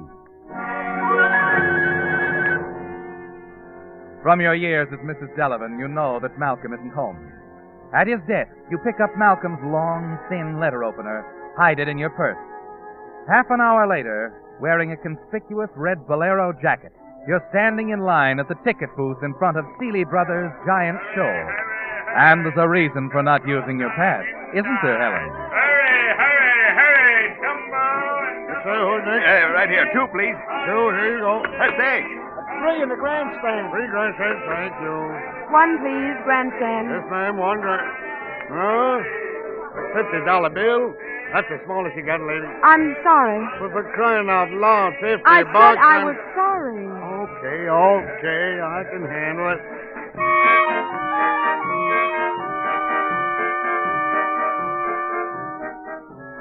A red bolero jacket and a $50 bill. You know the man in the ticket booth will remember you, don't you, Helen? And inside the main tent, you slip the jacket off, turn it inside out, and fold it over your arm. just one of the crowd again. And then, a few minutes later, you slip quietly out a side exit and make your way to the street.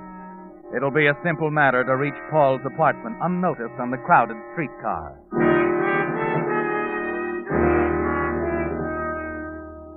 You're standing in an alcove in the hall outside Paul's apartment, waiting for Malcolm to complete his visit and leave.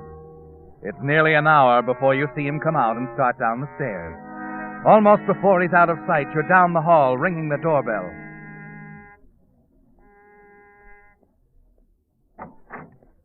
Helen. Aren't you going to ask me in, Paul? Should I?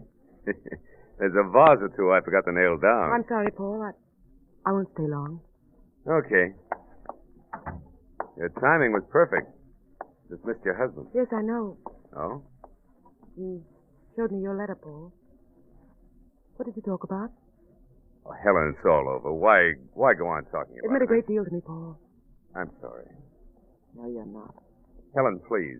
Why did you come here? I want to say goodbye, Paul. Goodbye.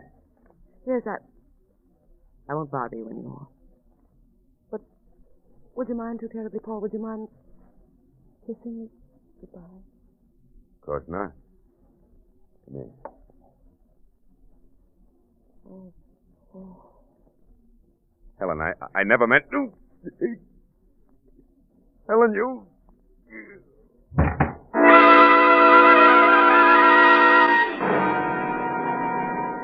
It was a kiss of death, wasn't it, Helen?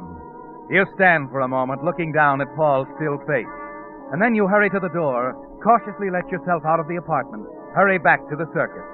The crowd is pouring out of the main tent as you get there. You slip on the red bolero jacket, mingle with the others as they move away from the entrance, babbling excitedly. Hey, what were their names? The Flying Carbonis. They've been working together for years. I never seen anything like it. Never. Oh, excuse me, lady. Certainly. A taxi.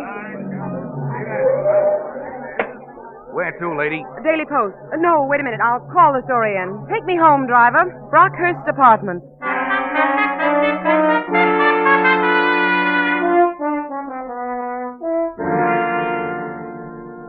That about all, Miss Conover? Give me the last paragraph again, will you? Sure. But while last night's performance followed the Shaw Brothers formula right down to the waltzing bear and the death-defying acrobatics of the Carboni troupe, its very adherence to circus tradition assures it a profitable engagement. Mm-hmm. Profitable engagement in a city which has long since demonstrated its loyalty to tinsel and tan bark. Got that? Right. Okay, print it.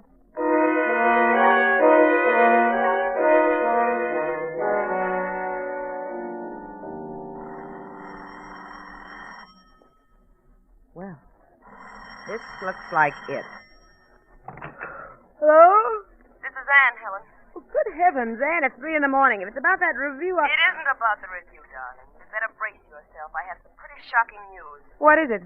Paul Wilson was murdered tonight. What? They're holding Malcolm on suspicion. I'll be right down.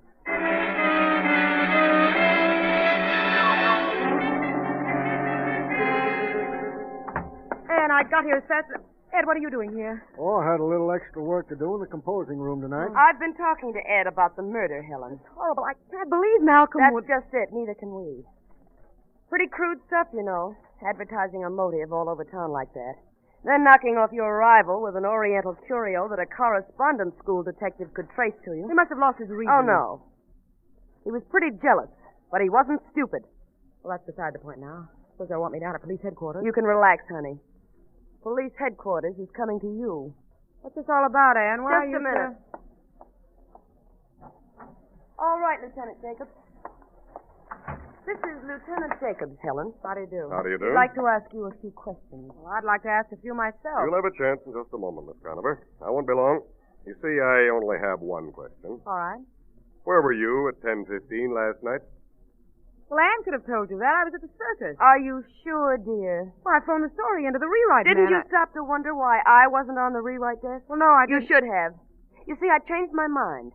I went to the circus, too. I used the other pass, the seat next to the one you were supposed to be using. Does this mean you actually suspect me of murdering Paul Wilson? Well, I admit it gave me pause. Your ex-husband claims he and Wilson talked things over, that Wilson was giving you the air. That's a ridiculous lie. Malcolm is pretty sure of his facts. He suggested, quite loudly, too, that you were trying to frame him. It all depends on that one point, Miss Conover. Where you were at 10:15 last night. I already told you. I was covering the circus. If you're awfully concerned about that ticket business... We are. I'll produce the pass I didn't use. It's at home in my tan coat. See, I changed to my red bolero jacket and discovered when I got there I'd left the pass at home. So I bought a ticket in the grandstand. You can prove that? I think so. All I had was a $50 bill. The man at the ticket window was terribly irritated with me. I see. I suggest you find out who he is and ask him about the woman in the red bolero jacket. He'll remember me. Well, that's an angle. Now, let me tell you something, Lieutenant. My good friend Anne over here seems to have engineered this. You might be interested in her reasons. Wait a minute, First Helen. off, she's been jealous of me and my position with this paper ever since she came here. She hates me. She'd do anything to ruin me and my career. Helen. You better tell the truth, Annie. It's all going in the record. And this is the topper, Lieutenant. I introduced her to my former husband at a cocktail party 3 years ago. She's been in love with him ever since. She'd do anything right now to save him. Ask her if that's true, Lieutenant. Ask her to answer that one, under oath. Well, what about it, Miss Stoddard? All right, I do love him.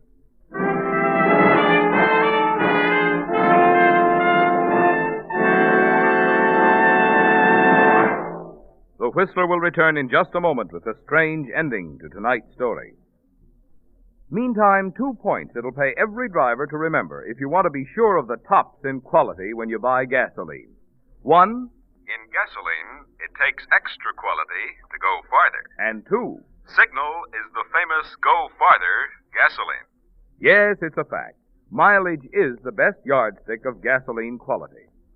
After all, in order to give you quicker starting, faster pickup, and smoother knock-free power, Signal gasoline has to help your motor run more efficiently. And when your motor runs more efficiently, naturally you see proof of it on your speedometer in mileage. That's why we're so proud of Signal's good mileage, which has made Signal gasoline known from Canada to Mexico as the Go Farther gasoline. And it's why we say, to be sure of the tops in gasoline quality, there are just 2 things to remember.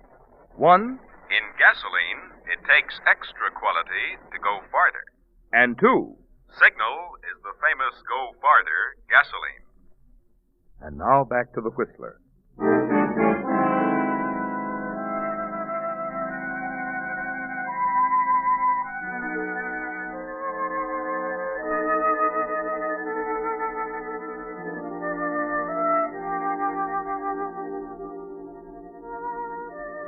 It's a tense scene, Helen, the 3 of you, and Lieutenant Jacobs and yourself, grouped around the dingy rewrite desk under the cruel white light in your office at the Daily Post. Ed, the compositor from the press room, sitting quietly on the sidelines. It was an awkward moment, explaining away your absence at the circus. But you're sure now, with a ticket man available to place you at the circus at the time of the crime, with Anne admitting her love for Malcolm, that you're in the clear. It's almost a full minute after her admission that Anne finally speaks. Ed. Yeah? Bring me the paper, Ed, the morning edition with the review of the performance last night. You've got it. Sure. Right here. Now let's get this straight, Lieutenant. We're all agreed everything depends on where my capable colleague was at the time she claims she was at the circus. Why don't you let him check my review, Annie? I've already read it. Yes. You see, it's a rather important piece of evidence. The next time you see that typescript, it'll be marked Exhibit A. What do you mean? You're a top reporter, Helen. Never missed a trick. But you did last night. That's why we didn't print your story. We used mine instead. You what? Take a look at that headline.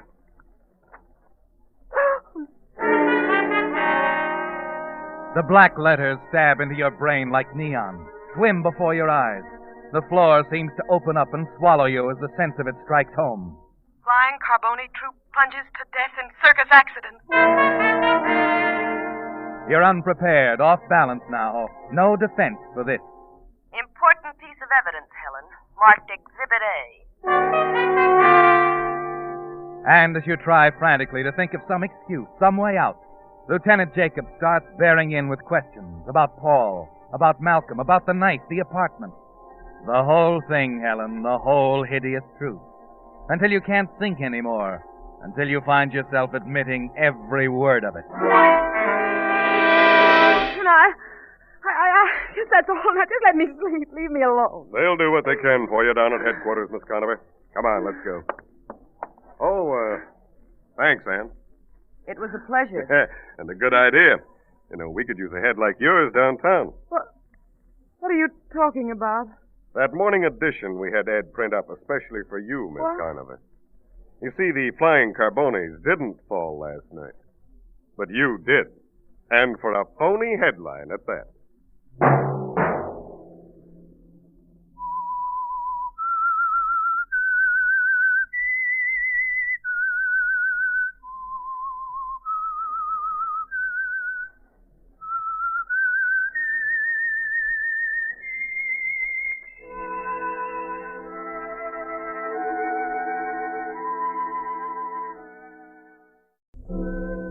And now, the Whistler's strange story. Weak Sister.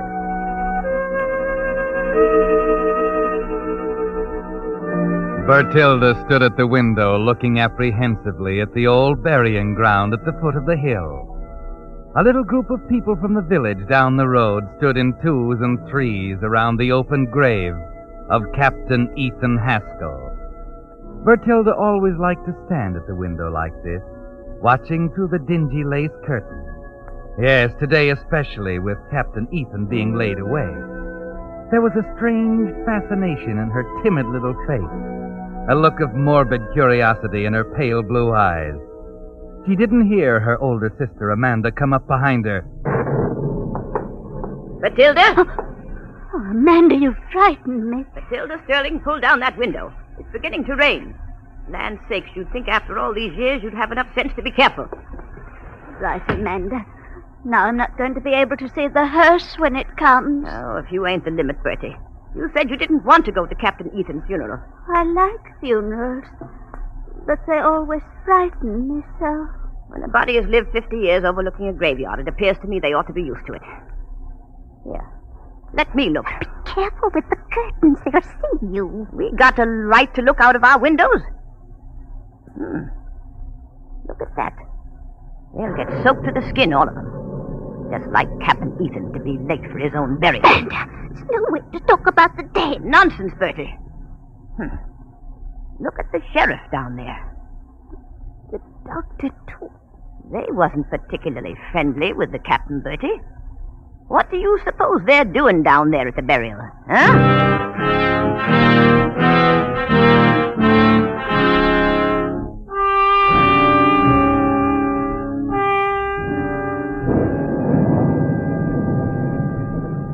Rolling up your collar ain't gonna keep off the rain, Doc. That's not what give me the chill, Sheriff. I know what you mean. Don't turn round. Keep your back to the house. I can feel them watching us through that dining room window. They're a queer pair. 30 years ago, I told them, Sheriff. Move out of that gloomy old house. Mix with people before it's too late. Still mighty hard to believe she'd poison a man, Doc. If you'd stopped this funeral nonsense, I'd have had proof for you by now. Had to wait for Enoch Haskell to authorize the autopsy.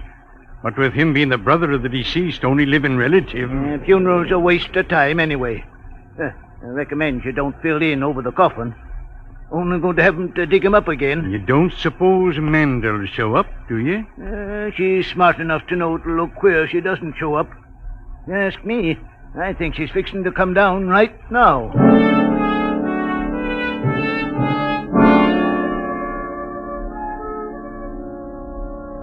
Amanda Sterling, what you doing with that umbrella?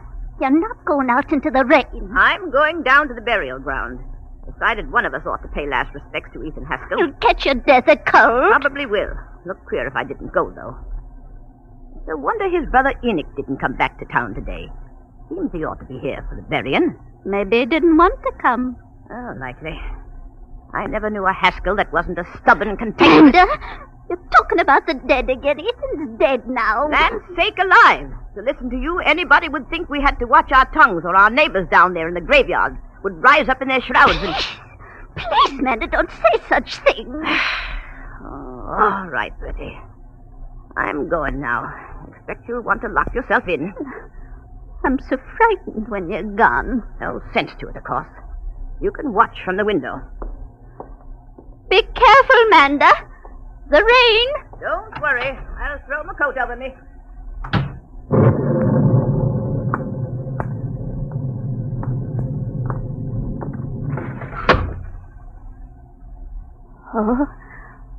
Oh, there comes the casket now. Pretty one with silver trimmings. They're moving back to make way for it. All morning, and Amanda, too. I wonder what they'd say if they knew she fed him those poison preserves. I wonder.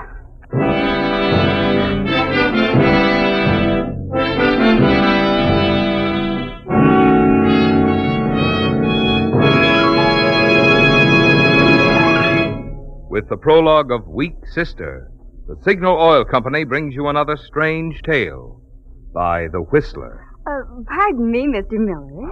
Oh, Marvin, to you, beautiful. Oh, well then, pardon me, Marvin, but a few weeks ago you mentioned that the speedometer on a car can tell you the quality of the gasoline you're using. That's right, gorgeous. Well, my speedometer shows how fast I'm going and how far I've gone. But what I want you to tell me, Marvin, is how can my speedometer show the quality of the gasoline I'm using? Oh, nothing would give me more pleasure, sugar. After all, isn't it only logical that to get more mileage, a gasoline must help your motor run more efficiently?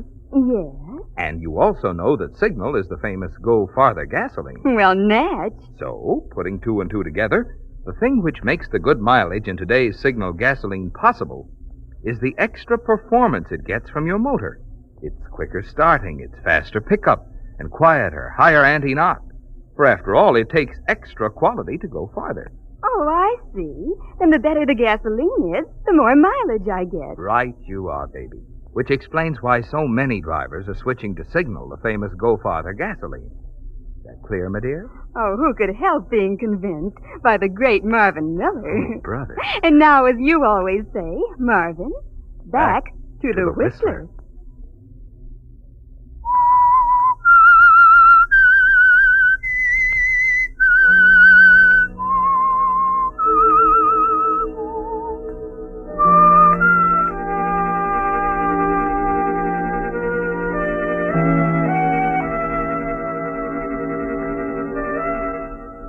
It's a fascinating thing to watch, isn't it, Bertie? This burial service for Captain Ethan, there in the graveyard at the foot of the hill.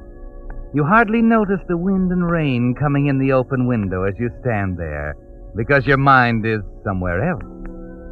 On the dinner Amanda served the three of you a few nights ago in this very house. Of the special peach preserve she served to the captain. Of the telephone call in the middle of the night. And the news that he had been found dead in the road where he'd fallen on his way home from the dinner. And you can see her down there now, piously mourning the captain's passing. Yes, that does make it more interesting, doesn't it? The mourners finally disperse and night settles over the graveyard. You're alone a few minutes more and then Manda returns. Here, take my umbrella. I want to make a telephone call. You stayed so long. Shall I light a fire, Manda? Good idea. Seems as though this place is never really warm. We should have sold it when Father died. Well, what are you waiting for? Nothing, Manda. I know what you're after. You just want to hear what I'm... Operator? Will you please call the sheriff, Luella? Anything the matter, Manda? I haven't time to stand here gabbing, Luella. Just ring Sheriff Harris. And don't bother to listen in. Well, I never. Always makes me feel better to say a thing straight out. No use beating around the bush. Sheriff Harris speaking. Sheriff, this is Amanda Sterling. I want to put in a complaint about that gravedigger, Ed Parker. What's wrong, Manda? That grave's still open out there. He didn't fill it in. Be filled in due course, Manda. Nothing to worry about. Guarantee old Ethan ain't going to climb out and go wandering round. That isn't the point. Better go pull your shades down, Manda, and mind your own business. Well, if you think I pay taxes to listen to that kind of... Let me tell you, Fred Harris, if that grave ain't filled in tomorrow, I'm going straight to the town council. Goodbye. Of all the impudence. Amanda? Is the grave really open? Yes, it's open. I ought to go down and teach him a thing or two about manners. What did he say? Never mind. No use fretting you two. Now, where'd you put my umbrella? There in the corner. Well, I'm not going to worry about it. Some folks like the sheriff always has something impertinent to say. Oh. Here. Look what I tucked inside my umbrella. The flower. Lily. Yes. I picked it up from the grave when the rest had gone. It's pretty, isn't it? Any water in the vase on the mantel? Amanda, you've got to take it back now. Don't be silly, Bertie. You must, Amanda. It belongs to the dead. Don't expect Ethan will come back for it. Now let me see. Doing that to torture me. You take a flower from a grave, the dead will come to take it back. Now don't let it touch me. Oh, nonsense. You put it on the mantel. I won't stay in this house another minute. You come for it, I tell you. You come for it. Now you know what'll happen, Bertie. Working yourself up that way with your heart the way it is. Take it back. That's all I want. Take it back. Oh, the silliest thing I ever heard of. This superstition of yours. All right, Bertie. I'll take it back to the grave. But just to show you there's nothing to be afraid of, I'm going to take you with me.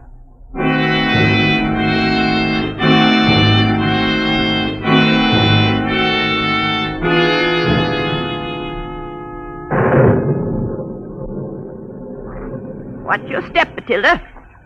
Cruel of you to make me do this, Amanda. Nonsense. It's high time someone showed you how ridiculous it is to be afraid of such things. That dratted storm. Body can't see 10 feet. There. There's headstone, Amanda. Put the flashlight on. What do you think I've been trying to do? It won't work. A flash of lightning. Nothing to be afraid of. No, not that. Somebody's over there by that grave. If you're going to start imagining things, I won't...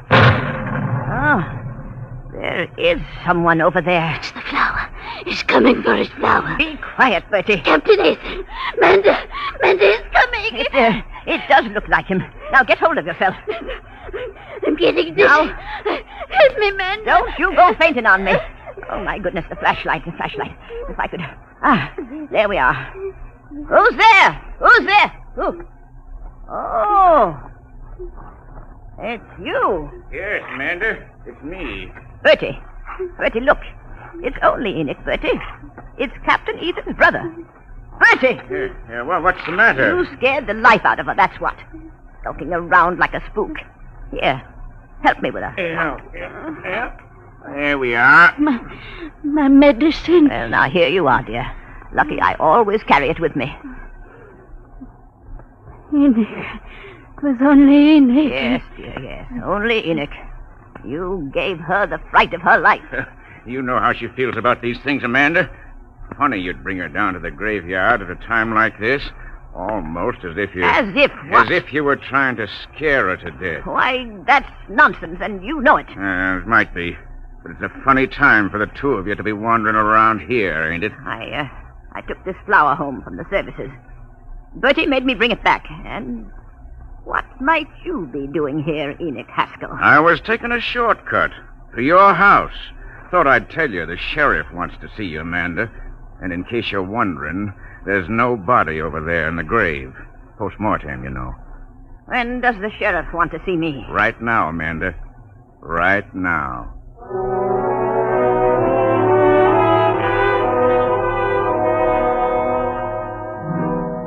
Well, Bertie, at least it's done. The flower is back where it belongs. You're shaking now and cold, and your poor sick heart is thumping inside you. As Amanda helps you up the hill to the house, you glance occasionally at her, at the pale, determined face, the worried look around the eyes. She's wondering how much you know about that poison fruit, isn't she, Bertie? She knows she's going to have trouble explaining it to the sheriff. And you wish you could go with her instead of remaining home, alone, locked in the old house. It should be quite a battle. The sheriff is a very persistent man. I'll get right to the point, Manda. You and I grew up together in this town, but this here's an official matter, above personal feelings. Hope you understand. Go ahead, Sheriff. Don't need to tell you how this town loves a scandal, Manda. There's nothing scandalous about us and Captain Ethan, as far as I can see. Maybe not. Only Doc thinks there's more to Ethan's death than meets the eye. For instance, what? It was poison killed Captain Ethan. The kind of poison found in home canned goods, preserves, for instance. Ethan ate his last meal at your house, Manda. Ate him on the way home. Hello, Enoch. Have a chair. Thanks, Sheriff. I'll stand. Now, Manda, about the preserves. What about the preserves? Why, Ethan always said he loved your spiced peaches, Manda. Well, what if he did? There's nothing wrong with my sliced peaches. I eat them myself all the time. I'd consider it a favor, Manda, if you'd let me have a jar of those spiced peaches for the doc to analyze. What? You going to give her a chance like this, Fred? I've got nothing to hide, Enoch Haskell. Maybe not. And then again... What do you mean, Enoch? Well, I can't forget that look on her face down in the graveyard when she thought I was Ethan. I think you're wrong. Known her all my life. She wouldn't harm a fly. No? Well, I think she killed my brother. Give me 30 seconds with that weak-kneed sister of hers. You keep away from Bertie if you know what's good for you. Why, Amanda? Why? You afraid she might spill something? Is that it? She don't know anything about this. Don't get riled, Manda. Fact remains, Ethan died from poison, and he ate his last meal with you. Now, that can either mean some of the fruit spoiled, that he accidentally got some of it on his plate, or... Oh, what?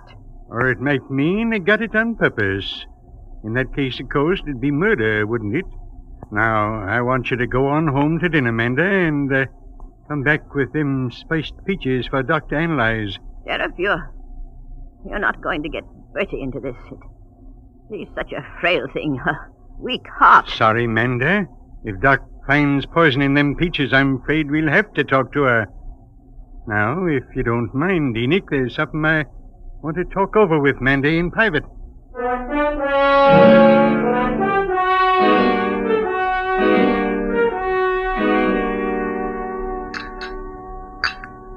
Where are you, Amanda? In the pantry, Bertie. Please come back and finish your supper. It's getting cold. Thought I'd get a little dessert together. And I've been rushed so today. Here's some cake and a few spiced peaches. Only enough out there for one helping. Here you are, dear. I'd rather have the cake, Amanda. You always were fond of spiced peaches, Bertie. I don't feel like them tonight. Just the cake. Funny how a body's taste can change. You didn't want 'em the night the captain was here, either. It's nothing at all. Please, Amanda, just give me the cake. You said you had to hurry back to the sheriff. What does he want to see you about? Nothing, Bertie. Just a few formalities about Ethan. I think maybe you'd better have some peaches. They're good for you, you know. Amanda, I don't want them. Please. Why don't you want them, Bertie? Why? Is something wrong? Don't, Amanda. Eat those peaches, Bertie, right now. Do you hear me? Get away from me, Amanda. I won't eat them. I won't. Oh, all right. All right, Matilda. What are you going to do now? Nothing. Nothing I can do, I guess. I'm sorry, Amanda. Sorry about what? You hate me, don't you? You always have. That's a queer thing to say. But it didn't matter all these years, just hating me. Now it's different. You're afraid of me now. That's why you... Go on, Bertie. That's why you just tried to make me eat those peaches. I was just finding out how much you know about Captain Ethan's death, Bertie. You know now, don't you? Yes, I know. What you going to do? Too late to do anything now, I guess. Would you pass me the peaches, Bertie? Amanda. Go on, give them to me. Hurry up. Here you are, Amanda. Might swell eat 'em myself, Bertie. No use letting them go to waste now. You know, they're mighty good. Always was proud of my spiced peaches.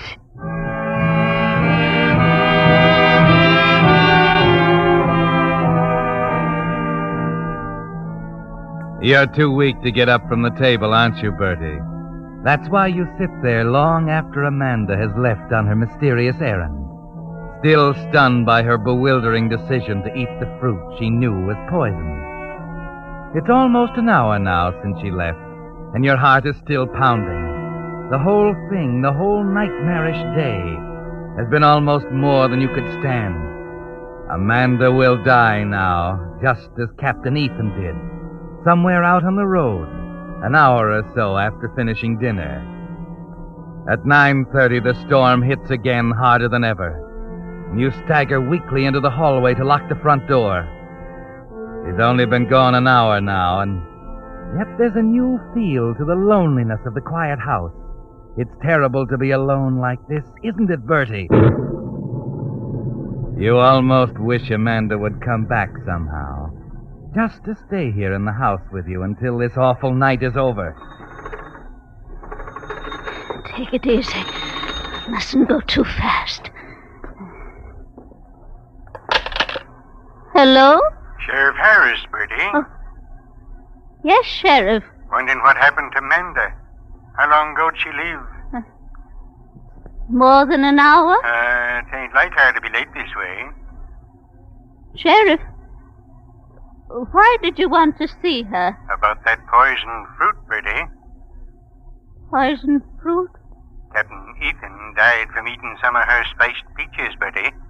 We discovered it at the postmortem this afternoon. She knew there was no use. That's why she ate the peaches.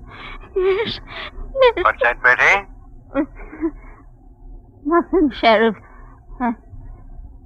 I think you ought to search the road for Amanda. Oh, nothing to get worried about, I reckon. She'll probably... No, Sheriff. Please, go out and look for her right now. You worried, Betty? I think, Sheriff, I think Amanda is dead.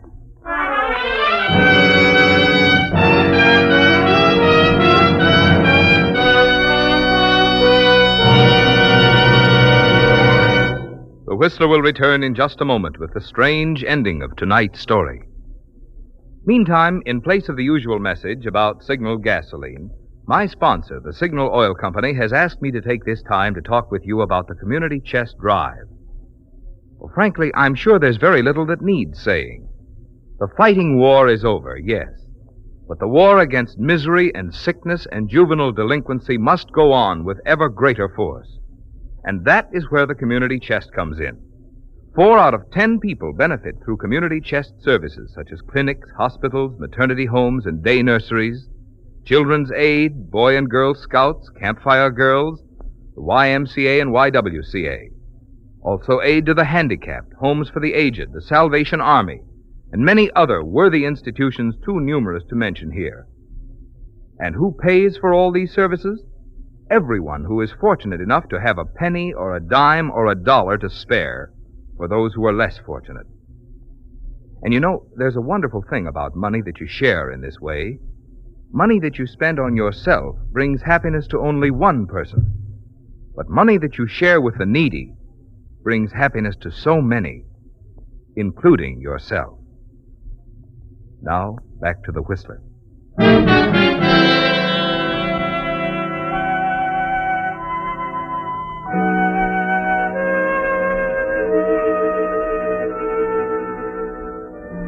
So Amanda is dead, Bertie. At long last, after 30 years living together, Amanda is dead and you're free. You leave the phone and walk slowly toward the cellar stairs. Yes, there are things to be done, Bertie. The doctor and the sheriff know about the poison preserves now, and they'll be here soon. You're sorry about Amanda in a way. It's too bad she had to die by her own hand, knowing it was coming. It's too bad she didn't die the night Captain Ethan came for supper, the night she graciously gave the captain her dish of preserves, simply because she didn't want them. While you sat across the table from them both, paralyzed with horror at the awful mistake, unable to say anything. Yes, Bertie, it's too bad Amanda didn't die on the night you planned to kill her. Down into the cellar now, yes. Over to the preserve cabinet, Bertie. Yes. To the bottom shelf. And the 2 jars of fruit you put a special mark on the day you found they were poisoned. Yes. And now to the sink. You smash the jars with a hammer and start to pour the fruit down the drain. Your hand slips. A sharp piece of glass cuts deep into your wrist, and a stream of blood rolls down your arm. You drop everything in the sink and run up the steps to find a bandage. The sight of the blood has made you weak and dizzy. You remember the napkins on the dining room table. Quickly, Bertie. I better sit down for a minute. And then there's a tap on the window. You raise your eyes. Amanda! No, Amanda, you're dead. You can't come back. You're dead. Go away, Amanda. Go away.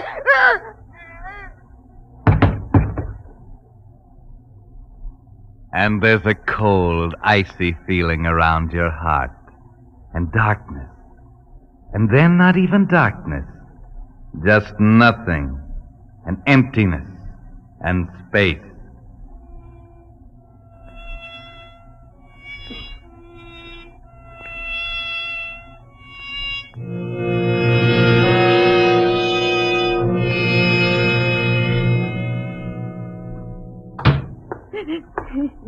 Easy, Amanda. Nothing we can do now. Well, I checked her. What is it, Doc? Fright. Her heart probably gave out when Manda walked up to that window. If only I hadn't forgotten my key. That was just like her, to lock herself in that way. Yeah, Manda. At least she did you her last kindness. Without meaning to, of course. What's that, Doc? She cleared Manda of any implication in Ethan's death. Birdie got that gash on her wrist while she was trying to get rid of the poisoned jars down in the cellar. I still can't believe she could have done it. I know, Amanda. It was just as hard for me. Knowing how much you cared about her, there was only one way to convince you your sister Bertie was a murderess. To show you she knew that fruit was poisoned all the time. Even before she tried to give it to you the night Captain Ethan came for dinner. Sheriff's right, Manda. Don't you see? That's why we asked you to switch a good jar for the bad one out in the pantry and try her out on it. If she took it, she'd be innocent. If she turned it down... But it wasn't fair. She must have thought I was trying to kill her. Don't you see, Amanda, it wasn't for her sake we did it. It was for you. She was so weak, so helpless. But it was the easy way, Amanda, the easier way for her.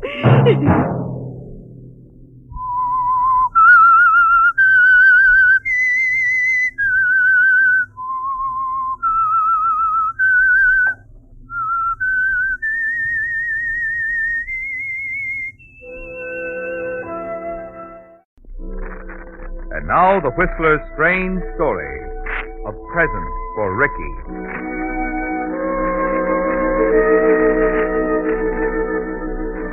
The spotlight subtly changed from white to a delicate blue, and the small nightclub orchestra slid into three-quarter time as the dance team began their waltz. The Croydons, Clyde and Marie, had held top billing at the club for almost a year, and it was well deserved. Drinks stood unnoticed on the table. Conversation stopped. Everyone now was watching the Croydons, or rather, Marie Croydon. Slim, graceful, blue velvet Marie, smiling as she spun across the floor, poised for a moment, floated effortlessly back to Clyde's waiting arms. The customers love it. She's a beautiful thing. Yeah. You know, Larry. What? There's a kind of first-time look about it. They must be in love to dance like that.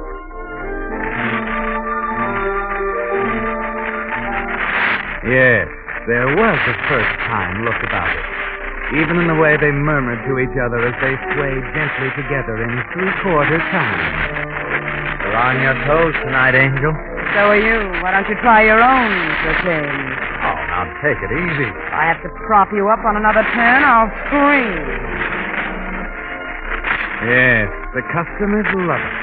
Clyde and Marie, husband and wife. Quiet maturity and breathless youth. And at the same time, on the other side of the room, a theatrical agent named Stanley Craig appraised the Croydons a little more critically. You like her, eh, Stan? The girl's good. She just needs a younger partner. The old boy swells her up. See what I mean? Look at that spin. The guy's just too old for her. He's killing the act. You wouldn't be fixing to cut him off at the ankle, would you? What do you mean? You just might be promoting that rumber expert you just picked up as her new partner. Name's Ricky, isn't it? What if I am? He's the boy who can do it. He's young, Mike. He's got looks and youth. See what I mean?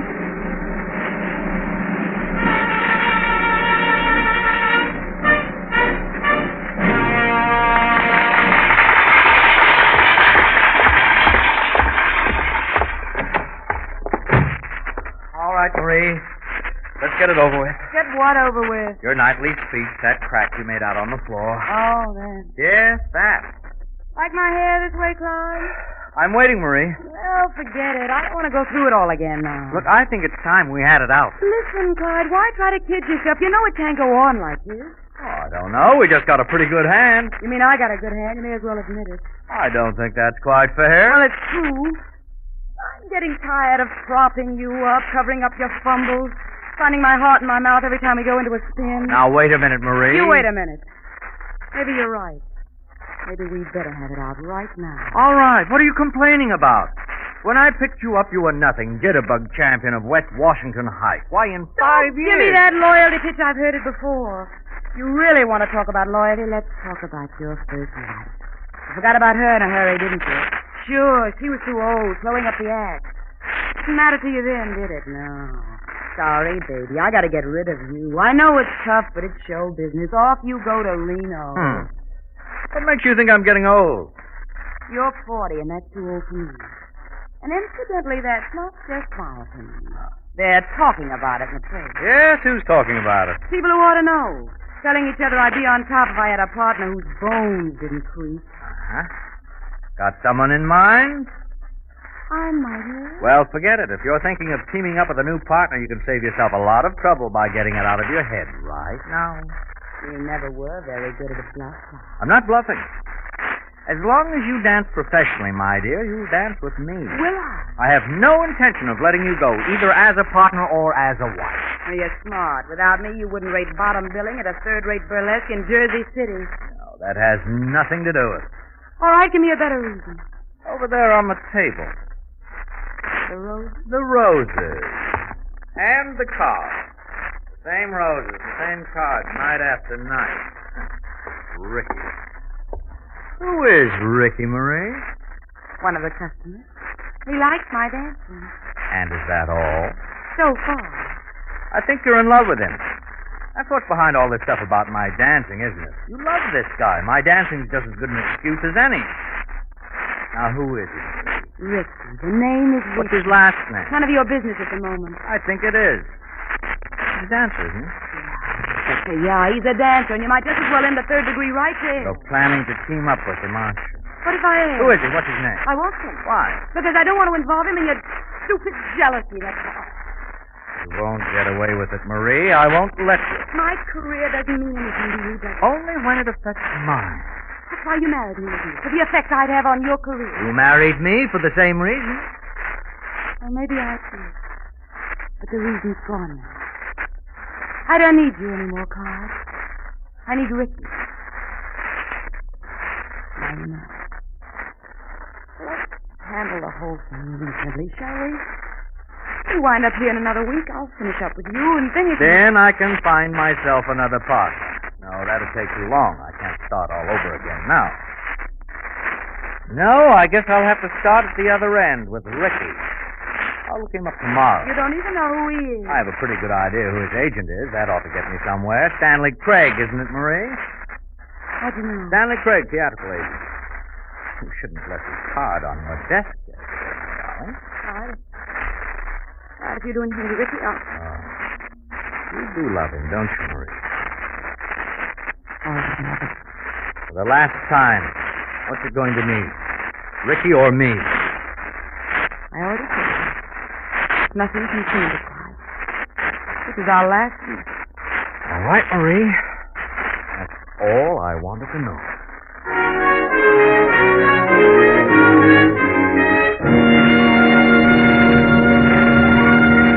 With the prologue of A Present for Ricky, the Signal Oil Company brings you another strange tale by The Whistler.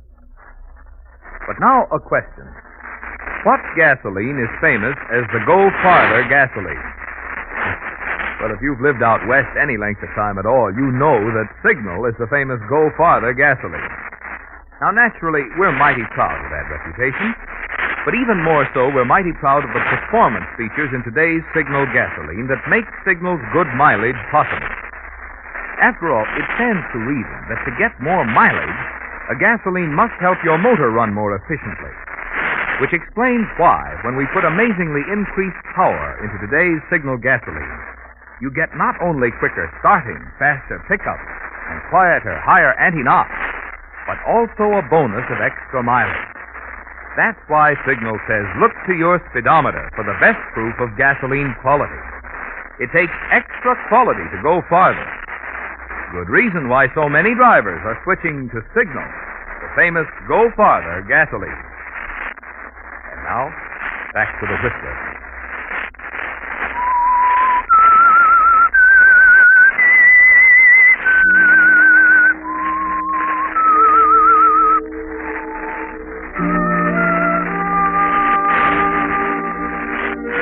Well, Clyde, Marie means what she says. You know her that well. And you wonder if what she said was true, that without her you're nothing. You think about it all the next day, particularly late in the afternoon as you sit in a bar on 58th Street talking to Joey Lowther, a nightclub columnist. You try and concentrate on what he's saying, but it's no use. And then finally you decide to feel him out on it. Joey's your friend. He ought to tell you the truth. So this yokel walks into the El Morocco right up to the bartender. Joey. Joey. Listen, I don't mean to interrupt, but... Well, you got your mind on something else. You don't have to tell me. See to you, Clyde. Well, it's about Marie. She's such a kid. But she can dance. That's what I'm wondering, Joey. You think she's right for me? What are you talking about? Right for you? She's terrific. I wonder.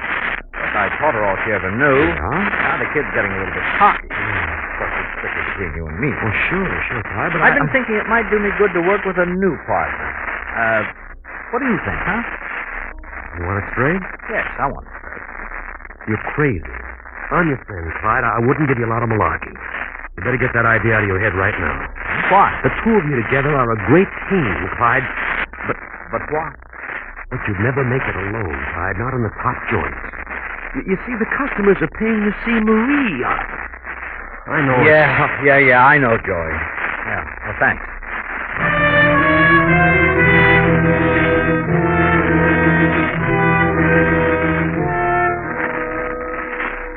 No more top billing, Clyde. No more expensive nightclubs. No more polite applause from the cafe society crowd. No more $1,500 a week. Nothing now but a seat on the sidelines, while Marie and this Ricky drift across ballroom floors, on and up to the top. You can't face it, can you, Clyde? It's more than you can take. That's why, early the next morning, you leave your apartment by the private elevator. And 20 minutes later, you walk up a flight of creaky stairs to Stanley Craig's office in the West 40th. Yes, sir. What can I do? You're, Stanley Craig? That's me. Pull up a chair. Oh, thanks. Well, I had quite a time finding your place. I thought I might be a little early. Say, didn't recognize you for a minute. Oh? You're Clyde Croydon. I saw your act last night. Caught it a couple of times this week. Really? Yeah. Good act, too. Thank you. Have a cigar? Oh, no, thanks. I just stopped in for a few moments with Craig. Little business matter. Oh? What can I do for you? Answer a few questions. Sure, glad to. Do you manage a dancer named Ricky? Oh. I see what you're getting at. Yeah, I manage him. New specialist in rumbas and tangos. Very fine dancer. That's what Marie tells me. Listen, I'll be honest. I wasn't trying to pull off anything, understand? So help me. I was going to put my cards on the table before we made any deal. You see what I mean? I suppose you put them on the table now, huh? Okay. We'd make a great team, Mr. Croydon, Ricky and Marie. Marie is part of a great team already. She's not available. I don't know whether she is or not. I haven't had a chance to talk to her. Got by the other day, left my card. Yes, I saw her. She's not at liberty, Mr. Craig. She's my partner and my wife. I must admit that I don't like this sort of thing going on behind my back. I'm sure she is going to see. That's what Ricky told me. Now, look, Mr. Crichton, you've been in the game long enough to know what youth means in a dance game. You're still a good performer, but I think Ricky's better. After all, I'm not managing you. I'm only trying to get a break from my client.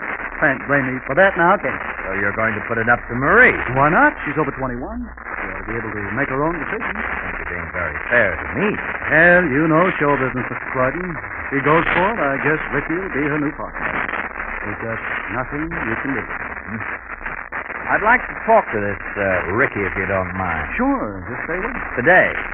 Where is he now? Oh, out in the park somewhere. He walks for 2 hours every morning. Good for the legs, you know. Alone? Be hard to find another guy who'd knock off 8 miles from the park before lunch, don't you think? Yeah, he's alone. You come here after his walk? Sometimes yes, sometimes no. I just happened to think. I gotta meet a client in 10 minutes. I gotta run. Now, you don't mind. No, go right ahead. You don't mind if I wait here, do you? Oh, no. Stick around. Wait here. Ricky might drop by after his walk. Might be a couple of hours, though. All right, I have all morning. Okay. The new varieties on the desk. You'll be alone here. No one to bother you. Oh, thanks. Take it easy, huh? Oh, sure. And, Mr. Crichton. Yes? No hard feelings. Right. No hard feelings.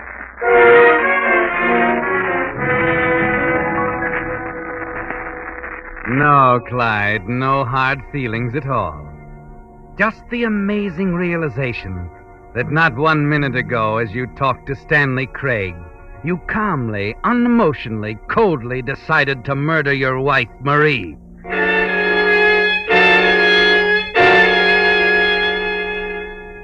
There was no shock to it at all. It seemed as if it had been there all the time, in the back of your mind, waiting to be formulated into thought. Yes, Clyde, here you are in Stanley Craig's office alone. Ricky is walking in the park alone. Marie is at home alone, probably still in bed. You realize that another opportunity like this might not happen in 1,000 years. Yes. If you're going to do it at all, Clyde, you've got to do it now. On top of the file cabinet, you find a package of Stanley Craig's letterheads. On his desk, a battered typewriter. In your pocket, the card signed Ricky that came with the flowers. And most important, in your mind, an idea. There. Now, let's see. Marie, my darling, it is useless to try to put this into words. I've told no one of your decision to stay with Clyde because I know it isn't final. That you love me and always will. That the only future for either of us is together. At the bottom of the note, after all my love, you carefully copy Ricky's signature from the card. Then you check the date. Yes, you've dated it yesterday to make it look as if it had time to go through the mail. On the desk is a sharp letter opener with Stanley Craig's name on it. That's part of it, too, Clyde. You put it in your coat pocket, ready when you need it. Now, back to your apartment. You still have over an hour, and you know Marie will be alone.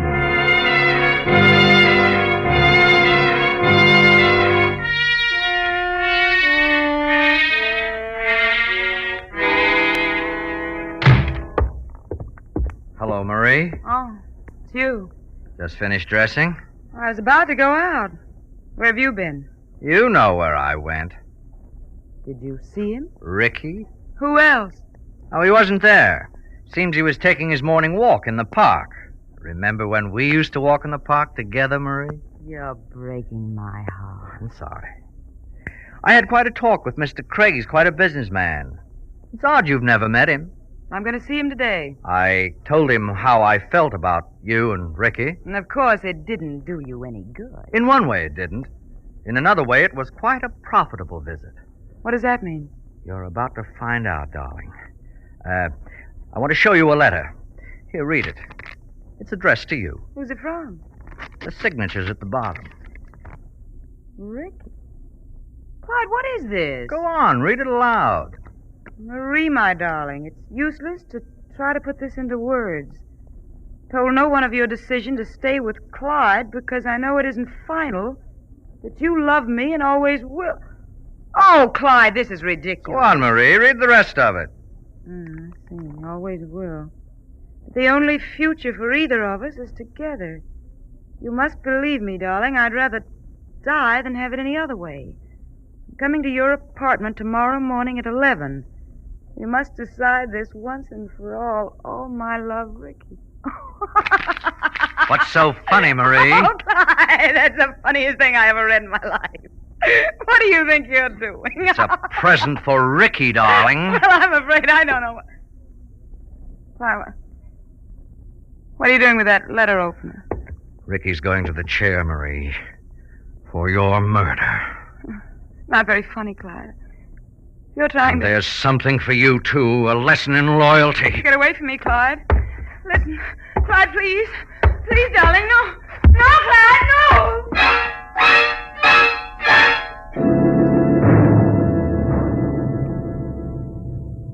Yes, Clyde, a present for Ricky.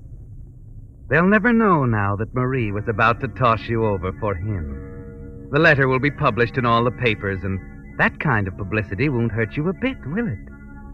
You move quickly now. Toss the card with Ricky's signature on Marie's desk. Take the crumpled note from her hand and put it in the wastebasket where the police will be sure to find it. Throw the letter opener out the window into the shrubbery several floors below. They'll find that, too. That's all, Clyde. You're ready now. Nothing to do but leave the building by the private elevator and return to Stanley Craig's office. You're there in less than 20 minutes with a good half hour to spare. And best of all, you haven't been seen by anyone who could possibly recognize you.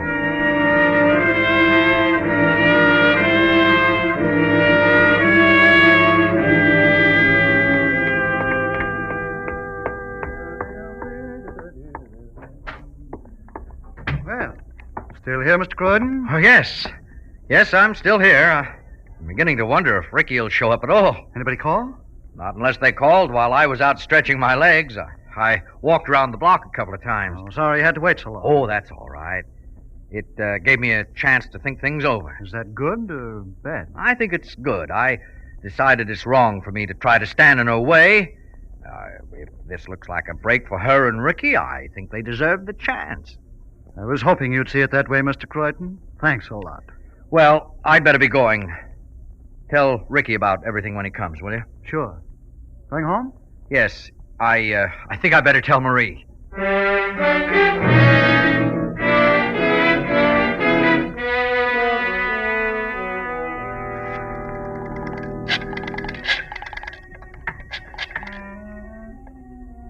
Hello? Hello, police headquarters. Something terrible has happened. My name is Clyde Croydon. I live in the penthouse at 1232 Warwick Place. That's right. Please send someone up here as quickly as you can. My wife has been murdered.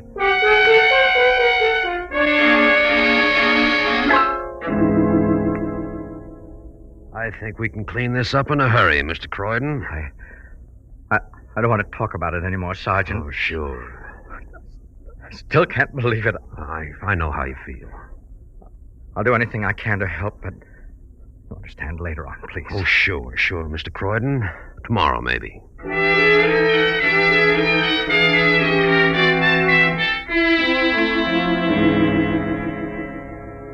Feel better today, Mr. Croydon? I think so. Oh, that's good. That's quite a letter we found in the wastebasket. What'd you think of it? Oh, I don't know what to think. You knew what was going on between this man and your wife? There was nothing going on. It was all in his mind. What do you mean? Look, I have never seen this Ricky. I don't even know who he is. All I know is that he started sending Marie flowers after every performance. He had some crazy idea she was in love with him. Oh, it was ridiculous. She hardly even knew him. Uh-huh. And what about the dance business? That was part of it, too. He thought she'd leave me and team up with him. Oh, don't ask me why. She laughed at him. Well, that's as good a motive as I've seen in 20 years.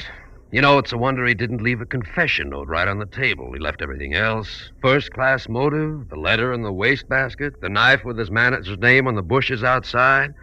And yet what? With all that, after practically shouting from the housetops that he'd killed her, he carefully wipes his prints off the knife. Funny how a murderer's mind works, isn't it? Yes, it's hard to understand. Oh, by the way, Mr. Croydon, this is only a formality, of course. Where were you yesterday morning before you found your wife? In Craig's office. I was waiting for Ricky to show up. I see. Craig seemed to think she'd go for him as a new partner, and I finally decided to go down and settle it. Mm-hmm. Have any words with Craig? Oh, of course not. I just told him if it was all right with Marie, it was all right with me. But I knew, of course, how she felt about him. Where was Ricky at the time? His manager said he was walking in the park, exercising his legs. Alone? Yes, I guess so. Well, there it is again. I'll bet the guy hasn't even got himself an alibi. Have you, talked to him yet? Well, the boys are looking him up now, and if you ask me, Mr. Croydon, that guy's a dead pigeon.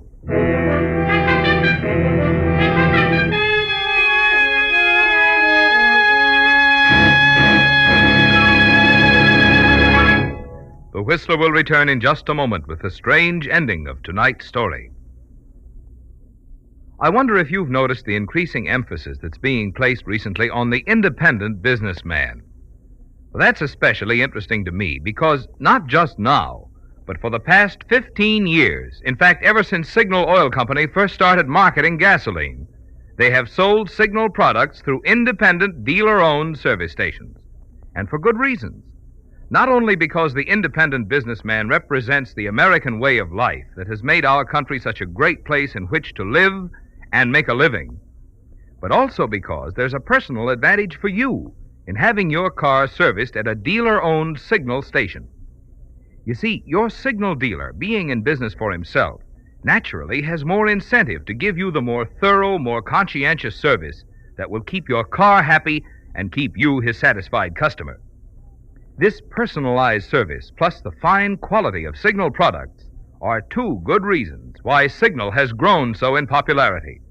Grown from a mere handful of stations serving Southern California into an organization serving 7 western states from Canada to Mexico. And now, back to the Whistler.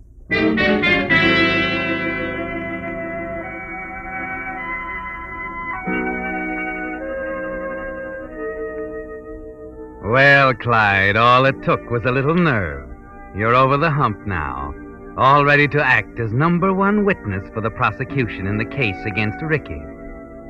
Tomorrow the story will break in the papers, and the notoriety, the public sympathy over your bereavement should make it easy to pick up a new partner, one who'll keep you in the top spots, in penthouse apartments with private elevators. Yes, Clyde, you can relax now. You've decided it's all over. Now, who can that be? Oh, Sergeant. I'm sorry to disturb you, Mr. Croydon. I was about to go to bed. Anything wrong? We've got Ricky. Good. Just finished questioning him. Mind if I come in? No, not at all. Check the note against Craig's typewriter. That's where it came from, all right. Looks like you've got a case. I'll be perfectly frank with you, Mr. Croydon. Until we found that letter, you were our #1 suspect. Yeah, you had plenty of motive, and you had plenty of time to leave Craig's office, kill your wife, and return. Now, wait a minute. I'm not finished. The note threw us a curve. For a while. What do you mean, for a while? Until we found Ricky. He claims he didn't write it. Good Lord, what did you expect him to say? We believe him. Believe him? Of all Just a minute. You never met Ricky, huh? I told you that. Well, that's the one honest statement you made, Croydon. The rest was strictly out of your head. Here, I'll show you what I mean. Come on in, will you? Mr. Croydon, this is Ricardo Montez, also known as Ricky. He did it. He wrote the note, I tell you. No comprendo lo que hablan, señores, pero yo no la maté. Wait. No, wait a minute. Wait a minute, please. Comprendes? No la maté. That's what I mean about the note, Croydon. The boy doesn't know a word of English. But it's a fake. Any foreigner can pretend he can't speak English. Maybe. But there was another thing about the note that tied it up, Croydon. What? It seems to me that if he could have written it, He'd have signed it in his own handwriting. But it was his handwriting. No, Croydon. You forged his name. But you copied the florist's handwriting.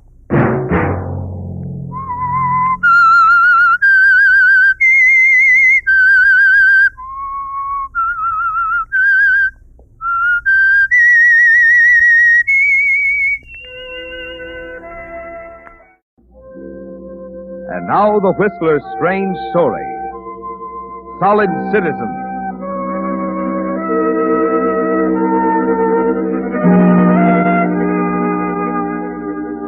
Worthington Potter was a solid citizen, cultured, able, and above all else, dignified.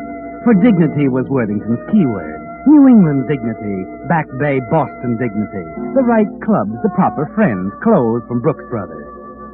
For some years, he had acted as financial manager for Althea Kendall, a wealthy Boston widow who thought Worthington was a fine man, wise in the ways of commerce. Unfortunately, she was not entirely correct. Worthington, while long on dignity, was short on financial genius. A regrettable situation, since in his capacity of financial manager, he had occasion to handle large sums of money for Mrs. Kendall. Oddly enough, this is what brought Worthington to Mrs. Kendall's on what was to prove a rather crucial visit. You've been so quiet all afternoon, Mr. Potter. Are you worried about something? I was hoping I could conceal it, Mrs. Kendall. You have a strange power over me. I've been conscious of it always. Strange power? Mrs. Kendall, words are hard to find at a moment like this. Oh, really, Mr. Potter? Quite. Our relationship during the past 10 years has been, I trust, as pleasant for you as it has been for me. Well, of course, Mr. Potter. You're a charming woman, Mrs. Kendall. Why, Mr. Potter. I must admit that there have been moments when my impetuous nature came very near forcing me to cast aside dull business, to forget my position, to hold you in my arms. Mr. Potter, you felt like this for some time? Since the moment I first laid eyes on you, Mrs. Kendall. You will forgive me, won't you? I fear my heart has got a little the better of me. Please, Mr. Potter, don't feel that way. I admire you for saying it. Mrs. Kendall, Althea, will you do me the very great honor of Of what, Worthington? Of becoming Mrs. Potter? Oh, Worthington, I don't know what to say. Will you, Althea? Well, a girl has to have time to think, Worthington. One can't decide so suddenly. Don't think, Althea. Listen to your heart. I must have time. I'll let you know when you come next Friday. Say it now, Althea. No, I must get hold of myself. Next Friday, Worthington. Next Friday.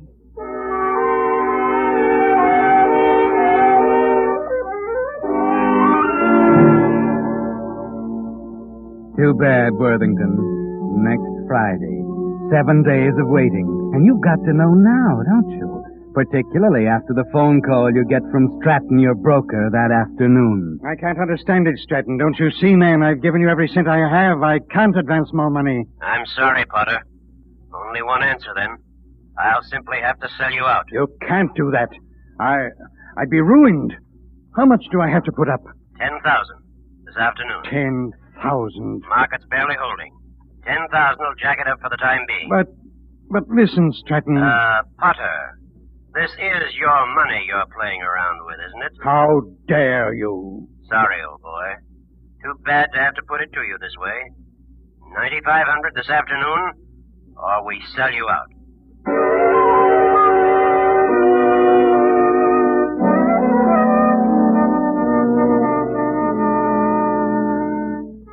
And it isn't your money, is it, Worthington?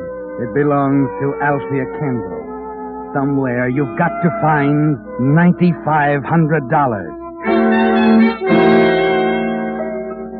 At 2:30 that afternoon, you're in the vault of the bank, going over the contents of Althea Kendall's safe deposit box. Yes, it's a desperate measure, but you're ready to try anything. Stock certificates, bonds, mortgages, but nothing negotiable. Nothing you can turn into 10,000 in cash.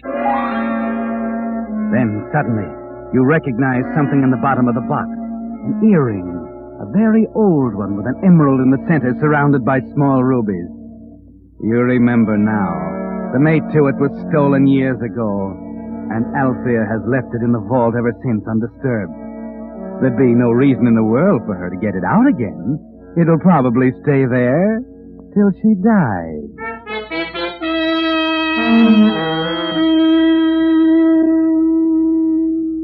Yes, Mr. Potter, I thoroughly agree with you. It's a very fine piece. Please come to the point, Mr. Graves. How much will you pay for it? Let me examine it again. Yes, it's a genuine Italian Renaissance without a doubt. Perhaps even a Cellini. Looks like his work. It's a tragedy, of course, that you've lost the mate. The matched pair would bring at least 100,000, perhaps even more. 100,000? Yes. For the single earring, though, I'm afraid 10,000 is the best I can do. Very well. There's just one thing, Mr. Graves. If you haven't sold it, I'd like an understanding that I can buy it back in, say, a week or 10 days. I'd agree to pay you your profit, of course. That is fair enough. My price will be 12,500. I must warn you, however, that I won't hold it if I find a buyer. I understand, Mr. Graves. I'll let you know the moment I want it. Now, about the cash?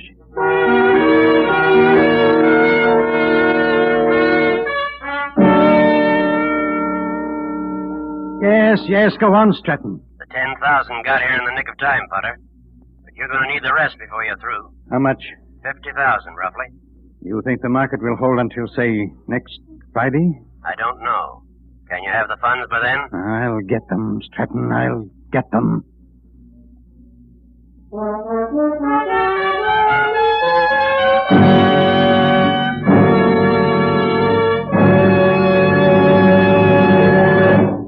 With the prologue of Solid Citizen, the Signal Oil Company brings you another strange tale by The Whistler. This Thursday, July 4th, you'll be celebrating Independence Day. 170 years of independence for America. The land for folks who love the independent way of life. Today, with more and more returning veterans expressing a desire to get into business for themselves, there's a tremendous rebirth of that independent spirit. And that's good, because independent businessmen are capable of great things. For instance, not long after World War I, a small group of young Westerners formed their own oil company, Signal Oil Company. In the face of what seemed overwhelming competition, these determined young men succeeded in bringing to Western motorists the first anti-knock gasoline at regular price. They sold Signal gasoline only through independent service stations, just a handful of them at that time. But motorists liked Signal products, liked them so well that the Signal organization grew and grew until today independent Signal dealers serve 7 western states from Canada to Mexico. Now, obviously, there must be good reasons why so many motorists have switched to Signal. You can discover these reasons for yourself by just stopping at your own neighborhood Signal dealers. There you'll find the tops in gasoline and automotive lubricants, backed by Signal's 15-year tradition of quality. And you'll enjoy more thorough, more conscientious service, because Signal dealers, being in business for themselves, have an incentive to serve you better. A fine example of the American way of doing business that has made and kept our land such a great place in which to live and make a living. And now, back to the Whistler.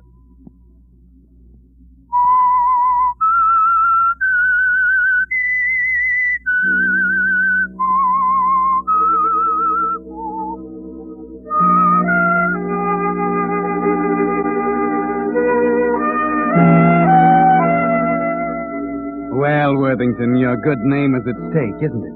Your dignity, your social standing, your honor. It all depends now on one thing. Each day you watch the stock tickers nervously. Each day you breathe a sigh of relief when the exchange closes and the stock is held.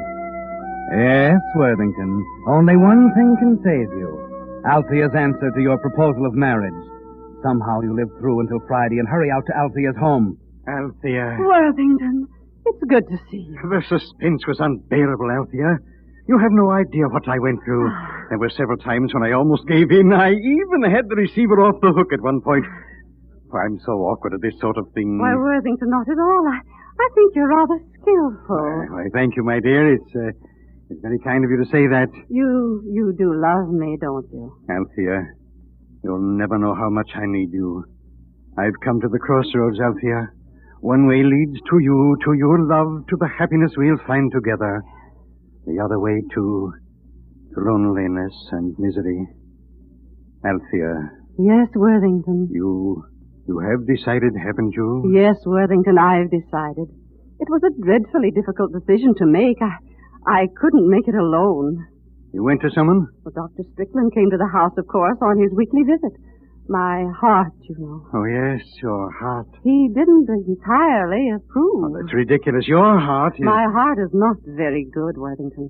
He was a little alarmed about my excitement. I see. I think we should be entirely frank, don't you, Worthington? Why, of course, Althea. The doctor suggested that perhaps it was my money you wanted. That's outrageous. It's libelous. How dare he insinuate such a thing? What did you tell him? I told him to leave the house. Why, I should think you would. You see, that was the day I decided to marry you. Althea, darling, I knew you would. It's so right for us. Just a minute, Worthington. Eh? That was 3 days ago. You haven't changed your mind. There must be a power somewhere, Worthington, to take care of lonely old ladies. Oh, I don't understand. Do you recognize this, Worthington? Why, it's an earring, isn't it? Yes, an earring. Where did you get it? I can understand why you're curious. Mr. Barclay brought it to me yesterday afternoon. Barclay? In response to an advertisement I've been running in the collector's magazine for years. Ever since one of the pair was stolen. They were very valuable, you see. My first husband bought them for me in Italy. Of course, I went to my safe deposit box immediately to get out the mate to it. I see. Naturally, marriage is out of the question, Worthington. I have no alternative but to expose you for the cheating, lying embezzler that you are. You wouldn't dare. You wouldn't dare disgrace me, do you hear? Do you understand that? You're not going to toss me into the gutter after 10 years. I won't allow it. I won't be disgraced and held up as a laughing stock. I'd kill you first. Oh, Mr. Potter, please you don't. Stupid, stumbling old hag. Mr. Potter. Do you think I'd marry you? Yes, it was your money, your filthy pile of gold. I've taken it for years. That's all I wanted. I bowed and scraped and groveled in the gutter for you, and you're not going to open your mouth, you hear? Yes, I'd kill you. I'd kill you in a minute. Right now, if I had to. Althea, what's the matter? She's dead. I didn't touch her. Her heart. Yes. The doctor was right. The excitement. Her heart.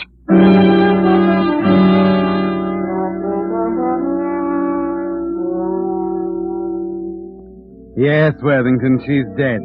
It was too much for her heart. Your knees give way and you sit there crazily on the floor, trying to gather your wits, wondering what to do. And then gradually you become conscious of something sharp in your right hand. The earring. There in your right hand is your reputation, Worthington. Your dignity. You're holding $100,000 in your right hand, providing you can get the other one. The mate to it you sold to Mr. Graves. Quietly you get up from the floor, walk to the telephone, and call Dr. Strickland. You'd better get over here right away, Doctor. I'm afraid she's gone. The excitement, you know, her heart. The doctor is satisfied with your explanation, and you stay until he finishes the examination and completes the death certificate. But you're impatient, aren't you, Worthington? The earring is burning a hole in your pocket, and the moment you can get away, you hurry downtown to Mr. Graves' jewelry shop.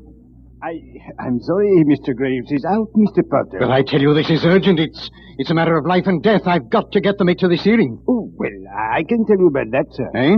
He sold it a few days ago to a man named Stryker. What? Who is Stryker? Well, he has an off shop in Trinidad, Port of Spain. He left Monday night by plane for Miami. Where's he staying? I believe he said the Bishop Hotel. When is Mr. Graves coming back? Oh, I could not say. He was very indefinite. Very well. You may tell him he can contact me at the Bishop Hotel in Miami. But where are you going? To get that earring. Good day. Hello?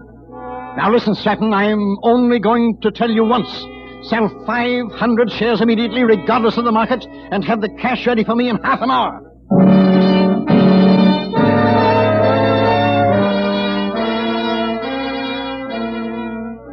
Yes, Worthington, time is everything now.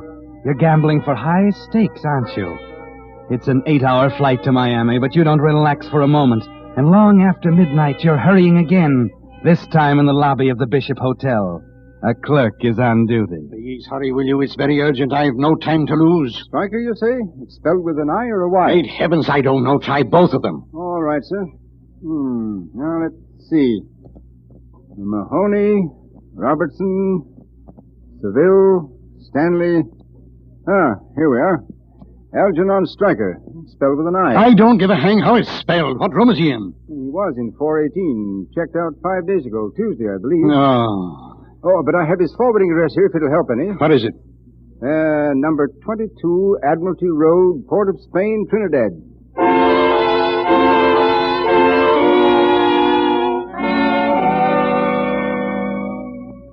It's going to take you another precious day, Worthington, but you can't turn back now. Somehow you live through the plane trip to Port of Spain. Somehow you arrive at Mr. Stryker's curio shop on Admiralty Road. The clerk is very accommodating. Oh, yes, sir, of course I recognize the earring. It's a handsome piece, isn't it? Please tell me, where's Mr. Stryker? Oh, I'm afraid he won't be back for a day or two. Been out on buying trips a lot lately. I see. You say you recognize the earring? Recognize, of course. Genuine Italian Renaissance. Offhand, I'd say it was a Cellini. You know, if you had them made to it... Mr. Stryker has them made to it. Oh, no, sir, not anymore. What do you mean? Well, he sold it to a Mr. Bolanos in Miami.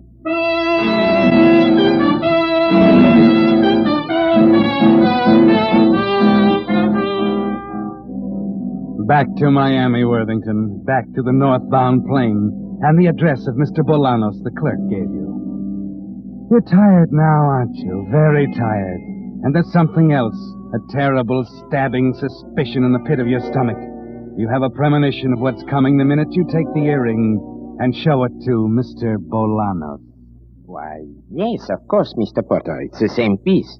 I bought it from Stryker and sold it to a Mr. Barkley. Barkley, yes, Barkley. Yes, it seems a woman in Boston had been advertising for it for some time. Barkley, of course, had been on the prowl after it for years.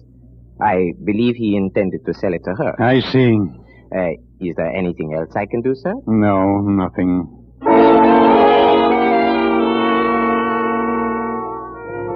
So that does it, Worthington. The bubble is burst. Ridiculous, isn't it? You're sure now, Worthington. The earring you've been chasing is the one you hold in your hand.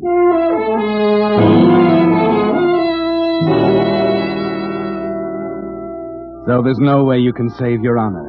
But there is a way to preserve the last vestige of dignity. You stop at a pawn shop in Miami and calmly buy a .38 revolver, and then return to the Bishop Hotel. There's a telegram waiting for you, a message from Stratton, discreetly suggesting that in view of the approaching audit of Mrs. Kendall's estate, it might be well for you to produce the missing funds. But it doesn't matter now, does it, Worthington? You go up to your room and lock the door. Place the revolver and the earring before you on the desk. Take out a sheet of paper and begin to write. And therefore, in view of the approaching situation, I made every effort to procure funds to cover. This failing, I have determined to take the only honorable way out, and I trust that the above facts will justify me, at least in part, and preserve a bare shred of honor to my memory.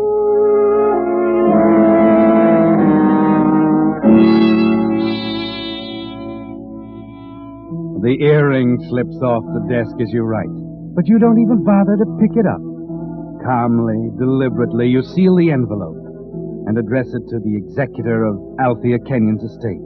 And then, just as you pick up the revolver... Mr. Potter? Mr. Potter, it's the maid. Blasted maid at a time like this. Yes? I've come to clean, sir. You'll have to do it later. I'm very busy. I'm sorry, sir. I won't get another chance. I tell you, There's another thing, sir. The clerk told me to tell you there's a registered package for you at the desk. What? Yes, sir. It's quite valuable. He says he told me... Never mind. Yes, go on. Go in and do your cleaning. I'm going down to the desk.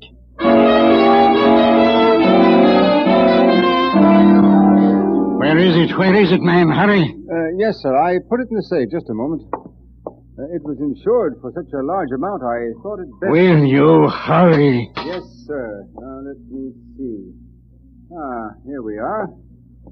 It seems to be from Boston. Give it to me quickly.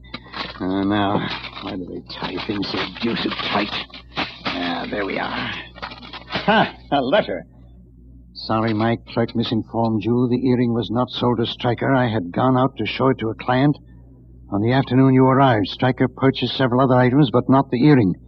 In view of our agreement, I enclose it herewith and will expect your check in the amount of $12,500 by return mail. Regards, Albert P. Graves. Where is it?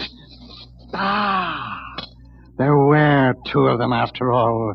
At last, I've got it.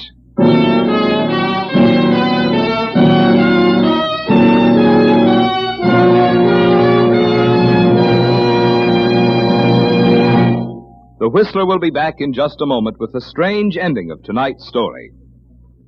Meantime, a word about a photograph that should interest every driver. Perhaps you saw it in the full-page color ad on new Signal Premium Motor Oil that appeared in yesterday's American Weekly magazine, or in recent issues of Pictorial Review, This Week, or Sunset magazine.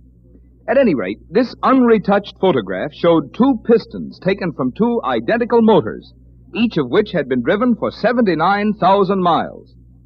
The only difference between them was that one motor used today's finest straight motor oil, while the other used Signal's amazing new type lubricant that combines 100% pure paraffin base with 5 scientific new compounds. But man, what a difference in those pistons. By actual test, there was only 1/6 as much carbon and 1/3 less cylinder wear on the piston using new Signal Premium Motor Oil. Yes, those 5 compounds in new Signal Premium Oil really make a difference in the way your motor runs. So for a sweeter running motor, switch now to Signal Premium Oil. And now, back to the Whistler.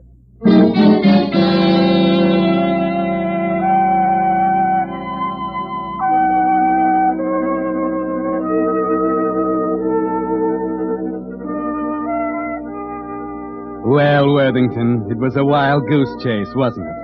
An error on the part of Mr. Graves' clerk sent you flying to Trinidad for nothing. The second earring was in Boston all the time, but you don't care about that now. The point is that at long last you have both of them. The $100,000 is almost in your hands. The honorable name of Potter will soon be unimpeachable, just as it always was.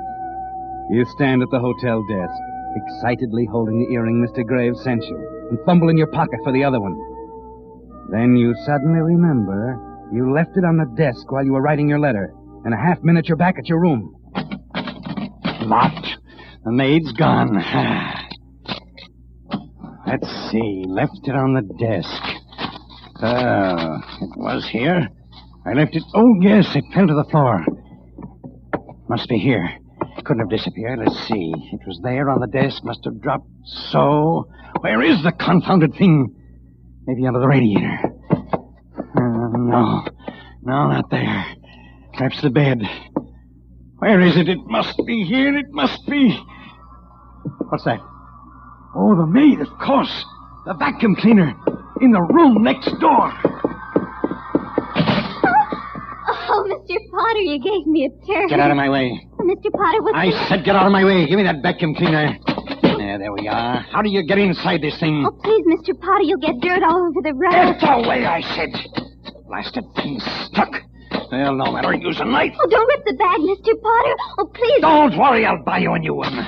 There we are now. Mr. Potter, you're getting dirt all over. Quit your bawling. It's here, I know. Somewhere in the filth. Somewhere. It's got to be here.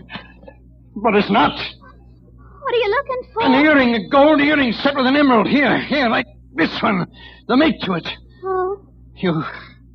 You haven't seen it, have you? Well, why, no, sir. Don't lie to me, you little gutter snipe. You stole it, didn't you? No. Didn't you? No, I didn't. You found it on the floor of my room. Where did you put it? Answer me, you little heathen. Where did you put that earring? I don't know. I tell you, I don't know. You'll tell me the truth if I have to wring it out of you. Do you hear? Do you hear? Where did you put it? Where? No, not that gun. Don't shoot. Answer me! What did you do with it? I'll kill you, Aaron! Wait, You keep out of this! Put that gun down. Put it Turn down. back, I said! What's the matter with you? Let go of my arm, you Get him pack of down. thieves! Good work, brother. There was nothing else I could do. He would have killed her. He's dead. He said I stole his earring.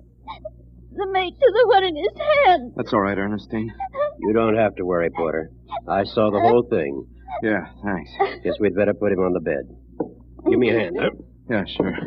Pick up the earring, Ernestine. Such a pretty one. Easy now. There we are. I'll call the police.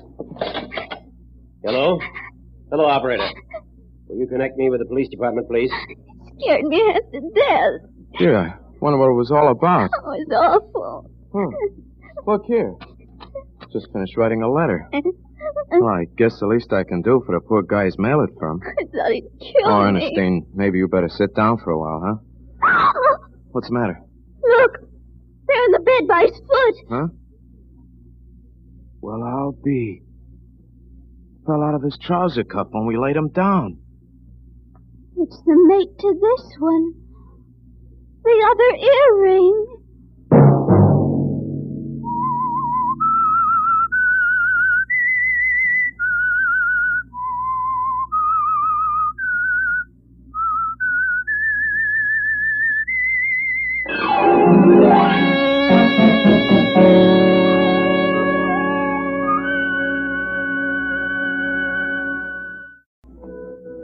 And now the Whistler's strange story.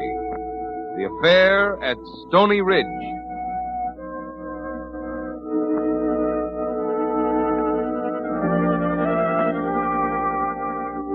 Myra's mind was numb, and there was a tight, tense feeling in her throat as she gripped the steering wheel of the old car, guiding it up the narrow road to Stoney Ridge Farm. She decided it was best not to think, that it was better to have the dull, numb feeling than to go back over it again and again, to realize that it was true that Jody was gone, that he didn't love her, that Jody loved a tall, slender girl with painted lips and lazy, laughing eyes. It was spring, and a line storm was on the way. Soon she'd be back at Stoney Ridge Farm with stubborn old Uncle Rance and sharp-tongued Bess, his wife. Soon the rain would come thudding down, drowning out her poor dream of happiness with Jody, and she'd go back to the life she thought she was leaving forever. The road narrowed, and she came over the rise to see Stoney Ridge again, narrowing as though to hold imprisoned the farm that rests below. Just one more turn, Myra.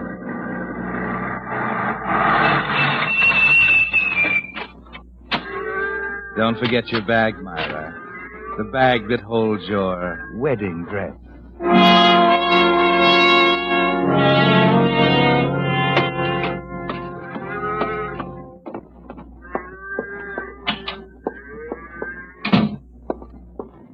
Aunt Bessie? Aunt Bessie? Uncle Rance? Where are you?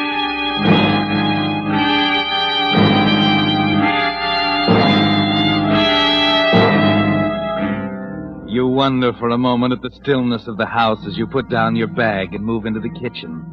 There's something puzzling in the cold ashes of the stove, the chill of the small water tank. It's later in the morning than you thought. Uncle Rance and Bess must be in the fields. Then, as you move to the back door, a man carrying a gun steps from the barn 30 feet away. A tall, wide-shouldered man who walks with the wary stealth of an Indian. Jody? Ma, It's you. what are you doing here, Ma? You come for me, haven't you, Jody? How long you been here? Just came. Just now? Yeah. You did come for me, didn't you, Jody? Yeah. Yeah, I came for it. Jody, I'm so glad. So glad you'll never know. Let's get into the house. Yes, Jody. Yes. Let's sit in the parlor. It's warmer. What you come back here for? I had to, Jody. What do you mean you had to? Sit down, Jody. Sit down next to me. You little fool. Do you want to mess everything up? I told you when to meet me, didn't I? Don't be angry with me, Jody. When I go to look for you, you wasn't there. But I got in town early. An hour early. Searched for you. Then I saw you with her. Huh? You were parked in a car with a girl. Had your arms around her. Oh, Jody. Where'd you go then? Where'd you spend the night? With a friend. Got up early this morning, drove home. Spent the night in town, eh? Jody, how could you? It's okay. Don't cry. Everything's gonna be all right. Look, Myra, I come back for you, didn't I? Didn't Jody come back? Sure I did. And you said we were going to be married. You said so. Well, who said we were? Are we? I'd like to see anybody in Tennessee try to stop us. Oh, cut out the crying. What do you say? Huh? Jody, Yeah? who was she? Huh? Oh, she wasn't nobody. Just a town girl. Look, Myra, I'm just kidding around. Every man does that once in a while. Honest, she don't mean a thing. You're my girl. Am I, Jody? We're getting married today, ain't we? Today? Oh, Jody. Uncle Ransom ain't best. They must know I'll come back. Ransom, babe? I meant to tell you that they were just leaving when I come. Said something about helping somebody with the alfalfa before it rained. Storm coming then up let's and... go, Jody. Let's go before they get back. Well, what's the rush? We got plenty of time. They'll be stuck there a long time if it rains. Besides, I want to talk with you. Jody, Yeah? what you doing with that gun? This? Oh, I thought I'd get me a rabbit on the way up. Say, listen, Ma. Is it on the level what they say about old Rains? I mean about all the cash she's got stashed away? Yeah. Uncle Ramsey's got some money. I mean a lot. I don't know, Jody. I don't know how much he's got. Why? No reason. No reason at all. Just heard he had a lot. Somebody said he kept it here. Didn't believe in banks. Who said that? It is here in the house, ain't it? Yeah. Yeah. Yeah, that's what they said, all right. Jody, let's go. Hate to have him find me here after I ran out on him. Look, my bag's still packed. I'm all ready. Plenty of time. I like sitting here with you. This is the way it's going to be from now on. Just you and me together. It's so good. We're going to get along swell together. None of this farm work anymore. We'll head for the big city. I'll get me a job. The city? Oh, Jody. Nothing's going to be too good for you. All you're going to do is sit home and take it easy. How you like that? Go on, Jody. Talk some more. All the pretty clothes you want. And believe me, I mean it. Only, well, you got to do things my way. Anything. I'll do anything you ask. That's my girl talking. We're sure going to get along swell. You know, I just think Yeah. about old Ransom. Yes, Jody. Where's he keep all that dough, do you know? Just curious. I can't tell you that. You know, don't you? Yeah? You can tell me, Myra. Shucks, ain't I gonna be your husband? I can't tell you, Jody. It's their secret.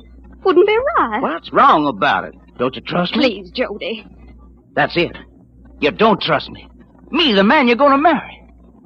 Well, how do you like that? I trust you, Jody. Of course I do. You sound like it. Yeah, you sound a lot like it. Well, I guess that's it. Where you going? What do you think? I'm gonna beat it, that's what. I'm going home, and you can stick around in this hole the rest of your life. Don't go. You gonna tell me?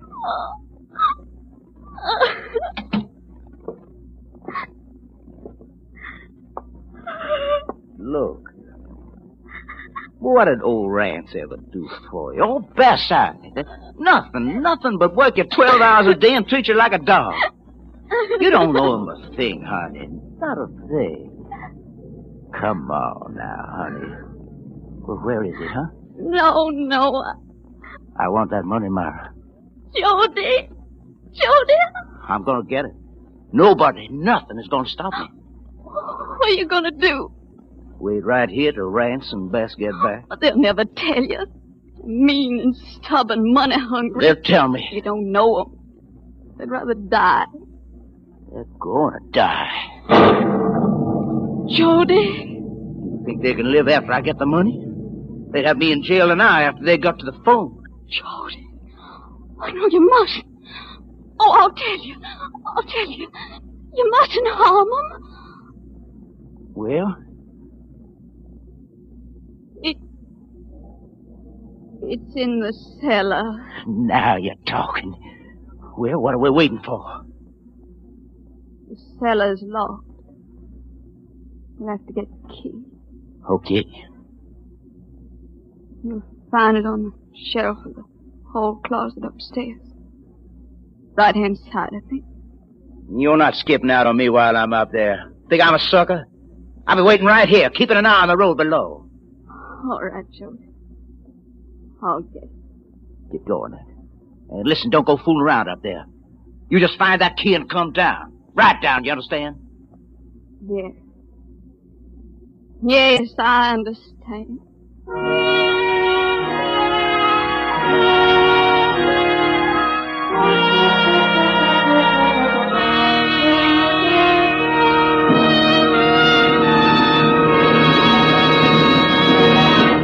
With the prologue of The Affair at Stoney Ridge, the Signal Oil Company brings you another strange tale by The Whistler. O-I-L. Oil. The stuff drivers put in their motors. Because they know it's supposed to be there. But does the kind of oil you choose for your car really make any difference in the way your motor runs? If you've ever wondered about that, let me tell you about a test I recently saw. Two identical cars were run for 79,000 miles, one using today's finest straight motor oil, the other using Signal Premium Motor Oil, the new type lubricant that combines 100% pure paraffin base with 5 scientific compounds. When these motors were torn down for inspection, the one using new Signal Premium Oil had only 1/6 as much carbon deposit and 1/3 less cylinder wear. Now, what does this mean to you? Well, less carbon means that your motor runs quieter, smoother. You can forget about fouled spark plugs and sticky valves. And less cylinder wear means more power, more mileage from your gasoline. Yes, those 5 scientific compounds in Signal Premium Oil really make a difference in the way your motor runs, which explains why your switch from old-fashioned straight motor oil to new Signal Premium is your guarantee of a sweeter running motor. And now, back to the Whistler.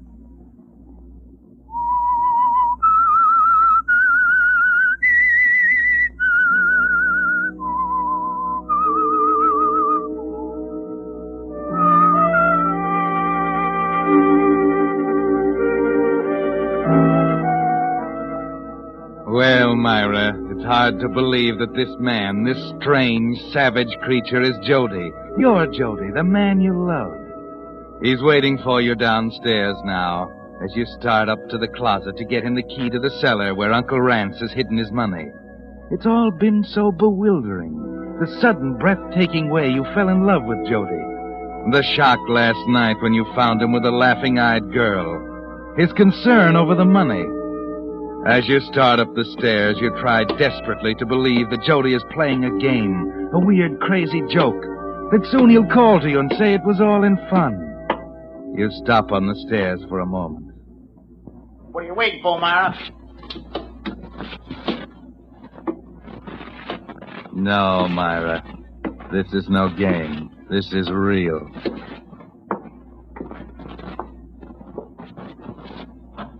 The closet, Myra. Reach up and get the key for Jody. He's waiting. Then, as you turn... Uncle Rance's room, Myra. You can see through the half-open door. Dresser drawers wide open, clothes scattered crazily about the floor. A chair lying on its back, broken in a dozen places. And on the bed, a crumpled sheet with an ugly red stain. Now you know, Myra. Your Jody has killed. All you can think of now is the telephone. You've got to get to the telephone. Down in the kitchen. Quietly, Myra, quietly. Down the hall, slowly, Myra. Carefully. Myra! Yes, Jody? What's going on up there? It's dark, Jody. I can't find it right away. I know it's here. Shake it up, I'll come up and get it myself. No, Jody. No, I'll find it. It's here somewhere. I'll be right down with it.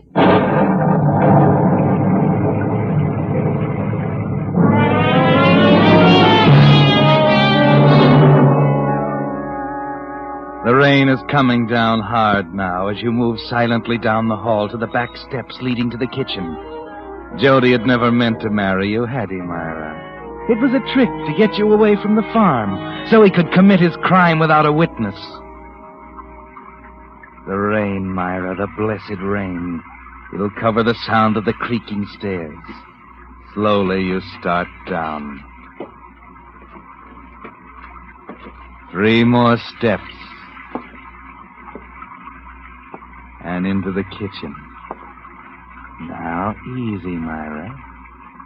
Lift the receiver. Hello, Myra. Better hang up the phone, hadn't you? Jody. I told you not to fool around up there. Shouldn't have gone into that room, Myra. Room? Yeah. I kind of liked you, too. I really did. Now you can open the cellar door. We're going downstairs, you and me. What you gonna do with me? What can I do? You know too much. Go ahead now, like a good girl. Now they're right behind. Jody, don't. Start walking. Jody! Start walking.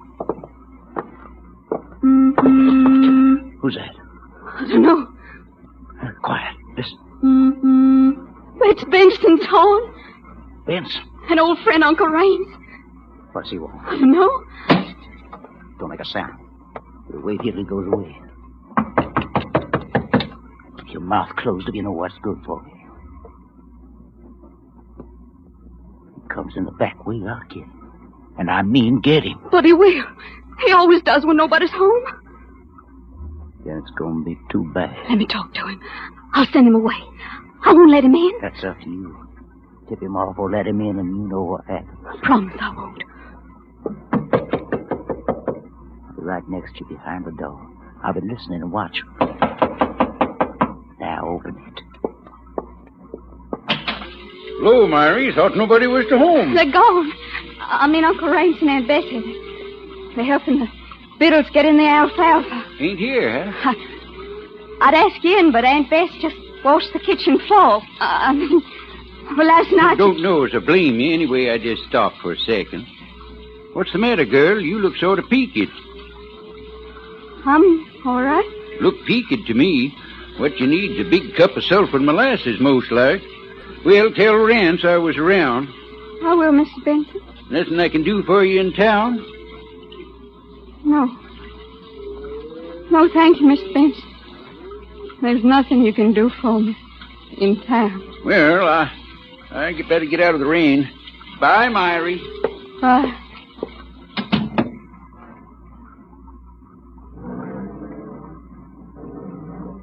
He's gone. Getting late, Myra. Jody, isn't there anything? There ain't nothing else to do. Sell the door. Unlock it. Jody. Get going.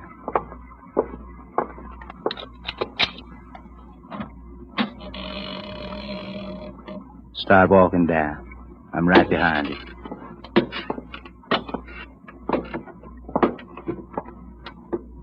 keep moving.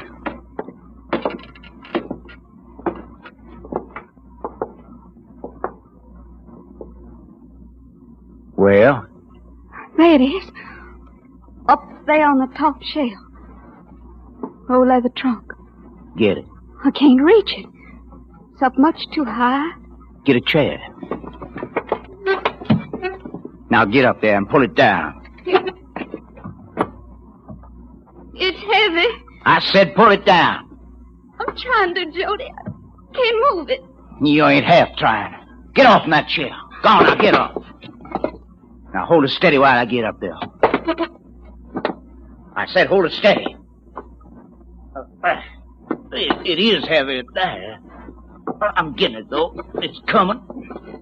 Hang on to that chair, Myra. Myra! Myra!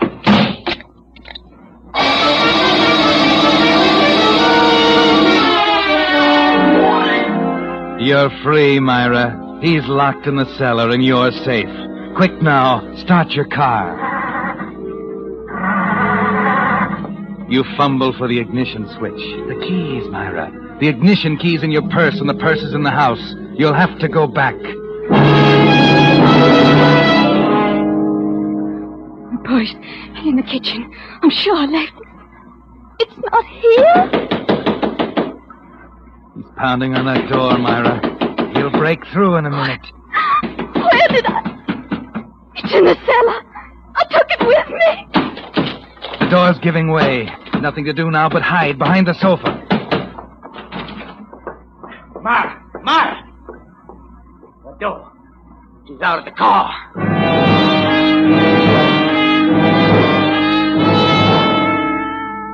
He's outside in the rain looking for you. Quietly, you slip up to your room and lock the door. He'd never believe you dare hide there.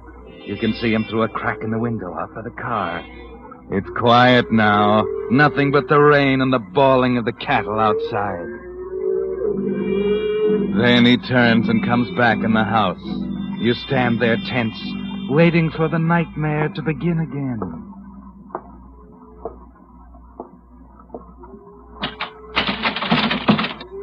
Myra. I know you're in there, Myra. Open the door. I want to talk to you. I won't hurt you, honest. I know you're thinking about Rance and Bess, but ain't you better off without them? They was mean and stingy. Stop acting like a little fool, Myra. I know you're in there. I'm going to bust the door down in a minute. You look out the window, 20 feet to the wet ground, sloping steeply away from the house. Then you remember the window of the next room on your left.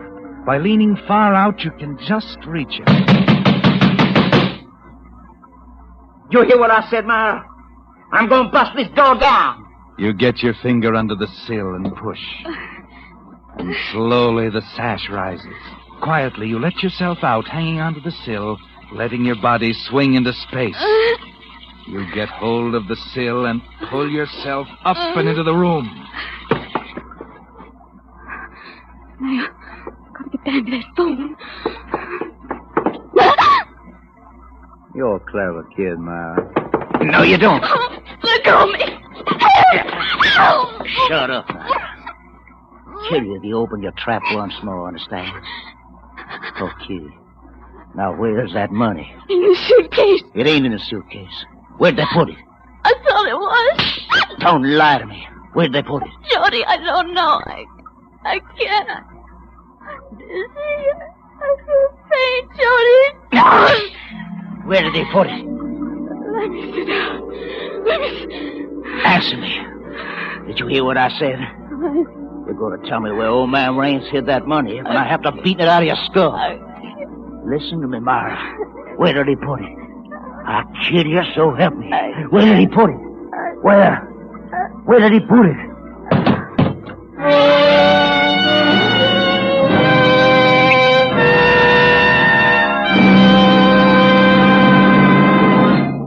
The Whistler will return in just a moment with the strange ending of tonight's story. Meantime, I'd like to clear up just one more point about that new Signal Premium Motor Oil we were talking about before. where to get it. Throughout the West, from Canada to Mexico, you'll find Signal Premium Motor Oil at those friendly dealer-owned Signal stations, identified by the big Signal circle sign in yellow and black. The same stations featuring that super-powered new Signal gasoline that now helps you go farther than ever. The same stations that are famous for their more conscientious service. Yes, I said more conscientious, because every Signal dealer is in business for himself and has a personal reason for keeping your car and you happy. Man, with a combination like that of quality products and finer service, it's no wonder that these days when overaged cars have to keep on going, more and more drivers are switching to Signal. It's another mighty good reason, I'd say, for making your next oil change a change to new Signal Premium Motor Oil, your guarantee of a sweeter running motor. Now, back to the Whistler.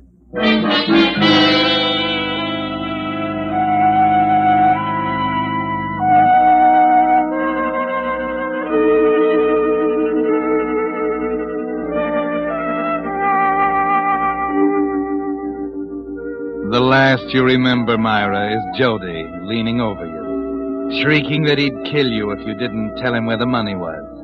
And you didn't know. There was nothing you could do. You were helpless. You knew he was going to kill you, Myra, and you were helpless. The room started whirling and came closer. Then everything went black. When you opened your eyes to look around, you discovered you were in bed in your room. Everything was quiet. What happened? Jody! Take it easy, girl. Everything's all right. Oh, Mr. Benson. You came back. You came back. Yep. Just about the time I got to town, I figures there's something mighty wrong out here. Wrong? Hear them cattle? Rance wasn't the sort of man to leave his critters bellering to be milked. Too good a farmer for that. Knowed there was something fishy going on, so I come back with the sheriff. But Uncle Rance's money. Jody. Funny in a way.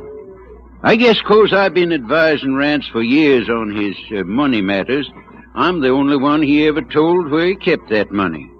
Never told nobody else, not even Bessie. Know where it was? Sewed up in the lining of his old overcoat. The coat Jody buried him in.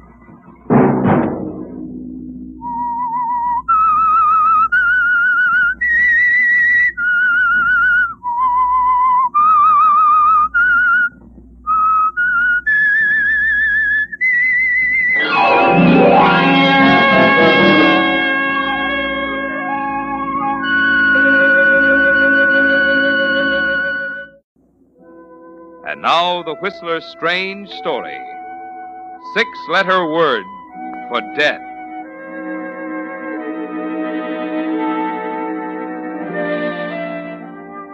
Thursday night was the climax.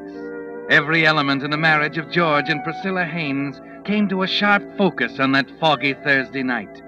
5 years of it, 60 months, 1,826 days, each adding a little pressure, each day contributing a little more water behind the dam that was destined to give way on that Thursday night, when the fog hung like a blanket over the campus of State College. George Haynes had known the marriage wouldn't work from the first. Yes, George, as far back as a month after your wedding, when you first felt the cold, sinking feeling in the pit of your stomach. And these 5 years have proven it. But no one but you seems to recognize it.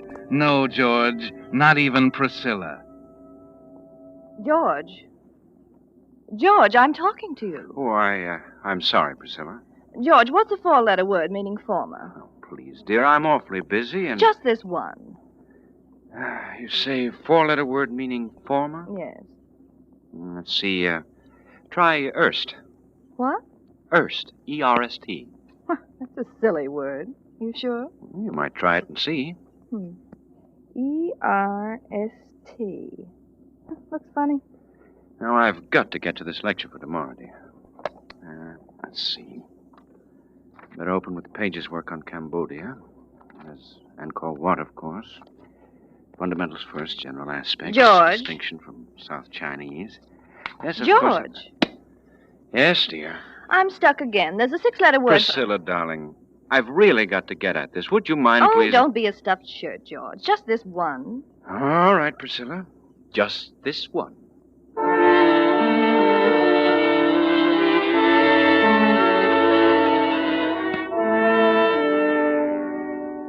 No, George. No one seemed to recognize the real trouble. The president of State College, Dr. Dawes, didn't get it either, did he, George? There was no way to explain it to anybody. Tell me, George, what's wrong? I'm afraid I don't understand, Dr. Dawes. Yeah, I'm afraid I don't either. As you know, the Regents have been considering you and Larry Price as possibilities for the chairmanship of the history department. I'd put a lot of faith in you, George. Now I'm beginning to wonder. I know my work has fallen off. What's the matter, George? I guess it's nerves or something. Maybe you need a rest. Why don't you take Priscilla and go No. off I'm sorry, Dr. Dawes. I'd better go.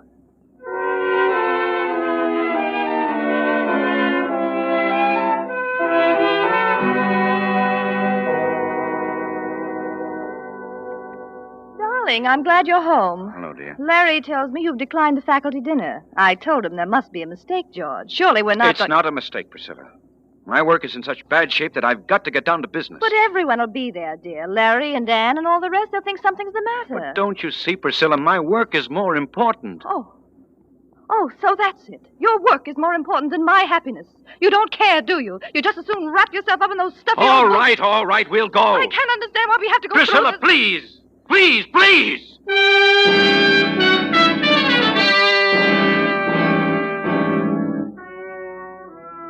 Larry and Anne and all the rest. They didn't get it either, did they, George? They can't understand the terror you feel when you realize Dr. Dawes is right. Your work is slipping. George Haynes, full professor of history, candidate for chairman of the department, is slipping. You feel as if you're standing at the edge of a cliff, and Priscilla, with her inane remarks, her perpetual round of afternoon teas, faculty dinners, and 1,000 other distractions, is easing you over the brink. 5 years of it, George. 5 long years. And each day, each hour, building like a tower of blocks, designed to topple into ruins on that foggy Thursday night. The night Priscilla invited Larry and Anne to the house for an evening of bridge. George, of all the stupid plays, that one takes the prize. First you double them into game, and then you... Well, he wouldn't have doubled if you hadn't bid clubs, Priscilla. Oh, that had nothing to do with it. He was I'm simply... sorry, Priscilla. I guess I wasn't paying much attention to the game. Lucky for you, we're not playing for a quarter of a cent, George. That's enough, Larry. Huh? What's the matter, Anne? George is tired. Maybe we better go. Go? Oh, don't be ridiculous, Andy. The evening's just started. I really have got to admit that I am a bit bushed. Nonsense. Well, let's see. That's 120 below the line. Where's the pencil? Here, take mine. Oh, thanks. 120. 700 rubber. You are tired, aren't you, George? Would you think I was awfully rude if I... Don't be silly. Of course you're being rude. George just wants an excuse to get at those dusty old books of I his. don't mean that at all. I'm very tired And terribly stupid, according to the score here. Priscilla, Larry, that makes your total score 2,700. I'm talking to you, Priscilla. George, dear, let's not have another one of your scenes, shall we? That's just the trouble. There haven't been enough of them. Why, George, dear. I've kept quiet too long. That's the trouble. You can't keep quiet too long or it gets inside of you. Oh, wait a minute. Take your hands off of me. George, you're making a fool of yourself. I ought to wring your neck. You know, I believe he meant that. I suppose I ought to feel embarrassed. We'd better go, Larry. Yeah, I guess we better.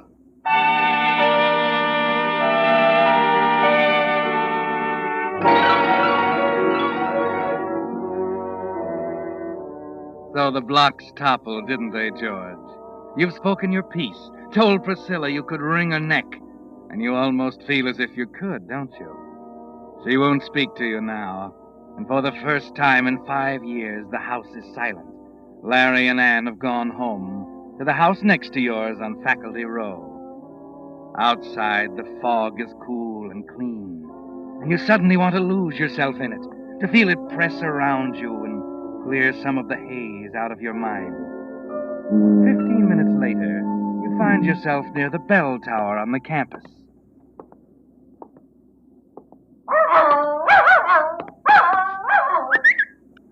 Here, boy.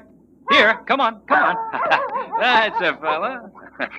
Well, where'd you come from, fella, huh? Say, looks like you ran away. Well, you're a nice dog. Yes, you are. Here, Cinder. Where'd that pup go? Come here, Cinder. Oh, hi. Hello, I see his name's Cinder. Oh, thanks. He slipped his leash in the fog. Oh, Cinder's a good name for him. Black as ink. Haven't had a chance to do much with him. Only had him a couple of weeks. Well, I'm quite fond of cockers, particularly black ones. May I ask you where you got him? Certainly at the Coldwater Kennels, about 3 miles from here. There you are, boy. Well, we better run along, Cinder. Thanks for catching him. Not at all. Night. Good night. Cute cocker. Cinder. 11 o'clock. That air's good. Well, better be getting back.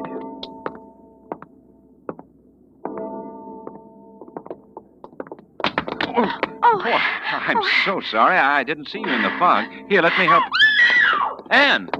Anne, wait a minute. That's strange.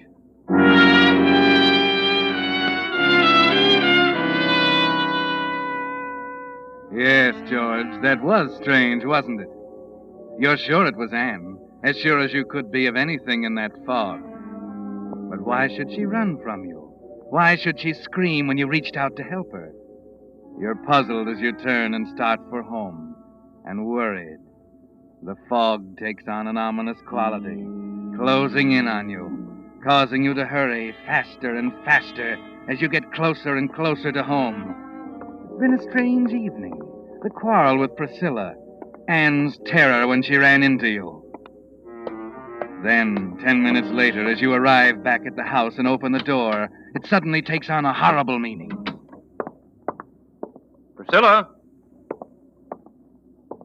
Priscilla!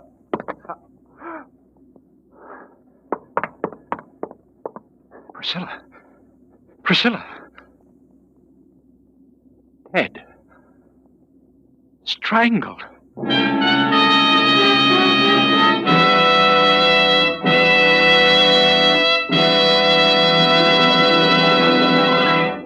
With the prologue of tonight's story, 6-letter word for death. The Signal Oil Company brings you another strange story by The Whistler. A friend of mine, who was never too keen about babies, recently became a papa himself. When I dropped in the other night and found him, of all things, bathing the baby, he grinningly remarked, "Well, it's different when it's your own." Well, friends, right there you have the reason why you just naturally get a different brand of service, more conscientious and more thorough, from a man who has his own money in his own business, such as your Signal gasoline dealer. It's why, for instance, when a Signal dealer lubricates your car, he takes no chance of forgetting some hidden part. Instead, he uses the famous Signal check chart that specifies which of Signal's 9 specialized lubricants each point should have. And he checks each point against the chart not just once, but twice, so not one part can be missed. Incidentally, while you're having your Signal man lubricate your car, don't forget what engineers of the American Petroleum Institute have proved, that every 1,000 miles is also time for clean motor oil. To get the best performance and longest life from your motor, be sure you get today's super quality pure paraffin base oil, Signal 4-star motor oil.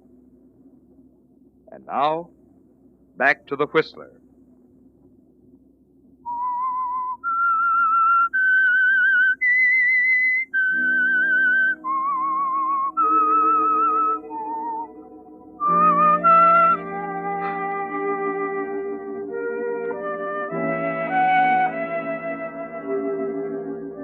Yes, George, Priscilla is dead, strangled, lying on the floor by the window, a crossword puzzle in pencil beside her. For 15 seconds, all you can do is stand there staring at her. Then, terrified, you pick up the phone. Operator, get the police. Hurry.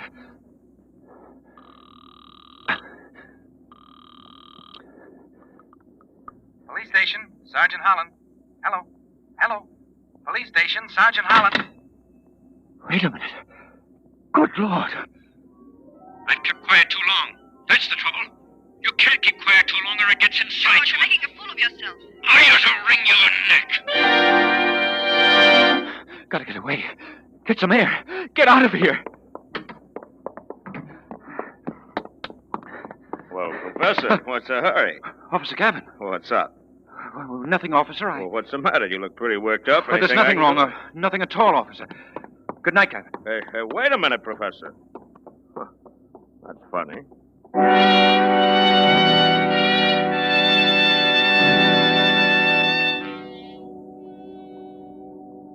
The fog, George. All you can think of is losing yourself in it, trying to erase the horrible picture of Priscilla from your mind. Gavin, the campus policeman, saw you rush blindly from the house, saw the terror on your face that came with the realization that less than an hour after your exasperated statement at the bridge table, your wife Priscilla lies dead on the living room floor, strangled. You walk aimlessly in the fog for several minutes, trying to get a grip on yourself.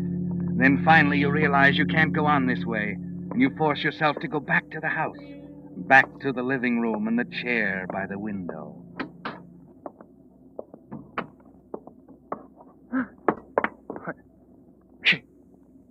She's gone.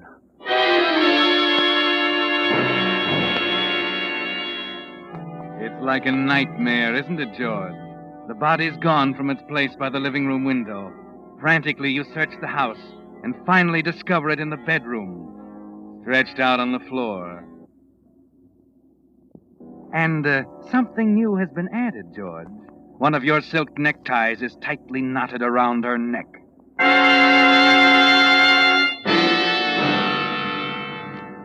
Well, George, it's clear now. You're being framed. The minute it takes your fumbling fingers to take off the necktie seems a year. And you can almost hear the police outside as you burn it in the stove. Then you dash next door to Larry's.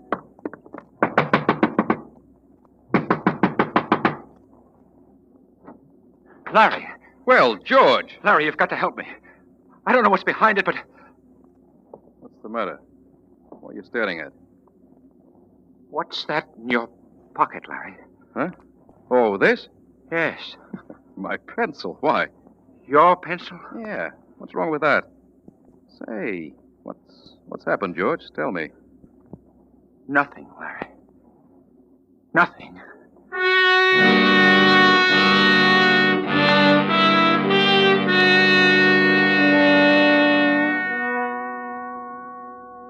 Hey, you need another cup of coffee, Prof. Here, let me get it. Why did he do it? What reason could he have for Don't get killing... ahead of yourself, Professor. You're not sure? I'm positive, Charlie. The pencil was right next to her body when I first went in. When I went back, she'd been moved, and the pencil was in Larry Price's pocket. That's pretty serious stuff. Charlie, you believe me, don't you? You don't think I know. Almost makes me sick to think of it. I came here because I had to go somewhere. I thought that you'd... Sure, I believe you, Prof. Thanks. Brother, you're in a tough spot. Yes, I know. What are you going to do? You mean I have a choice? Well, I don't know. You sure that campus cop recognized you when you ran out of the house? Oh, of course he did. I talked to him. That's where you made your mistake. You should have spilled it then. I didn't know what I was doing. All I could think of was to get away from I know. here. What about an alibi? What happened after you left the house the first time? Well, I just took a walk, that's all. Alone? Yes. No one saw you, huh? Well, there was Anne, of course, Larry's wife. She was... Oh, you can write that one off. You think she'd deny seeing me? If it met her husband's neck, she would. Oh, but she's not the kind who... You're wasting your time, I tell you. They're all the same. Wouldn't steal second in a Sunday school baseball game, but put them on the stand when their husband's in a jackpot and... no, Professor, that one's out. But there's no one else. There's... Wait a minute. That dog. Huh?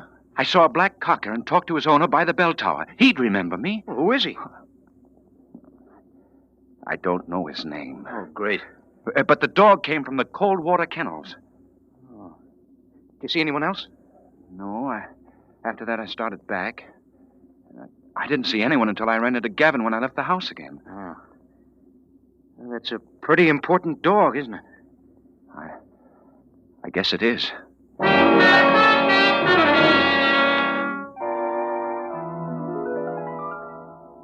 I'm awfully sorry. I would have telephoned, but the telephone... But the telephone was disconnected. Now, look.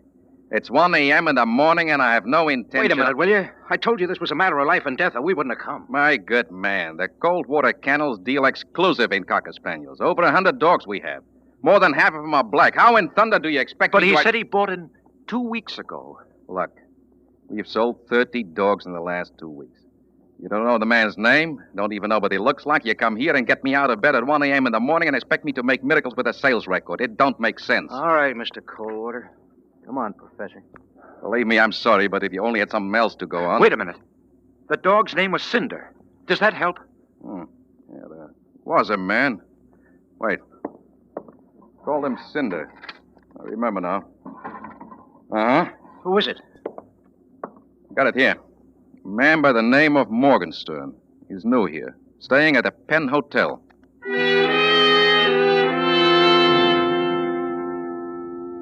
Morgenstern? Let me check the register. Morgenstern. Where have I heard that name? Morgenstern. We had him here a couple of weeks ago. Kendrick P. Morgenstern. Yeah, I remember him now. He came in one night with a dog, and we had to tell him it wouldn't go here against the house rules. I've seen that name. I know it. You've got a forwarding address? No, he just moved out. He was kind of sore.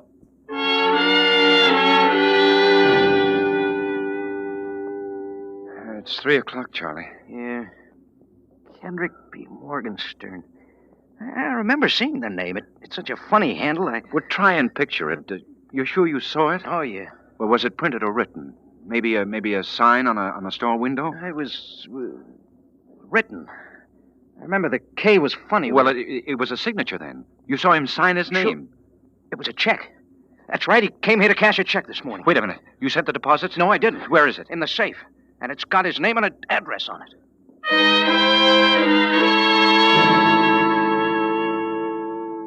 I'm sorry, Mrs. Brandon. I know it's late, but we've got to find him. You say he was staying here? Well, it was funny. A nice man, Mr. Morgenstern, but odd. He come here from the hotel with his dog about 2 weeks back. Thought the world and all of that. But you dog. said he's gone now. Where is he? Well, I'm getting to that. He only took the room for 2 weeks, being he's due to go east tonight on the plane. East where? Well, I don't know. When? What plane? Left at midnight. But come 11 o'clock, he decides to take his dog walking. Well, I don't see him for over an hour. 12:30 it was, but then the plane's gone. But then he's here. Oh, no. Left in an awful hurry. Think he was going to catch the next plane at 2 a.m.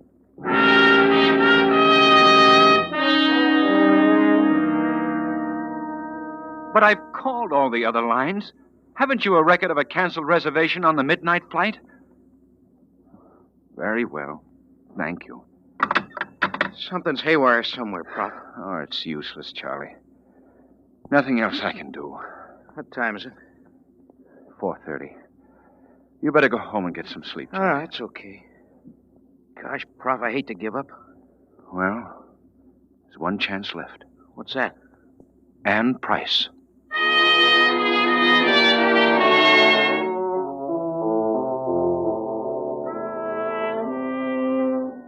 It's a slim chance, George, but it's the only one you have. After you leave Charlie, as you walk slowly through the campus toward Faculty Row, you try for the first time to think it through, to reason it out somehow. Lara's motive for killing Priscilla, Anne's terror when she ran into you, the brutal, heartless frame-up that hit you between the eyes when you went back the second time. It doesn't make sense, and you're too tired to think, too tired to play with an impossible jigsaw puzzle.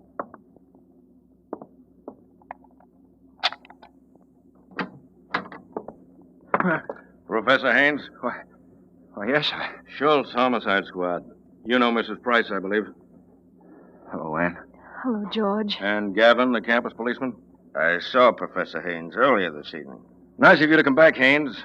There are 9 squad cars out looking for you right now. All right, I'm here now. What do you want?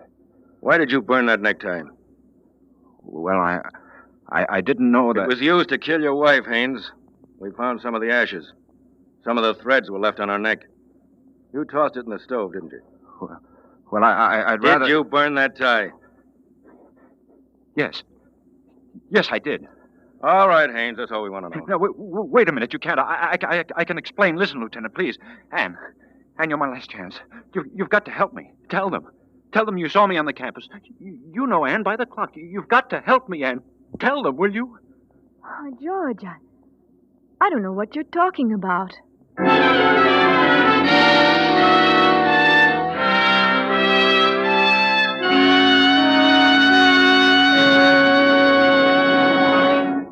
The Whistler will return in just a moment with the strange ending of tonight's story.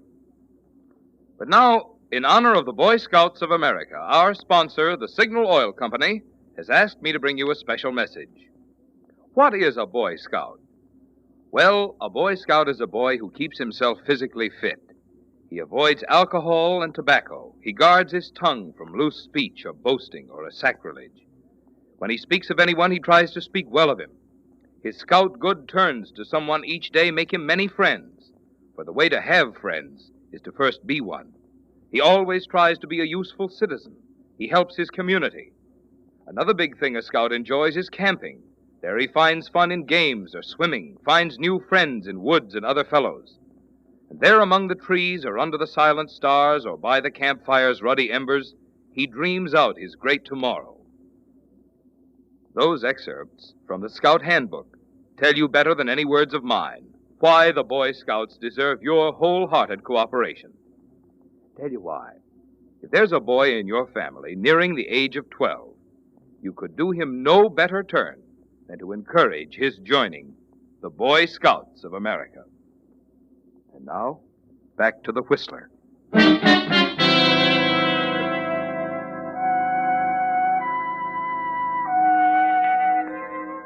So that's it, George. Anne denies it. She didn't see you. Charlie was right, wasn't he? Women are wide-eyed and righteous until the chips are down, until something close to them is at stake. Then it doesn't seem to matter. You stand there quietly, looking at her for a minute. Then your knees begin to get weak and you sit down. You wonder for a moment where Larry is, and decide he's probably somewhere rehearsing the testimony he's going to use against you at the trial. Then suddenly you're too tired to wonder anything. George. Please, Anne. You don't need to say any more. Oh, I know it sounds ridiculous for me to say I'm sorry at a time like this. I should have known it was coming. It's been written all over his face for the past month. What? Who are you talking about? Larry. Perhaps I'd better explain, Mrs. Price. You see, Haynes Price was in love with your wife. Why, that's ridiculous. Oh, it's true, George. It came to a climax yesterday afternoon. She refused to go away with him. That's fantastic. It's true, George. Oh, don't you see? That's why Priscilla was so unreasonable last night. But how long? Oh, months. I thought Larry was acting strangely last night after we got home. And then when I saw him leave the house, I followed him and... She saw the whole thing, Haynes. Good Lord. Oh, all I could think of was running. He knew I saw him and followed me across the campus. I ran into him at the bell tower, but he was so surprised. Anne, that was I. What? Why, I thought it was Larry. That's why I... Of course. You were frightened. Well, anyway, I went to the police, and Lieutenant Schultz came right out. Apparently, Price returned after she gave him the slip and realized his only out was to incriminate you. He moved the body, planted the necktie, and so on. But how could he expect to get away with it? He wasn't thinking very rationally, Haynes. Oh. Now, that's another thing. When Price knew the jig was up, he ran for it. Took off across the campus in the fog. We had every available man out looking for him. But it was pretty much of a needle in the haystack proposition in the fog for a while, until we got that big break. What was that? A little black dog. Apparently, the dog got excited when Price ran by his master and broke away and ran after Price. One of our men was attracted by the barking. All he had to do was follow the dog, and there was Price. Oh, forgot to introduce our star witness, Professor. How do you do? This is the dog's owner, Mr. Morgenstern.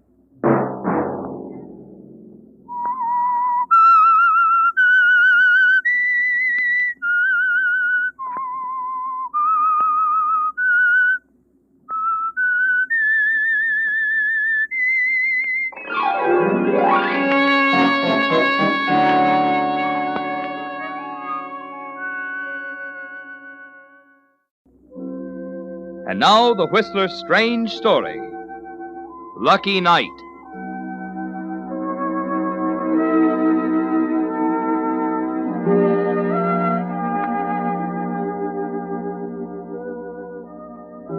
Cities are noisy, sprawling things, tentacled with streets and avenues, scarred by towers and ditches, built of shacks and mansions.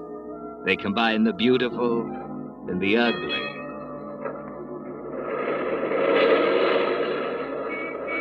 And the people of the cities are as diverse and varied as the buildings, rich and poor, educated and ignorant, the hurrying, scuffling, pushing mob that makes a city live. They are the principals in a million stories enacted every day in the city's streets and its buildings.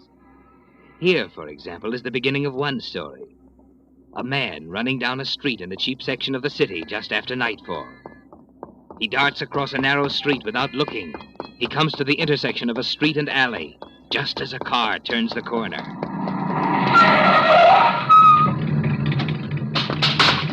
Hey, you hit him! How bad? He's dead! What are we gonna do? Two. Get out of here. Drag him in that alley. Yeah, but he's dead. That's hit and run driving. We ought to report. You heard me. Drag him in that alley and let's get out of here.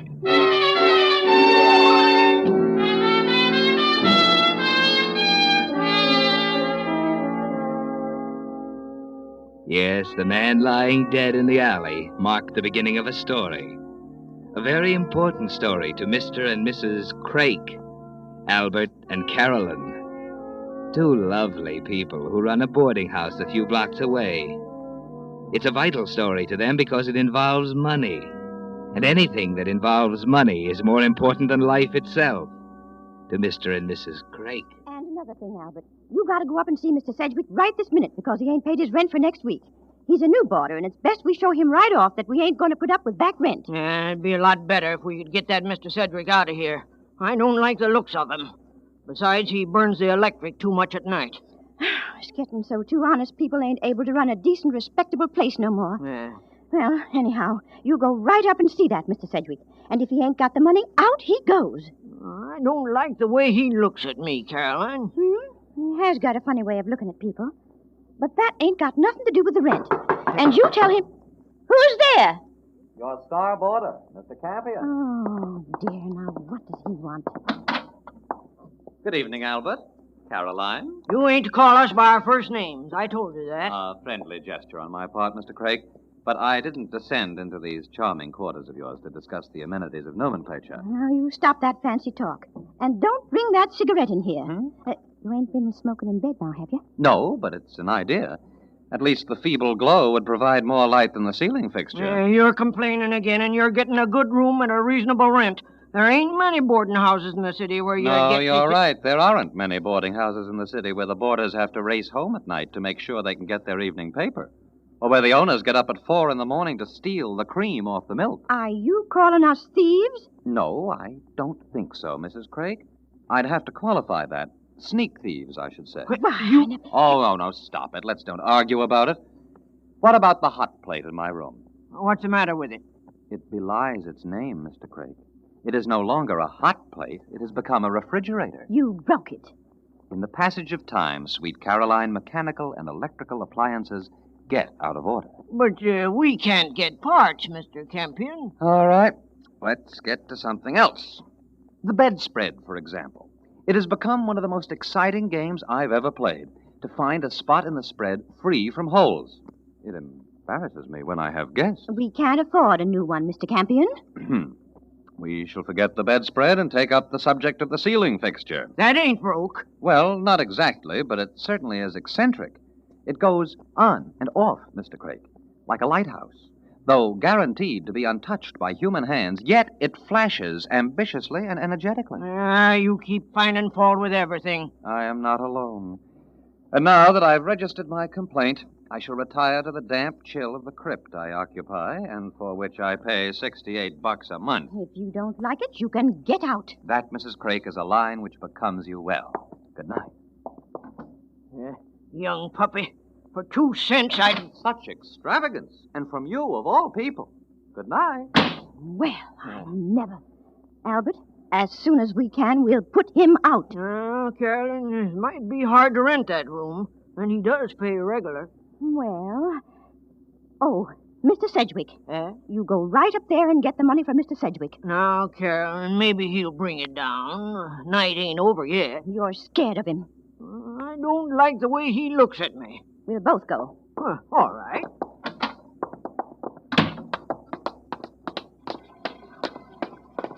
There goes that Miss Barton, turning on the water again to wash her hair. Miss Barton, you close off that water good, and don't use too much. Yeah, she knows all right, her being a day behind with her rent.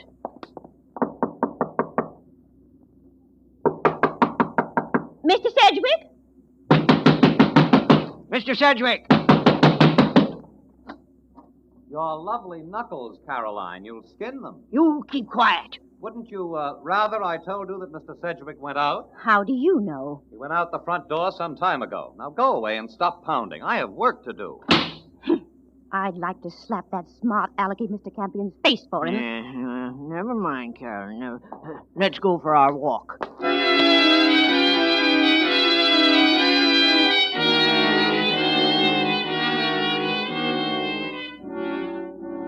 Yes, Mr. and Mrs. Craik, you are a remarkable couple.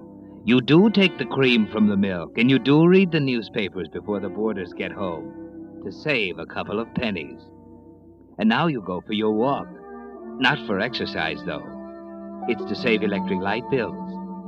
Every night it's the same, down the same street, past the warehouse, over to the brewery, and along the street running through the wholesale district, until you finally get sleepy and turn homeward. Albert, if that smart Mr. Campion tells you that he ain't using electric light in that lamp he bought, he's lying. Yeah, if we could just catch him at it. He's got enough light in his room. He don't need no more lamps. It's costing us money to put up with them. That's right, Albert. Money, money. We always got troubles. Wait a minute. That's a man laying there. Drunk, most likely. Yeah, that's right. Honest people have to slave for their money, and some no good like this drinks it up and then... I don't smell no liquor. Well, maybe I'm going to look closer. Keep away from him, Albert. Maybe it's a trap. He might be a hold-up man. Carolyn, it's Mr. Sedgwick. It is. Look. What's the matter with him? He's dead. Albert. Looks like maybe he got hit by an auto. What's that? His pocket. It's stuffed with money. And him owing us rent. Look, Carolyn, it's so much. Albert, what do you suppose... Shh. Ain't nobody in sight. What are you thinking? Huh? Me? What are you thinking? Nothing. I ain't thinking nothing. Ain't nobody in sight. But it'd be stealing. Ain't nobody in sight. Oh, Albert, it's so much money. Looks... he come by it bad. I never did like the way he looked. Like one of them gangsters. He wouldn't do no good with it. And he owes us rent. Yeah. It's his kind that spend it on some chorus girl. You and me, we... Albert, are you going to do it? Or ain't you? Ain't nobody watching. Ain't nobody saw him before us either. And there wouldn't be no money. Albert. Carolyn, come on. I got it.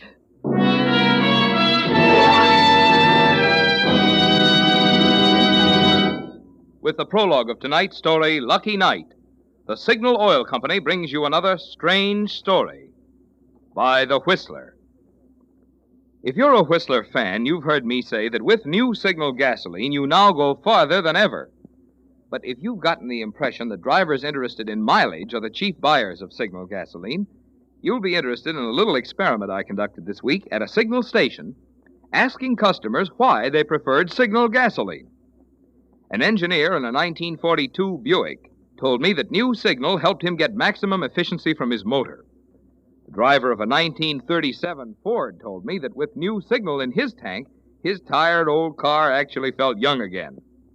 And a traveling salesman emphasized the importance of Signal's good mileage. Now, if it seems strange to you that three drivers interested in three different qualities should all find them in the same gasoline, well, I can clear up that mystery for you in a hurry. You see, scientists, by rearranging the atoms in gasoline molecules, put amazing power into new Signal gasoline. And because that power helps you get greater efficiency, extra performance from your motor, you naturally get maximum mileage. That's why, while you're enjoying its quicker starting, faster pickup, and higher anti-knock, you'll find you do go farther than ever with new Signal gasoline. And now, back to the Whistler.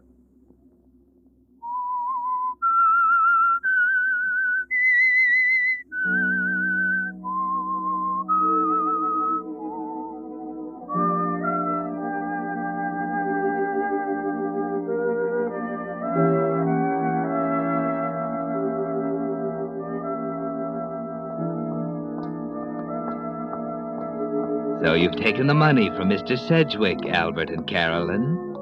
But look, isn't someone behind you? Faster, walk faster. Just a shadow, wasn't it? But you didn't know that, Mr. and Mrs. Craig. That money is heavy in your pocket, isn't it, Albert? Faster now, both of you. Hurry home to hide the money in the mattress. Yes, in the mattress with the rest of your miser's hoard. But faster again. The memory of Mr. Sedgwick lying back there is pursuing you, and you've got to get away. Faster now, faster.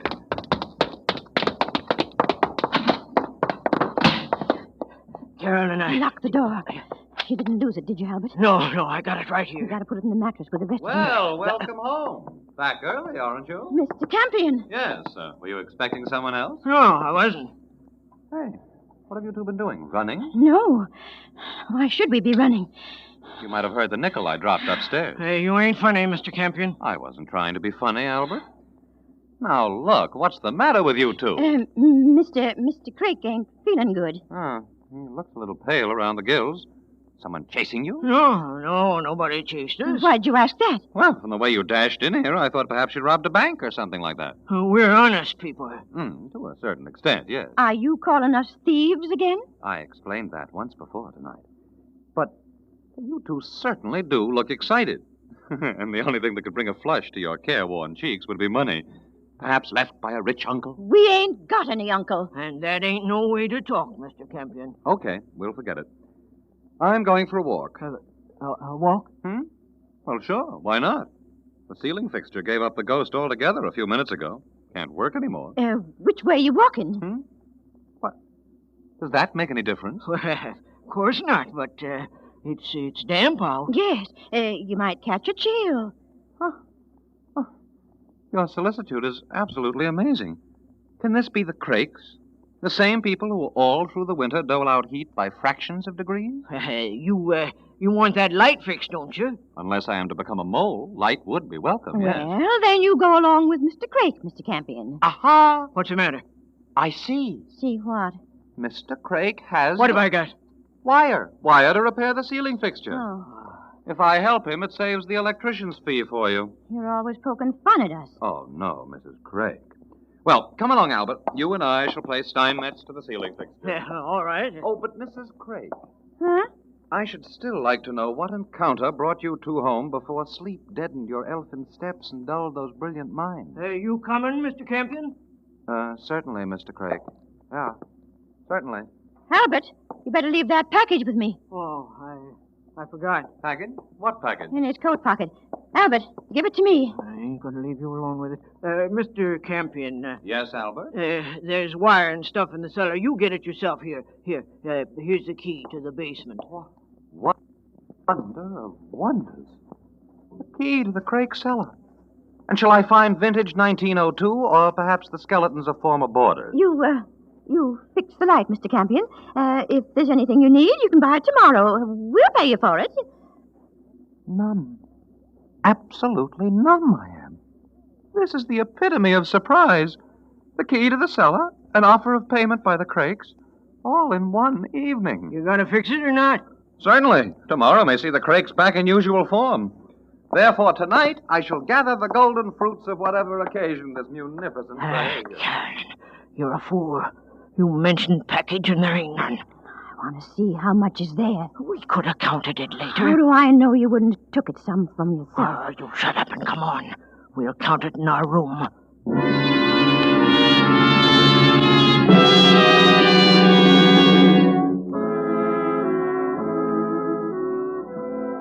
So you count the money, Mr. and Mrs. Craig.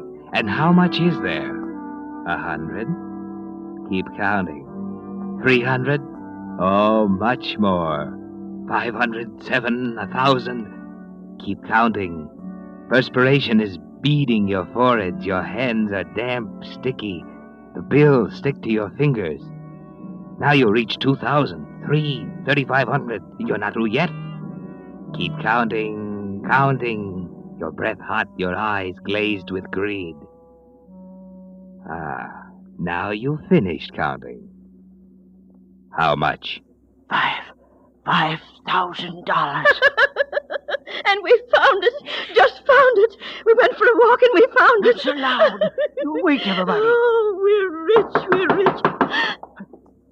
Who's there? Campion, is anything wrong? No, there's nothing the matter. But I thought I heard Mrs. Craig. Did you fix the light? Oh, yes. Here's the key to the cellar. Well, put it under the door. Put it under the door. Shh, be quiet. Just shove it under. Okay. But are you sure there's nothing? Just go to bed, Mr. Campion. I'm going out for a walk. If anyone calls, I'll be back in a half hour. Albert, he can't go. Maybe he'll go the way we did and see him. Did you hear me? Sure. Mr. Campion. Yes? Hey, it's awful chilly out. You'll observe closely. I'm the possessor of an overcoat, a serviceable Benny. Wouldn't you like a nice cup of tea? I beg your pardon. You like tea, don't you, Mr. Campion? I don't understand. And tomorrow we'll have a new hot plate for you. Yeah, maybe we can pick up one secondhand. Mr. and Mrs. Craig, take a close look at me. My name is Campion. I've been living here for 6 months, during which time you must have seen that I am not affluent in any way.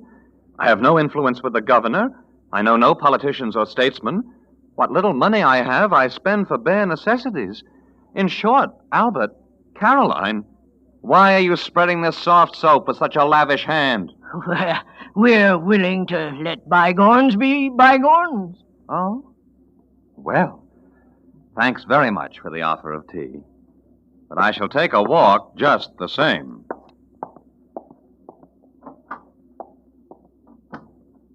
He'll go the way we did. I know he will. Forget it. Close the door. What if he does find him? All he'll see is that Sedgwick laying in the alley. We didn't kill him. Anybody could see it was Otto that done it. And Campion can't know about the money. Sedgwick was only here 2 days. But we gotta hide it in case. In the mattress, with the rest. We ain't got time. What if Mr. Campion does know about the money? What if he sees Mr. Sedgwick and comes back here? We ain't got time to open the mattress and close it again. Then what do we do? Put it in the fireplace until tomorrow morning. Then what? When the bank's open, you go clear over to the outer side of town. If it's a nice day, you can walk. Change one of the big bills into littler ones. You're crazy. What good's that going to do? You'll see. Now listen. Then go to another bank and put the littler bills in a bank account. We ain't got none. You can open one. Maybe do the same thing for a week until all the money is out of here. Ain't nobody knows us on the other side of town. Yeah, I see. Well, that's a good idea. And then, when we're good and sure nobody else knows about the money, we can take it out of the bank and bring it back here. See? Yeah. Well, that's smart. That's pretty smart, Carolyn. I bet even Mr. Smarty Pants Campion couldn't think of nothing like that.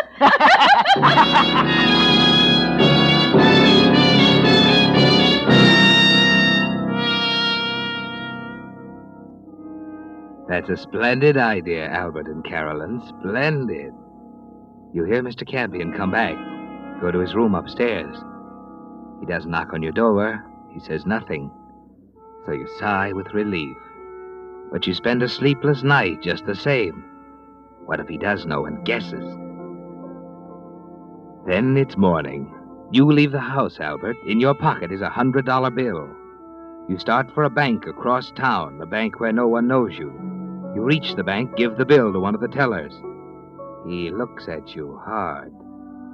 Is there some suspicion in his glance? Is there, Albert? But he changes the bill, and you hurry out. You start for another bank, blocks away. But before you get there, a newspaper headline catches your eye. You can't read it all, but 2 words make you start and turn pale. Bank robbery.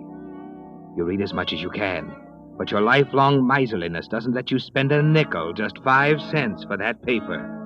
Then one phrase strikes your eye. Marked money. Marked money. Now you hurry home. The other bank is forgotten. You should take a taxi, but you don't think of it, even though 5s and 10s are clutched in your pocket, the dampness from your hand making them a pulpy mass. Now you're home, safe. Pardon me, Mr. Craig. I can't stop now, Mr. Campion. Okay, so you can't stop. Don't you want to know why this policeman is here? Policeman? Where? Using the phone down the hall. It seems our good friend Mr. Sedgwick has some shady dealings. Sedgwick? Yes, you see, there was a little incident. I got to go to Carolyn. I went out to get some medicine. Oh, the law will wait, Mr. Craig. The law will wait. Carolyn! Carolyn! Is the policeman gone, Albert? No, he ain't. I saw him coming down the street while I was looking out the window for you. Why was you gone so long, Albert? Oh, never mind that. He came up the stairs and he rang the bell. I couldn't answer the door. I just couldn't, Albert. So I pretended I wasn't here. Then Mr. Campion came down and knocked on our door. Did he hear you? He know you was here? I must have made some kind of noise because he talked to me. I didn't say nothing. Then I heard the policeman and Mr. Campion talking. You tell me what they were saying. I couldn't hear it good. I put my ear against the door, but I couldn't hear nothing but low talk. And that's what it's for. That's what it's for. What are you saying? Where's the rest of the money? Still in the fireplace. Are they going to arrest us, Albert? Are they going to arrest us for taking money from Mr. Sedgwick? The paper said it was marked. Oh. The bandits took marked money from the bank. The serial numbers was all wrote down. Now we got it. That Mr. Sedgwick was a crook. We got to give it back. You're crazy. Then we got to tell him we stole it off Sedgwick. We got to get rid of the money. Albert, what are you doing? Burning it. Oh, no, Albert. Let go my arm. That fellow at the bank, he looked funny at me. It took me 20 minutes to get back here. He told the police before I got back. You burning it! Burning it! You shut up! Oh, don't burn it! No, shut up! Oh! Albert, you didn't have to hit me. You didn't have to hit me. That's a policeman. Shh. Quiet. That's a policeman. Now, you go keep him away. The money's nearly gone. And then he can come in. Go ahead now, go ahead. Don't stand there like a fish. Go ahead. Who is it? Campion, with a stout minion of the law, his name is McCarthy. Just a couple of seconds more. Just a couple of seconds. I ain't dressed. Oh, come, Mrs. Craig. It's after 10. You were up early this morning. I heard you. It's done, Carolyn. You can let him in.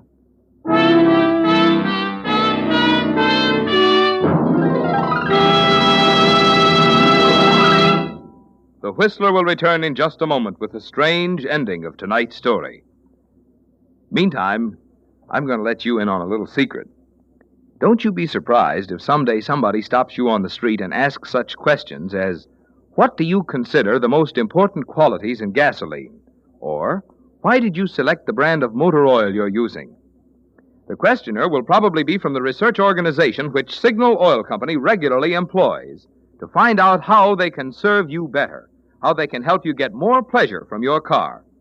It's this policy of finding out what the motorist wants, then giving it to him, that has led to the development of ever finer Signal products, including that amazing new Signal gasoline that's so packed with power you can actually feel the difference and see it and hear it. Give it a try. The chances are you'll say Signal gasoline has everything. For after all, new Signal gasoline, like all Signal products, is the answer to what you, the motoring public, have told Signal's research people that you want. And now, back to the Whistler.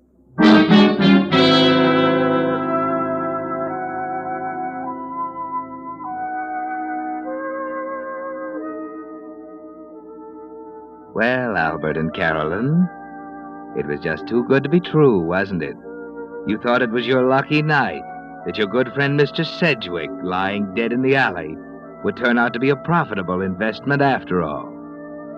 But there were too many things you didn't know, too many strings attached to that $5,000. That's why you're relieved now as you watch the last of it smolder in the grate after admitting Officer McCarthy and Mr. Campion.